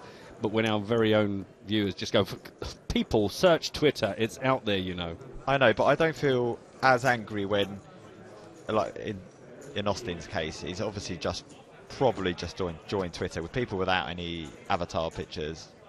Yeah, they've just joined so they can chat with us. So it's a bit unfair to judge them, you know, us being social media experts and all. Obviously, we're all over it. Yeah. Fisherman's at it again. It's been folded round to Reichardt. Made it 62,000. Remember, we're 12k, 24k. 3k ante. This is out of the small blind. Interesting that Tony Greig opted to not get involved on the button, having had it folded round. So now, blind on blind. Looks like they be raising chips. Yeah. And it's a good point from Thomas on hashtag EPT Live. I quite like not seeing the whole cards. Nice to practice narrowing ranges. It's a very different experience watching it without the whole cards up, but a lot of people prefer it. Obviously not when me and Mark are on the comms, because it's just spin the Guessatron. But certainly probably better for your game than just being able to see everything. You can learn a lot from that as well. I like having both. I do. During the festival, I think it's a good way to balance it up. Because sometimes you're not privy to that information when you sat at a table. So put yourselves in these guys' spots. What would you do here? Go with your instincts, see if they're right, and then try and adjust and learn from that. Yep. It's far too easy to find the right solution to a problem when you already have the answer. Nice. Like That's a T-shirt. Listen to my finger. That's another one I'm trying to get printed. Trademark T-shirt. Whoa, I've got one. There. Nice. There's my retirement fund. You stole all the others. I know. Well done. Well, this is a tricky one. So having had it folded all the way through, in fact, including the button, Sven Reichardt made it 62,000. Dan Coleman has made it 185,000. I don't know if Reichardt has got himself a fair old stack here, but of course these are the two biggest stacks on our table, so this could get quite spicy. Wow, the 4-bet came in there. In the old days we would have had a small alarm there, but there was the 4-bet from Reichardt. Got a pretty fast fold out of Coleman. Interesting to see if that dynamic develops before the tables break again, which they will do in 4 players' time. Nice. And that's seen Sven actually leapfrog Daniel. Yeah, only just 1.88 million versus 1.91, but nice little dynamic. We like.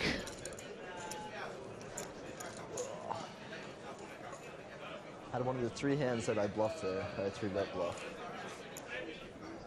Hey, that was like the top of some fairground round. You get to the top and then you're back into the poker.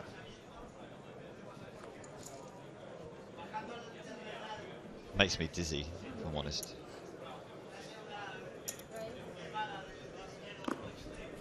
What about the tiny cameraman on the end of that? I mean, what about him? His stomach all day long. Whoa! Oh! Yeah, but they discovered his talent for it at a very, very young age, and he's been developed specifically for that job. Really, to not feel vertigo or any impacts of gravity, right, okay. Scott has raised this under the gun. Bang, first act. 55,000 units of betting is the price. Folded around to the button of Sven Fisherman Reichardt. Dan is out. Now it's just the big blind of Martin Finger. Winner again. Nice. Easy peasy. You remember you were asking me the other day, what does it look like when big chips roll through a desert? Yes. Oh, do you know what? Take a look at this for me, would you, Mark? Stop it. No, really.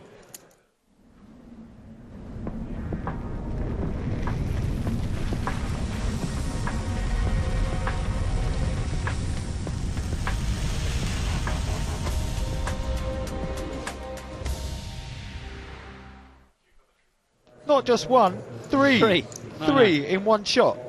The three things of thingy thing. And they were just, I swear one of those was in the Antarctic not that long ago, and now it's in the I know. Sahara or some other desert. And if you other look deserts closely, are available. you could see the carcass of one of the penguins just stuck to the rim. Just No. As it, no, I'm joking. No penguins were hurt. I think a couple were smacked, but only out of fun. Again, no penguins were smacked. Just a couple of them.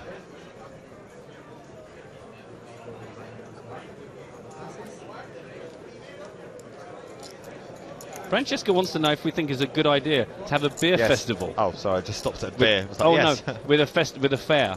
Do you know what I went to? Actually, I probably can't say thing. I went to a beer festival in London only last week. No, I don't think had they had any fairground rides there, it would have been an enhancement to the event. 3 diamonds, 4, 5, 7, 8. Lots of wet wipes needed. Plenty, yes. Yes, absolutely. More than wet wipes. A couple of mops, I would imagine.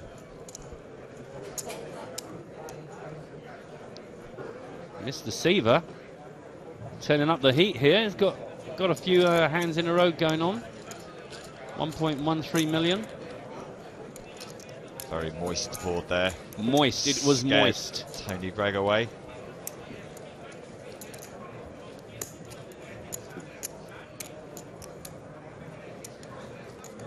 Legs 11, EPT.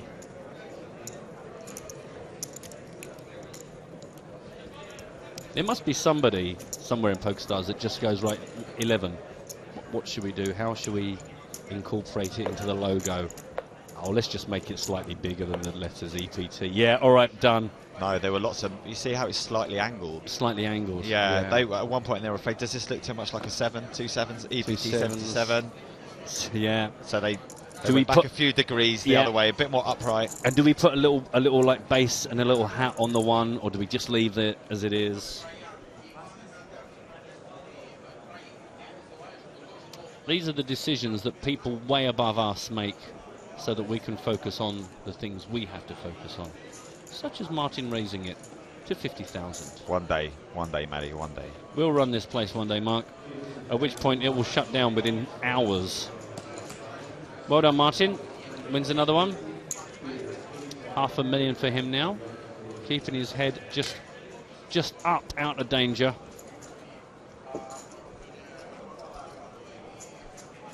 It's not just about the feature table. It's also about the secondary feature table and the third table. This is the state of affairs. Nice. At our second feature table. Yeah, Ryan still doing very well. Eric Seidel doing not so well. Patience, Eric, patience. Yeah, yeah. Vanessa? He's looking a bit glum there, Eric, in the side of your picture on the right. He'll be all right. He's been here before.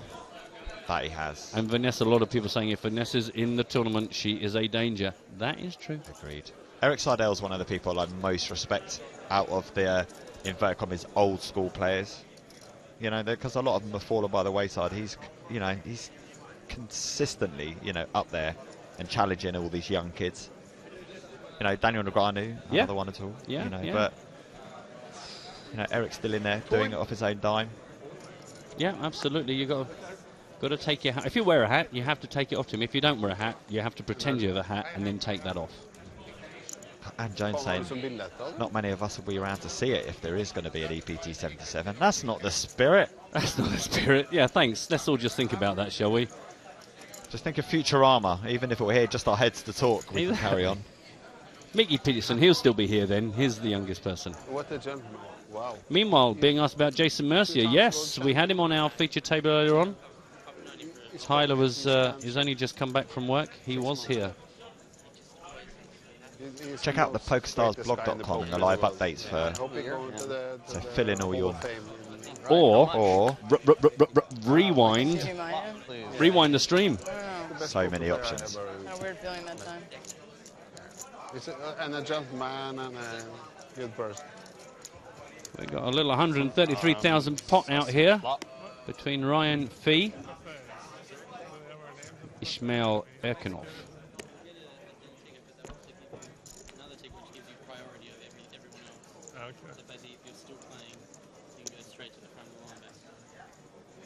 Okay, 6-4, 2 spades. Ryan Fears. He was our in the dark checker, wasn't he, on the feature table? He was giving it a bit of that. Yeah, twice we saw that. Giving a bit of 2004. That was a classic check, bet, fold. Still buzzing out there on the floor.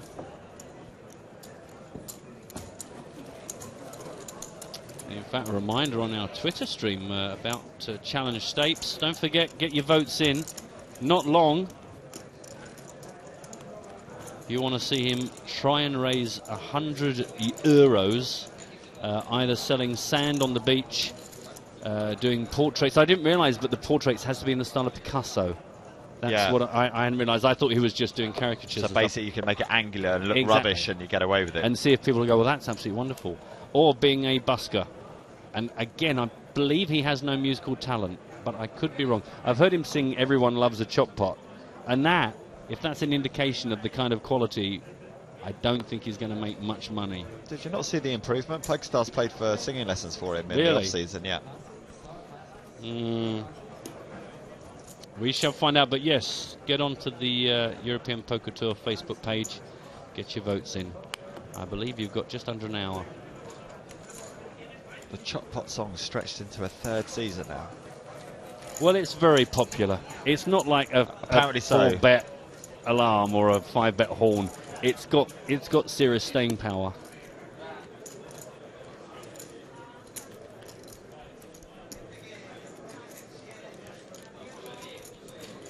And that was another little tickle for Mr. Scott Seaver, 1.27 million.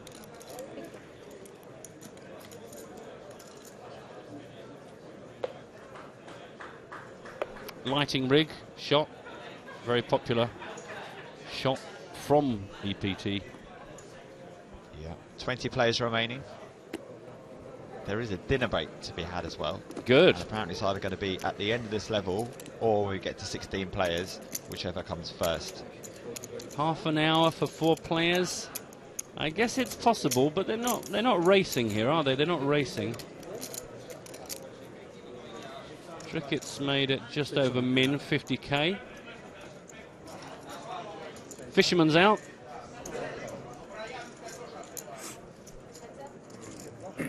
Mr. Coleman calls. 2 humans, 1 pot. 133,000 in the middle. Ace, ace, deuce. Check the check. Another diamond, a 10. You'd think somebody might have a little prod of that. That could be within someone's range. Or is it? Don't start that again. 50,000. Yeah. Or will you? Ah, fantastic. Or is it? Check bet fold. Check bet fold. Not classic. Classic's It's on the not flop. classic, Classic's yeah. on the flop. It's just a standard check bet fold.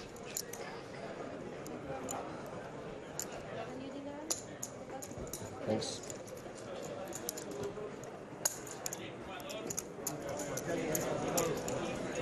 Man with a huge beard, bottom right of your screen. Fabian? No. Beard watch. Luca Vivaldi? No. Don't know. Stephen van Zadelhoff? I just don't know. I mean, you could be right. I'm just plucking names out of the air, people I know with big beards. A lot of big Michael beards. Joseph? Hashtag big beards. We will bring you more news of any big beards we see in the room.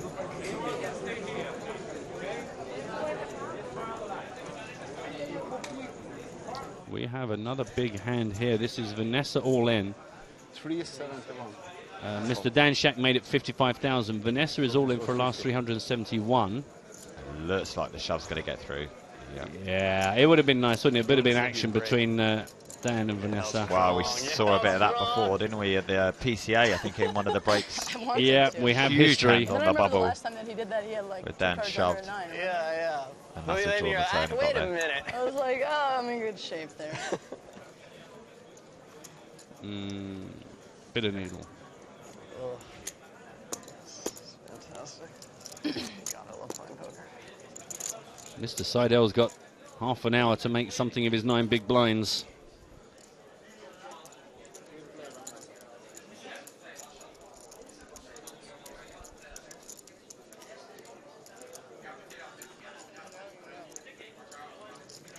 I'm pretty sure Eric Seidel is not a player who's dragging his heels to make the dinner break. What are we in the... In the super high roller. On the playground right now? What are we doing? No, I just kidding. We have an all-in a call. Where did that come from? Hello, that's rather casual. Rather casual of us just to return in time for an all-in and a call. Star Will for all-in with pocket queens up against Martin Finger with King Jack. Queen's still good after an ace-high flop. That was a very good summary. Thank you. Oh, hello, Sailor. Not good news at all for Finger. Yeah. Taking away a couple of his outs. If not one of them. Oh, yeah. Oh, luckily, he is a quality player who only needs a small amount of outs to still win at poker. At the pokers, he is good. Unlucky for welfare. He gets a free bottle of water to take away with him to remember his big day here with us. Thanks for playing. Would you like to come back again? And maybe we will get down to the last 16 before the end of the level. Who knows? Where's the storm? Oh, it's the king. Oh, no. He's out of the tournament. Tell me back. You quite like that, don't you? I really like it. You quite like that. It's going to it's tickling me right now. I don't Do you know know how it is long day it'll one last of 9 days? I know, exactly, yeah. Do you know what? I'm going to give it till the final table of the Astraeus main event when you are going to be digging me in the arm with a ballpoint pen. It's more for my amusement than yours, to be honest, or the viewers, which is obviously the way in which I generally conduct my operations. So, down to 19 players. Yeah. Lose 3 more. And we'll redraw to 2 tables of 8. You can go and do some damage to the dessert table. You didn't ask. First time on my big one, you haven't asked what my stack is. He just looks and goes, oh, enough. Password reminder, top right of your screen. So I don't speak Catalan. What is it? Oh, Catalan. Nice. We're going to have a bit of double German action here. Reichardt's raised it. Martin has called it. Scott Seaver also coming along for the ride. 3-way action? No. What on earth?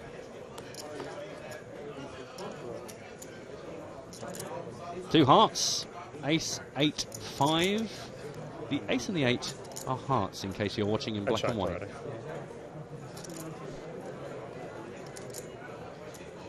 Check, check, check. Oh my gosh. It's another heart. Did you see what I did though? I made it sound like I knew what was going to happen. The 9 of hearts. Have you got another earpiece in or something? Privy to some information? Are we on a delay? No, not at all. Don't, because people will worry. Now Scott decides, you know what, I've got the Queen of Hearts. That's good enough to bet out. Show it. Show the Queen of Hearts. Oh. How did the flop get checked through? Spin the Guessatron.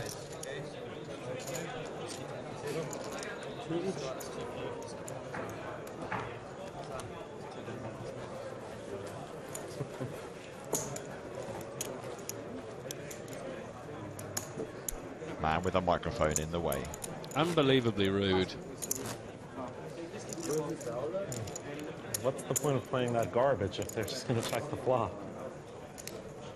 Is that dinner buffet tickets they're handing out? I don't know. Do you want to go out and grab some? Well, I was just thinking, do you think anyone will notice if we just leave a few minutes early to beat them in the line? Yeah, we'll be back in about an hour and 26 minutes. Goodbye. Yeah, entertain yourselves. There's a couple of VTs coming up. You'll be fine. Still so much.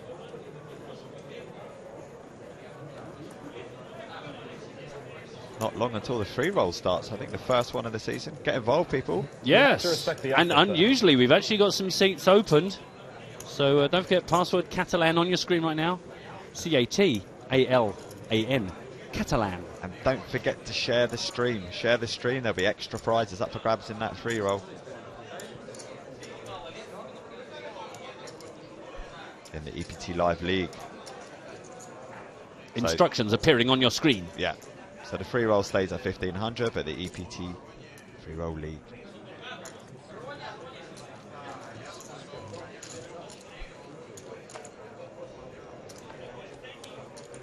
So if we get 2,000 shares, an extra 15 people. Yeah. Potentially lots of winners. Potentially lots and lots of winners. Share us. Meanwhile, a Jack-Jack 7 flop did not entice any action. Checkity check.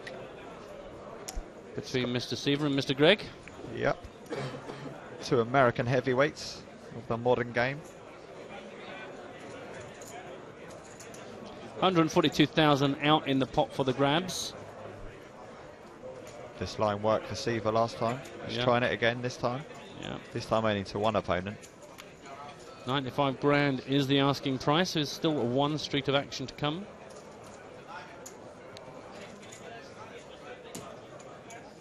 Don't forget TikTok on the free roll.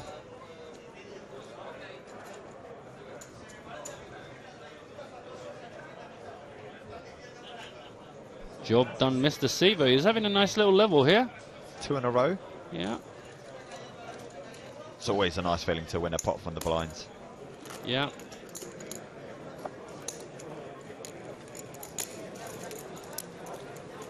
And incidentally, good luck if you're going to play now, free roll. I don't believe I've wished you all good luck yet. Good luck, especially considering the implications now of a win.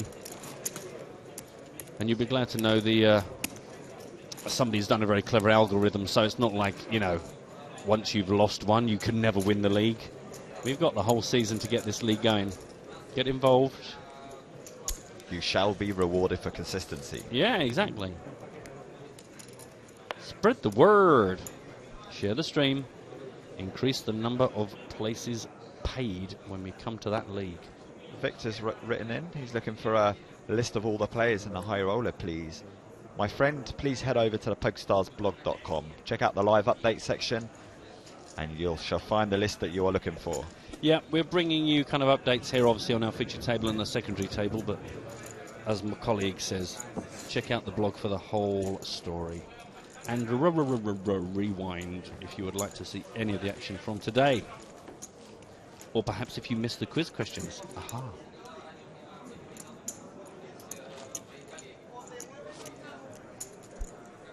Good luck everyone in the free roll. Just getting underway now.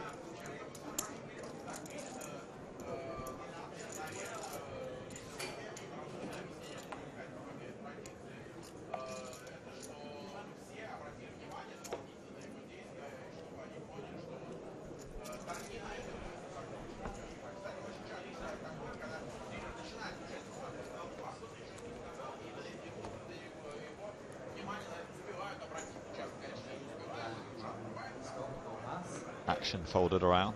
Sound Cricket on the button. Makes it 50k.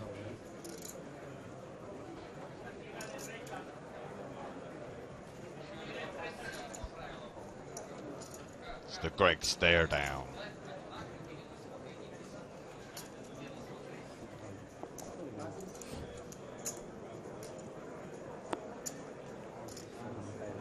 Simples. Raise and take from the button. And that's the way to do it, I believe.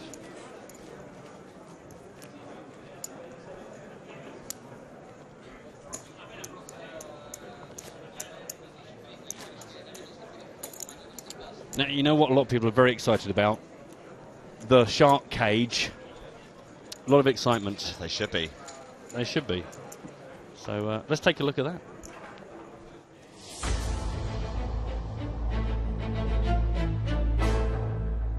That is obviously a lineup of the greatest poker players in the world, probably in history. I'm definitely known as a big bluffer. They don't have a chance. I always have the advantage. Guys never expect me to bluff. Every time I come to play, I come to win. I think this tournament was tailor-made for me, so you can count me as the winner right now. I think I'm going to need my glasses just to fully appreciate David in the cage. Ideally, I would put them all into the cage at once. This stupid cage! Be called divas of poker. It's only because of the cage. You would never call me with that. Get that cage warmed up. Pump the cage! Get in there!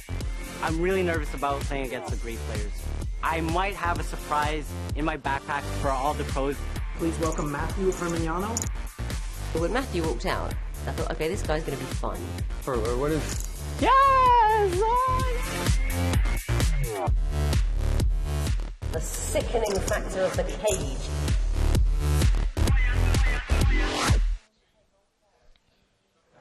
I mean, you told me there was a promo. You didn't tell me there was fresh footage from Monaco. I didn't know there was fresh footage. That's quite good. How cool does that look? That does look very, very good. There are 2 more heats being filmed this week, and then the grand final is going to be in London. And then look out for it premiering on a... 4 heats here. 4 heats here, yeah. Oh, two separate days of filming of 4 heats. Wow. Yep. That looks good. I can't wait to see the final show. Yeah, and it genuinely is, the lineup is just pretty stunning, so do watch out for that. I must admit, I'm rather excited to see the finished product, because we've only really seen hints and bits and bobs, because obviously generally while it's all going on, we're in here. Talking of in here, 250k in this pot by the river. Trickett and Coleman going heads up. Trickett in position. He's betting 155,000. When Coleman sits like this, I always think he's stifling a burp, and at any minute, his radio mic is just going to have this huge belch. It's the classic pose. Oh, wow. It's the all-in belch. All in. Oh, dear. Bold. Cookie jar, hand, caught inside. Yeah. Yeah. And meanwhile, on the Twitter feed, Lee, pocket tens, first hand in the free roll, tripled up. Or the story of Daniel, already busted the free roll, got rivered by a 2-outer. No, it wasn't. That's technically a bad beat, but we'll let you get through with that. No, €5, please. PayPal's fine. It was a very nice Very reasonable of you.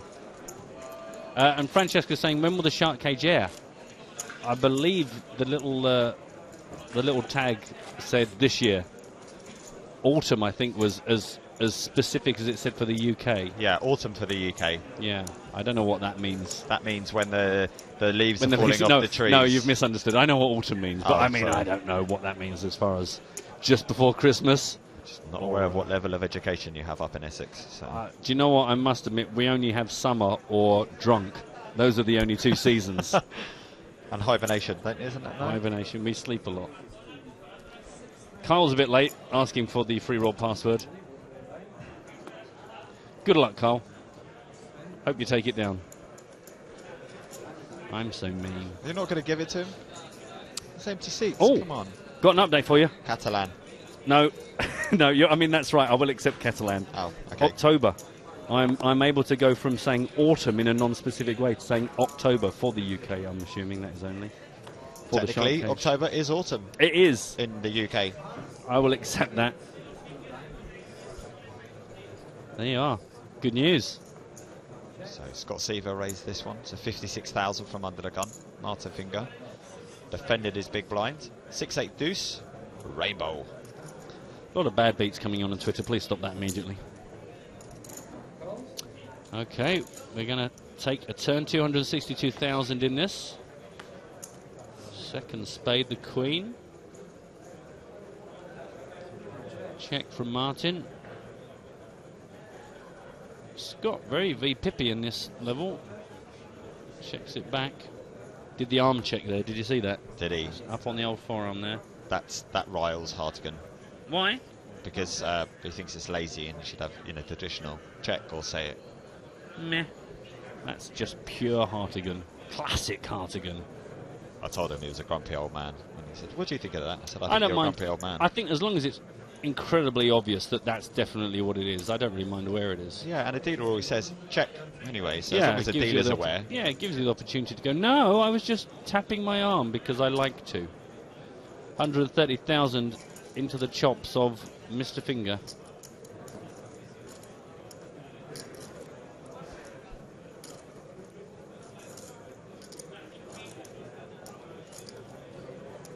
We'll see if we're going to give up on the hand and check behind until the ace came, and he said, I've got to represent the ace.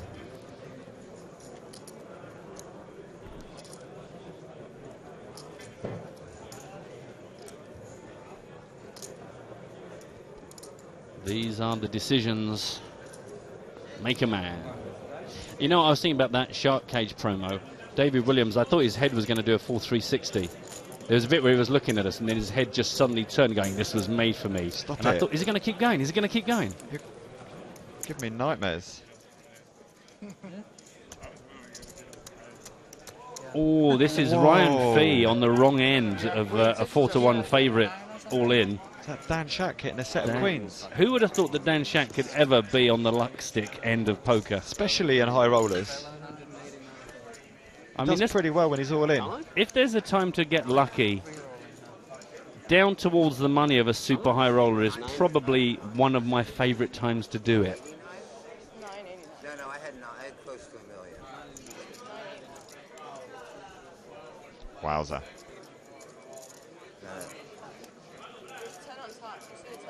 The only thing is that he could actually, Ryan could actually afford to take the hit. Yeah, he's under 1 million for the first time in a fair while, but he has still got 950k. And it looks like Dan Shack has doubled into the chip lead with that hand. Has anyone else got more than 2 million? 989. 989. Is that right? Yes, 989. 989. Or we're safe to say amongst the chip leaders. Yeah, I'm not sure if he is the chip leader, but you could be right. Yeah, he's certainly up in the top couple or three. That's a lot of chips to give someone else. Oh, that's just rude. Oh, that's, as you say, he could afford to take the hit, puts him to 4th spot on that table, the second feature table.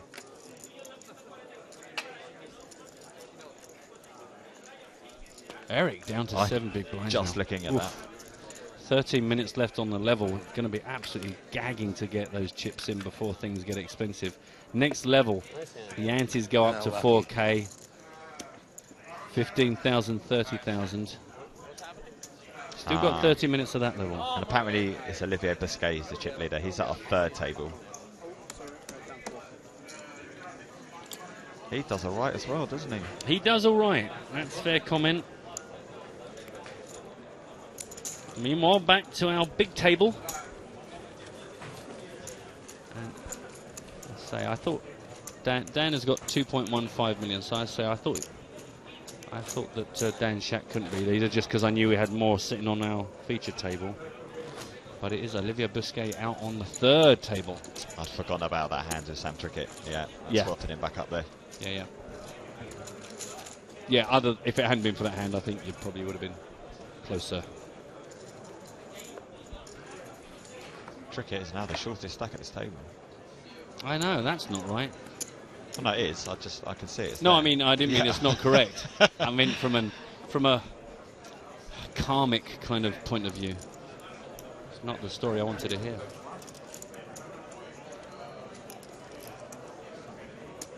Holding around to Mr. Finger on the button.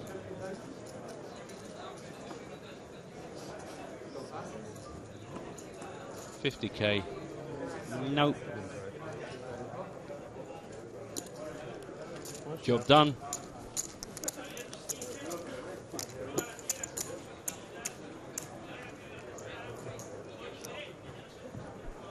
The Spanish commentators are going off for something again. I know. Sometimes I think they're on a different timeline to us. I don't know. What are they watching? We mentioned them before. There is original of B, OLB, Olivier Busquet. Yeah, very comfortable little pile of chips to play around with. Vladimir Tronovsky is still looking.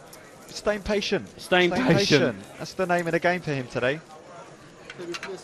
Not looking comfortable. Klein from Norway. Anyway, back to our feature table. 55K raise. And Dan Coleman in a hijack.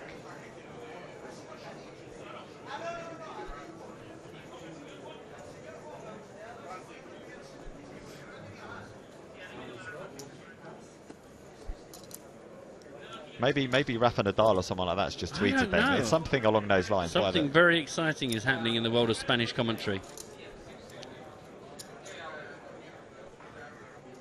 Dan Coleman's raise has got all the way around to Tony Greig in the big blind. He's going to defend here. Heads up to the flop. 140,000 in the pot. And the flop brings 6-7 Jack. 2 hearts down. Quick check from Greig. Checkity check. Yeah, checkity check from Mr. Coleman. So, 3rd heart. An ace. That is definitely a Hello Sailor turn. You got yourself 3 hearts. You got yourself the ace.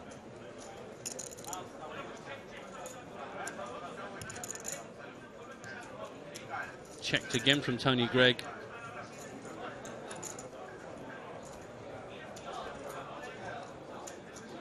So 140,000 in the middle. Dan is going to bet.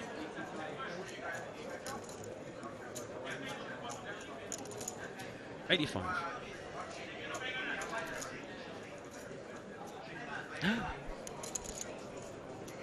Is this Seidel all in? I think it is. Mr. Seidel all in, and that is Mr. Seidel all out. Ah, he flopped the Broadway gut shot, but didn't get there.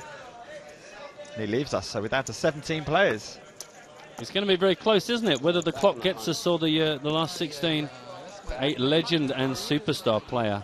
The walk of shame. Let's follow him. Come on, let's make him feel a little bit worse about the fact that he's just... No, let's not. Okay. Let's not. Meanwhile... Bye, Eric. I want to know what happened to our...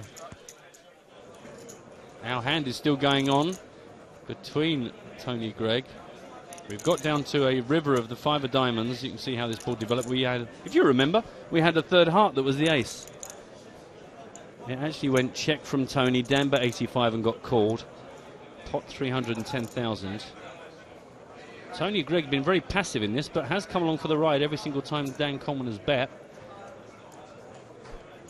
What's he going to face this time? 165,000. Looks like it's going to be a quick call. It is. Oh, and doesn't even have to show. No, he doesn't, mate. You've already mucked your cards. He has to show? No. No, no one has to show. You mucked. You mucked, so there was only one player left, so he must have been the winner. Not in Europe, no. Hold on, we should figure this out, right? Wah, wah.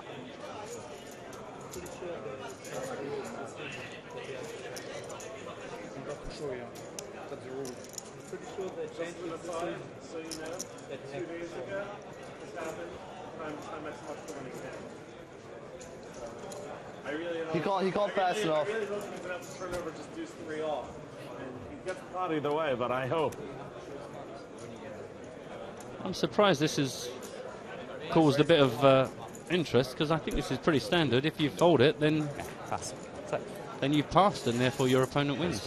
Yeah, if it had gone check on the river, then Tony Greig would have been obliged left of the button to show first. But because there was aggressive action on the river, he doesn't have to. Once Tony's called, it's on. Yeah, the onus is on Coleman to show his card.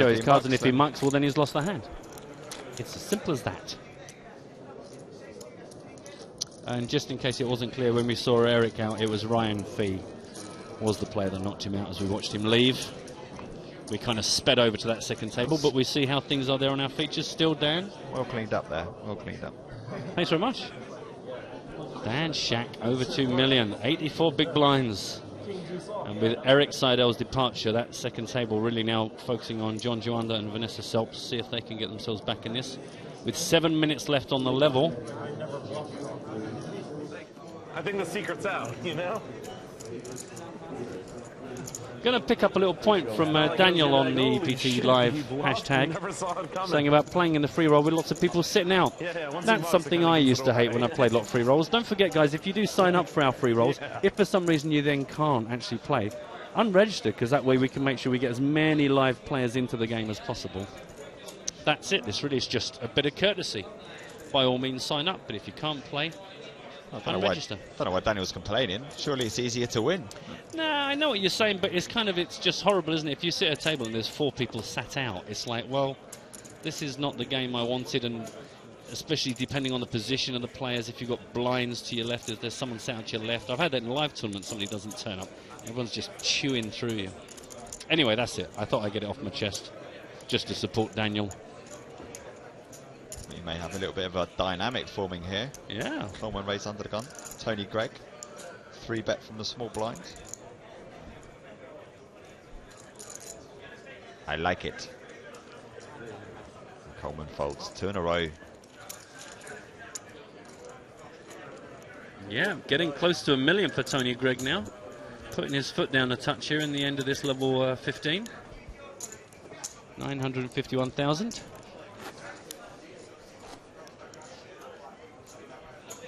Being asked if the featured table lineup will change, or when we get down to 16, that will be a redraw for the last 2 tables. It has to change. So it has to. Obviously, we'll probably, just by the nature of maths, probably have some familiar faces. There's only a couple of players left in the field, really, that we've not seen up on the feature table so far.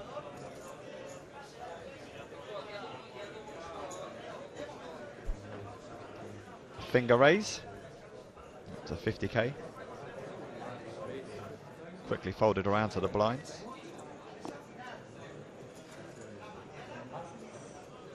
Raise and take.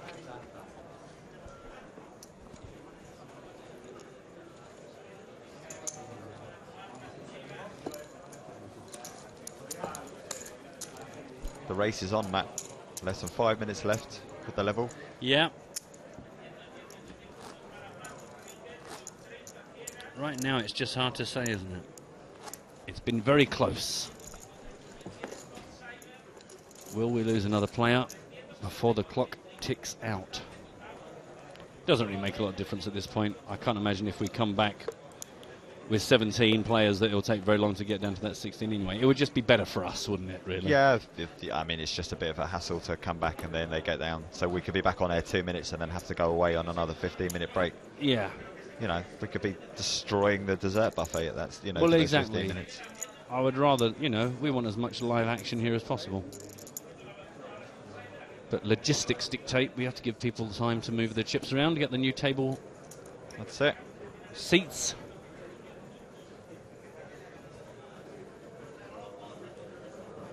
All in. All in from Martin.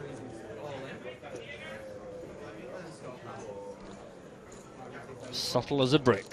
Gets the job done. Our favourite Diane Dawson saying that in her pub league there's a show to claim the pot rule. I think that, you know, I think a lot of times these people say, well, you've got to show a hand to win a pot, and I understand that. But similarly, there's also the rule that says if you're the last person in the pot, you're the winner. Yeah, I think at grassroots level, like at sort of pub league level, that's not a bad rule to have. No, and also in this instance, Dan is folding without showing, and he gains an advantage in that he doesn't show his opponent what hand he was playing, which, so really it's Dan's voluntary move to try and gain, not an edge necessarily, but to try and avoid an opportunity of educating his opponent. Yeah, it'd be bad form not to show your hand and then demand to see your opponent's hand. Yeah. So it's...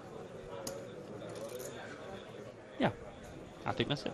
That's it, covered. That's it, covered. Let's move on. Let's not dwell. I think that's cool. Well, it's interesting, isn't it? Especially, you know, a few people have not seen it before and they want clarification. True that. True that. True that. A raise from Fisherman. Sven Rijkaard made it 50k. Got a call from Dan Coleman. Everyone else out of the pot. King, ace, 10, 2 diamonds. A moist flop.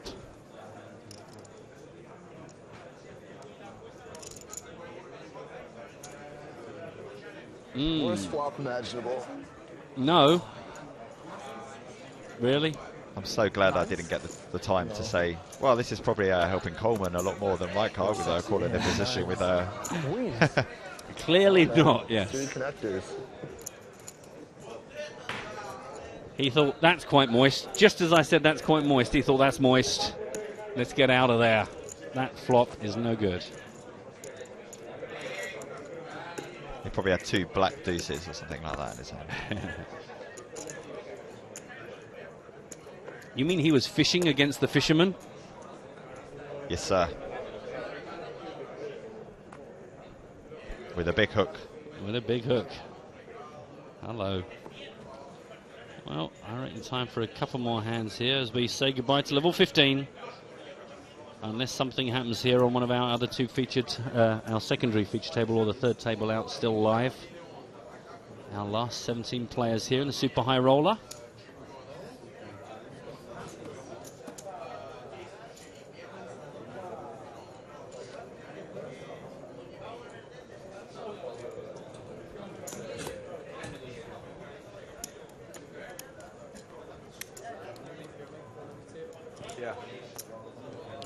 Raise Nicole brings 2 diamonds, 10-3 Jack.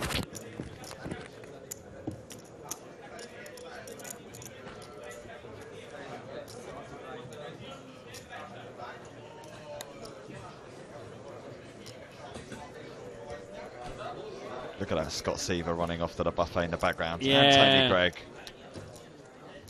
I can see with every player that leaves this table, you're You're just slightly more disappointed than you were the second before.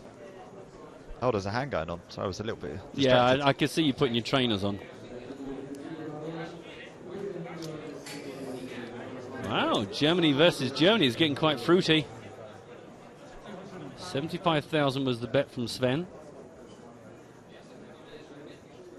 Martin has made it 205,000.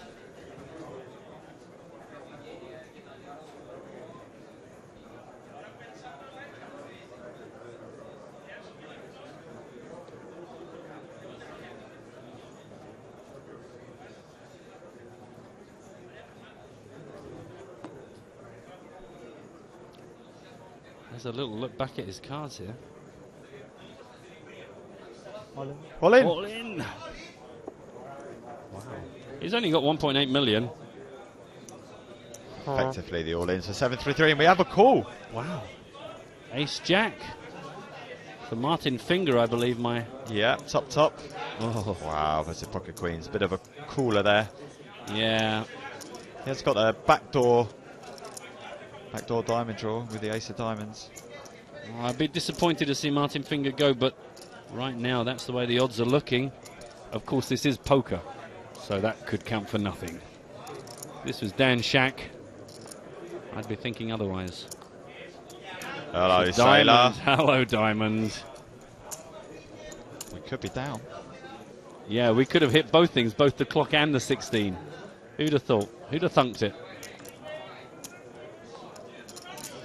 No diamonds. That's it. No ace, no jack.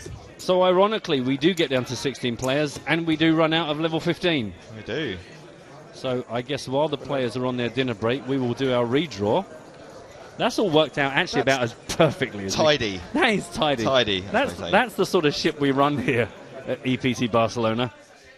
Meanwhile, also Dan. Is that real? Dan is all in.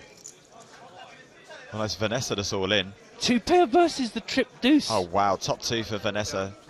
Set of deuces. We heard her say, is that real? And you can understand why. These things are just crazy bonkers. If this hand holds, and Dan Shack is officially Vanessa Seltz's. Jack just got queens to kings all in for a million each and won. And then I just got king jack to deuces on king jack deuce.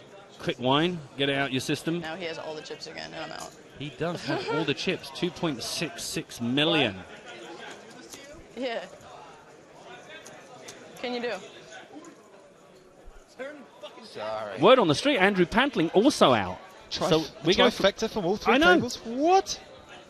We were wondering if we get down to 16 before dinner. Well, that's our final table set for tomorrow. That's our coverage coming to an end. No way. Good Lord. So we're down to 14. So we're going to have 2 tables of 7 redraw. Excellent. Well, that works right. There's only 4 people left there. 2.6 million for Dan Shack. Ishmael's sitting on 1.14. Ryan's got just over $1 million. And Mr. John Juanda, 454,000. And those blinds, the big blind calculation based upon the blinds of 15,000, 30,000 with a 4K ante, which is where we will be when we come back after dinner. Sven sitting on 2.6. Sam Trickett, the short stack there with 12 big blinds. Well, that's about as much as we could have asked for. That gets us exactly where we want to be. We're going on an hour break now for dinner. Join us when we come back to the last 2 here at EPT Barcelona.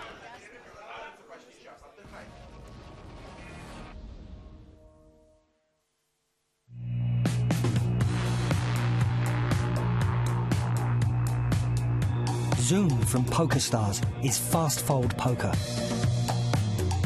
No waiting, just straight to a new hand with new opponents. More poker in less time. We are Zoom. We are poker.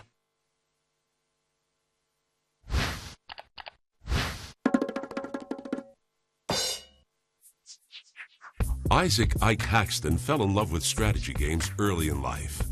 After chess and Magic the Gathering, he discovered poker and finally realized his childhood dream of playing a game for a living.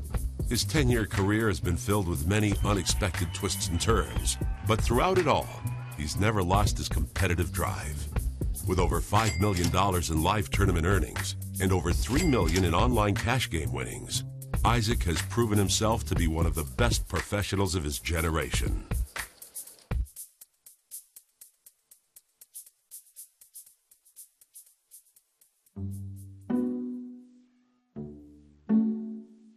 I was born in New York City and grew up in Westchester. My mom is a psychiatrist and my father is a poet and an English professor. I definitely grew up in a pretty cerebral and academic environment. My mom had just graduated from medical school and my dad was a junior professor at Sarah Lawrence University.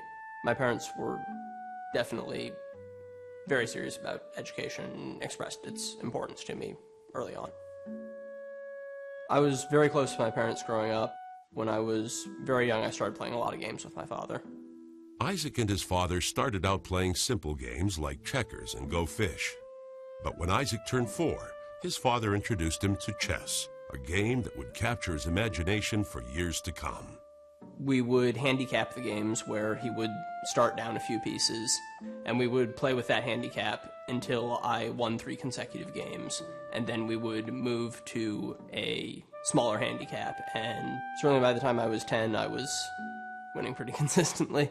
When Isaac was 6, he began competing regularly in local chess tournaments. That sort of competition really captured my interest right away. If there was a big chess tournament coming up, that was all I could think about for the weeks leading up to it, and I would be studying openings and game planning. I absolutely loved it. But Isaac's passion would only take him so far. My chess career, as it were, sort of plateaued when I was 10 or so. I found myself in this situation where I was, by a very large margin on both sides, the second best player in the county. There was one dude who I never ever beat, and I never ever lost to anybody else. And going to tournaments got to be pretty tedious. Isaac's interest in chess may have tapered off, but his interest in strategy games was only just beginning. It was only a matter of time before he found a suitable replacement. Around the time that chess was beginning to lose its interest for me, I got really into a card game called Magic the Gathering. Magic the Gathering is a collectible trading card game with fantasy elements. Strategically, it's often been described as a combination of poker and chess. I would play in a couple of local tournaments a week. I would spend a lot of my free time reading what I could about strategy online, playing online, talking to my friends who played the game. I became, absolutely obsessed with it. At 14, Isaac set his sights on the professional Magic circuit. For an elite few, it offered the opportunity to play a game for a living. A dream come true for young Isaac. I definitely considered that I could be one of these people. I was friends with guys who were doing that. I thought it would be fun to spend all my time traveling around playing Magic. But even on the professional circuit, earning a living through Magic was difficult. Isaac and his friends soon found a way to use their skills in a different, more lucrative game.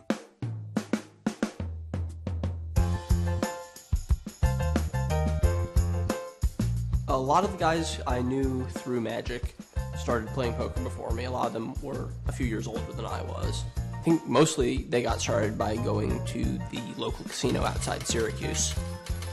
One of them described it to me as, well, it's a lot like Magic, only the other guys aren't trying to win, and you're playing for a lot of money. It's like, oh, that sounds pretty good. I think I could get into that. When Isaac turned 18, he joined his Magic friends on a trip to the local casino. As soon as I started, I thought, this game is awesome. I can't get enough. In fall of 2004, Isaac attended Brown University, where he majored in computer science, his first step towards a career as a research scientist. When I got there, I pretty quickly found some other kids in my dorm who were interested in poker, and we started playing little $5 and $10 sit-and-goes. The dorm room poker games would often last all night as poker fever swept the nation. This was 2004, the year after Moneymaker won the main event, right toward the beginning of the big online poker boom. So it was a great time to get started in the game. Isaac soon moved his play online, where he grew his $50 bankroll to tens of thousands playing mid-stakes limit hold'em. Amongst the poker crowd, he was the talk of the campus. Little did he know his reputation would soon lead him to the most important encounter of his life. Oh, love's a crazy game, or so they say. Isaac and I met in school. When I first met him, I was dating someone else, one of his good friends, actually. He played poker casually and was trying to get me into it. He thought I would be good at it. He was very impressed with my success at the game and got the idea in his head that I ought to teach Zoe how to play poker.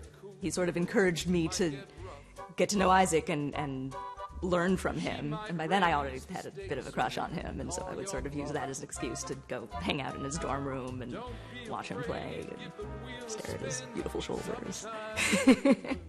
I was definitely attracted to her right away. There was a bit of tension between us, even though she was still dating my good friend. Eventually, that relationship fizzled out. Isaac and Zoe didn't see much of each other, but they stayed in touch online.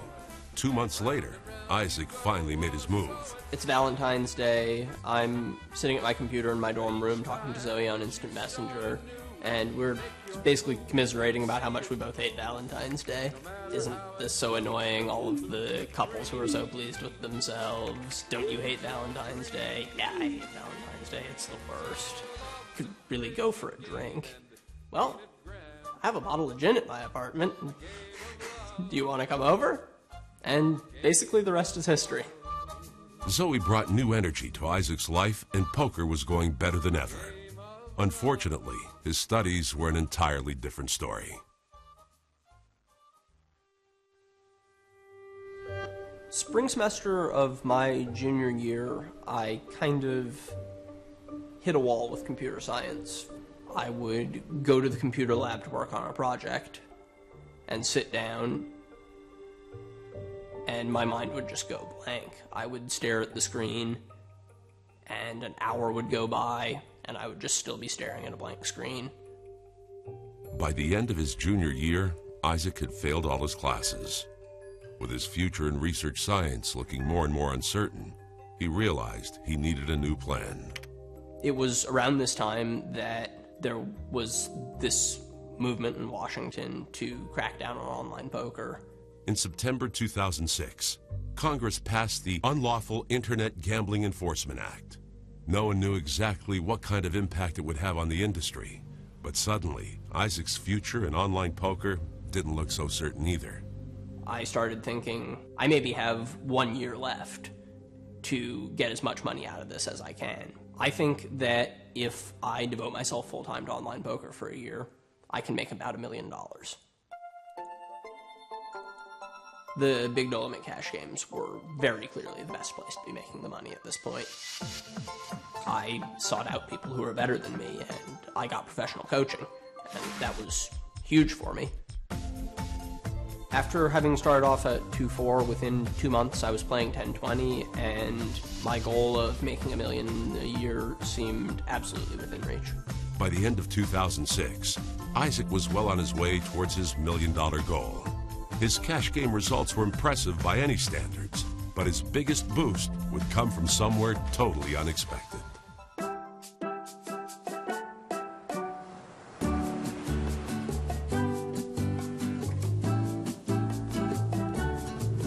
That fall, I decided that I would play some satellites for the PCA. The Poker Stars Caribbean Adventure is a destination poker tournament held each year in the Bahamas, an aspect that made it one of the most popular tournaments on the circuit. I was kind of thinking of it as satelliting into a fun vacation for me and my girlfriend. You know, he wasn't expecting to win. He was expecting to bust out on the first day, and, then we would go swimming in the ocean, hang out at the pool. By the second day of the tournament, I was runaway chip leader, so I was getting asked for interviews on break. I'm excited. Yeah, I like the tournament. He just kept winning pots. He just kept winning. It was crazy. And then, and then it was, okay, he's made the final table. Hi, everyone. Welcome to the World Poker Tour. I'm Mike Sexton alongside Vince Van Patten, and we're at the beautiful Atlantis Resort on Paradise Island in the Bahamas for the final table of PokerStars.net's Caribbean Poker Adventure. All 6 players 28 years or younger, and the youngest of them all is the whopping chip leader, 21-year-old Isaac Haxton from Boston.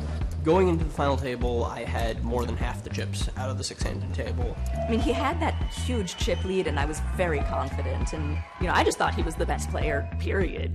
Isaac's the smartest, he's the best, he's gonna win.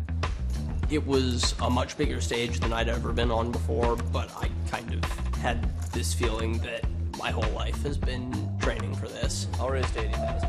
I'd been running so hot throughout the entire tournament, I felt like winning was a foregone conclusion. Isaac's good fortune continued as his fellow competitors were eliminated one by one. My stack pretty steadily increased throughout the day until we got down to heads up. We are down to heads up action. Our current chip leader is Isaac Haxton. He's got 13.9 million in chips, about a 3-to-1 chip lead over Ryan Dowd, who's sitting on about 4.9 million in chips. Once we got heads up, things started going much less smoothly. So it all comes down to the river. Let's take a peek. It's an ace. Ryan Dowd has doubled up, and that's just that quick. We've got a new chip leader for the first time tonight. And look at the stun look by Isaac Haxton. That's when I started to have almost a panic reaction. I started hyperventilating a little bit. I had to sit down and put my head between my knees. I was very emotional. So Ryan Dowd taking down yet another nice pot. Isaac continued his downward spiral as Dowd seemed to win every pot. All seemed lost until a single hand turned everything around. Well, the queen of clubs comes off. As the cards lie, Ryan's got the best hand with the 7 high. 700,000. And he bet 700,000. Raise. I can't believe what I'm hearing. Ryan, with almost as bad a hand, says raise. Well, this is incredible. He is raising it, going to make it $2 million. With absolute Garfunkel. The first thing that went through my head was, damn, I guess I lose this hand. He's got the worst 2 cards you could have at this moment. After spending a while with my head down, mourning the loss of this big pot, I started thinking, I don't know if I buy this. I don't think he has it. He certainly didn't check the turn with a straight. He didn't check the turn with 2 pair. None of this is really adding up to convince me he has a good hand. Maybe I can just bluff shove here. Re-raise, all in. Wow, Vince, he's done it. He's pulled the trigger for all those chips. And there's no way Ryan can call him. Ryan was bluffing himself with a 7 high. And look at this, Isaac's going to show the hand. Oh, he's going to put some salt in the wound. Wow. Isaac Haxton bluffed him completely, man. He moved all in with a deuce 3, the worst 2 cards you could be holding in that spot. You're gonna like when that's on TV. To this day, that's easily my favorite single-handed poker I've ever played. Unfortunately, the thrill from Isaac's bluff was short-lived. He ultimately finished in second place, a disappointing result until he considered the prize money. I won about $860,000 for finishing second. That put me over 90% of the way to my $1 million in a year goal. And I got home from the tournament, ran good online for a week, and was there.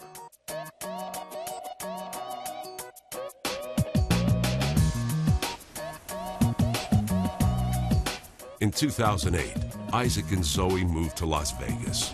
They heard about a condo development that catered especially to poker players and decided it was the perfect place for Isaac to take his poker career more seriously.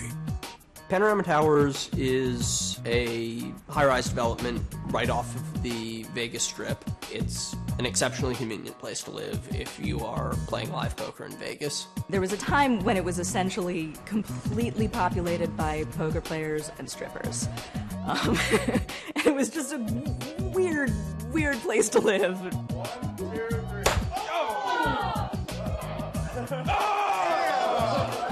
Panorama Towers was home to a vibrant poker social scene where Isaac befriended many of the game's elite players.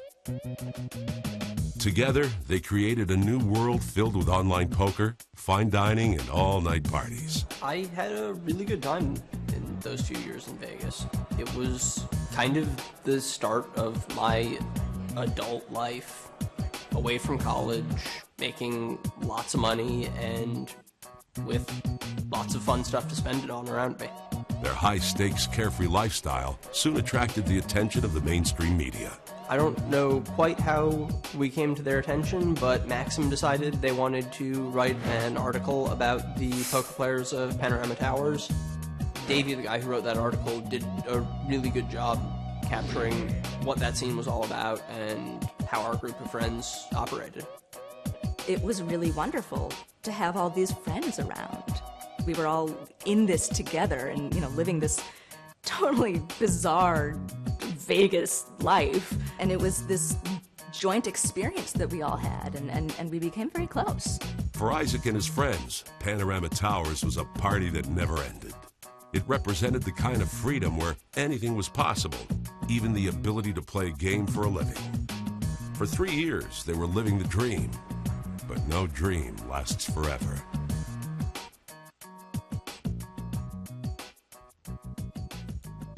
In early 2011, I was at a great point in my life, both poker-wise and otherwise. I was on a giant upswing. I felt like I was just booking a 100K win every day. He got some momentum, and some new people were playing him, and some people who hadn't been playing him started playing him, and he was on a serious winning streak and putting in a lot of hours and really enjoying playing poker, and then boom. On April 15th, 2011, the U.S. Department of Justice shut down online poker in America. It felt like the sky was falling. I mean, the sky fell. It was really the end of something, of an era of that situation. Black Friday was definitely the death knell for the Panorama Towers online poker player culture. Yeah, there was definitely a sense of loss. Having to accept that time was ending, would soon be over, is now over. In order to keep playing online poker for a living, it became clear that we were going to have to move abroad.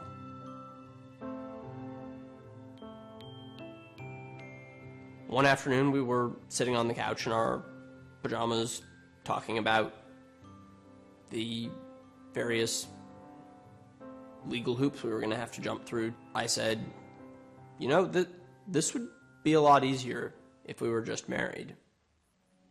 Do you want to get married? Then he apologized for being kind of abrupt and not very romantic in his proposal. But, we talked it through, and it was the obvious choice.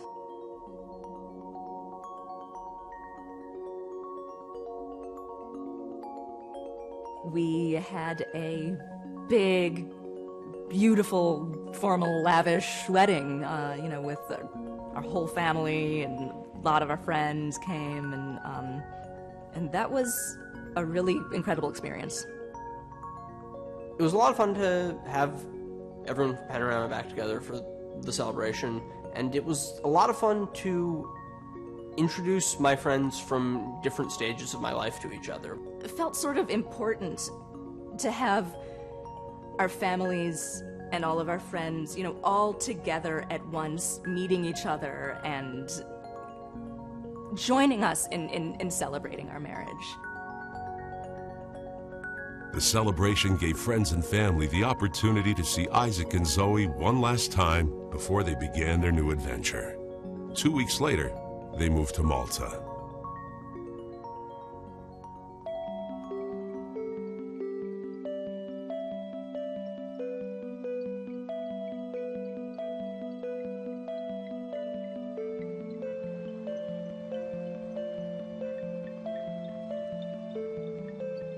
Malta is a beautiful country with 7,000 years of history. It's a really relaxing environment that's very conducive to getting a lot of play in. I really enjoyed living here. The food here is awesome, the weather is awesome. I really like the Mediterranean sensibility of not working too hard and enjoying life. Black Friday has been a bit of a blessing in disguise for us. We had always talked about wanting to travel the world, and that is one of the best things about playing poker for a living, especially playing online poker for a living. You have almost unlimited freedom to work when you want and not work when you don't want, and go anywhere you want and work from there if you feel like it, or take time off if you'd prefer that. And that was something we had taken almost no advantage of while we were living in Vegas. Meeting Isaac, falling in love with him, getting wrapped up in this lifestyle has presented me with so many wonderful opportunities to see and do and learn things that I never would have otherwise. And it's great.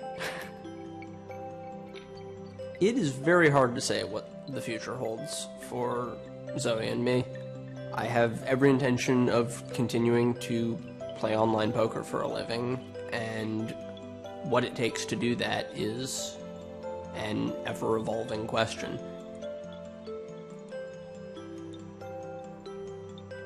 Oh, thanks.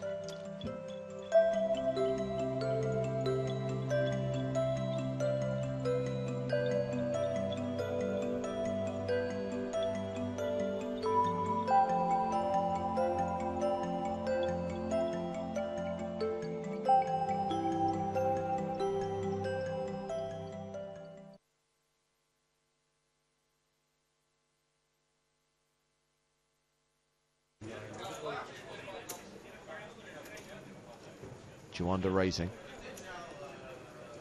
So Mike McDonald started day 2 with a fresh stack. He was eliminated on day 1, brought back in this morning. Lost a little bit of his starting stack. Starts this hand with 229k. And here he is responding to Juanda's open with what looks like a 3-bet, a re-raise to 42,000. 175 behind? 7? Yeah.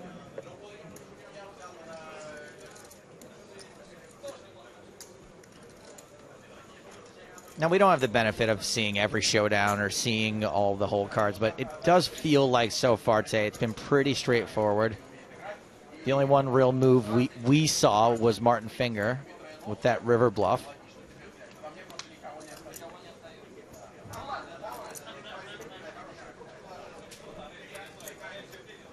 Made a bold move on a Russian. Martin Finger or Stapes' finger?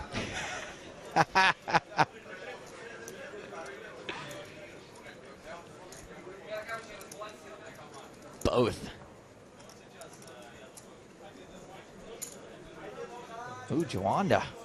You said you were missing Lee Jones, Joe. I am, yes. Has he gotten in touch? He has. He said, good morning to all my friends at EPT Live. I hate missing EPT Barcelona, but somebody's got to keep the Grizzlies in Alaska company. Is Lee working on getting that Alaska market going? Is that what's happening?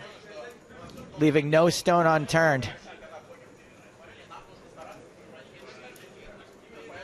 Six, 7, 8 with 2 hearts on the flop.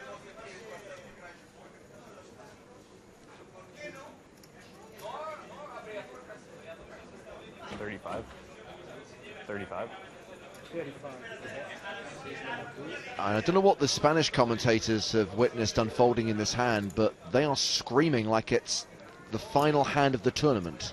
They love Juan Juanda.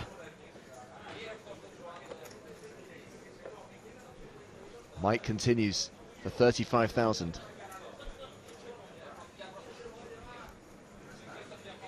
And this is a slightly small C-bet, which isn't that uncommon in a 3-bet pot. 35,000 to 100,000, less than half the pot.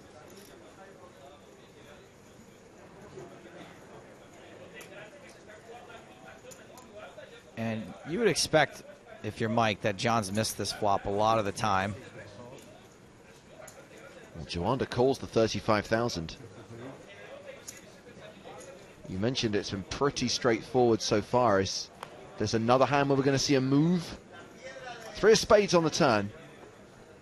It's one of these guys getting frisky, playing a little bit funky.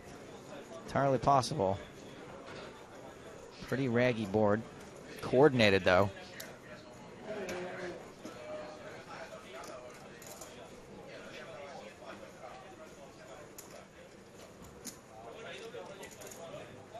On to now checks. Excuse me, McDonald. They look so similar.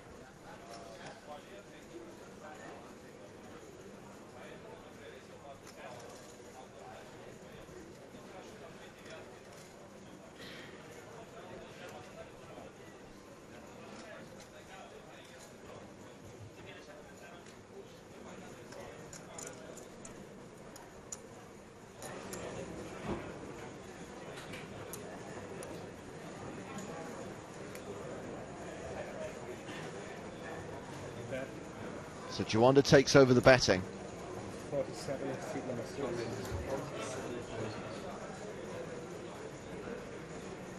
47,000 into a pot of 170,000. And that's less than a third of the size of this pot. But a good leveraging bet considering Mike only has 150k behind.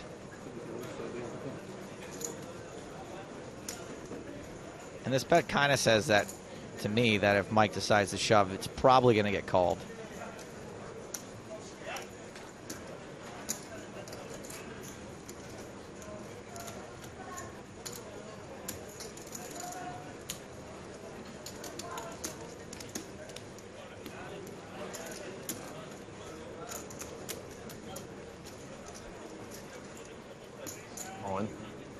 Mike does check raise all in. And it wasn't a snap call. He's got to put himself in a spot now. He folds. He does fold. So it looks like that's what he was trying to make Mike think, that he wasn't going to fold to an all-in. But he did. So Mike chips up to 368,000. Now the second biggest stack at the table behind Jean-Noel Thoreau.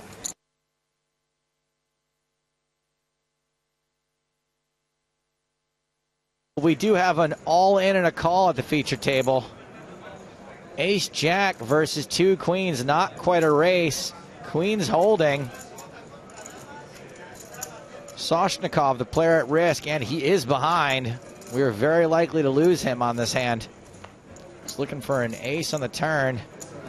Well, he does pick up some more outs now.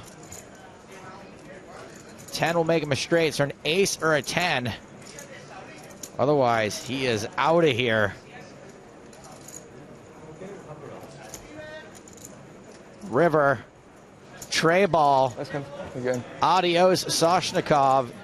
He was the first player we saw all in at this table. Won a race, doubled up. Good luck, guys. Good game. And you could tell by the way the pre-flop action was going here. These players were trying to get it all in before the flop. Here's a gratuitous replay of that inconsequential three of clubs.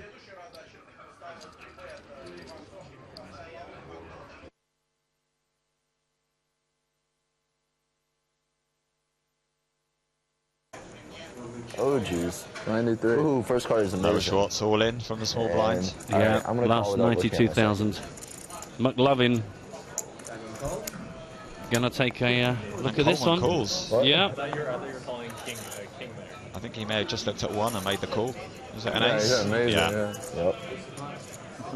Pretty standard play there. You'd expect Schwartz to shove all day long with any king in his hand, even without the jack kicker.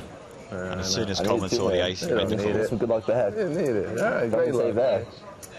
Queen 10 for a sweat. Ahead by a little margin, but of course at least Dan Coleman is not at risk. How does anyone And is ahead. It's all good for him right now. Not lately, man. Nobody can beat you, I know. Turn and River yet to spoil the story. Nobody can beat the Coleman.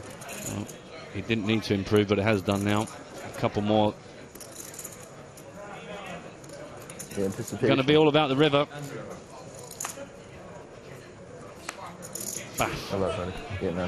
No help. We thought that we might see a few more departures in these coming levels, and there's the first of them on the back of Mr. Daniel Negreanu's exit. Yeah, Noah sails away. I gotta give this.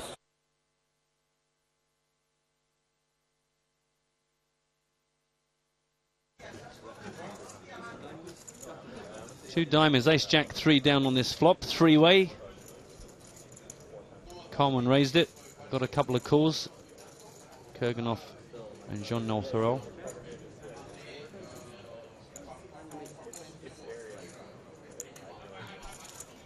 Coleman continues. Quick call by the Frenchman. Quick fold by the Russian stroke German stroke lives in London.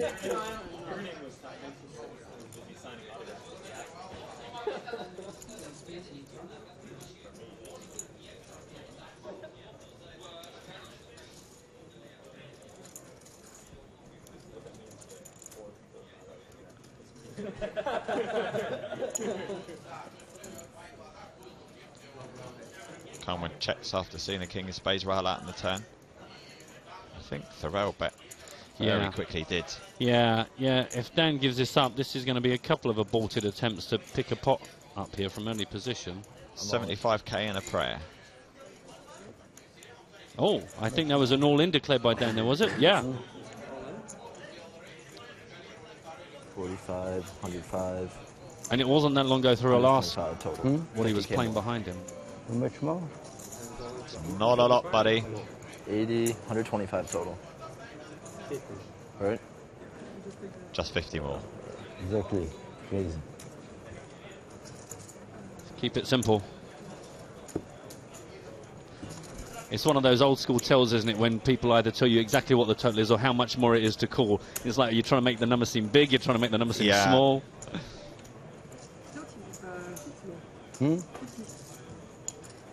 And he does call. Yeah, right. Coleman's got to be really strong here.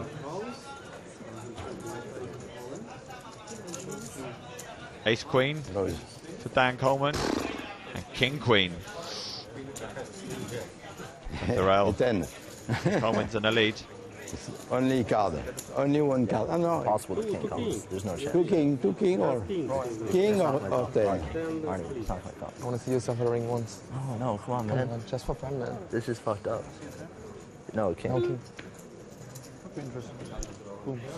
Ah, wait. Better for you. Yeah, even better.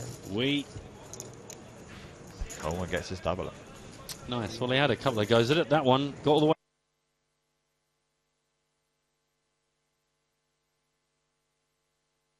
Hello, Eagle's not going anywhere. No, and again, this is either a genius spot or he actually has a genuine hand of strength. He is good enough that we just don't know. Michael's very excited on hashtag APT Live. He just got a little shout out. Yeah, you just got another one. If you want to shout out, if you want to let us know where you're listening from. Meanwhile, Mr. Kurganov is all in. Triangle of Death will be employed here. Nearly $500,000 in his stack. Martin gets out of the way quite quickly. Yeah, sure. No real surprise there. You don't know how many big blinds it is. Quite like the way you gave Michael a shout out, even though his name's Mitchell. Mitchell, I do apologise. 380. Sorry. But Michaels everywhere are very happy. Bunch of Michaels somewhere in there going, wow. Sorry, Mitch. Mitchy Much. Bam! Bam! Almost getting 2 to 1, not quite. Makes the call. I fancy Igor here. What's he got? I reckon Fee's got. One of us is going to have 1,000,000 fucking chips. Sorry. Oh, look at this. Classic race underway. Classic race. I fancy Kurganov all the way here. 2 jacks, let's see. Kurganov all in. He is the player at risk. Despite having 464,000, this would be a really sweet moment that Igor can hold up here. But, oh, hello. Okay. I believe we've seen Trip Jacks a couple of times here. Yeah, but he's also flopped the nut flush draw. This is not over. You're absolutely right. 8 outs. 10 is a good card. Diamond. Good spot. Queen of Flash and foot. I was so excited by the window card. First flash, then quads. Queen is good card as well. Not in that order, though. Oh! There we go. Fee hits his flush.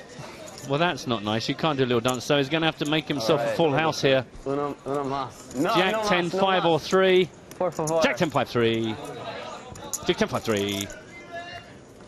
Oh! Good. All right. Doesn't come in. All right. Yeah, Oh, good on Igor. All right, is off. 8 gets to keep his microphone. Again, all players keep microphones as a souvenir of their time here with us in Barcelona. Thanks for coming. Good luck. He's going to go back to his sucky life.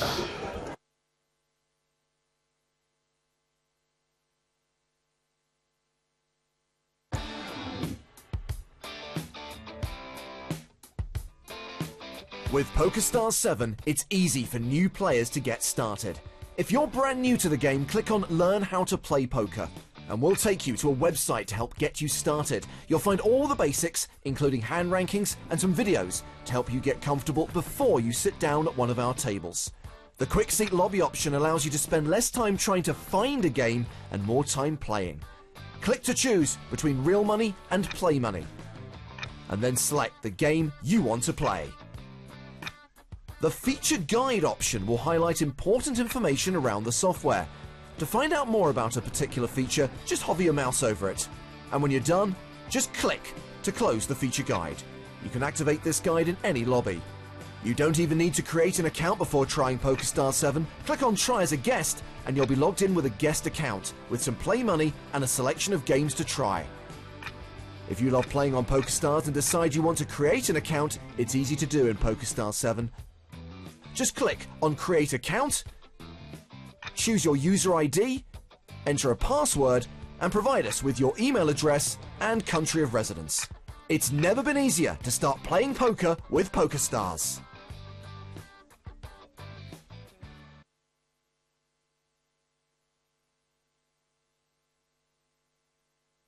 I don't think you could beat Timex here, by the way. When's the last time he went out this early in a super high roller? Never? He doesn't look that smart, does he? Man, he's my worst enemy. Well, last hand, ace-3 suited. That was badass. That was sick, man. You like? Yeah, I like. Especially the bet I need size. some balls, but... Take some balls, yeah. You can't just But you call. kind of have to. No, you can't. You can't always just fuck call. your hand up. Yeah. Calling would just fuck the hand up. You can't bet, then... You don't want to check call the turn before it's So much. 17. Oh. By the way, the reason we're hearing so much noise in the background from the tournament floor is that the Estrellas main event is currently on the bubble. Oh. Yeah. Looks like Fia's called. 262. With King 10. Timex at risk with Ace 4. He shoved, I called. I don't want to jinx Timex, but he 262. runs pretty good in these situations. No, I already regret saying don't that. like folding. Maybe should fold. Broadway, there's a king in it. I don't know. There'll be a calculator. 10 on the later flop. and we'll find out.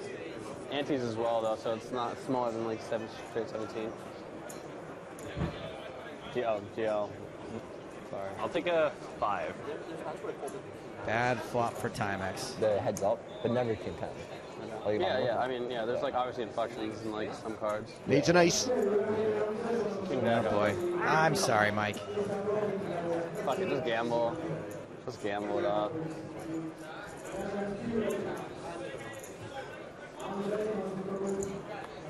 It's a deuce. Awesome blockage by Joe Stapleton. All right, that one's my bad, everybody. And I'm really gonna, yeah, that's one for the books. This one's on me, guys. Apparently, Mike McDonald was in it for 150,000. 3 bullets. Gulp.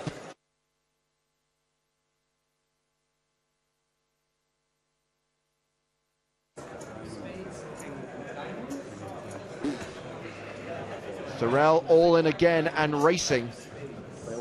Here's Jack's marginal favorite against Martin Jakobsen's ace-king. Like Matt Broughton versus Mark Convey, one of these two hands has a slight mathematical advantage. If I see someone like I try not do it, I try to look. Yeah. No, I'm sure, but like still, you know. No, I know, but I opened it like an idiot, you know. It's my fault. No, I didn't see. I have terrible eyes, though. What do you think? You like the jacks here? Yeah, I have terrible eyesight too. I like Jean-Noel.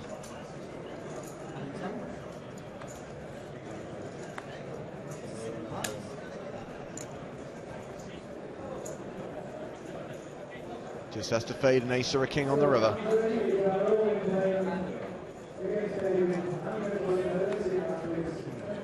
Oh, it's he a does king. Not.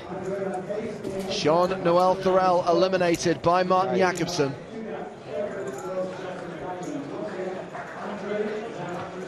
One player closer to the redraw in the Super High Roller.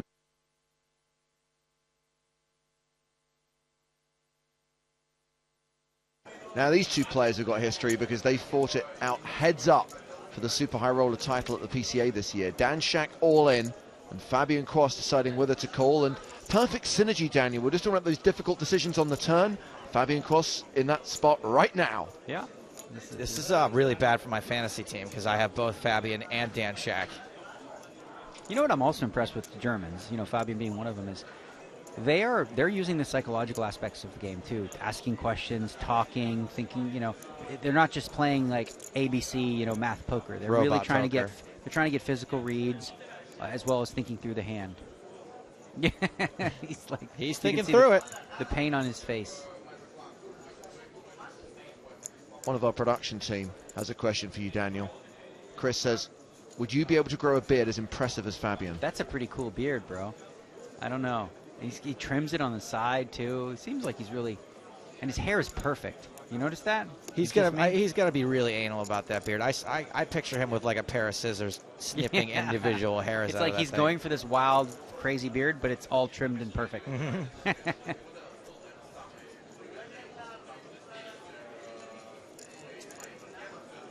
Well, he's clearly got a tough decision. He's trying to get a read now. As you notice, and Dan's not giving away anything.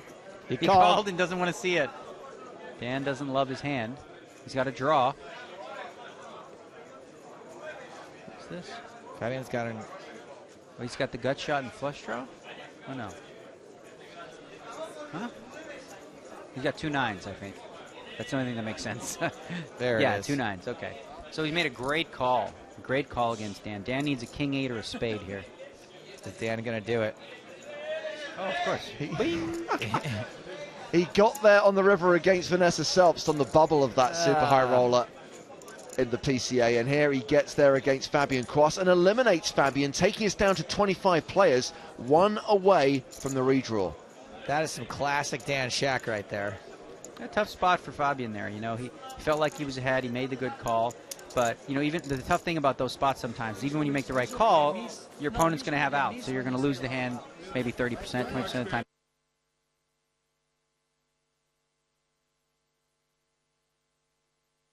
So we're back at the main feature table. Let's get up to speed on this hand. We're on the turn again.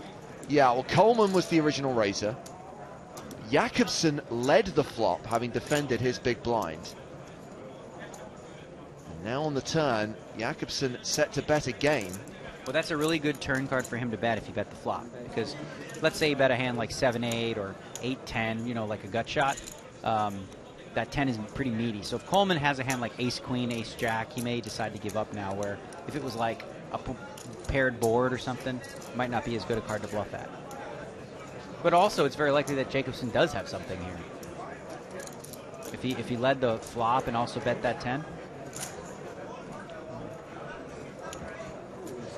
This pot's feels getting like, pretty you big. know, Coleman might just have an overpair here and still just be playing it carefully. So for Jakobsen, I think if he's got like just the 9 or just the 10, he's going to wave the white flag and check. If he can beat that, you should expect to see a pretty sizable bet.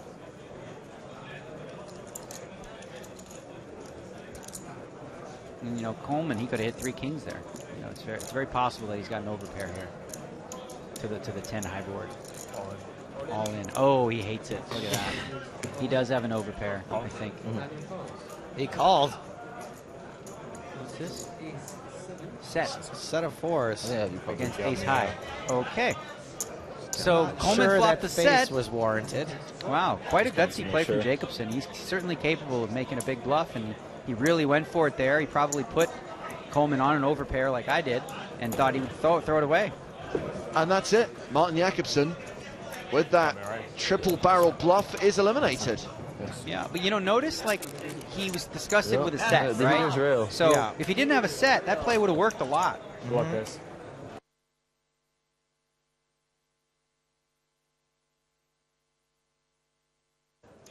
So Tony Greig raised up to 50k, finger shoved over the top.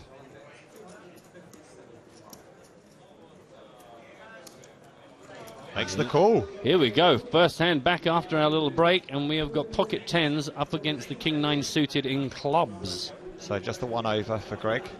He does have clubs working for him. Finger does have a couple of blockers to the straight, which he'll be happy about. Yeah, over $500,000 in the pot. And Martin Finger is the player at risk. It's all good right now, though. Jack 4-5. Yeah, no help for Tony Greig other than still to hit his overcard. Not even a hello sailor of a turn for us. Nothing. Sailor. Nothing happening.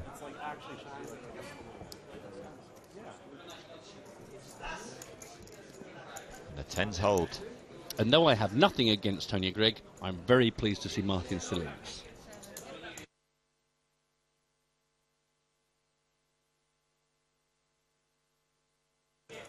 Martin made this 50,000. Scott has come all in for 451,000. Samuel Trickett's interested. Yeah. All in as well. Oh, hello. Hello, double sailor. Two sailor on sailor action. I would imagine Martin's probably going to need aces here or he's folding. Good news for you. Looks like a big ace for Sam, certainly. Yeah, looks like big slick pocket fours. I also feel like Is that a classic race on the way? You don't really like it, do you, with the fours? I think it's got to be. I know mathematically it's exactly the same, but it feels like. Well, it isn't. But it feels like it's got to be at least jacks, maybe even tens for it to be a classic race. But You have the 4 of clubs. it doesn't matter. Too. Yeah, that's great news for me. Is when I hit that set, it just really duds you. I think Scott's just been told that 1-4 is out. Queen 5-5. It's not a great flop for Seaver, even though he's still ahead. Now there's 3 queens out there that will counterfeit his hand, as well as the ace or the king in Trickett's. Yeah, that is the. I will give you shit if you that want is to my flip. absolute worst way of getting donked out of some tournament is counterfeiting. And that's a terrible turn card from him as well. Opens up 3 nines, all those flush cards as well. 19 outs. It's too many outs. It's too many outs. When you have this many outs, you never hit. Wow. See? Too many outs, you never hit. What are the chances? Is a lot of luck for the dealer. A 1 out of full house. Good lord. Well, with the fours anyway. Ace, king, queen, 9, or club. Wait, 9. So stupid. 12. So oh my stupid. god. You won like 3 flips there.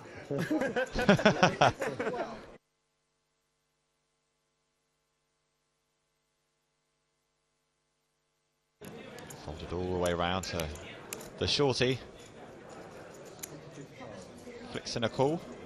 I think we're going to see the old stop and go here. Well, yeah, 136,000 out there, and not a huge amount more than that left in his stack.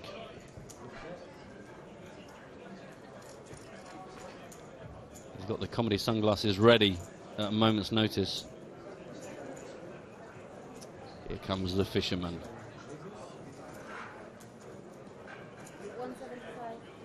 All in.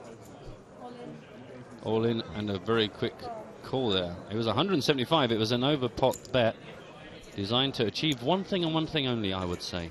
I think that was ace-jack for Reichardt. There's a good chance that Buduga's ahead here. Let's have a look. Come on, Nilu. Slow rolling us. Yeah, I know. Slow roll by the dealer. Dealer is slow rolling us the cards. 8-9 for Buduga. Ace-jack, okay. Well, I guess Buduga had to have hit, but not a great spot. Oh, well, that stinks. It's one of those hands where if you don't hit, you might just stop and go shove. If you do hit, then let your opponent do the shoving. Yeah, I guess that's the thing, isn't it? And the script works perfectly until the cards come out and wallop you around the chops. Unlucky. Did nothing wrong in that move, but sometimes the cards do that, don't they? He's off.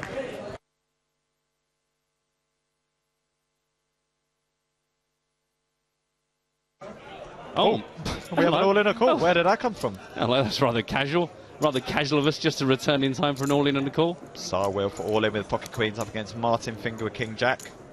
Queen's still good after an ace-high flop. That was a very good summary. Thank you. Oh, Oh, hello, Sailor. Not good news at all for Finger. Yeah. Taking away a couple of his outs. If not one of them. Oh, yeah. Oh, luckily, he is a quality player who only needs a small amount of outs to still win at poker. At the pokers, he is good. Unlucky for Welfare. He gets a free bottle of water to take away with him to remember his big day here with us. Thanks for playing. Would you like to come back again?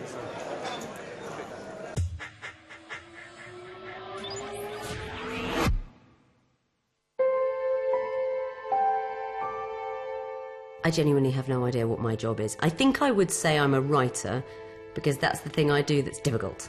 Because playing poker is fun, and making TV can have long hours, but it's sort of easy. And writing is the bit that, you know, I wake up in the morning and think, oh, God, it's a writing day. So that's the thing I'd call a job.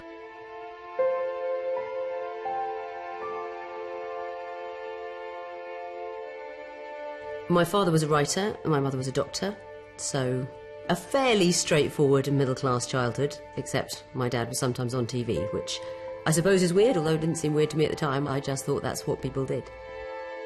Professionally, I'm sure I was influenced by my father. I mean, I think a lot of people want to be writers or dream of being writers. I think the problem is they don't think it's possible. People wonder sometimes, they say, oh, is it easy for you if you have a famous parent or a parent who does the same job?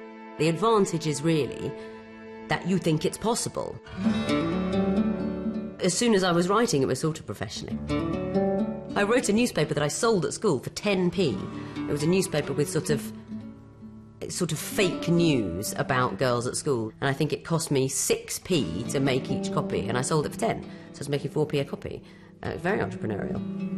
When I was about 12, 13, I used to send off short stories to magazines under a fake name and had some of them published.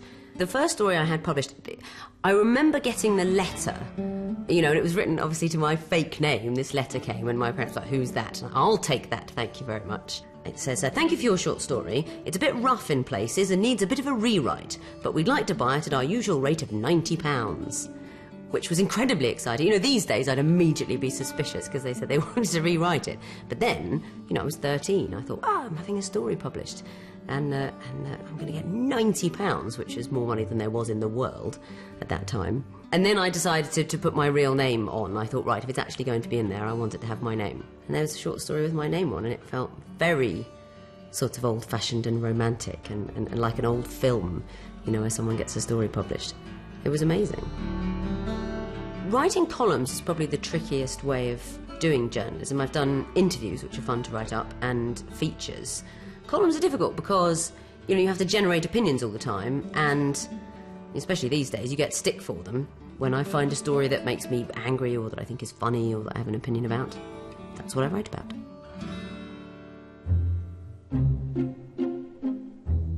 I do a big project, you know, every maybe 3 or 4 years. I'd write a book, you know, I've done a couple of books. I did a play one time and I took it to the Edinburgh Festival and then put it on in London, and then it got bought for TV, so I wrote it as a TV play. And then I had a sort of adventure with my friend Charlie. We had a sort of comedy job as porn film reviewers on a magazine. What we did was they'd send us these X-rated videos and we would review them as though they were proper films. So we would talk about plot and character and say, you know, I found the character of the plumber, you know, wasn't as convincing as he might have been, and, you know, his trousers came off a little early in the scene. So we came to feel we could make a better film than these ones we were reviewing. So we thought, well, let's put that to the test. Let's go and make an adult film, which we did. And, you know, I think I'm fairly safe in saying it's the worst porn film of all time. Script-wise, it's strong. It doesn't really have any sex in it. That's where we fell down. We were so embarrassed. We were forever saying, I don't think you need to go further than that. Let's all have a cup of tea and a Kit Kat. We spent 2 or 3 years in this project, and we wrote a book, which I am quite proud of. I think the book succeeds in its aims more than the film does. And then I've written a book about my life playing poker.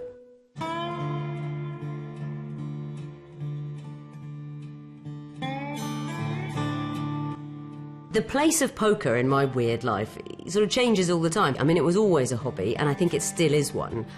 I just no longer really go and play small tournaments to unwind, because I play big tournaments and they can come with their own sort of pressure. I still have a home game every Tuesday in my house, small stakes, old friends. It's still a hobby, but it takes up more of the time and accounts for more of my income, I guess. It was interesting, I won the EPT London in 2006. Vicky shows 6-7, she flopped the next straight. And that felt like a story arc. I thought, okay, I can see the shape of it, because I started playing poker, you know, as a teenager around the kitchen table for, you know, a few quid with my brother's friends, and 20 years later I've won $1 million in this sort of record-breaking tournament, and there's all this press about it, and I could see that's a journey. And I wanted to get into the book, you know, my life, the truth of the people I know and that I've played with, the game of poker itself, all the stuff I wanted to do, so it was kind of daunting as an idea. But once I started, it wrote itself. I had 20 years of funny stories and weird stories and sinister moments and amazing highs of winning lots of money, and sort of terrible nights of being stuck in Vegas, kind of broke, trying to figure out how to get my hands on a few quid to pay the hotel bill. And as is true of any story that you're really meant to write, it was just easy. It just, you hold the pen, or, you know, put your fingers on the keyboard, and there it is. I think it must be a sign that my TV career is the thing I care about least, because I don't remember it very well. I remembered the writing stuff and the poker, but, you know, I presented a few series of late night poker, I did commentary on TV, and I do this quiz, Only Connect. I think it's a brilliant quiz. I think it requires detective work like poker does. It's quite like that. It's that part of the brain, the sort of working out, but only you have to do it really against the clock. And it's like a poker game where you always have a minute and a half to make every decision, which is a great idea for a poker tournament, by the way. The presenting of it is quite fun. I mean, obviously, I get sent the questions in advance, you know, they're not a surprise to me, and I always play it as a quiz. You know, I get the scripts, and, you know, I play them. I normally score pretty well, but the show, it gets harder as the series progresses, so by the time I'm looking at the questions for the final, I'm usually just giggling. I don't know what they mean. I'm making a documentary this winter. I haven't done a documentary for a while, actually, so I'm looking forward to it. It's about P.L. Travers, the author of Mary Poppins. It's coming up to 50 years since the film of Mary Poppins was made, and I'm hoping that the film we make will be partly about her amazing life and telling people about her, because she was a very, very interesting woman, but also looking at the difference between books and film, because P.L. Travers hated the film of Mary Poppins. She thought it was a travesty of the books that she'd written. I was a huge fan of the books as a kid, and I'm very sympathetic to everything she did to try to really stop that film getting made. The thing with documentaries is, I get asked, I would say, between 2 and 5 times a fortnight if I want to make a documentary about poker or gambling. That's top of the list. Do you want to make a documentary about gambling? Is top, and the second one is always gaining and losing weight. It's amazing. That's probably twice a month. Either will you gain a lot of weight to see what it's like to be very fat, or will you lose a lot of weight to see what it's like to be very thin? It's amazing how many times I get offered that. I'm not interested. I want to keep eating exactly the same number of donuts as I always have.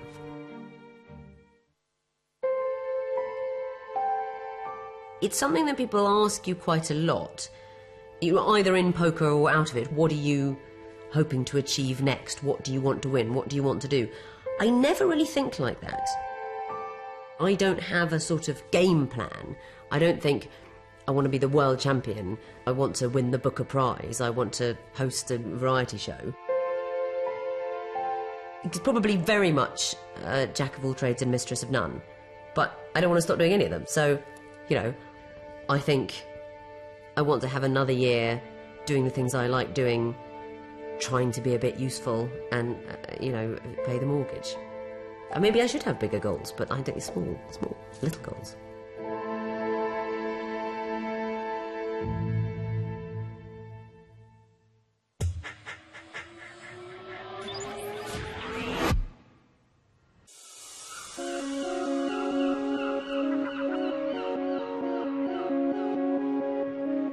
The Isle of Man, home to PokerStars, the world's largest poker site. The company has been operating since 2001 and now has more than 65 million registered players. Our founders, from the very beginnings, have thought about customer service as being to the core of what's going to make them successful.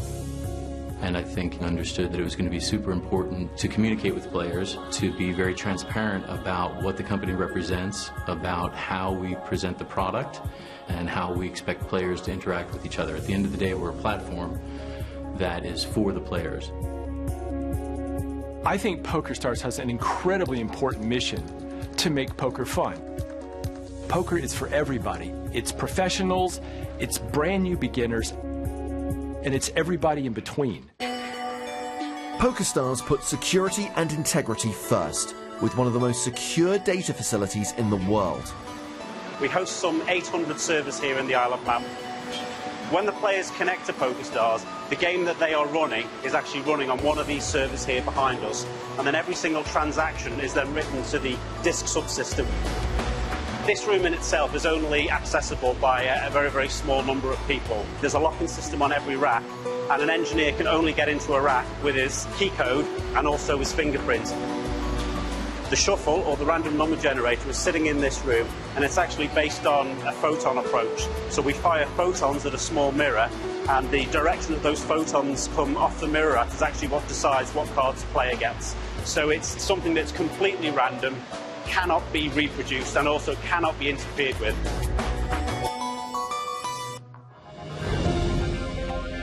Coupled with data security, the game integrity team ensure fair play. We're fighting people who maliciously cheat, but not only that, we're looking to educate people who perhaps don't know the gravity of their actions. How we push ourselves forward is by detecting fraud before the players actually report it to us. PokerStars keeps player funds safe, secure, and separate from its own operational funds. It's the company ethos to look after our players, and it's really important for us to keep the money separate at all times. We always have funds available, liquid cash every day, so that we're always able to meet the demands of the players. Compliance is also an important factor. PokerStars works closely with regulators around the world and currently has 11 separate gaming licenses. Our goal really is to make it a safe environment for players to come, to protect their funds, to protect them when they're there and when they play, and make it a very enjoyable experience, and to basically make it so unattractive to money launderers and fraudsters that they go elsewhere. We spend a lot of time, a lot of resources, in particular in terms of educating our own staff in terms of anti-money laundering, and everybody is fully conversant with what the requirements are, and they go through training and refresher training on a regular basis to ensure that they're always at the optimum levels to recognise anything that could be suspicious in that regard. PokerStars invests in its staff, taking training and development very seriously. Working at PokerStars is the dream job for anyone who's in training and development, because we recruit highly intelligent people. We have this fantastic mix of cultures and knowledge and languages, and the culture here is without a doubt always one of continuous development. While PokerStars focuses on growing the business, looking outside is also a vital part of the company's identity. When I joined PokerStars, there's a very long history of corporate giving. We brought in some key themes which kind of align to what we are about as a business: sporting excellence and science, technology and engineering and mathematics projects. We're just getting involved with a great project with cancer research that's using technology and a mobile phone, which will enable us to give even more back than just money. The culture has changed along with the growth of the company and along with the needs of the company. At the same time, the values of the company have stayed very much the same, and it is that focus on being authentic and being true to your word. And the future of the industry, as we get a lot more certainty around regulation and legislation, is super bright. It means that there's lots of room for growth and lots of opportunity to reach a new audience.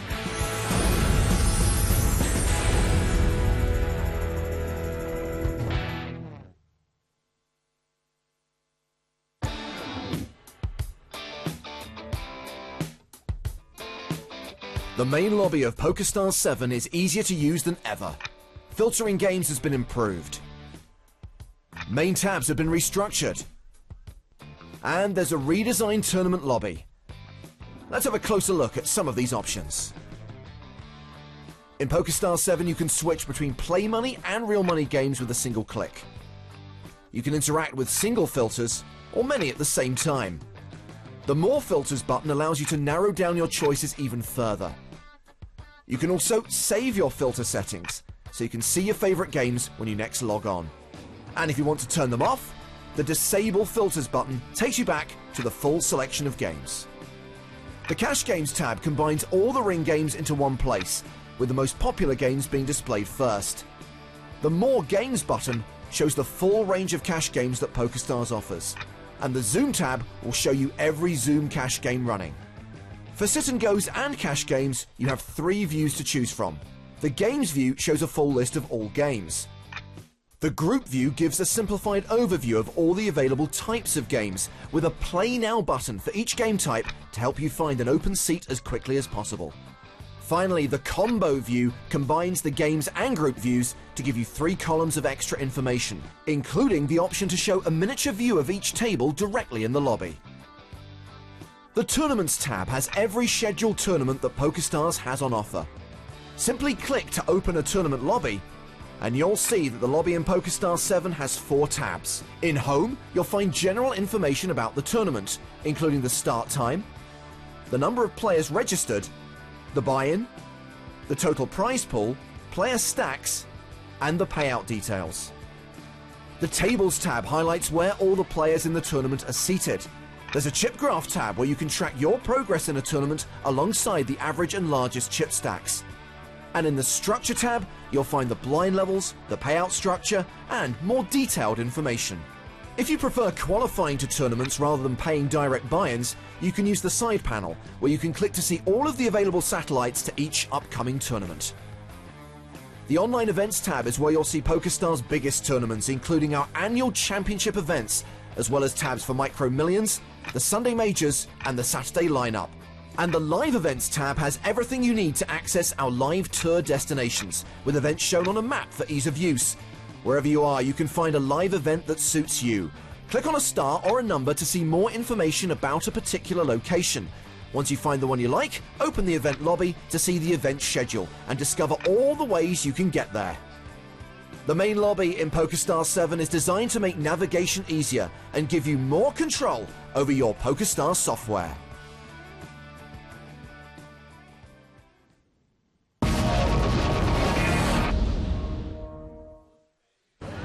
Hello everybody, welcome back to the PokerStars.net EPT Barcelona. Also happens to be EPT 100, but we're just showing off. Thanks for coming back. We are down to the last 14 of our Super High Roller event. We had a bit of a bit of an explosion. We were wondering whether we'd get down to 16 for a table draw down to the last 2 tables, or whether the previous level would have actually expired. As it was, 3 people went out on the last hand of that level. So we find ourselves looking at 14 players left, and we want to get down to the last 8. Quick reminder of how you can listen to us. Right now I'm talking to you in English, but if you want, you can listen to someone talk Spanish, Russian, Polish, Lithuanian, Latam Spanish, Italian or French. The link's on your screen right now if you are planning to switch over. I'm Matt Brown alongside Mark Convey. Hello, buddy. Hello, everyone. Did a pretty decent job of attacking that dessert table, I thought. Yeah, I mostly went for strawberries. I was trying to be healthy. But, yeah, just to recap very quickly the action we saw at the back end of the last level. Obviously, covering the feature table, we saw Martin Finger get eliminated with Top versus an overpair for Reichhardt. Then very briefly we saw Vanessa Selps be eliminated by Dan Shack. Shack flopped a set of 2s, and Vanessa was very unlucky to flop top 2 pair. And the other hand that we didn't get to show you, but we briefly mentioned, was Andrew Pantling, former chip leader earlier in the day. He busted, who was he busted to? Yeah, he busted to Schindler. Ace-Jack outbeat everything, his Ace-10. So, yep, it's down to 14 players. And don't forget there, just saw flash up on your screen, as well as being able to get us on the app. Don't forget, if you're watching on the player, replay, rewind and replay. If you want to see any of those hands that took out the end of the last level, you can catch up with those on the replay. Meanwhile, on your screen, a reminder of what we have coming up for you over the next few days. Tomorrow will be the final table of this Super High Roller. Then we'll bring you the Estrellas event. Hugely record-breaking field out there. The final table on the 21st.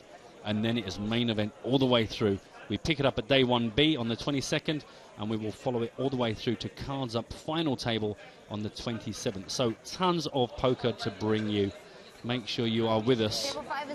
As you can see, the table draw being made for the remaining final 14 players here. The Fisherman, Sam Trickett, Mr. Coleman, Mr. Greg, and of course Dan Shack, who just seems to be absolute master at these things. He might get it in bad now and then, but runs good. Scott Seaver also had a great last level. Level 14 was good for him. He put his foot down and picked up some fair traction. Man in the way, they will have a word with that. I mean, that just can't continue.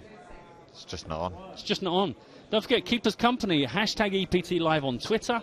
Also, email nuts@pokerstars.tv if you've got anything to say. If you want to get in any predictions about how things are going to go, we love to hear from you. There are the details on your screen. Also, the live blog, pokerstarsblog.com, if you want to pick up any of the hands in detail from earlier on today, and also the Facebook page, amongst other things. Of course, YouTube. Yeah, full of the stuff now. I'm also just about to tweet a link to a PokerStars blog article all about the Fantasy Poker Manager. So there's the Global Poker Index's Fantasy Poker Manager has partnered with the EPT this year. Prizes on offer. You missed the boat for the Super High Roller fantasy team, but you can still get involved for the main event. Yep. So I'm just tweeting a link to that now, so you can find that on hashtag EPT Live, or if you follow me at @_conv. Get involved. It's fun. It's free. Why wouldn't you? Exactly. Anything that's fun and free and has prizes attached to it can't be a bad thing. Mr. Joanda, that's Ryan Fee, who was chip leader overnight, has had a bit of a roller coaster. Ended up on just over $1 million as we came down to the final two tables. He's going to be up on our feature table. Yeah, he was unlucky with his pocket kings against Dan Shack's queens. Yeah, queen. Another Shack casualty. Yeah, another casualty of a Shack attack. I've been talking about it for months now. Going to find himself to the immediate left of Tony Gregg. So like, dog won the turbo out of Brent. We start to get a feel for how these players are going to line up. Ishmael Erkinov going to find himself in between Vladimir Troianovsky and Dan Coleman.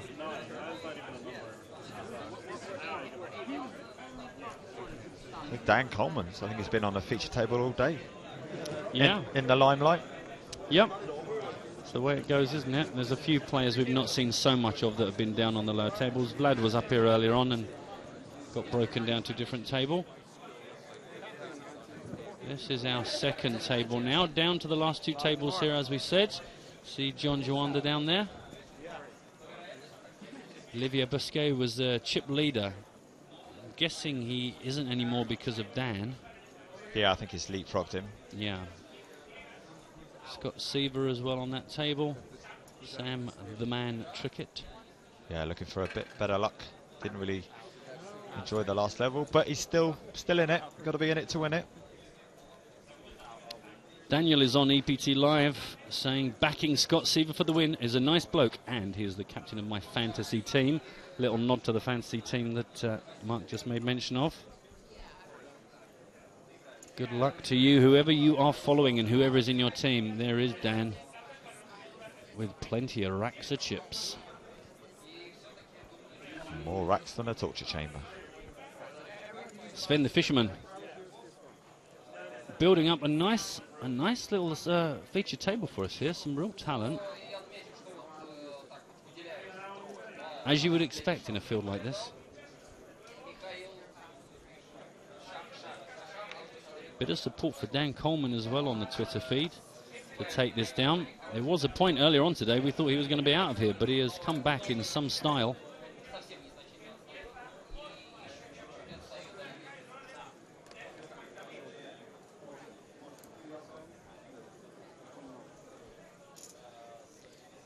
And obviously the good thing for us is as we get down to fewer tables, it becomes easier for us to feel like we're giving you complete coverage of the remaining players without bouncing around too much. Just the two tables to monitor till we get down to the final 8.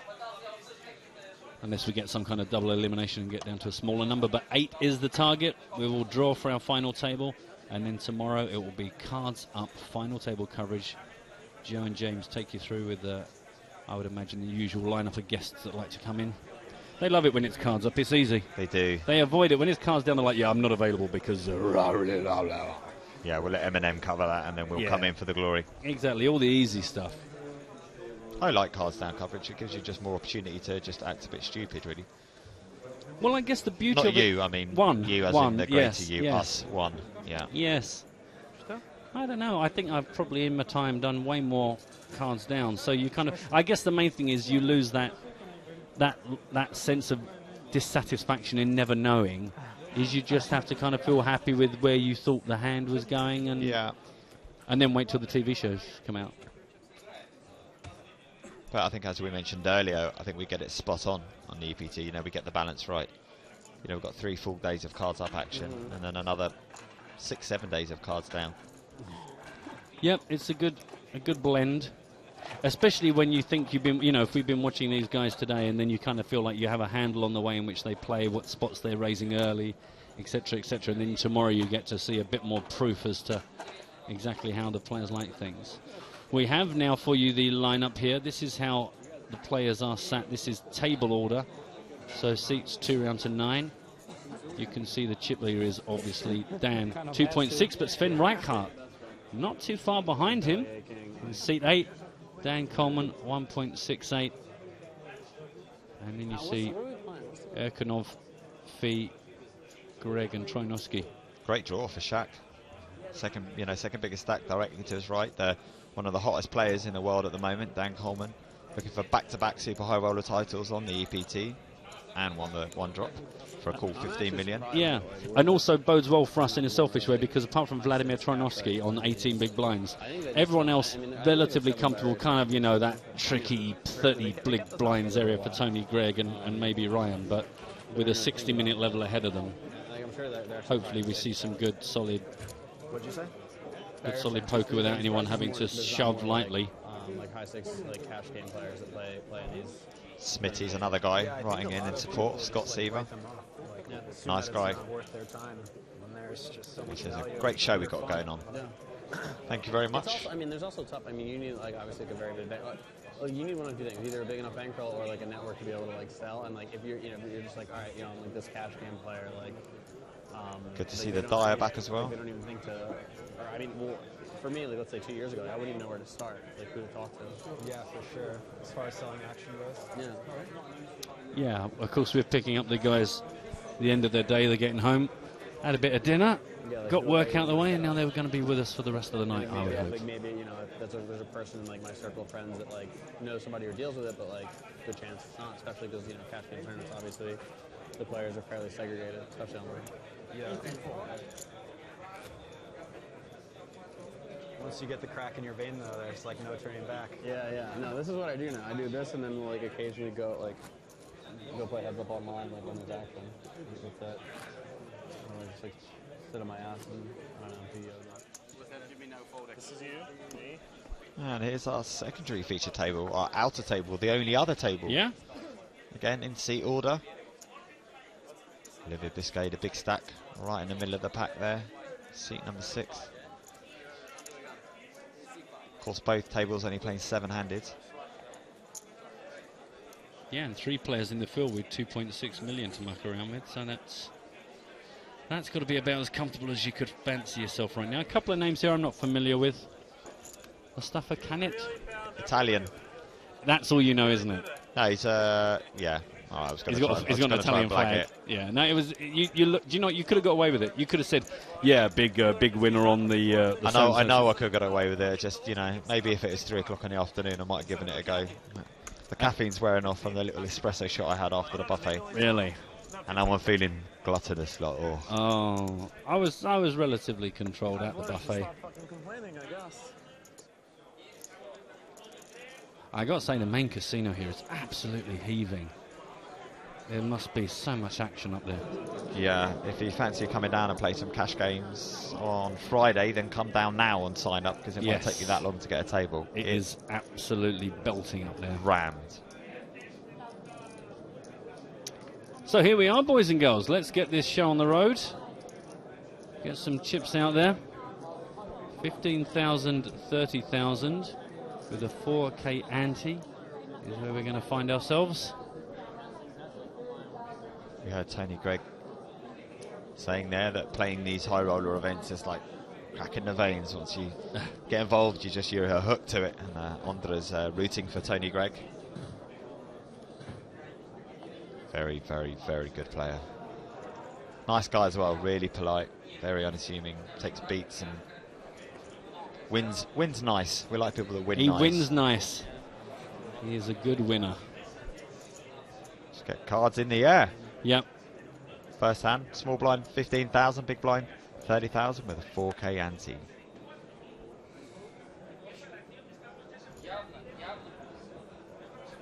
Folding round to Trojanowski.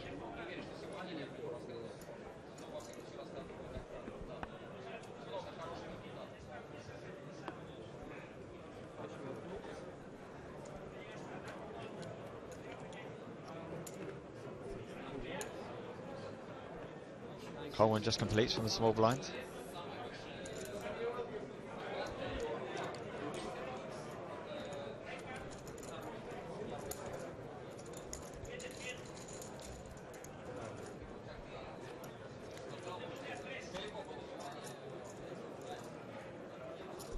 So, ace, king, 8, 2 diamonds down. Coleman versus Reichart. Blind versus blind. 138,000 in the pot.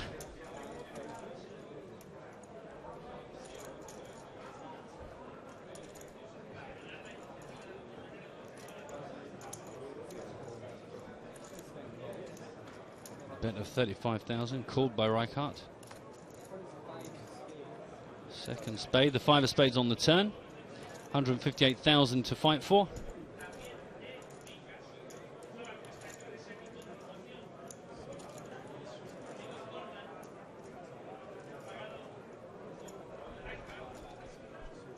Coleman not scared by the call, firing again on the turn.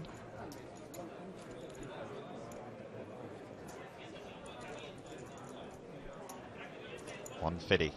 Yeah, into 158,000. Power bet.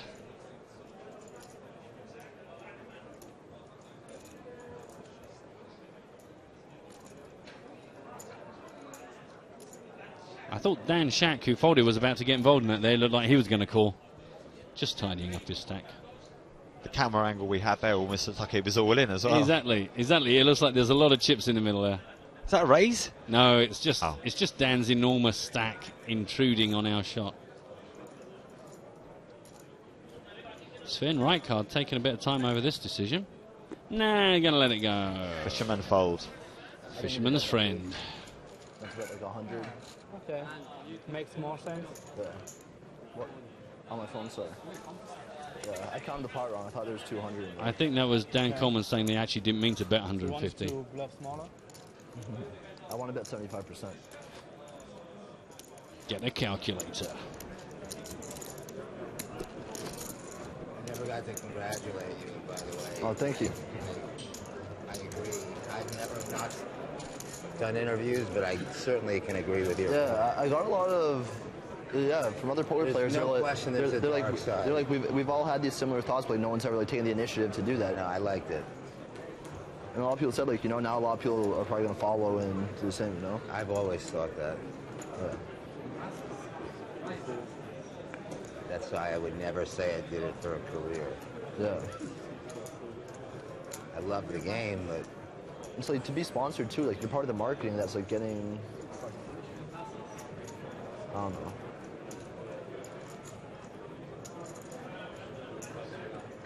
Tom Knox has come in on hashtag EPT Live to tell us Mustafa Kanit, that we didn't really know too much about, had some huge wins online, a good few six-figure binks. Yeah, just like I was about to say before you interrupted me before. If you just let me finish. Oh, is that what you were going to say, Yeah, almost word for word? exactly. Right. Because you sounded like you just didn't know and you were just like blagging it. Nah, me and Tom Knox were like that. Yeah, we railed the same final table. Sorry. Next time I will let you tell me all about the players you know nothing about. Just out of interest, really, just to see what you say. Because then we can rewind it and replay it over and Anyway, over. look, we got a hand here. It's heads up to it's come to a flop. Yeah, King nicely high done. flop. Unbelievable. USA versus USA. Checkity check. Yeah, King Jack 5 and now an ace, a second club on the turn. 163,000 in the pot.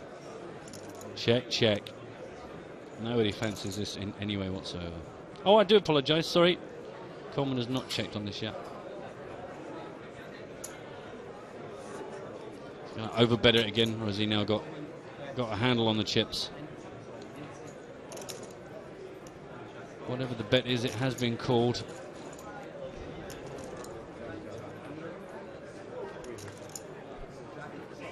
The board pairs and a third club. King? I have an ace. Good. That'll be good. He's good. Reminder of the chip values, by the way, in case you want to try and guess the amounts coming out. I know I like to. I just don't say them out loud. Cherry custard. It's my favourite.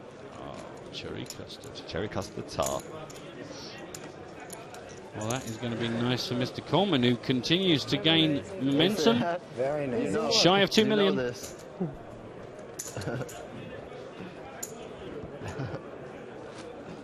I guess I could have lost more if you bet the flop. I have to think I'm good at that, yeah. And the jack probably helped me at the end. Yeah. I just realised Dan and Dan have almost the same voice. I thought you were going to say almost the same name. I'm like, no, yeah, I was going to say. Sherlock. Do you think they're like? Is it like Looper? Like maybe Dan is actually Dan from the future who's come back to play against his younger self, and that's why they have the same voice. No. Okay. I don't think Dan Shax is a bit more gravelly though. Yes, it is, but that's because of the age. Oh, I see. Okay. Yeah. I could be wrong. I'll get back to you in 25 years' time. Would you? When Thanks. Coleman's aged and see, so I can. Let's see if he's got check a his little voice. bit more of that going on. Good impression. Thanks. It's been folded round to the fisherman, Sven Reichardt. I think that was a min. Yep, min raise 60,000.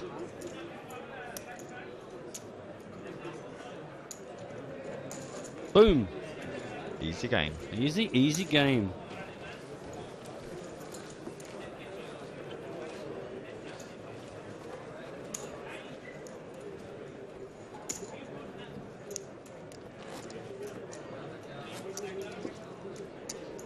Very meticulously stacking his chips there. Nice, tidy stack. A blogger's best friend he is. I was just, that's exactly what I was going to say, is that you just know bloggers everywhere going, thank you. I can just stand 20 foot away and tell you exactly how many chips you have. See, look at Dan Shack. Look, it's just all over the place. It's a castle. We want a wall. Good patient fold there by Vlad. Whatever he does, we're just going to say he's patient. But it's against his natural instincts. But he's playing the situation. The door has been opened for Daniel Coleman to make yet another aggressive move. 75k, pretty sizable compared to the standard opening raise here.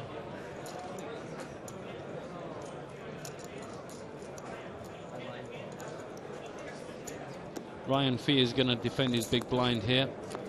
Two players to the flop. Like 800? No, million. Million? Maybe slightly less. Two diamonds, Jack, Queen, 4. Fee in the big blind to first, 193,000 in the pot. He checks it to Daniel Coleman, the pre-flop aggressor. He's going to continue the aggressive line, but it's 85k.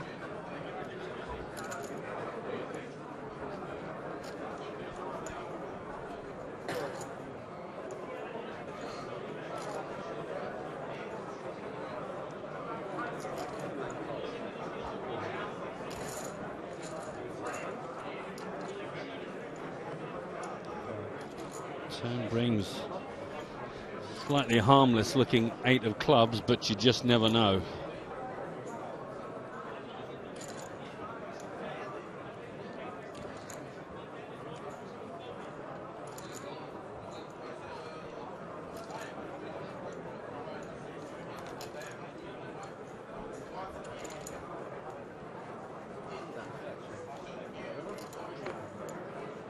Check as well from Dan Coleman, brings the ace on the river.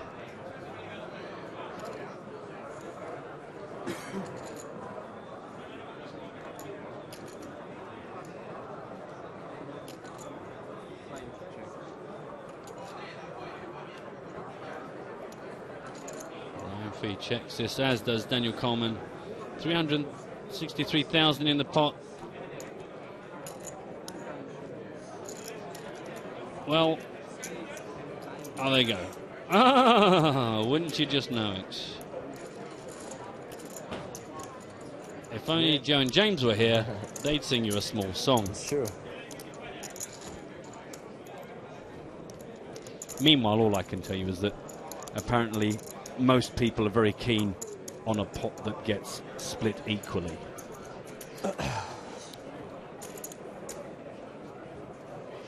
Been put in my place by Sebastian on hashtag EPT Live on Twitter, saying if Dan Shack was the older version of Dan Coleman, wouldn't older Dan know younger Dan's hand and therefore win or get out of the way? But Sebastian, I put it to you, what if older Dan wanted younger Dan to win so that the timeline would get more favourable for older Dan? Oh, yeah? This is we're talking about like flux capacitors, and we're just talking about the flow time. We're just talking about how things in the past. See, if young Dan cut one of his fingers off, if immediately older Dan's finger disappeared, then we would know that they were the same person. I'm not going to ask them to do that, because I'm pretty sure they're not the same person. You're watching EPT Live.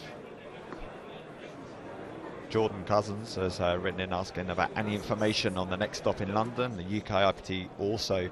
We're going to bring you more information about those stops as the week progresses, but just to briefly satisfy you now, the next stop will be UK IPT. We're going to be back on the Isle of Man in early October, and there will be a UK IPT live webcast. Nick Wealthall and I will bring you the last couple of days, and then it'll be very quickly into UK IPT London. We're blogging that, and then there will be a live stream. No Super High Roller in London. That's been put back to Prague this year, but we will be bringing you EPT Live from the main event. But as I said, more information will be put up for your viewing pleasure as the week goes on, and that's just to keep you happy for now. Yeah, come on, guys. Eyes on the prize. Look, you've got Super High Roller, last 2 tables in front of you, and you're worried about other events. People like to plan. People one like event, to plan ahead. Yeah, Let's one schedule event, their not, diary. Not while there's a hand in play. Okay. That's okay. And the ever-patient Troinovsky finally involved in a hand here. Rijkaard made it, min raised to 60,000, got the call. Now, check before that turn of the jack. Bet from Troinovsky, gets a bit of respect. He has been relatively quiet. We're going to have a quick look at our secondary table. John Juanda involved here. Facing 105k bet on the turn from Mustafa Kanit. Had a few big scores online, by the way, Matt. Yeah, a couple of good 6-figure scores, I believe. And this is for almost a third of Juanda's stack. So really, this is the critical decision for him. Look at the support here we've got in Spain, Matt, behind on the rail. It's amazing how many people come out to watch in this country. We loves it, we do. Yeah, it's very impressive, it must be said. And he does call. Now he's only got a half pot size bet left. 4 completes. With 7 of hearts.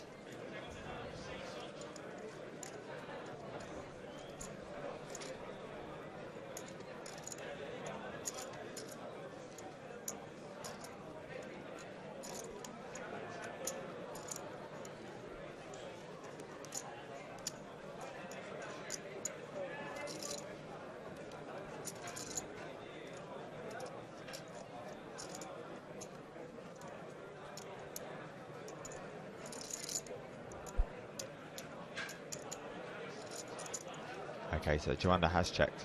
Word on the street. Yeah, Kanit started this whole poker malarkey, raising it min. Oh, I cannot believe he checked behind. Wow. Ace for Ace 8. John. Yeah. Gonna be good. I see no opposition to that hand. Nice. Nice pot. Yeah. I think John probably would have been forced to call. Once he made the decision to call on the turn, he would have been forced to call a shove on the river, but he was also probably secretly very happy that someone didn't put him to that decision. Yeah, and as you can see, that takes him up into 5th spot on that second feature table, 696,000 for John Joanda. Olivier Busquet still big chip leader there, 2.6 mil, just under 2 mil for Mustafa. Extremely interesting dynamics on that table with 4 players below 30 big blinds. It's a great opportunity for Olivier and the other big stacks to really apply pressure, and because, you know, we're 2 off the bubble, so it's time to abuse those small stacks. This is where it can be hugely profitable at this stage of a poker tournament. Yeah. You want to have chips right now so that you can take advantage of this situation. Back on our main feature table. 5 folds all the way around to Ismail Erkinov, we've not seen too much of. Now up on our feature table. Could be a battle of the blinds here. Has to be 60. Has to be 60. He's trying to make a smaller than min raise.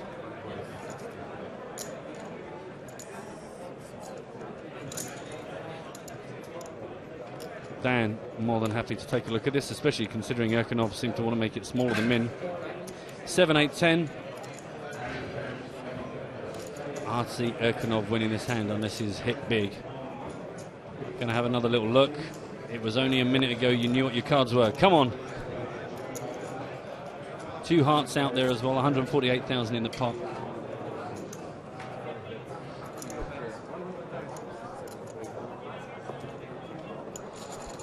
Coleman wasn't interested at all.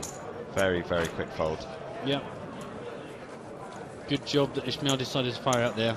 Dan waiting like a poker spider, if such a thing existed. Now, if you're looking to learn poker, we have a little app for you in Facebook. Let's take a look at PS Play.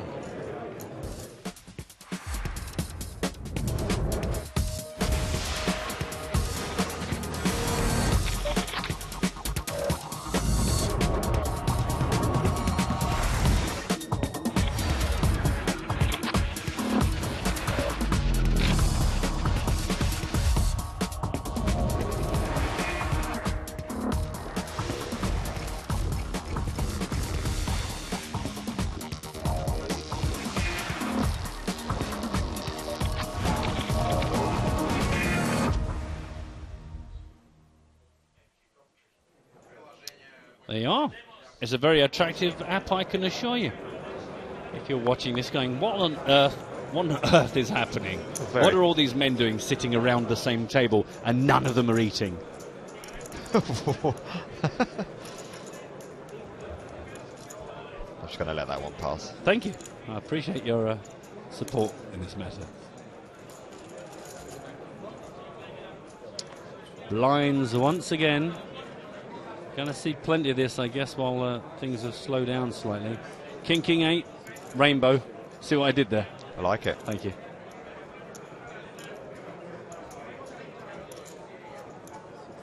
The 1.9 million stack versus the 2.5 million stack. I think his dinner's repeating on him, the buffet. Is he belching? Look, hold it in, hold it in. Don't burp. You'll be all right. Ace of clubs, flush draw out there now. Check brings a free river, only 88k in this now.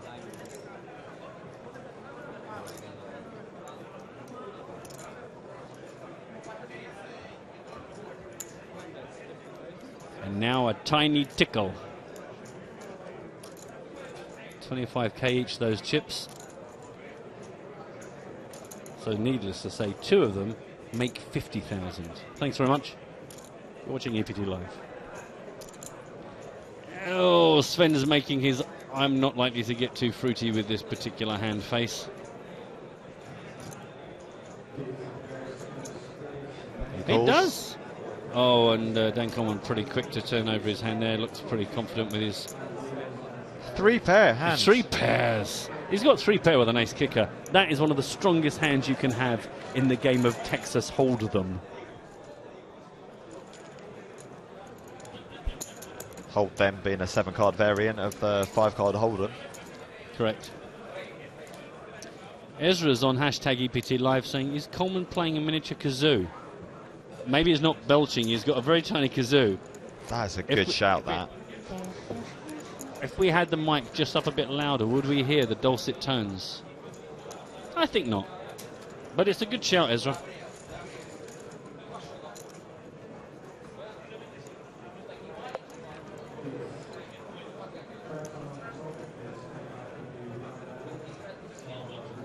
Again, quick reminder, level 16, 15,000, 30,000 with a 4K ante. As we play from 14 down to the final table of 8 here on the Super High Roller. 3 more players will leave with nothing. And then everybody else guaranteed at least 92,400. That'd be happy days.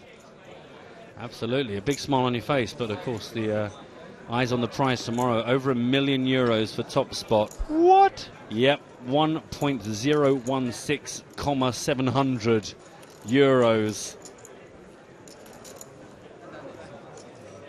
for the winner. Who will it be?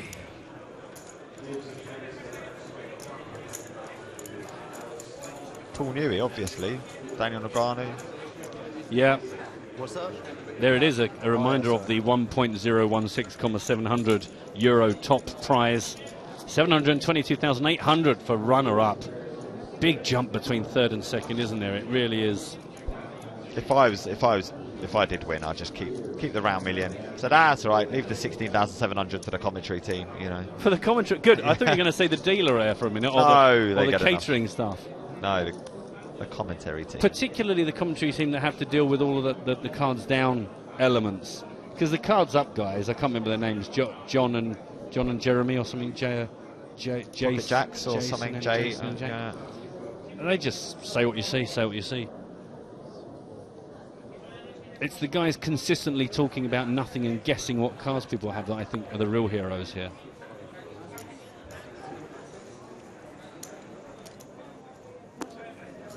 Sven, the fisher of the men, on the button. Min raise, 60k. Mostly seems to be doing the job. Every now and then someone buffs out with a 75,000, but everyone seems to have slightly tightened their belts here since we redrew the last 14. Yeah, well, they're all digesting the buffet. They're all a little bit lethargic inside. It could be, because I tell you, if anybody had the pizza thing I did, I'm gonna be working on that overnight. That's not the sort of thing that gets digested quickly. It was mostly paper. I skipped that. It looked, yeah, it looked quite pastry heavy. I was tricked by the fresh-looking peppers on top, forgetting there was some recycled cardboard underneath it. It was a puff pastry pizza almost, wasn't it? Puff pastry is a very complimentary phrase that really? I don't think is necessary. It's quite dense. It was. It kind of had its own gravity field.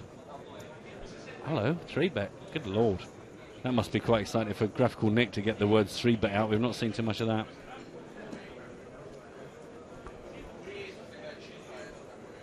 Bit of a story about Graphical Nick coming up shortly. 162,000.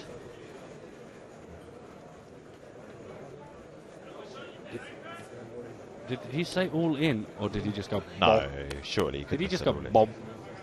Oh, no, he did. I was right. Yeah. Oh my word! All in and a call. I'm guessing we're going to see some big cards. I didn't expect anything as small as Ace Jack, to be honest with you. Wow.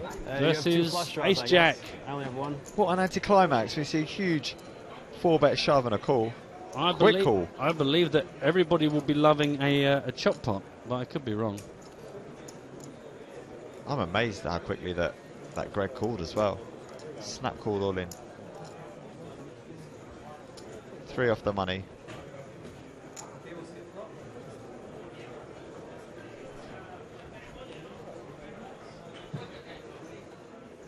Queen 10-3. Well, I know who I like.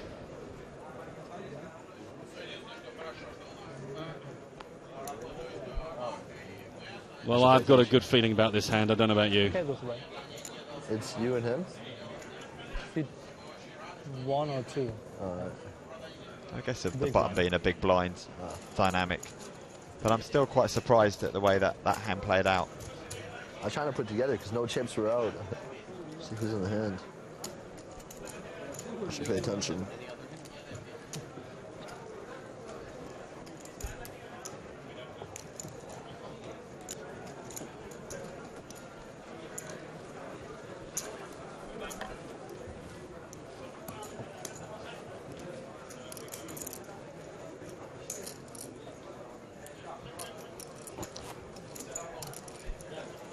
On to the next hand.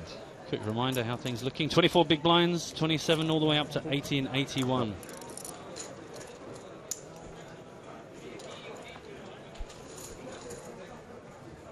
How patient can Vladimir Troinovsky be?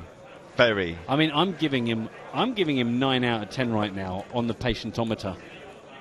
He's not being too patient. He's not doing Eric Seidel get below 10 big blinds patient. He's still okay. He's 24 big blinds.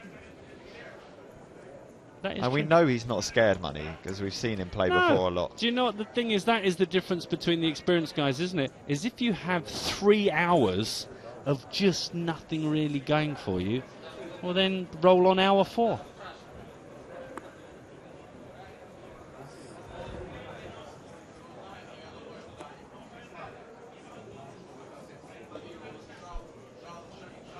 Here we go. He's not being that patient under the gun 62k. Look at the respect he's getting. Fold, fold, fold, fold.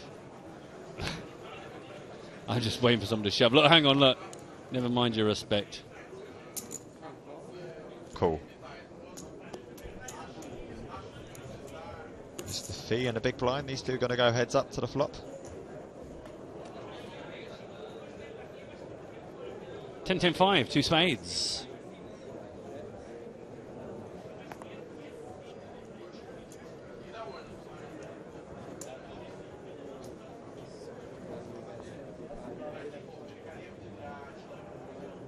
Check.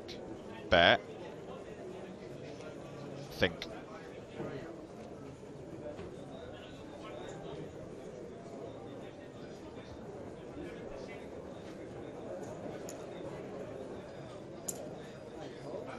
Bet cool.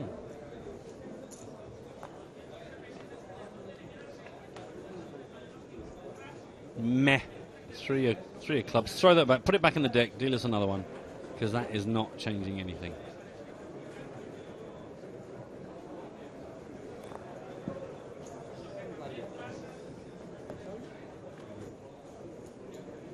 Check, check on the turn.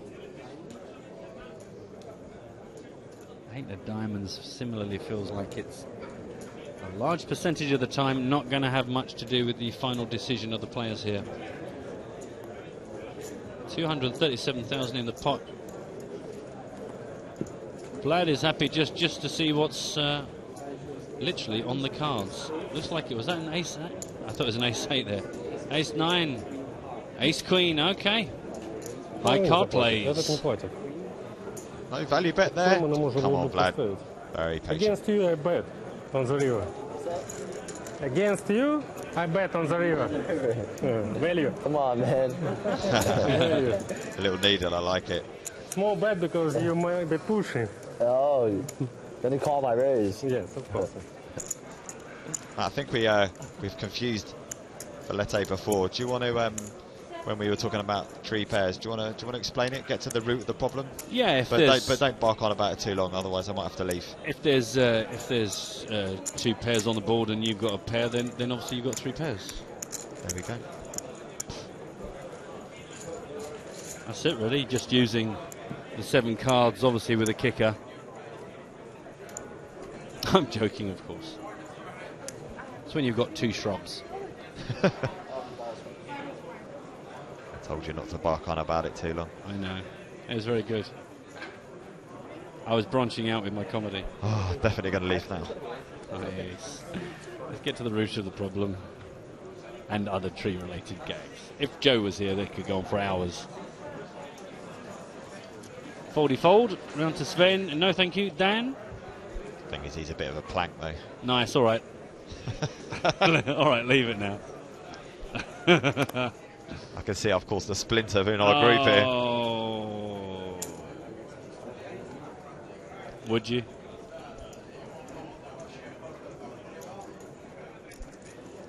Can be a bit of a sap sometimes, sorry.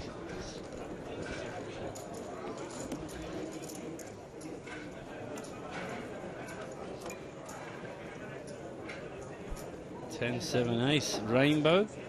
Yeah, more blind on blind action. Yeah. So we're probably going to see a lot of that. As Yeah. everyone's tightening up. Blip, a tiny blip of a bet there. Ryan Fee checked, 30,000 from Troinovsky.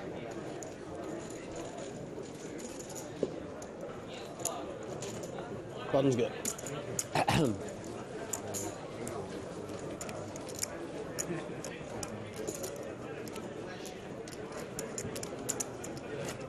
Well, they've all slowed down on our feature table. Let's remind ourselves of how things sit on our second table.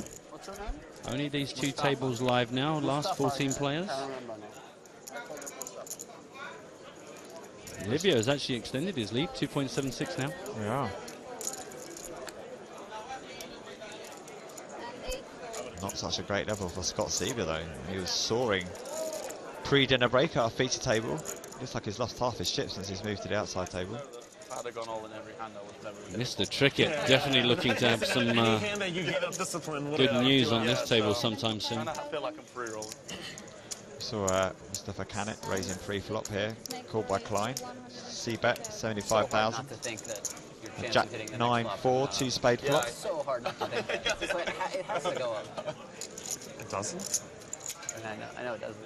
No, I'm asking. Oh. I mean, Min raise and call.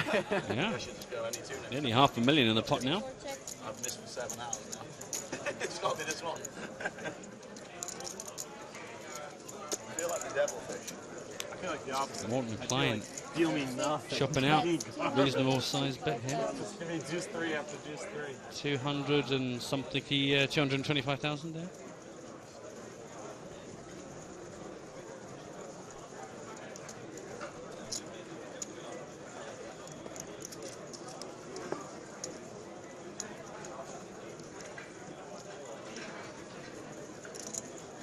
It's a multi-way draw. What kind of a hand? Bets out and calls a min raise pre-flop. Sorry, on that flop.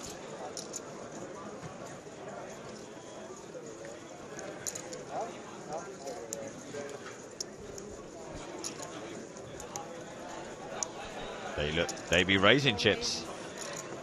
Yeah, and it looks like Klein is... Oh no, I thought he was sliding his cards out in a give-it-up way. He doesn't look too happy about it. I don't know if that might just be how he looks, Mark.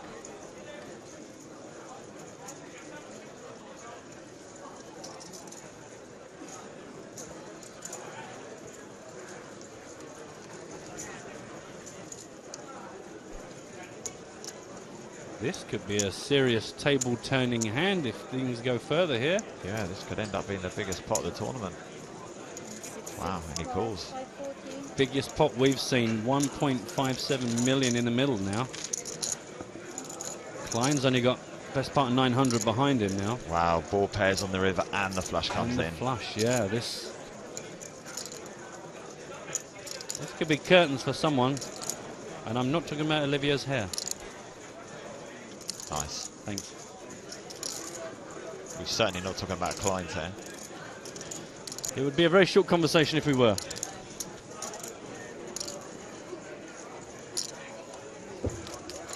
Wow, I mean, the thing is, if you missed here, how do you go about business? If you've hit here, how do you go about business? This poker business is doing my head in. I'm not seeing any throat pulses baffing away. Can it checks? Oh, that's such a tiny bet. Oh, wow. What's that mean? What's that? You should just bet 30k. Wry smile from OLB in the middle.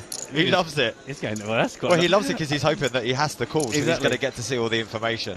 I thought Olivia was going to do a look to camera there in a, can you believe this? I mean, what do you do here if you've just got ace high? Well, you call, I mean, the thing is, for 125, actually, it's worth it just to see the hand, to be honest. It doesn't even count as a value hand, but what do you do if it comes back over the top of it for, 500,000? Or just shoves? How's the best hand? Fold. Oh! Flush on the river. Yeah, of course I did. With the ace queen. Maybe. Or did he? I don't know. I forgot to see my cards. I love this guy's become my hero instantly. I like it. If I doesn't have the flush, it's the best bluff ever done on this table. We've gone back in time 10 years. And if I bluff, and I said I was bluffing, then it's a good bluff. This is brilliant. This is Jamie Gold. Anyway, I will show the hand if you fold. Oh, all of the classics. This is a new compilation CD we'll be releasing at the end of the year. Now that's what I call poker.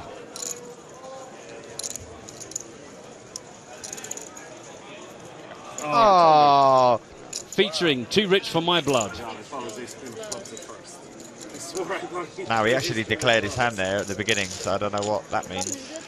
It was a good race, almost I fold. If it wasn't for the last beer, I would fold. Again, classic poker talk. Can we stay on this table for another 7 hours, please? 7 hours? You want to be here that long If tonight? I didn't hit the flush, I go all in anyway, so... Yeah. Saying you can't win no matter what. So, anyway, you can't win. It's a radio link.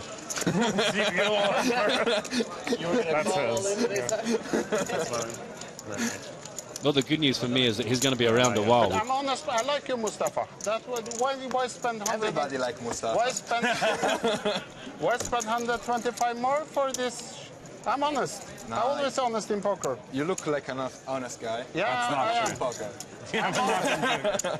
I'm so fucking honest that I can't. Love him. Everybody loves Mustafa until he started talking in the third person, and then that changed for a few people. Yeah. Yeah, Matt Brown did not enjoy that. Yeah, I'm sorry. It's so many fucking ships around my... Yeah. Easy, lad. It's Norwegian for Manny. Oh, is it? So Manny chips. Right, John? What should we do with all of our chips?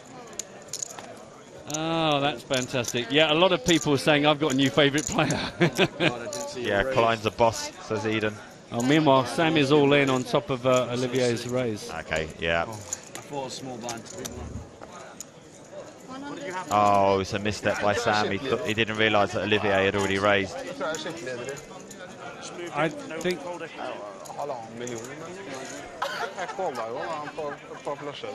You are such a lock to win this hand. I'm so fucking sick. He said, I thought it was small blind to big blind. I'll take 3-2 on Sam's hand. I'm so fucking sick to go like this. I folded so tight. Yeah, you've got this. He's going to flop a set, which just gives you so many straight outs. The only good news... Oh my lord. Wow. Oh my word. I'm sitting back down and count my chips. Open-ended straight draw, flush draw. He can't breathe all of a sudden. Oh! Scott Seaver called it. Dude, that was a complete mistake. Dude, you shoved all in. Which is just what Olivia wants to hear. Sixes, and I thought you've got him. 7 for good measure. I just shoved the small blind. ICM, boys and girls, EV and other poker terms do not apply. Even great players like Sam really Trickett can make a mistake. Hour for Scott Seaver. Yeah, which is kind of pleasing. I think everyone was still distracted by the Klein shenanigans. No, get that away from me now. Sometimes I find that can be a really good time to get value. When there's been a big hand and a lot of chat, and you get a monster hand, that's a really good time to shove it all in and people don't take you seriously. But we see how that stands. Morten Klein up to second spot here, 2.46 million. Sam Trickett now actually up to $500,000. Still only means 18 big blinds, but considering he's admitted that was a misstep, doesn't really do too much damage to Olivia, but good news for Sam fans. Stop. Obviously you saw the raise. You just thought, come on. We're not buying it. So embarrassing. That is horrible. To make a really horrible move and to get away with it, he does look genuinely embarrassed. You just knew you had missed so many flops in a row. You were just like, I did say the next flop I was you were just like, fuck it. You're just going to hit the next one. That was my theory. I'm out. Should I just want to just rip fucking 2 random cards here. Klein raises again. Well, that hand was going on with Trickett. We saw Tor Hansen in the background come over and give him a hug. Hansen is the godfather of Scandinavian poker. Yeah. Coming to support his fellow countrymen. immediate shout on Twitter to get these guys up on the feature table. Well, don't worry, we can cover this table just as well as we can the big feature table. There's just a bit less purple.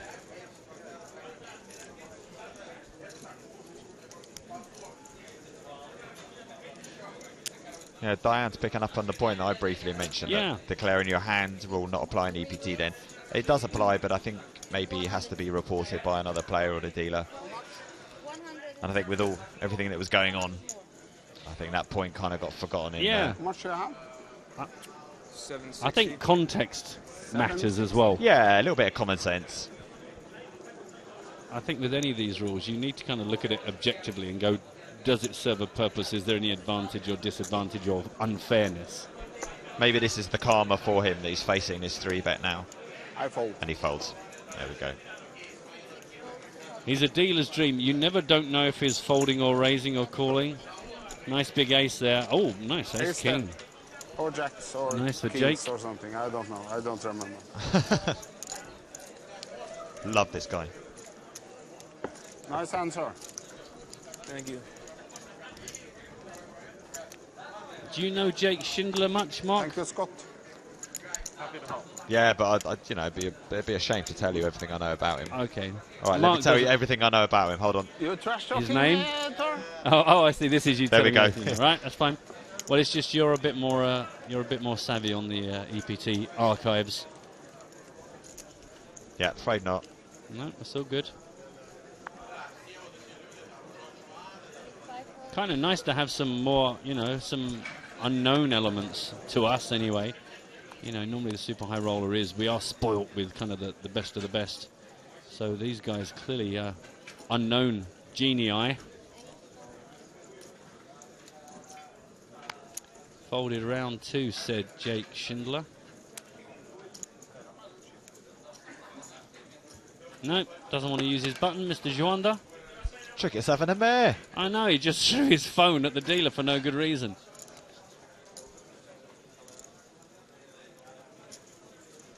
All in. All in declared by JJ John Joanda. His middle name is Jonathan, so it's actually Jonathan Joanda. JJJ. Yeah. No sweat. Number 1 on the Indonesian all-time money list. How many people are on that list? 5. Right. That's a guess? That's a complete guess, yeah. And that's probably max, isn't it?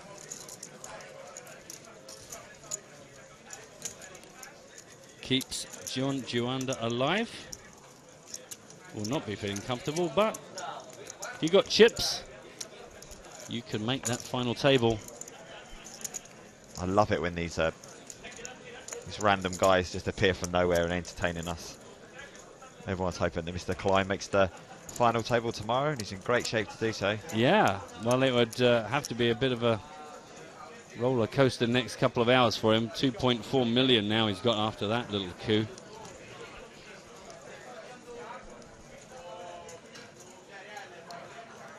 Under the gun raise from said hero Morton Klein, 75k.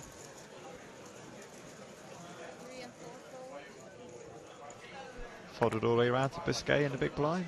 Same Gets trick it through. Folds his, oh, it's ace, his lucky hand. Spades as well. Hands, people. I know, Don't exactly the same. Don't show your hands. Oh, love it. Mustafa?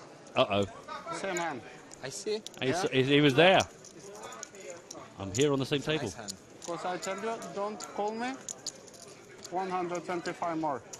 I didn't say you would call me. No. I wasn't putting you on flash. You was on a bluff? I was thinking you have flashed it. That's true, Phil. That's true. Tor Hansen and official EPT photographer Neil Stoddart joining it in the background.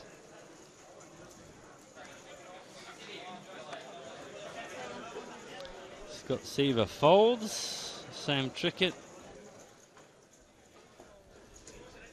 Out of there. Down to Jake. I will see on one card. Uh-oh. Yeah, don't make any decisions just yet, Jake. Morton's about to tell you what he's got.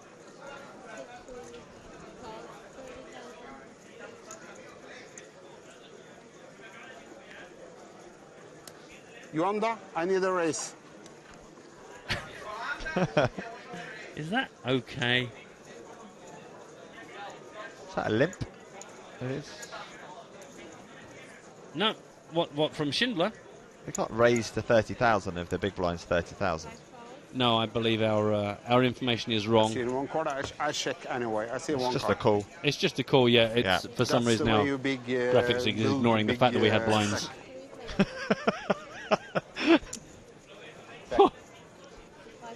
That's just quite funny.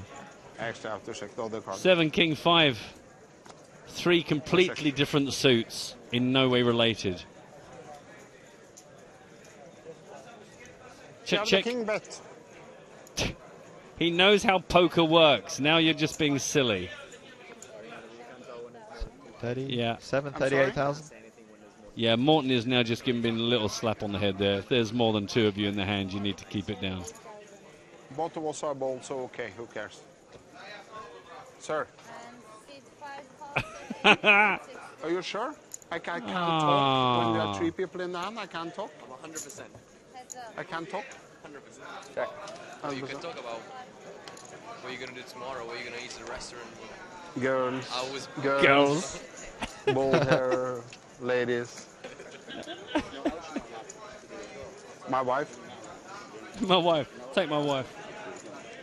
You're not allowed to say your exact hand while you're in a pot. I'm sorry. If you say your exact hand while you're in a pot, they can kill your hand. It could have cost you. That's the point Mark made and Diane picked up on Twitter. I know. All right. You knew. You said it when the pot was fucking 2 million. I know. All right. Big risk. I know. You like to risk it. Another beer for table 2. In EPT Copenhagen, I was on the final table. I did that. I get 10 minutes off the table. Oh, did you? Yeah. But he doesn't care. Have you won the EPT? No. Been on a final table? Got 4th in one. 4th in one. 4th. I should have won too. Meanwhile, this straight draw. No, straight draw on the river. That's about as missed as a straight draw can get. Yeah, pocket jack's good. If only there were more cards. Yeah.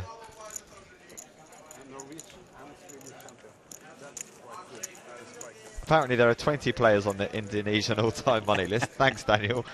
The company leads by 15,800,000 and change. Number 20's got $490. That is fantastic information. Brilliant. Thank you, Daniel. I love Daniel. Thank you, mate. That's excellent. Antes, come on, guys. This is level 16 of a super high roller. I don't think the dealer should have to shout to you for the antes and blinds. It's all disintegrating on the second table. We will come back to the second table because it looks like a lot of fun. But we should probably also check in with the guys on our big table. Yeah, begrudgingly for sure. The Fisherman and Mr. Patient going heads up to the turn. Couple of clubs, an ace and 8. Oh, I hope we get those guys up here soon. A lot of fun. Meanwhile, the silent, moody types on our feature table quietly getting the job done. Third club, straight filling 6 on the river. I love that this 20th spot on the Indonesian money has got $490. Thank you, Daniel. Brilliant. Would you like a card protector or an all-in triangle? Check by Troyanovsky on the river. 283,000 chips in the middle. Check, check. Pair of 8s for the Russian. That'll do it. Matty said, okay, yeah, we checked the future table, still silent, please go back to the second table. Adam mentioning that Klein doesn't really care about the rules. He's like Honey Badger. Morton Klein don't care. Yeah, I think the Poker Police makes a good point about the advice that Trickett was giving Mr. Klein there. I don't think his hand could have been declared dead, I think he probably would have got an orbit penalty. Yeah, he would have got a warning. Yeah, an orbit penalty. Yeah, and he's right as well. He adds a common misconception that must stop being spread. Cheers for that, Jimmy.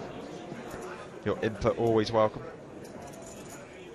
Certainly frowned upon, shall we say? But yeah, perhaps not quite as what, Jimmy's input? As terminal as Sam was making sounds.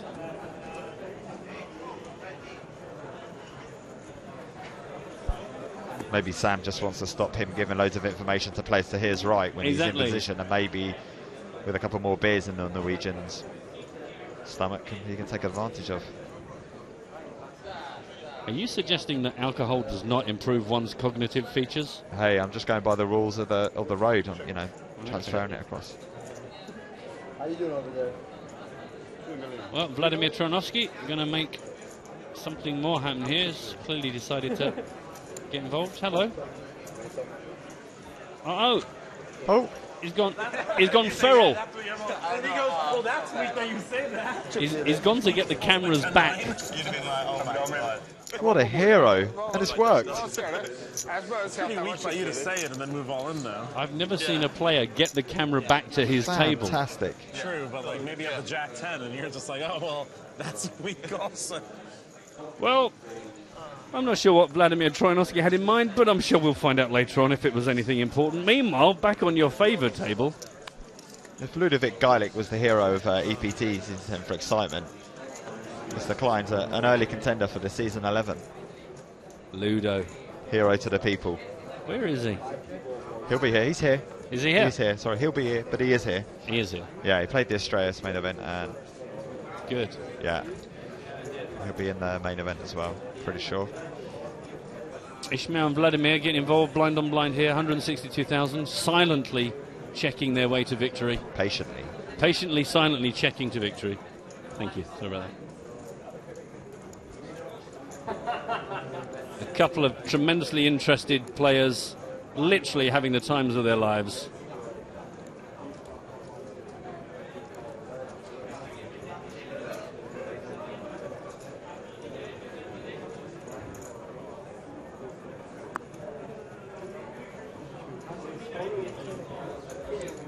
Power poker at its very best. Scott Seaver is all in on our exciting table and has been called. Well, the bad news is, what are the chances? Hearts? I thought the back door's out there. In fact, all right. Could have slowed down there, the dealer. Yeah, thanks, Neely. People watching this. Sweet.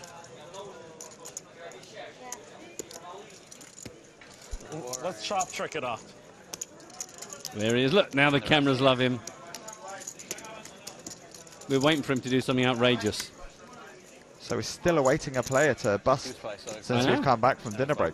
Considering we lost 3 players on the last hand of the last level. 17 players and we lost 3 hands on the last. He's lucky. Last hand of the last level. We've lost no one this level. He hit the one outer to not be behind. The aim is to play down to a final table of 8, but we have to negotiate the bubble.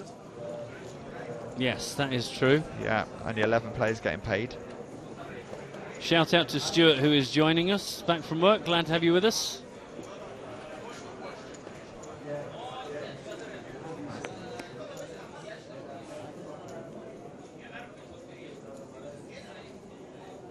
Meanwhile, on the party table,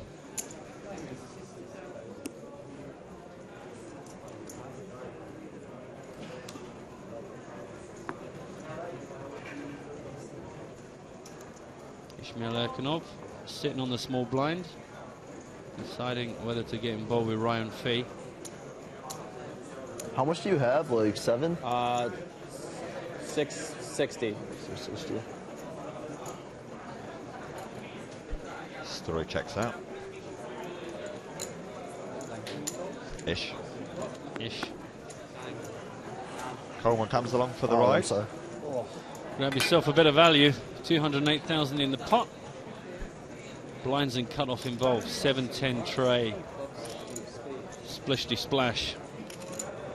Good luck with that one.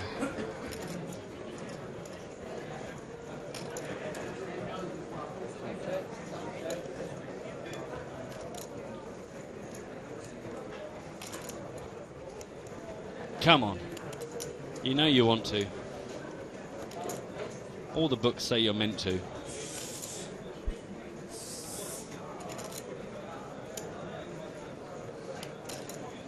$85.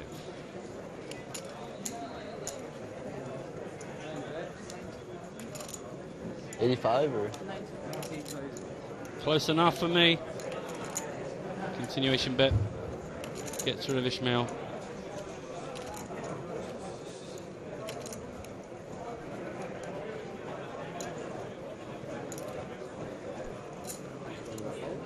Coleman makes the call. Classic float. Classic float. People do that anymore, or is that last year? They still do it. They still do it. Good. Just checking. Not sure if they do it on the ball texture like this. No, I was going to say it's not the most obvious one.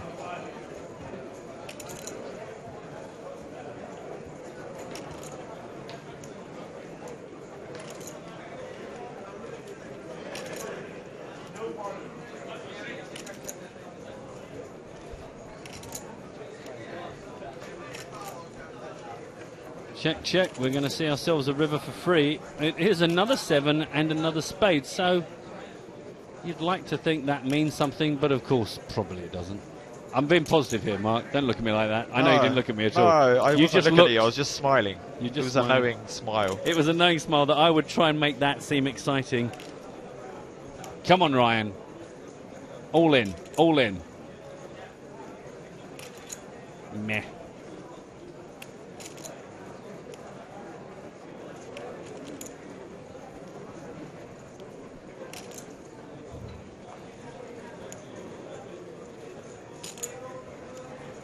Hello?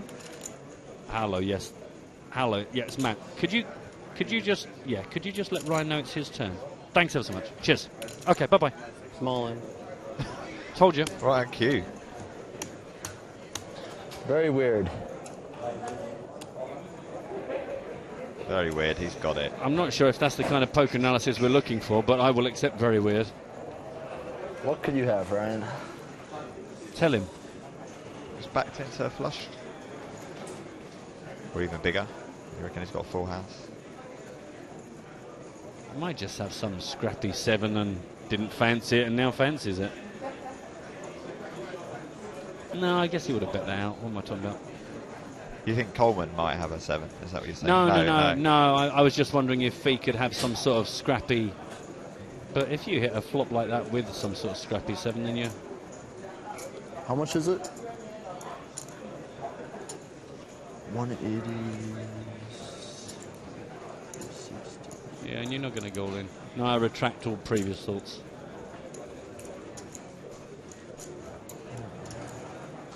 Chance to say goodnight to Ed. Is he off to bed? Yeah, he's finished work and he's going home. See us all tomorrow. Night, Ed. Cheers, buddy. Thanks for tuning in.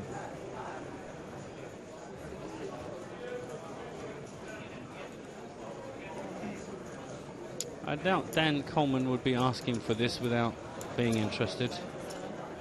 Unless he's hoping to get some sort of read, but... How much? Such a dangerous bluff to make. You may be bluffing with the best hand. That's never good. Yeah, see, I reckon Dan's got the... he's got the 10. Spin the Gissatron. He's got the 10. Definitely. All day long. It's going to be a pair of 10s versus trip 7s. Is that really a bluff then, though, if you're saying if you're bluffing with the best hand? Well, because he might be thinking that you're pushing because of the flush, but actually you're sitting on the 7s. No, you're right. I guess that's too strong. You could just bet like, 100k trying to get some value out of a worse 10. Decision to Tron up to 2 minutes now. We're less than a minute before we tick over into the next level. Not that that has any real bearing on this decision. Come on, Dan. This feature table needs a hero. The outer table's got one. The feature table needs one. Good night, A1 Fuzzy.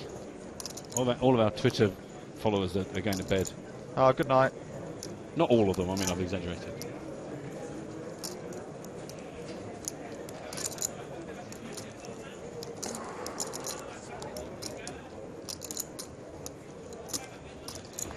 Sorry, guys. Well, that's not good enough. 497. Well, I think he might actually call now. Yeah.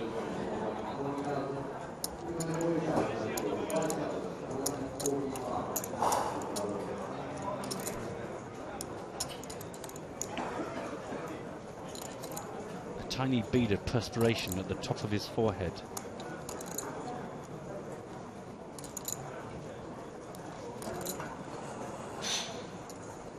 He does. Let's have a look. Told you. A7, yeah.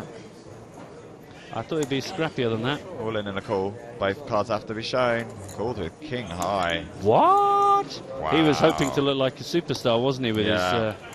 I told you, the 7s. I was just surprised he didn't bet out on the flop with it. Yeah. Good read. Wow.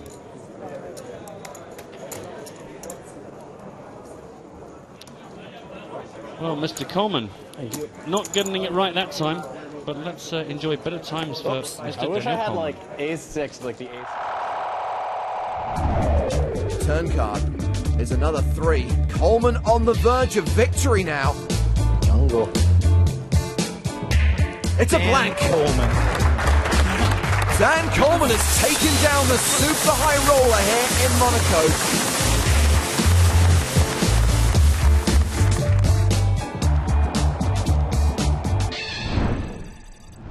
Question mark? Is that the know, beginning of the end? Still Could smiling. Still smiling. Still sitting on 1.6 million. So no wonder he's still I smiling. didn't put that in your range. Nice. I like to be unpredictable. Yeah.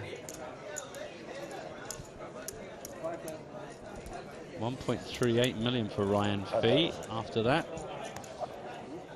Tony Gregg's been pretty quiet in this level. He was busy kind of in the first few hands, but now 22 big blinds with the level 17 kicking in, 20,000, 40,000 with a 5k ante. We've managed to get through a whole level without losing a single player. Yeah. Rob King's wondering if your Guessatron's been upgraded for season 11. Do you know, I made the mistake of actually thinking about it. Normally I just spin the Guessatron and just whatever comes out, comes out. We've basically got some tassels for it so it looks better when it's spinning, but other than that, same old machine. Same old entertainment, slightly more accurate. Although meanwhile, as I was saying, no offence, but where's Stapes? He'll be back tomorrow. You can get plenty of Stapes tomorrow. Sorry to disappoint. Hello, my babies, etc.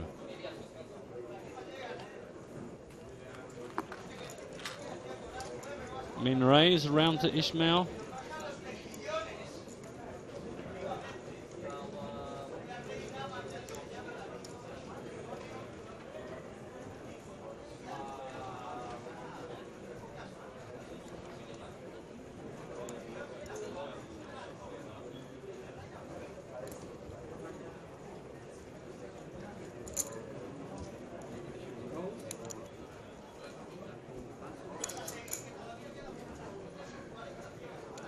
Fees 80k raise, called by Erkanov in position.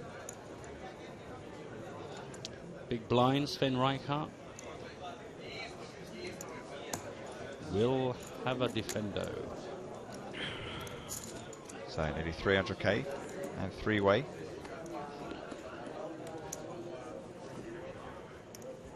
So a queen 5 deuce, couple of spades flop.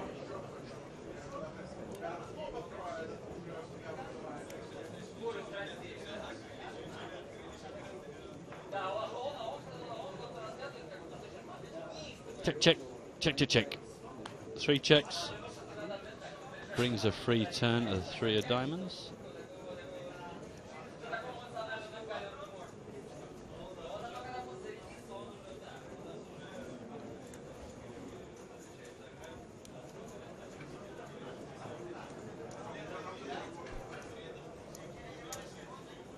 Reichart's going to lead out. If no one wants it, he'll risk 125k to take it.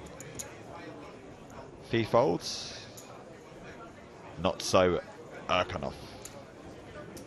Makes the call.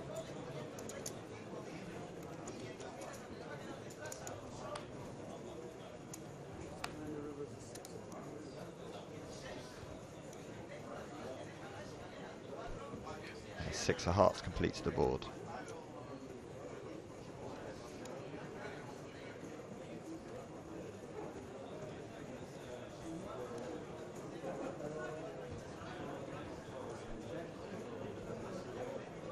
This time the German slows to a check.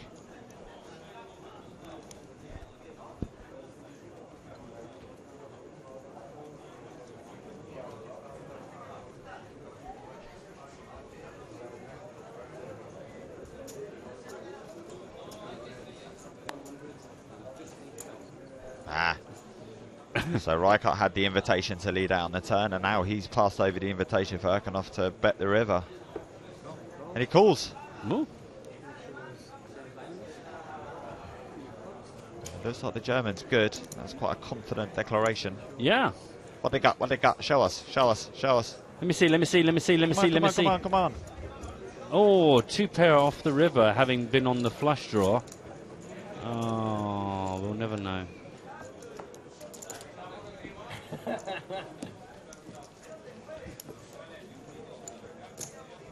One more.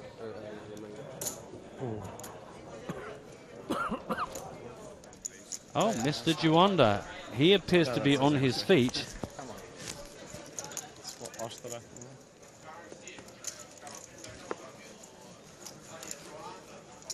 Okay, so Sam Trickett, pocket jacks, ousted Juanda on his King 7.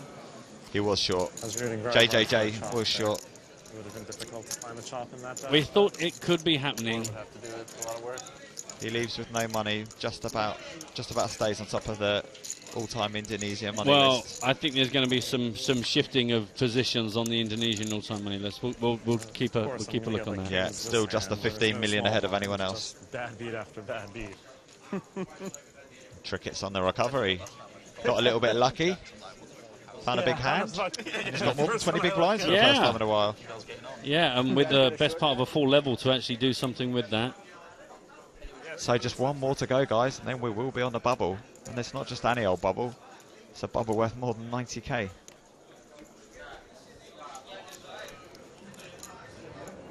There's also some great analysis of that hand between Dan Coleman and his call before against Ryan Fee. So check out the Twitter feed, #ABT Live, to see his analysis.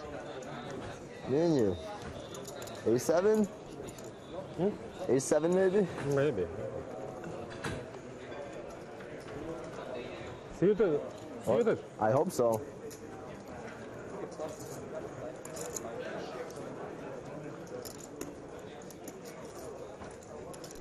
A couple of people saying the call was pretty awful, but I've read Jimmy's tweets, see his reasoning behind his thinking that it's not that bad. Right now though, Coleman involved in another hand with Trojanowski. Their heads up to a Jack-5 tray flop, couple of diamonds. Trojanowski raised from the hijack to 85,000.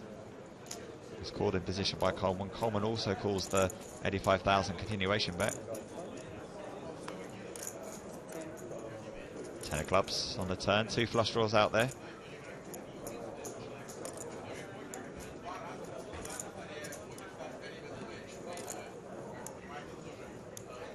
Slows to a check. Yeah, in no particular hurry to make this any bigger. 8 of hearts on the river. Could have an impact, but you kind of think the hands that it could have an impact on would have actually made a bit of a move on the turn.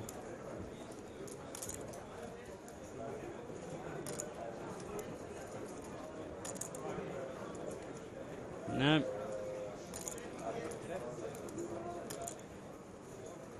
Check, check. Crazy times. It's going to be some paint that didn't develop. Oh, wow. Wow. Pocket queens. What was he waiting? Waiting for Dan Coleman to do the action? I mean, I know we said patient. I don't know, maybe he's thinking that Dan's mind's not quite there after the last hand and he might make a stupid move on the river that he can... Yeah, I guess so. Still. Yeah. Tricky. Defended. Trying to play it a different way.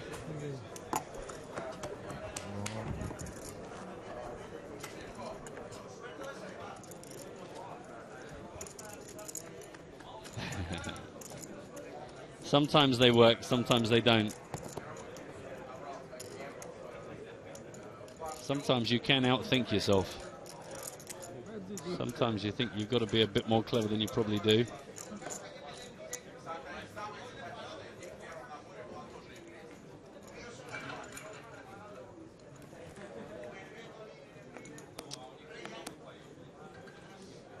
Action's going to start on Ryan.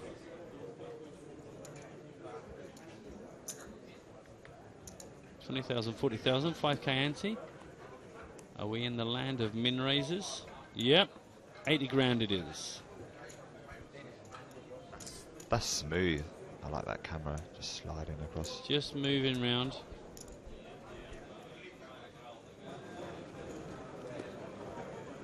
Dan is going to call. Dan Shack has been incredibly quiet.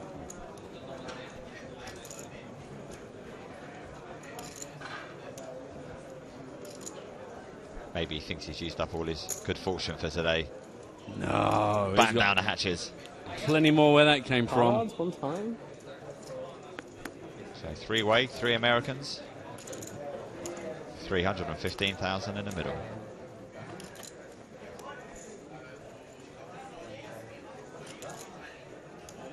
King 5 deuce, couple of diamonds.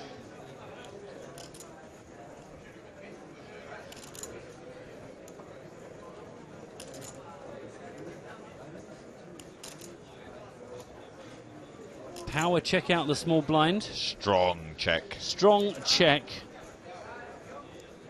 Ryan Fee has started to take a bit of time on these decisions. Don't know if he's slowing down or do you know what I mean? It feels like he was playing faster earlier on. Yeah. Agreed. I mean, he's still making the action, but he seems to have slowed down a bit, wondering if he's deciding to take it a bit differently on this particular table with the redraw since we got down to the last 2 tables. He's made it 150k. Gets the call out of Dan, but Dan Shack not interested in this hand now. 615,000 in the middle, and 9 of spades on the turn.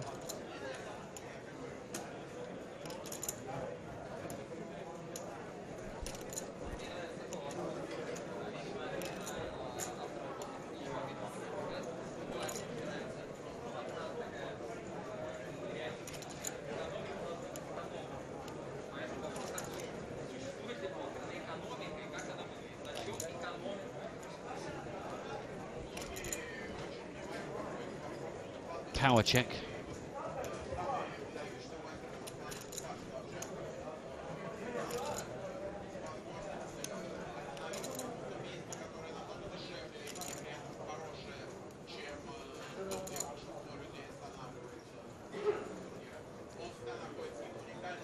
Dan Coleman sees an opportunity here.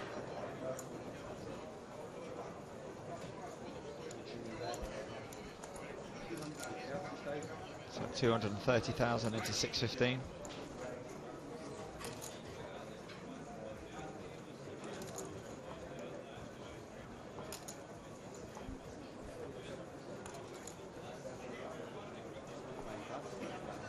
And a bet gets through.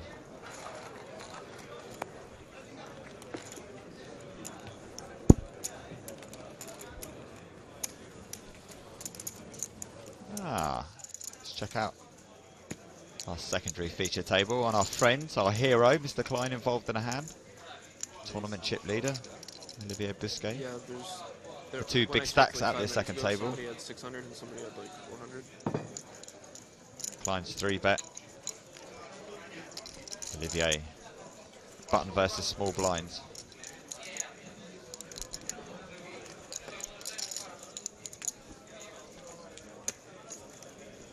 Boo.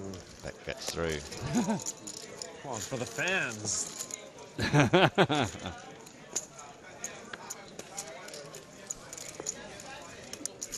Decent beer just spilled down. There's the kind of standings. Morton Klein closing in on the chip lead. Yeah. 1 big blind behind You were Biscay gonna now. fold, right? No. Cricket in 3rd place. I go all day for race. Yeah, there's been some stuff going on here, although third place with 24 big blinds, so tells you where all the chips are. The dealer took it. The dealer knew you wouldn't throw it in.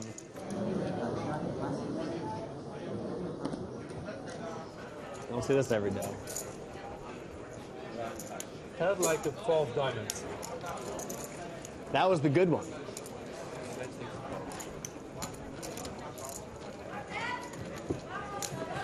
Samu's asking what time will we play in the final table tomorrow. The players will be sat down, cards in the air at 1 o'clock, but seeing as it's a cards face-up production, there will be a 1 hour delay for security reasons. So we'll be on air, or I say we, James and Joe and the EPT Live team will be on air from 2 PM Central European summertime.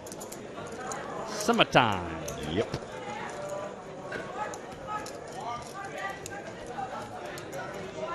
The word on the street is we might be getting a brand new guest in to commentate with us for the final stretch.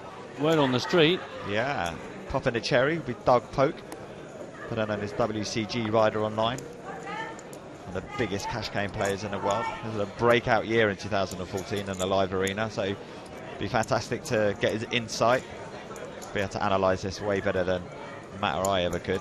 Oh gosh, yeah, we'll put the Guessatron away for a good half hour there. And of course he played in this tournament, busted earlier on I believe. Good friends with Ryan Fee, so perhaps he can give us an insight into the thinkings and the mind. Yeah, of the man. especially that hand that we saw. Right. How much is it? This is an all-in from Ismail Erkanov. Just see how quickly Erkanov asks for a count. I mean, Dan Coleman asked for a count. I was going to say, I think Erkanov probably got a rough idea. How much did I shuffle, dealer? I'm all in. How much is that? How much have I got? Not including the triangle.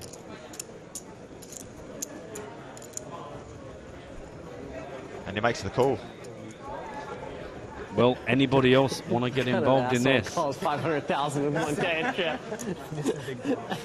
Big time. This could be the soft God, I don't bubble want to get the hand. shove on you. Am I gonna get an Come asshole? on! Am I gonna get an asshole tweet? No, you didn't do it to me. No, that's also not. That's like the only bad manner thing you've done. That's not even Okay. bad manner. Cards on the back, gents. Cards on the back. Flip mode, please, gentlemen.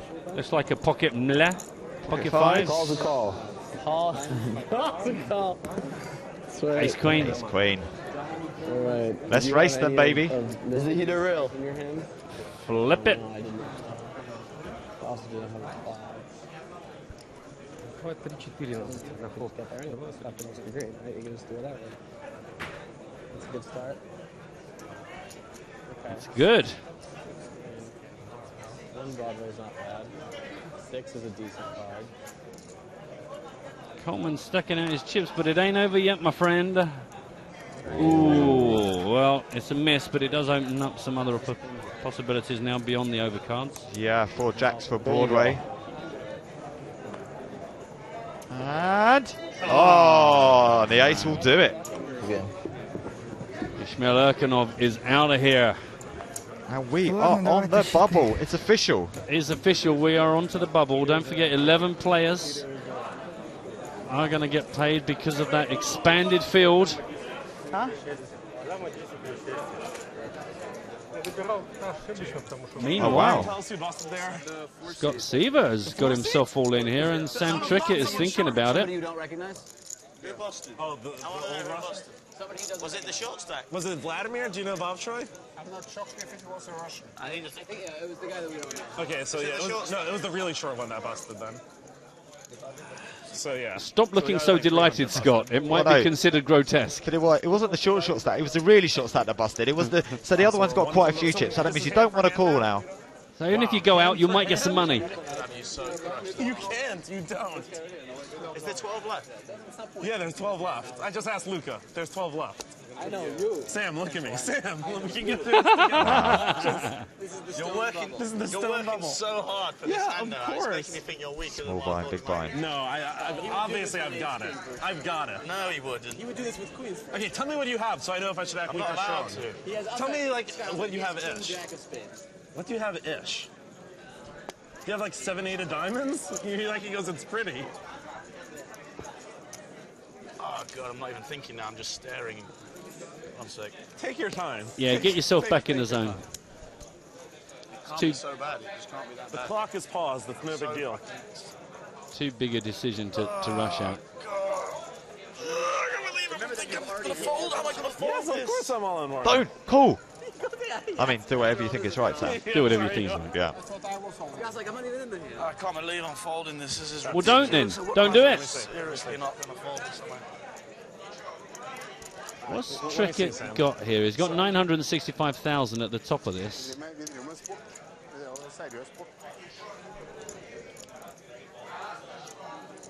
All right, 1 second. Sorry, guys. Sure.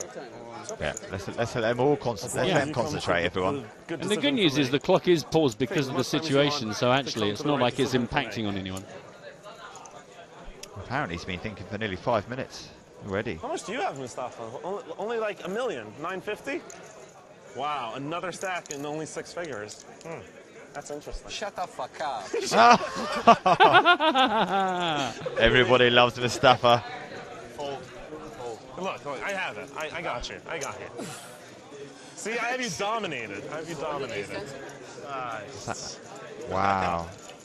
He was deliberating with the king, I'm only the queen Before jam. he looked at his hand, you know I'm shoving real good hands. You know I'm shoving real good But hands. I was only shoving real good He hands. just shoved it all in. I'm like, what the? Because I would only shove real good hands, and I wanted you to know it. Wow. I was being honest. My guys, we're totally ready. Okay. Colt. No joke. I'm not fucking around. I'm only shoving good hands. I And that's why I was like... You give me the speech and then banged it in. I'm like, wow. Because I got a really good hand. How can he ever have a good hand then? It's so rare that he has a good hand. You just get it Yeah, that's what I'm saying. But I...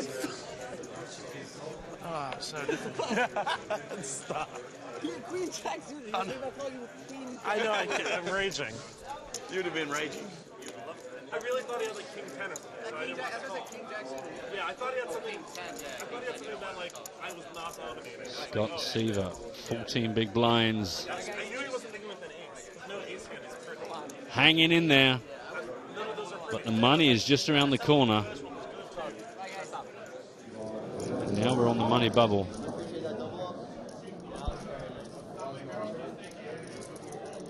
Meanwhile, shortest stack here is Tony Greig with 15 big blinds, so a couple of potential candidates that the rest of the field, no doubt, hoping will do the obvious and the short stacks will leave so that the rest can profit. Min payout, 92,400 for 10th and 11th spot. Yeah. That's why I want to see if I had eights. I was like, wait, did I fold eights?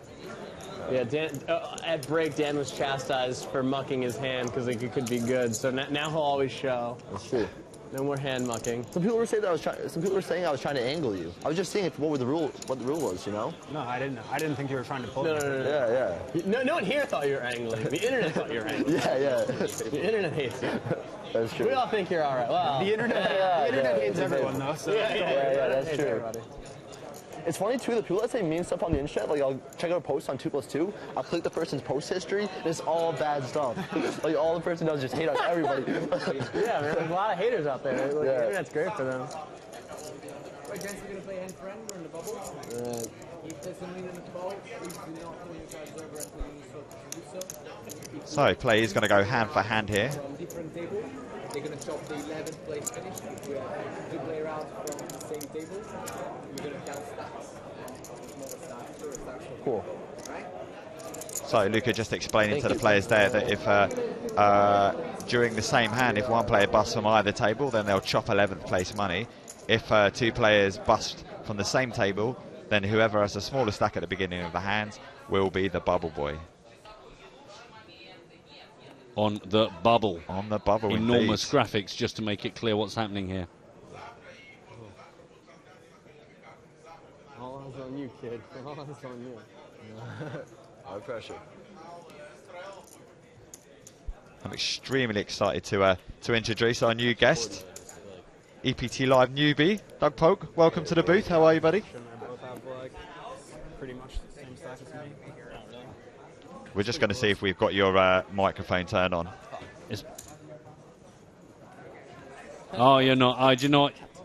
You have to wait for us. Ah, we've got this new interface. Yeah, we've got a button. Try that. Hi, Doug. Let's try that again. How are you doing? I'm doing fantastic. There you are. Am I coming through?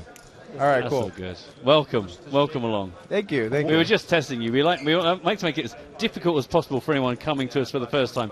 Just throw all sorts of technology that we don't understand. So you don't stand a chance if we don't know what we're doing. No equity. No equity at all. Exactly. No chance of winning. So No I'm just tuning in now. I just got back from dinner. What's the table been playing like? What have This what's been like? pretty slow actually on the feature table. All the exciting hands really have seemed to be played from the secondary feature table, but I guess it's understandable as we're we're approaching a 92k bubble. I guess you would expect the play to slow somewhat. Yeah, I can understand that, but trust me, these guys are all here for first, so I don't think that anyone here is really trying to sneak in. Yeah, there's no one hoping for a min cash here, is there? Yeah, although we did say that, but the most exciting hand we did have from the feature table was the double up from I believe your boy Ryan Fee. Yeah, have you heard about this hand he played just a short while ago? No, I did not hear the hand. I'd love to hear it now, though. He raised with a7, got called by Dan Coleman. Did he flop second pair? Was it? No, he flopped the 7. Flopped the 7. Yeah, flopped the 7 and then hit one right on the end. Yeah, and it came running spades, but the final card was a 7 of spades. So he river trips. There was 300 and something thousand in the pot, and he overshuffled 470k. And Dan Coleman heroed him with king high. So it was extremely interesting. He would have gone out in 14th place if he'd been caught bluffing. Well, sounds like a sizing that I can approve of. Yeah. It was pretty polarizing, but yeah, I mean, it's tough to say without being able to look at the specific board. Yeah. But in some situations, I think that it can make sense to go all in with only your good hands, or maybe with a balance of both. But I would have to know a bit more about the hand to give like a more detailed analysis of what I think is correct. But if it worked, that's always good. Yeah, it did work. Yeah. So I guess it's kind of a bittersweet debut for you on EPT Live, because obviously it's a very exciting time to be joining us on the bubble of a super high roller. But you busted earlier on today, is that right? Yeah, I busted, I think, around 25th or 26th. I made a bit of a questionable play pre-flop, but, I got in like 36 big blinds with 9s. Maybe I shouldn't have done that. It's kind of hard to say. If I knew he had kings, it was definitely wrong. But now that we're here, I'm just glad to get a chance to kind of, I guess, be commentating the tournament and see what everyone else is still up to. Yeah, exactly. It's like if there's a worse place to be than in the game, it can't, back here is not as bad as it could be. You could be like trolling up and down the halls just feeling bad about life. Now you get to spy on the remaining players. Yeah, it's like study for future events. As you can see, your boy getting a 3-bet through there over the top of Dan Chat raise. And takes it down with the fist pump. A very classy move. I approve of that. So is this 2014 completely cemented, like the live poker bug within you? It's been a breakout year for you. Some amazing results so far this year. Yeah, I could not be happier with the way things have gone. I've put in some pretty substantial volume. I think over the World Series I played probably 14 or 15 events. So I think that while, of course, that I ran quite good, I also play pretty well. So I'm happy that my results seem to mirror what I feel like my abilities are. But you have to appreciate, it's a tournament, right? Like, you go all in a bunch and hope that the right cards come out. And they kept coming out. So happy days. It's been a great year. Yeah. Just a little bit of background for all our viewers listening. Known as WCG Rider Online, it's a high-stakes cash game player, and and this year, breakout year, as I said, like some amazing scores. But one of the most feared online cash game players in the world. I'll say that for you. Thank you. It's always good on your first year of really the live tournament scene to win a bracelet. That always feels great, right? So if you have any questions for Doug, please do get them in. nuts@pokerstars.tv, #EPTLive. We'll try and answer a few questions if we can, but also, seeing as we're on a 92k bubble, we are going to try and follow the action and get Doug's insight into what's going on. Yep, sounds good to me. Coleman and Shaq. Yeah, this was Dan Coleman raised it up to 90,000, got the call out of Shaq. So I wasn't here, but I think I heard about this hand. He had an all-in with queens versus, I believe, Fees. Kings. Yeah. Was that all in pre or what happened? I'm not we sure. actually jumped over to it. It was our second featured table, and we kind of picked up. I don't think I know for sure whether it was all in pre. Well, there was a queen on a flop, so it could have easily gone in on a flop if he had an overpair with kings. Yeah, I honestly don't know, because we were watching a feature table. We ran over to the second table, and it was already kind of concluded. So I can't actually answer your question, because I don't think we know. Well, my research has shown that that's a good flop for queens. Thanks again for your expert commentary. If you've got any questions, really obvious anytime, questions. Great insight here. This is why he's won so much money this year and online over the past few years. Thank you. So there you have it. Remember, a flop with a queen is good for queens. And I'm guessing the other side of that is it's not so good for the pocket kings. Would I be all right? I think you could say that, but kind of the way that you take that to the next level is you look for a king among the remaining cards. Because there's two more to come at that two stage. more. Again, this is tremendous stuff. Oh, because you've got to wait till all 5 cards come out before you have I told a winning. you that yesterday. How about that? We're learning so much. I know, and I'm giving it away for free. I mean, are you not dangerous? This could impact on your results if you give away this kind of level of insight. I'm willing to take that risk. One of the players that I think is especially skilled, and he actually was at the final table of my 1K Turbo as well, Tony Gregg.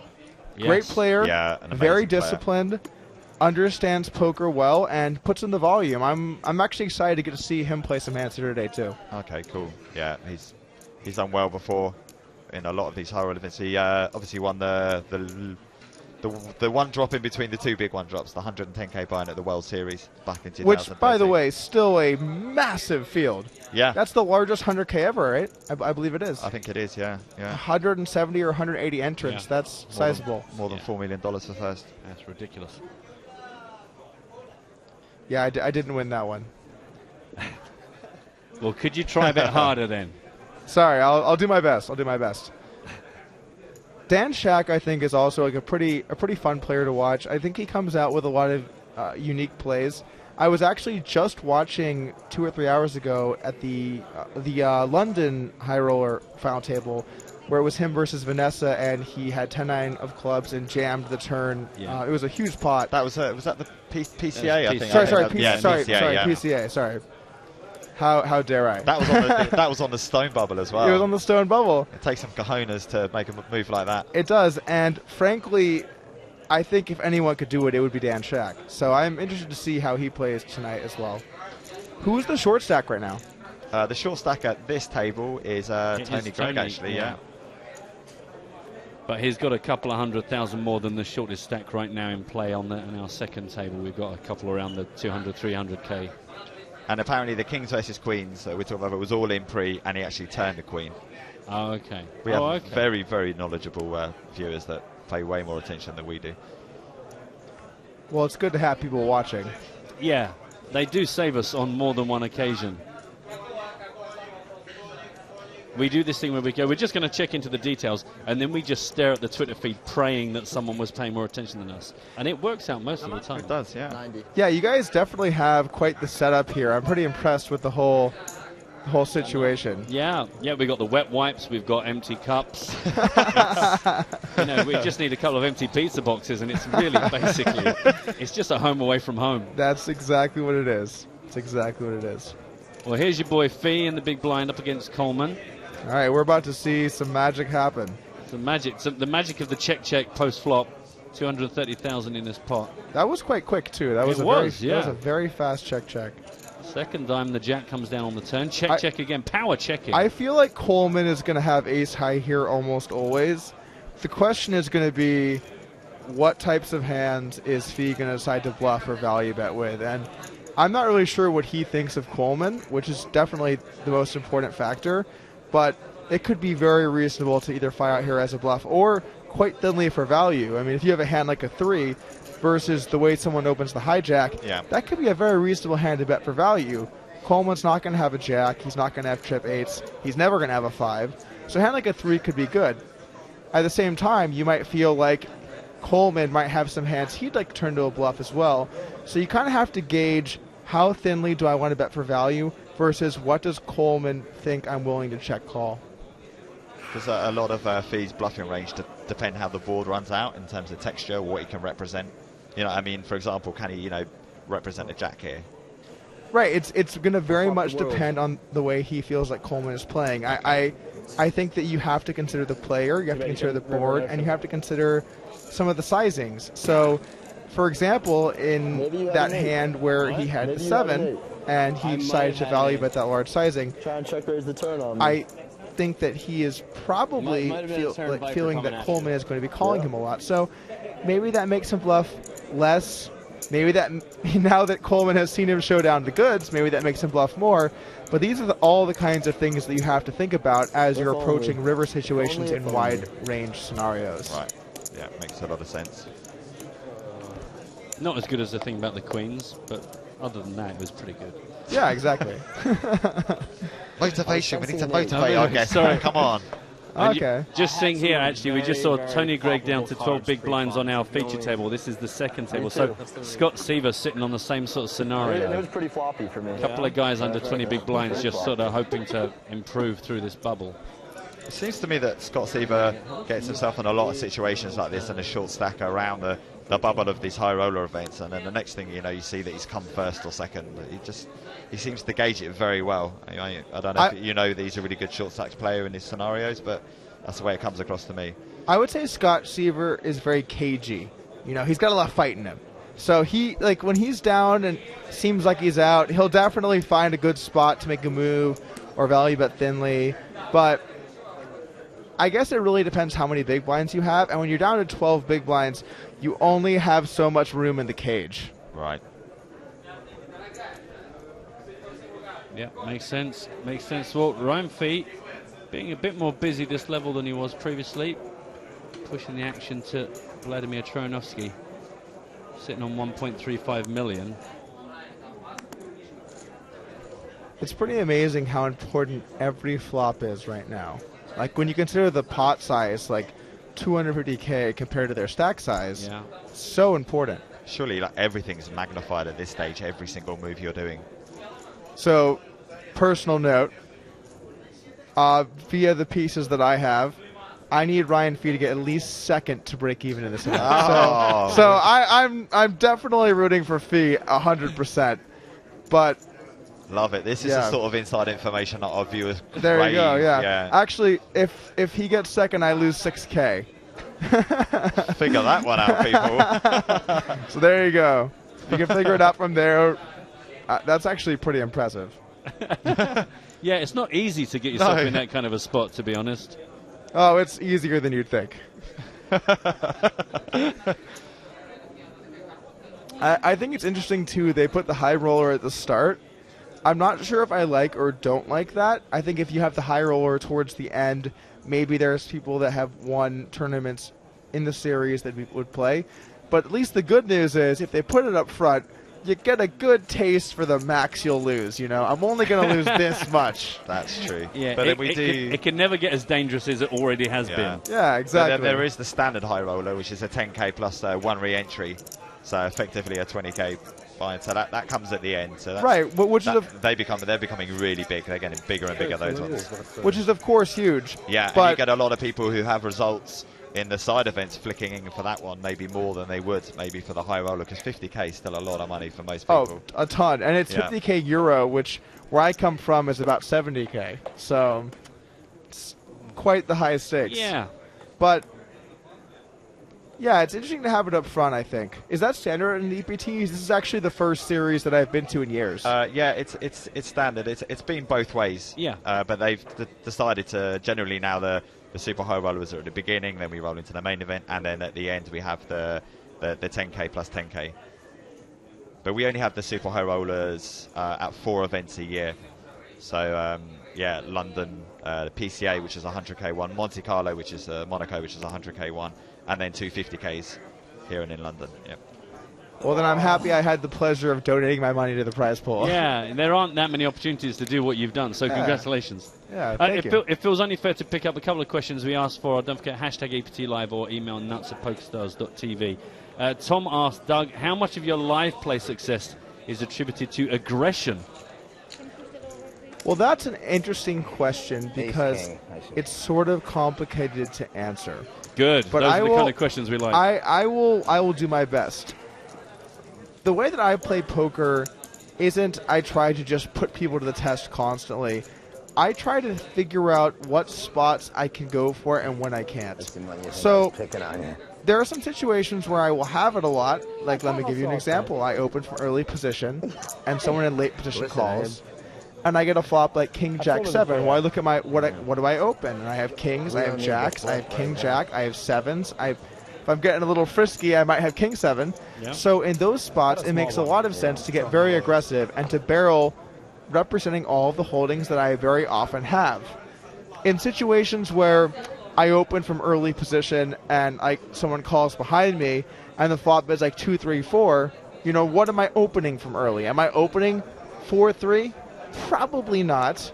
So I guess like the answer to that would be, it's been a combination of selective aggression and understanding what my opponents are up to. Right. And generally, I guess, what they think you're up to.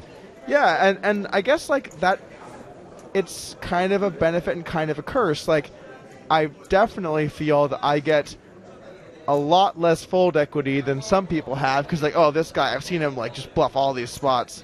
So I'm definitely a bit careful with that, but at the same time, I'm not going to let the way that I feel emotionally determine what I think is optimal to play in a hand. Gotcha. Yeah. Good stuff. Fair dues, makes sense. And like I say, even if people go, oh, this guy bluffing and doing this, still doesn't make it easy for them to call unless they've got some goods. Yeah, and also, if you think about the way the tournaments work, like, let's say we're on the bubble right now, right? And we put a fairly large stack all in. Even if he looks at me and I say, hey, I'm bluffing 3/4 of the time here, it might still be correct for him to fold. Because if he calls and I have it, he's done. That's it. Yeah. He makes $0. The So, ICM implications of it. Exactly. Actually, that's exactly what it is. It's the ICM implications. So I think that there's a lot of different factors of tournament play. It's knowing what you can have, knowing what they can have, and then also understanding the way that stack size plays a role across various situations. So I would say a good amount, but generally what's helped me is a good fundamental understanding of poker. Yeah, aggression alone. There was a time, back before you were born, I would imagine, Doug, when just being aggressive was enough to win every tournament. Sadly, those days are behind us. So unless you're German. Yeah, that's true. They're a couple of years behind, so they're still just absolutely steamrolling every opportunity. That's But right. in They've the had their time. Their time's done. Their trust time's me. done, yeah. But in the fashion world, they're just so ahead, though. the sleeveless hoodie, that's in. I know, but you need to be someone as baller as Ole Shemion to pull that off.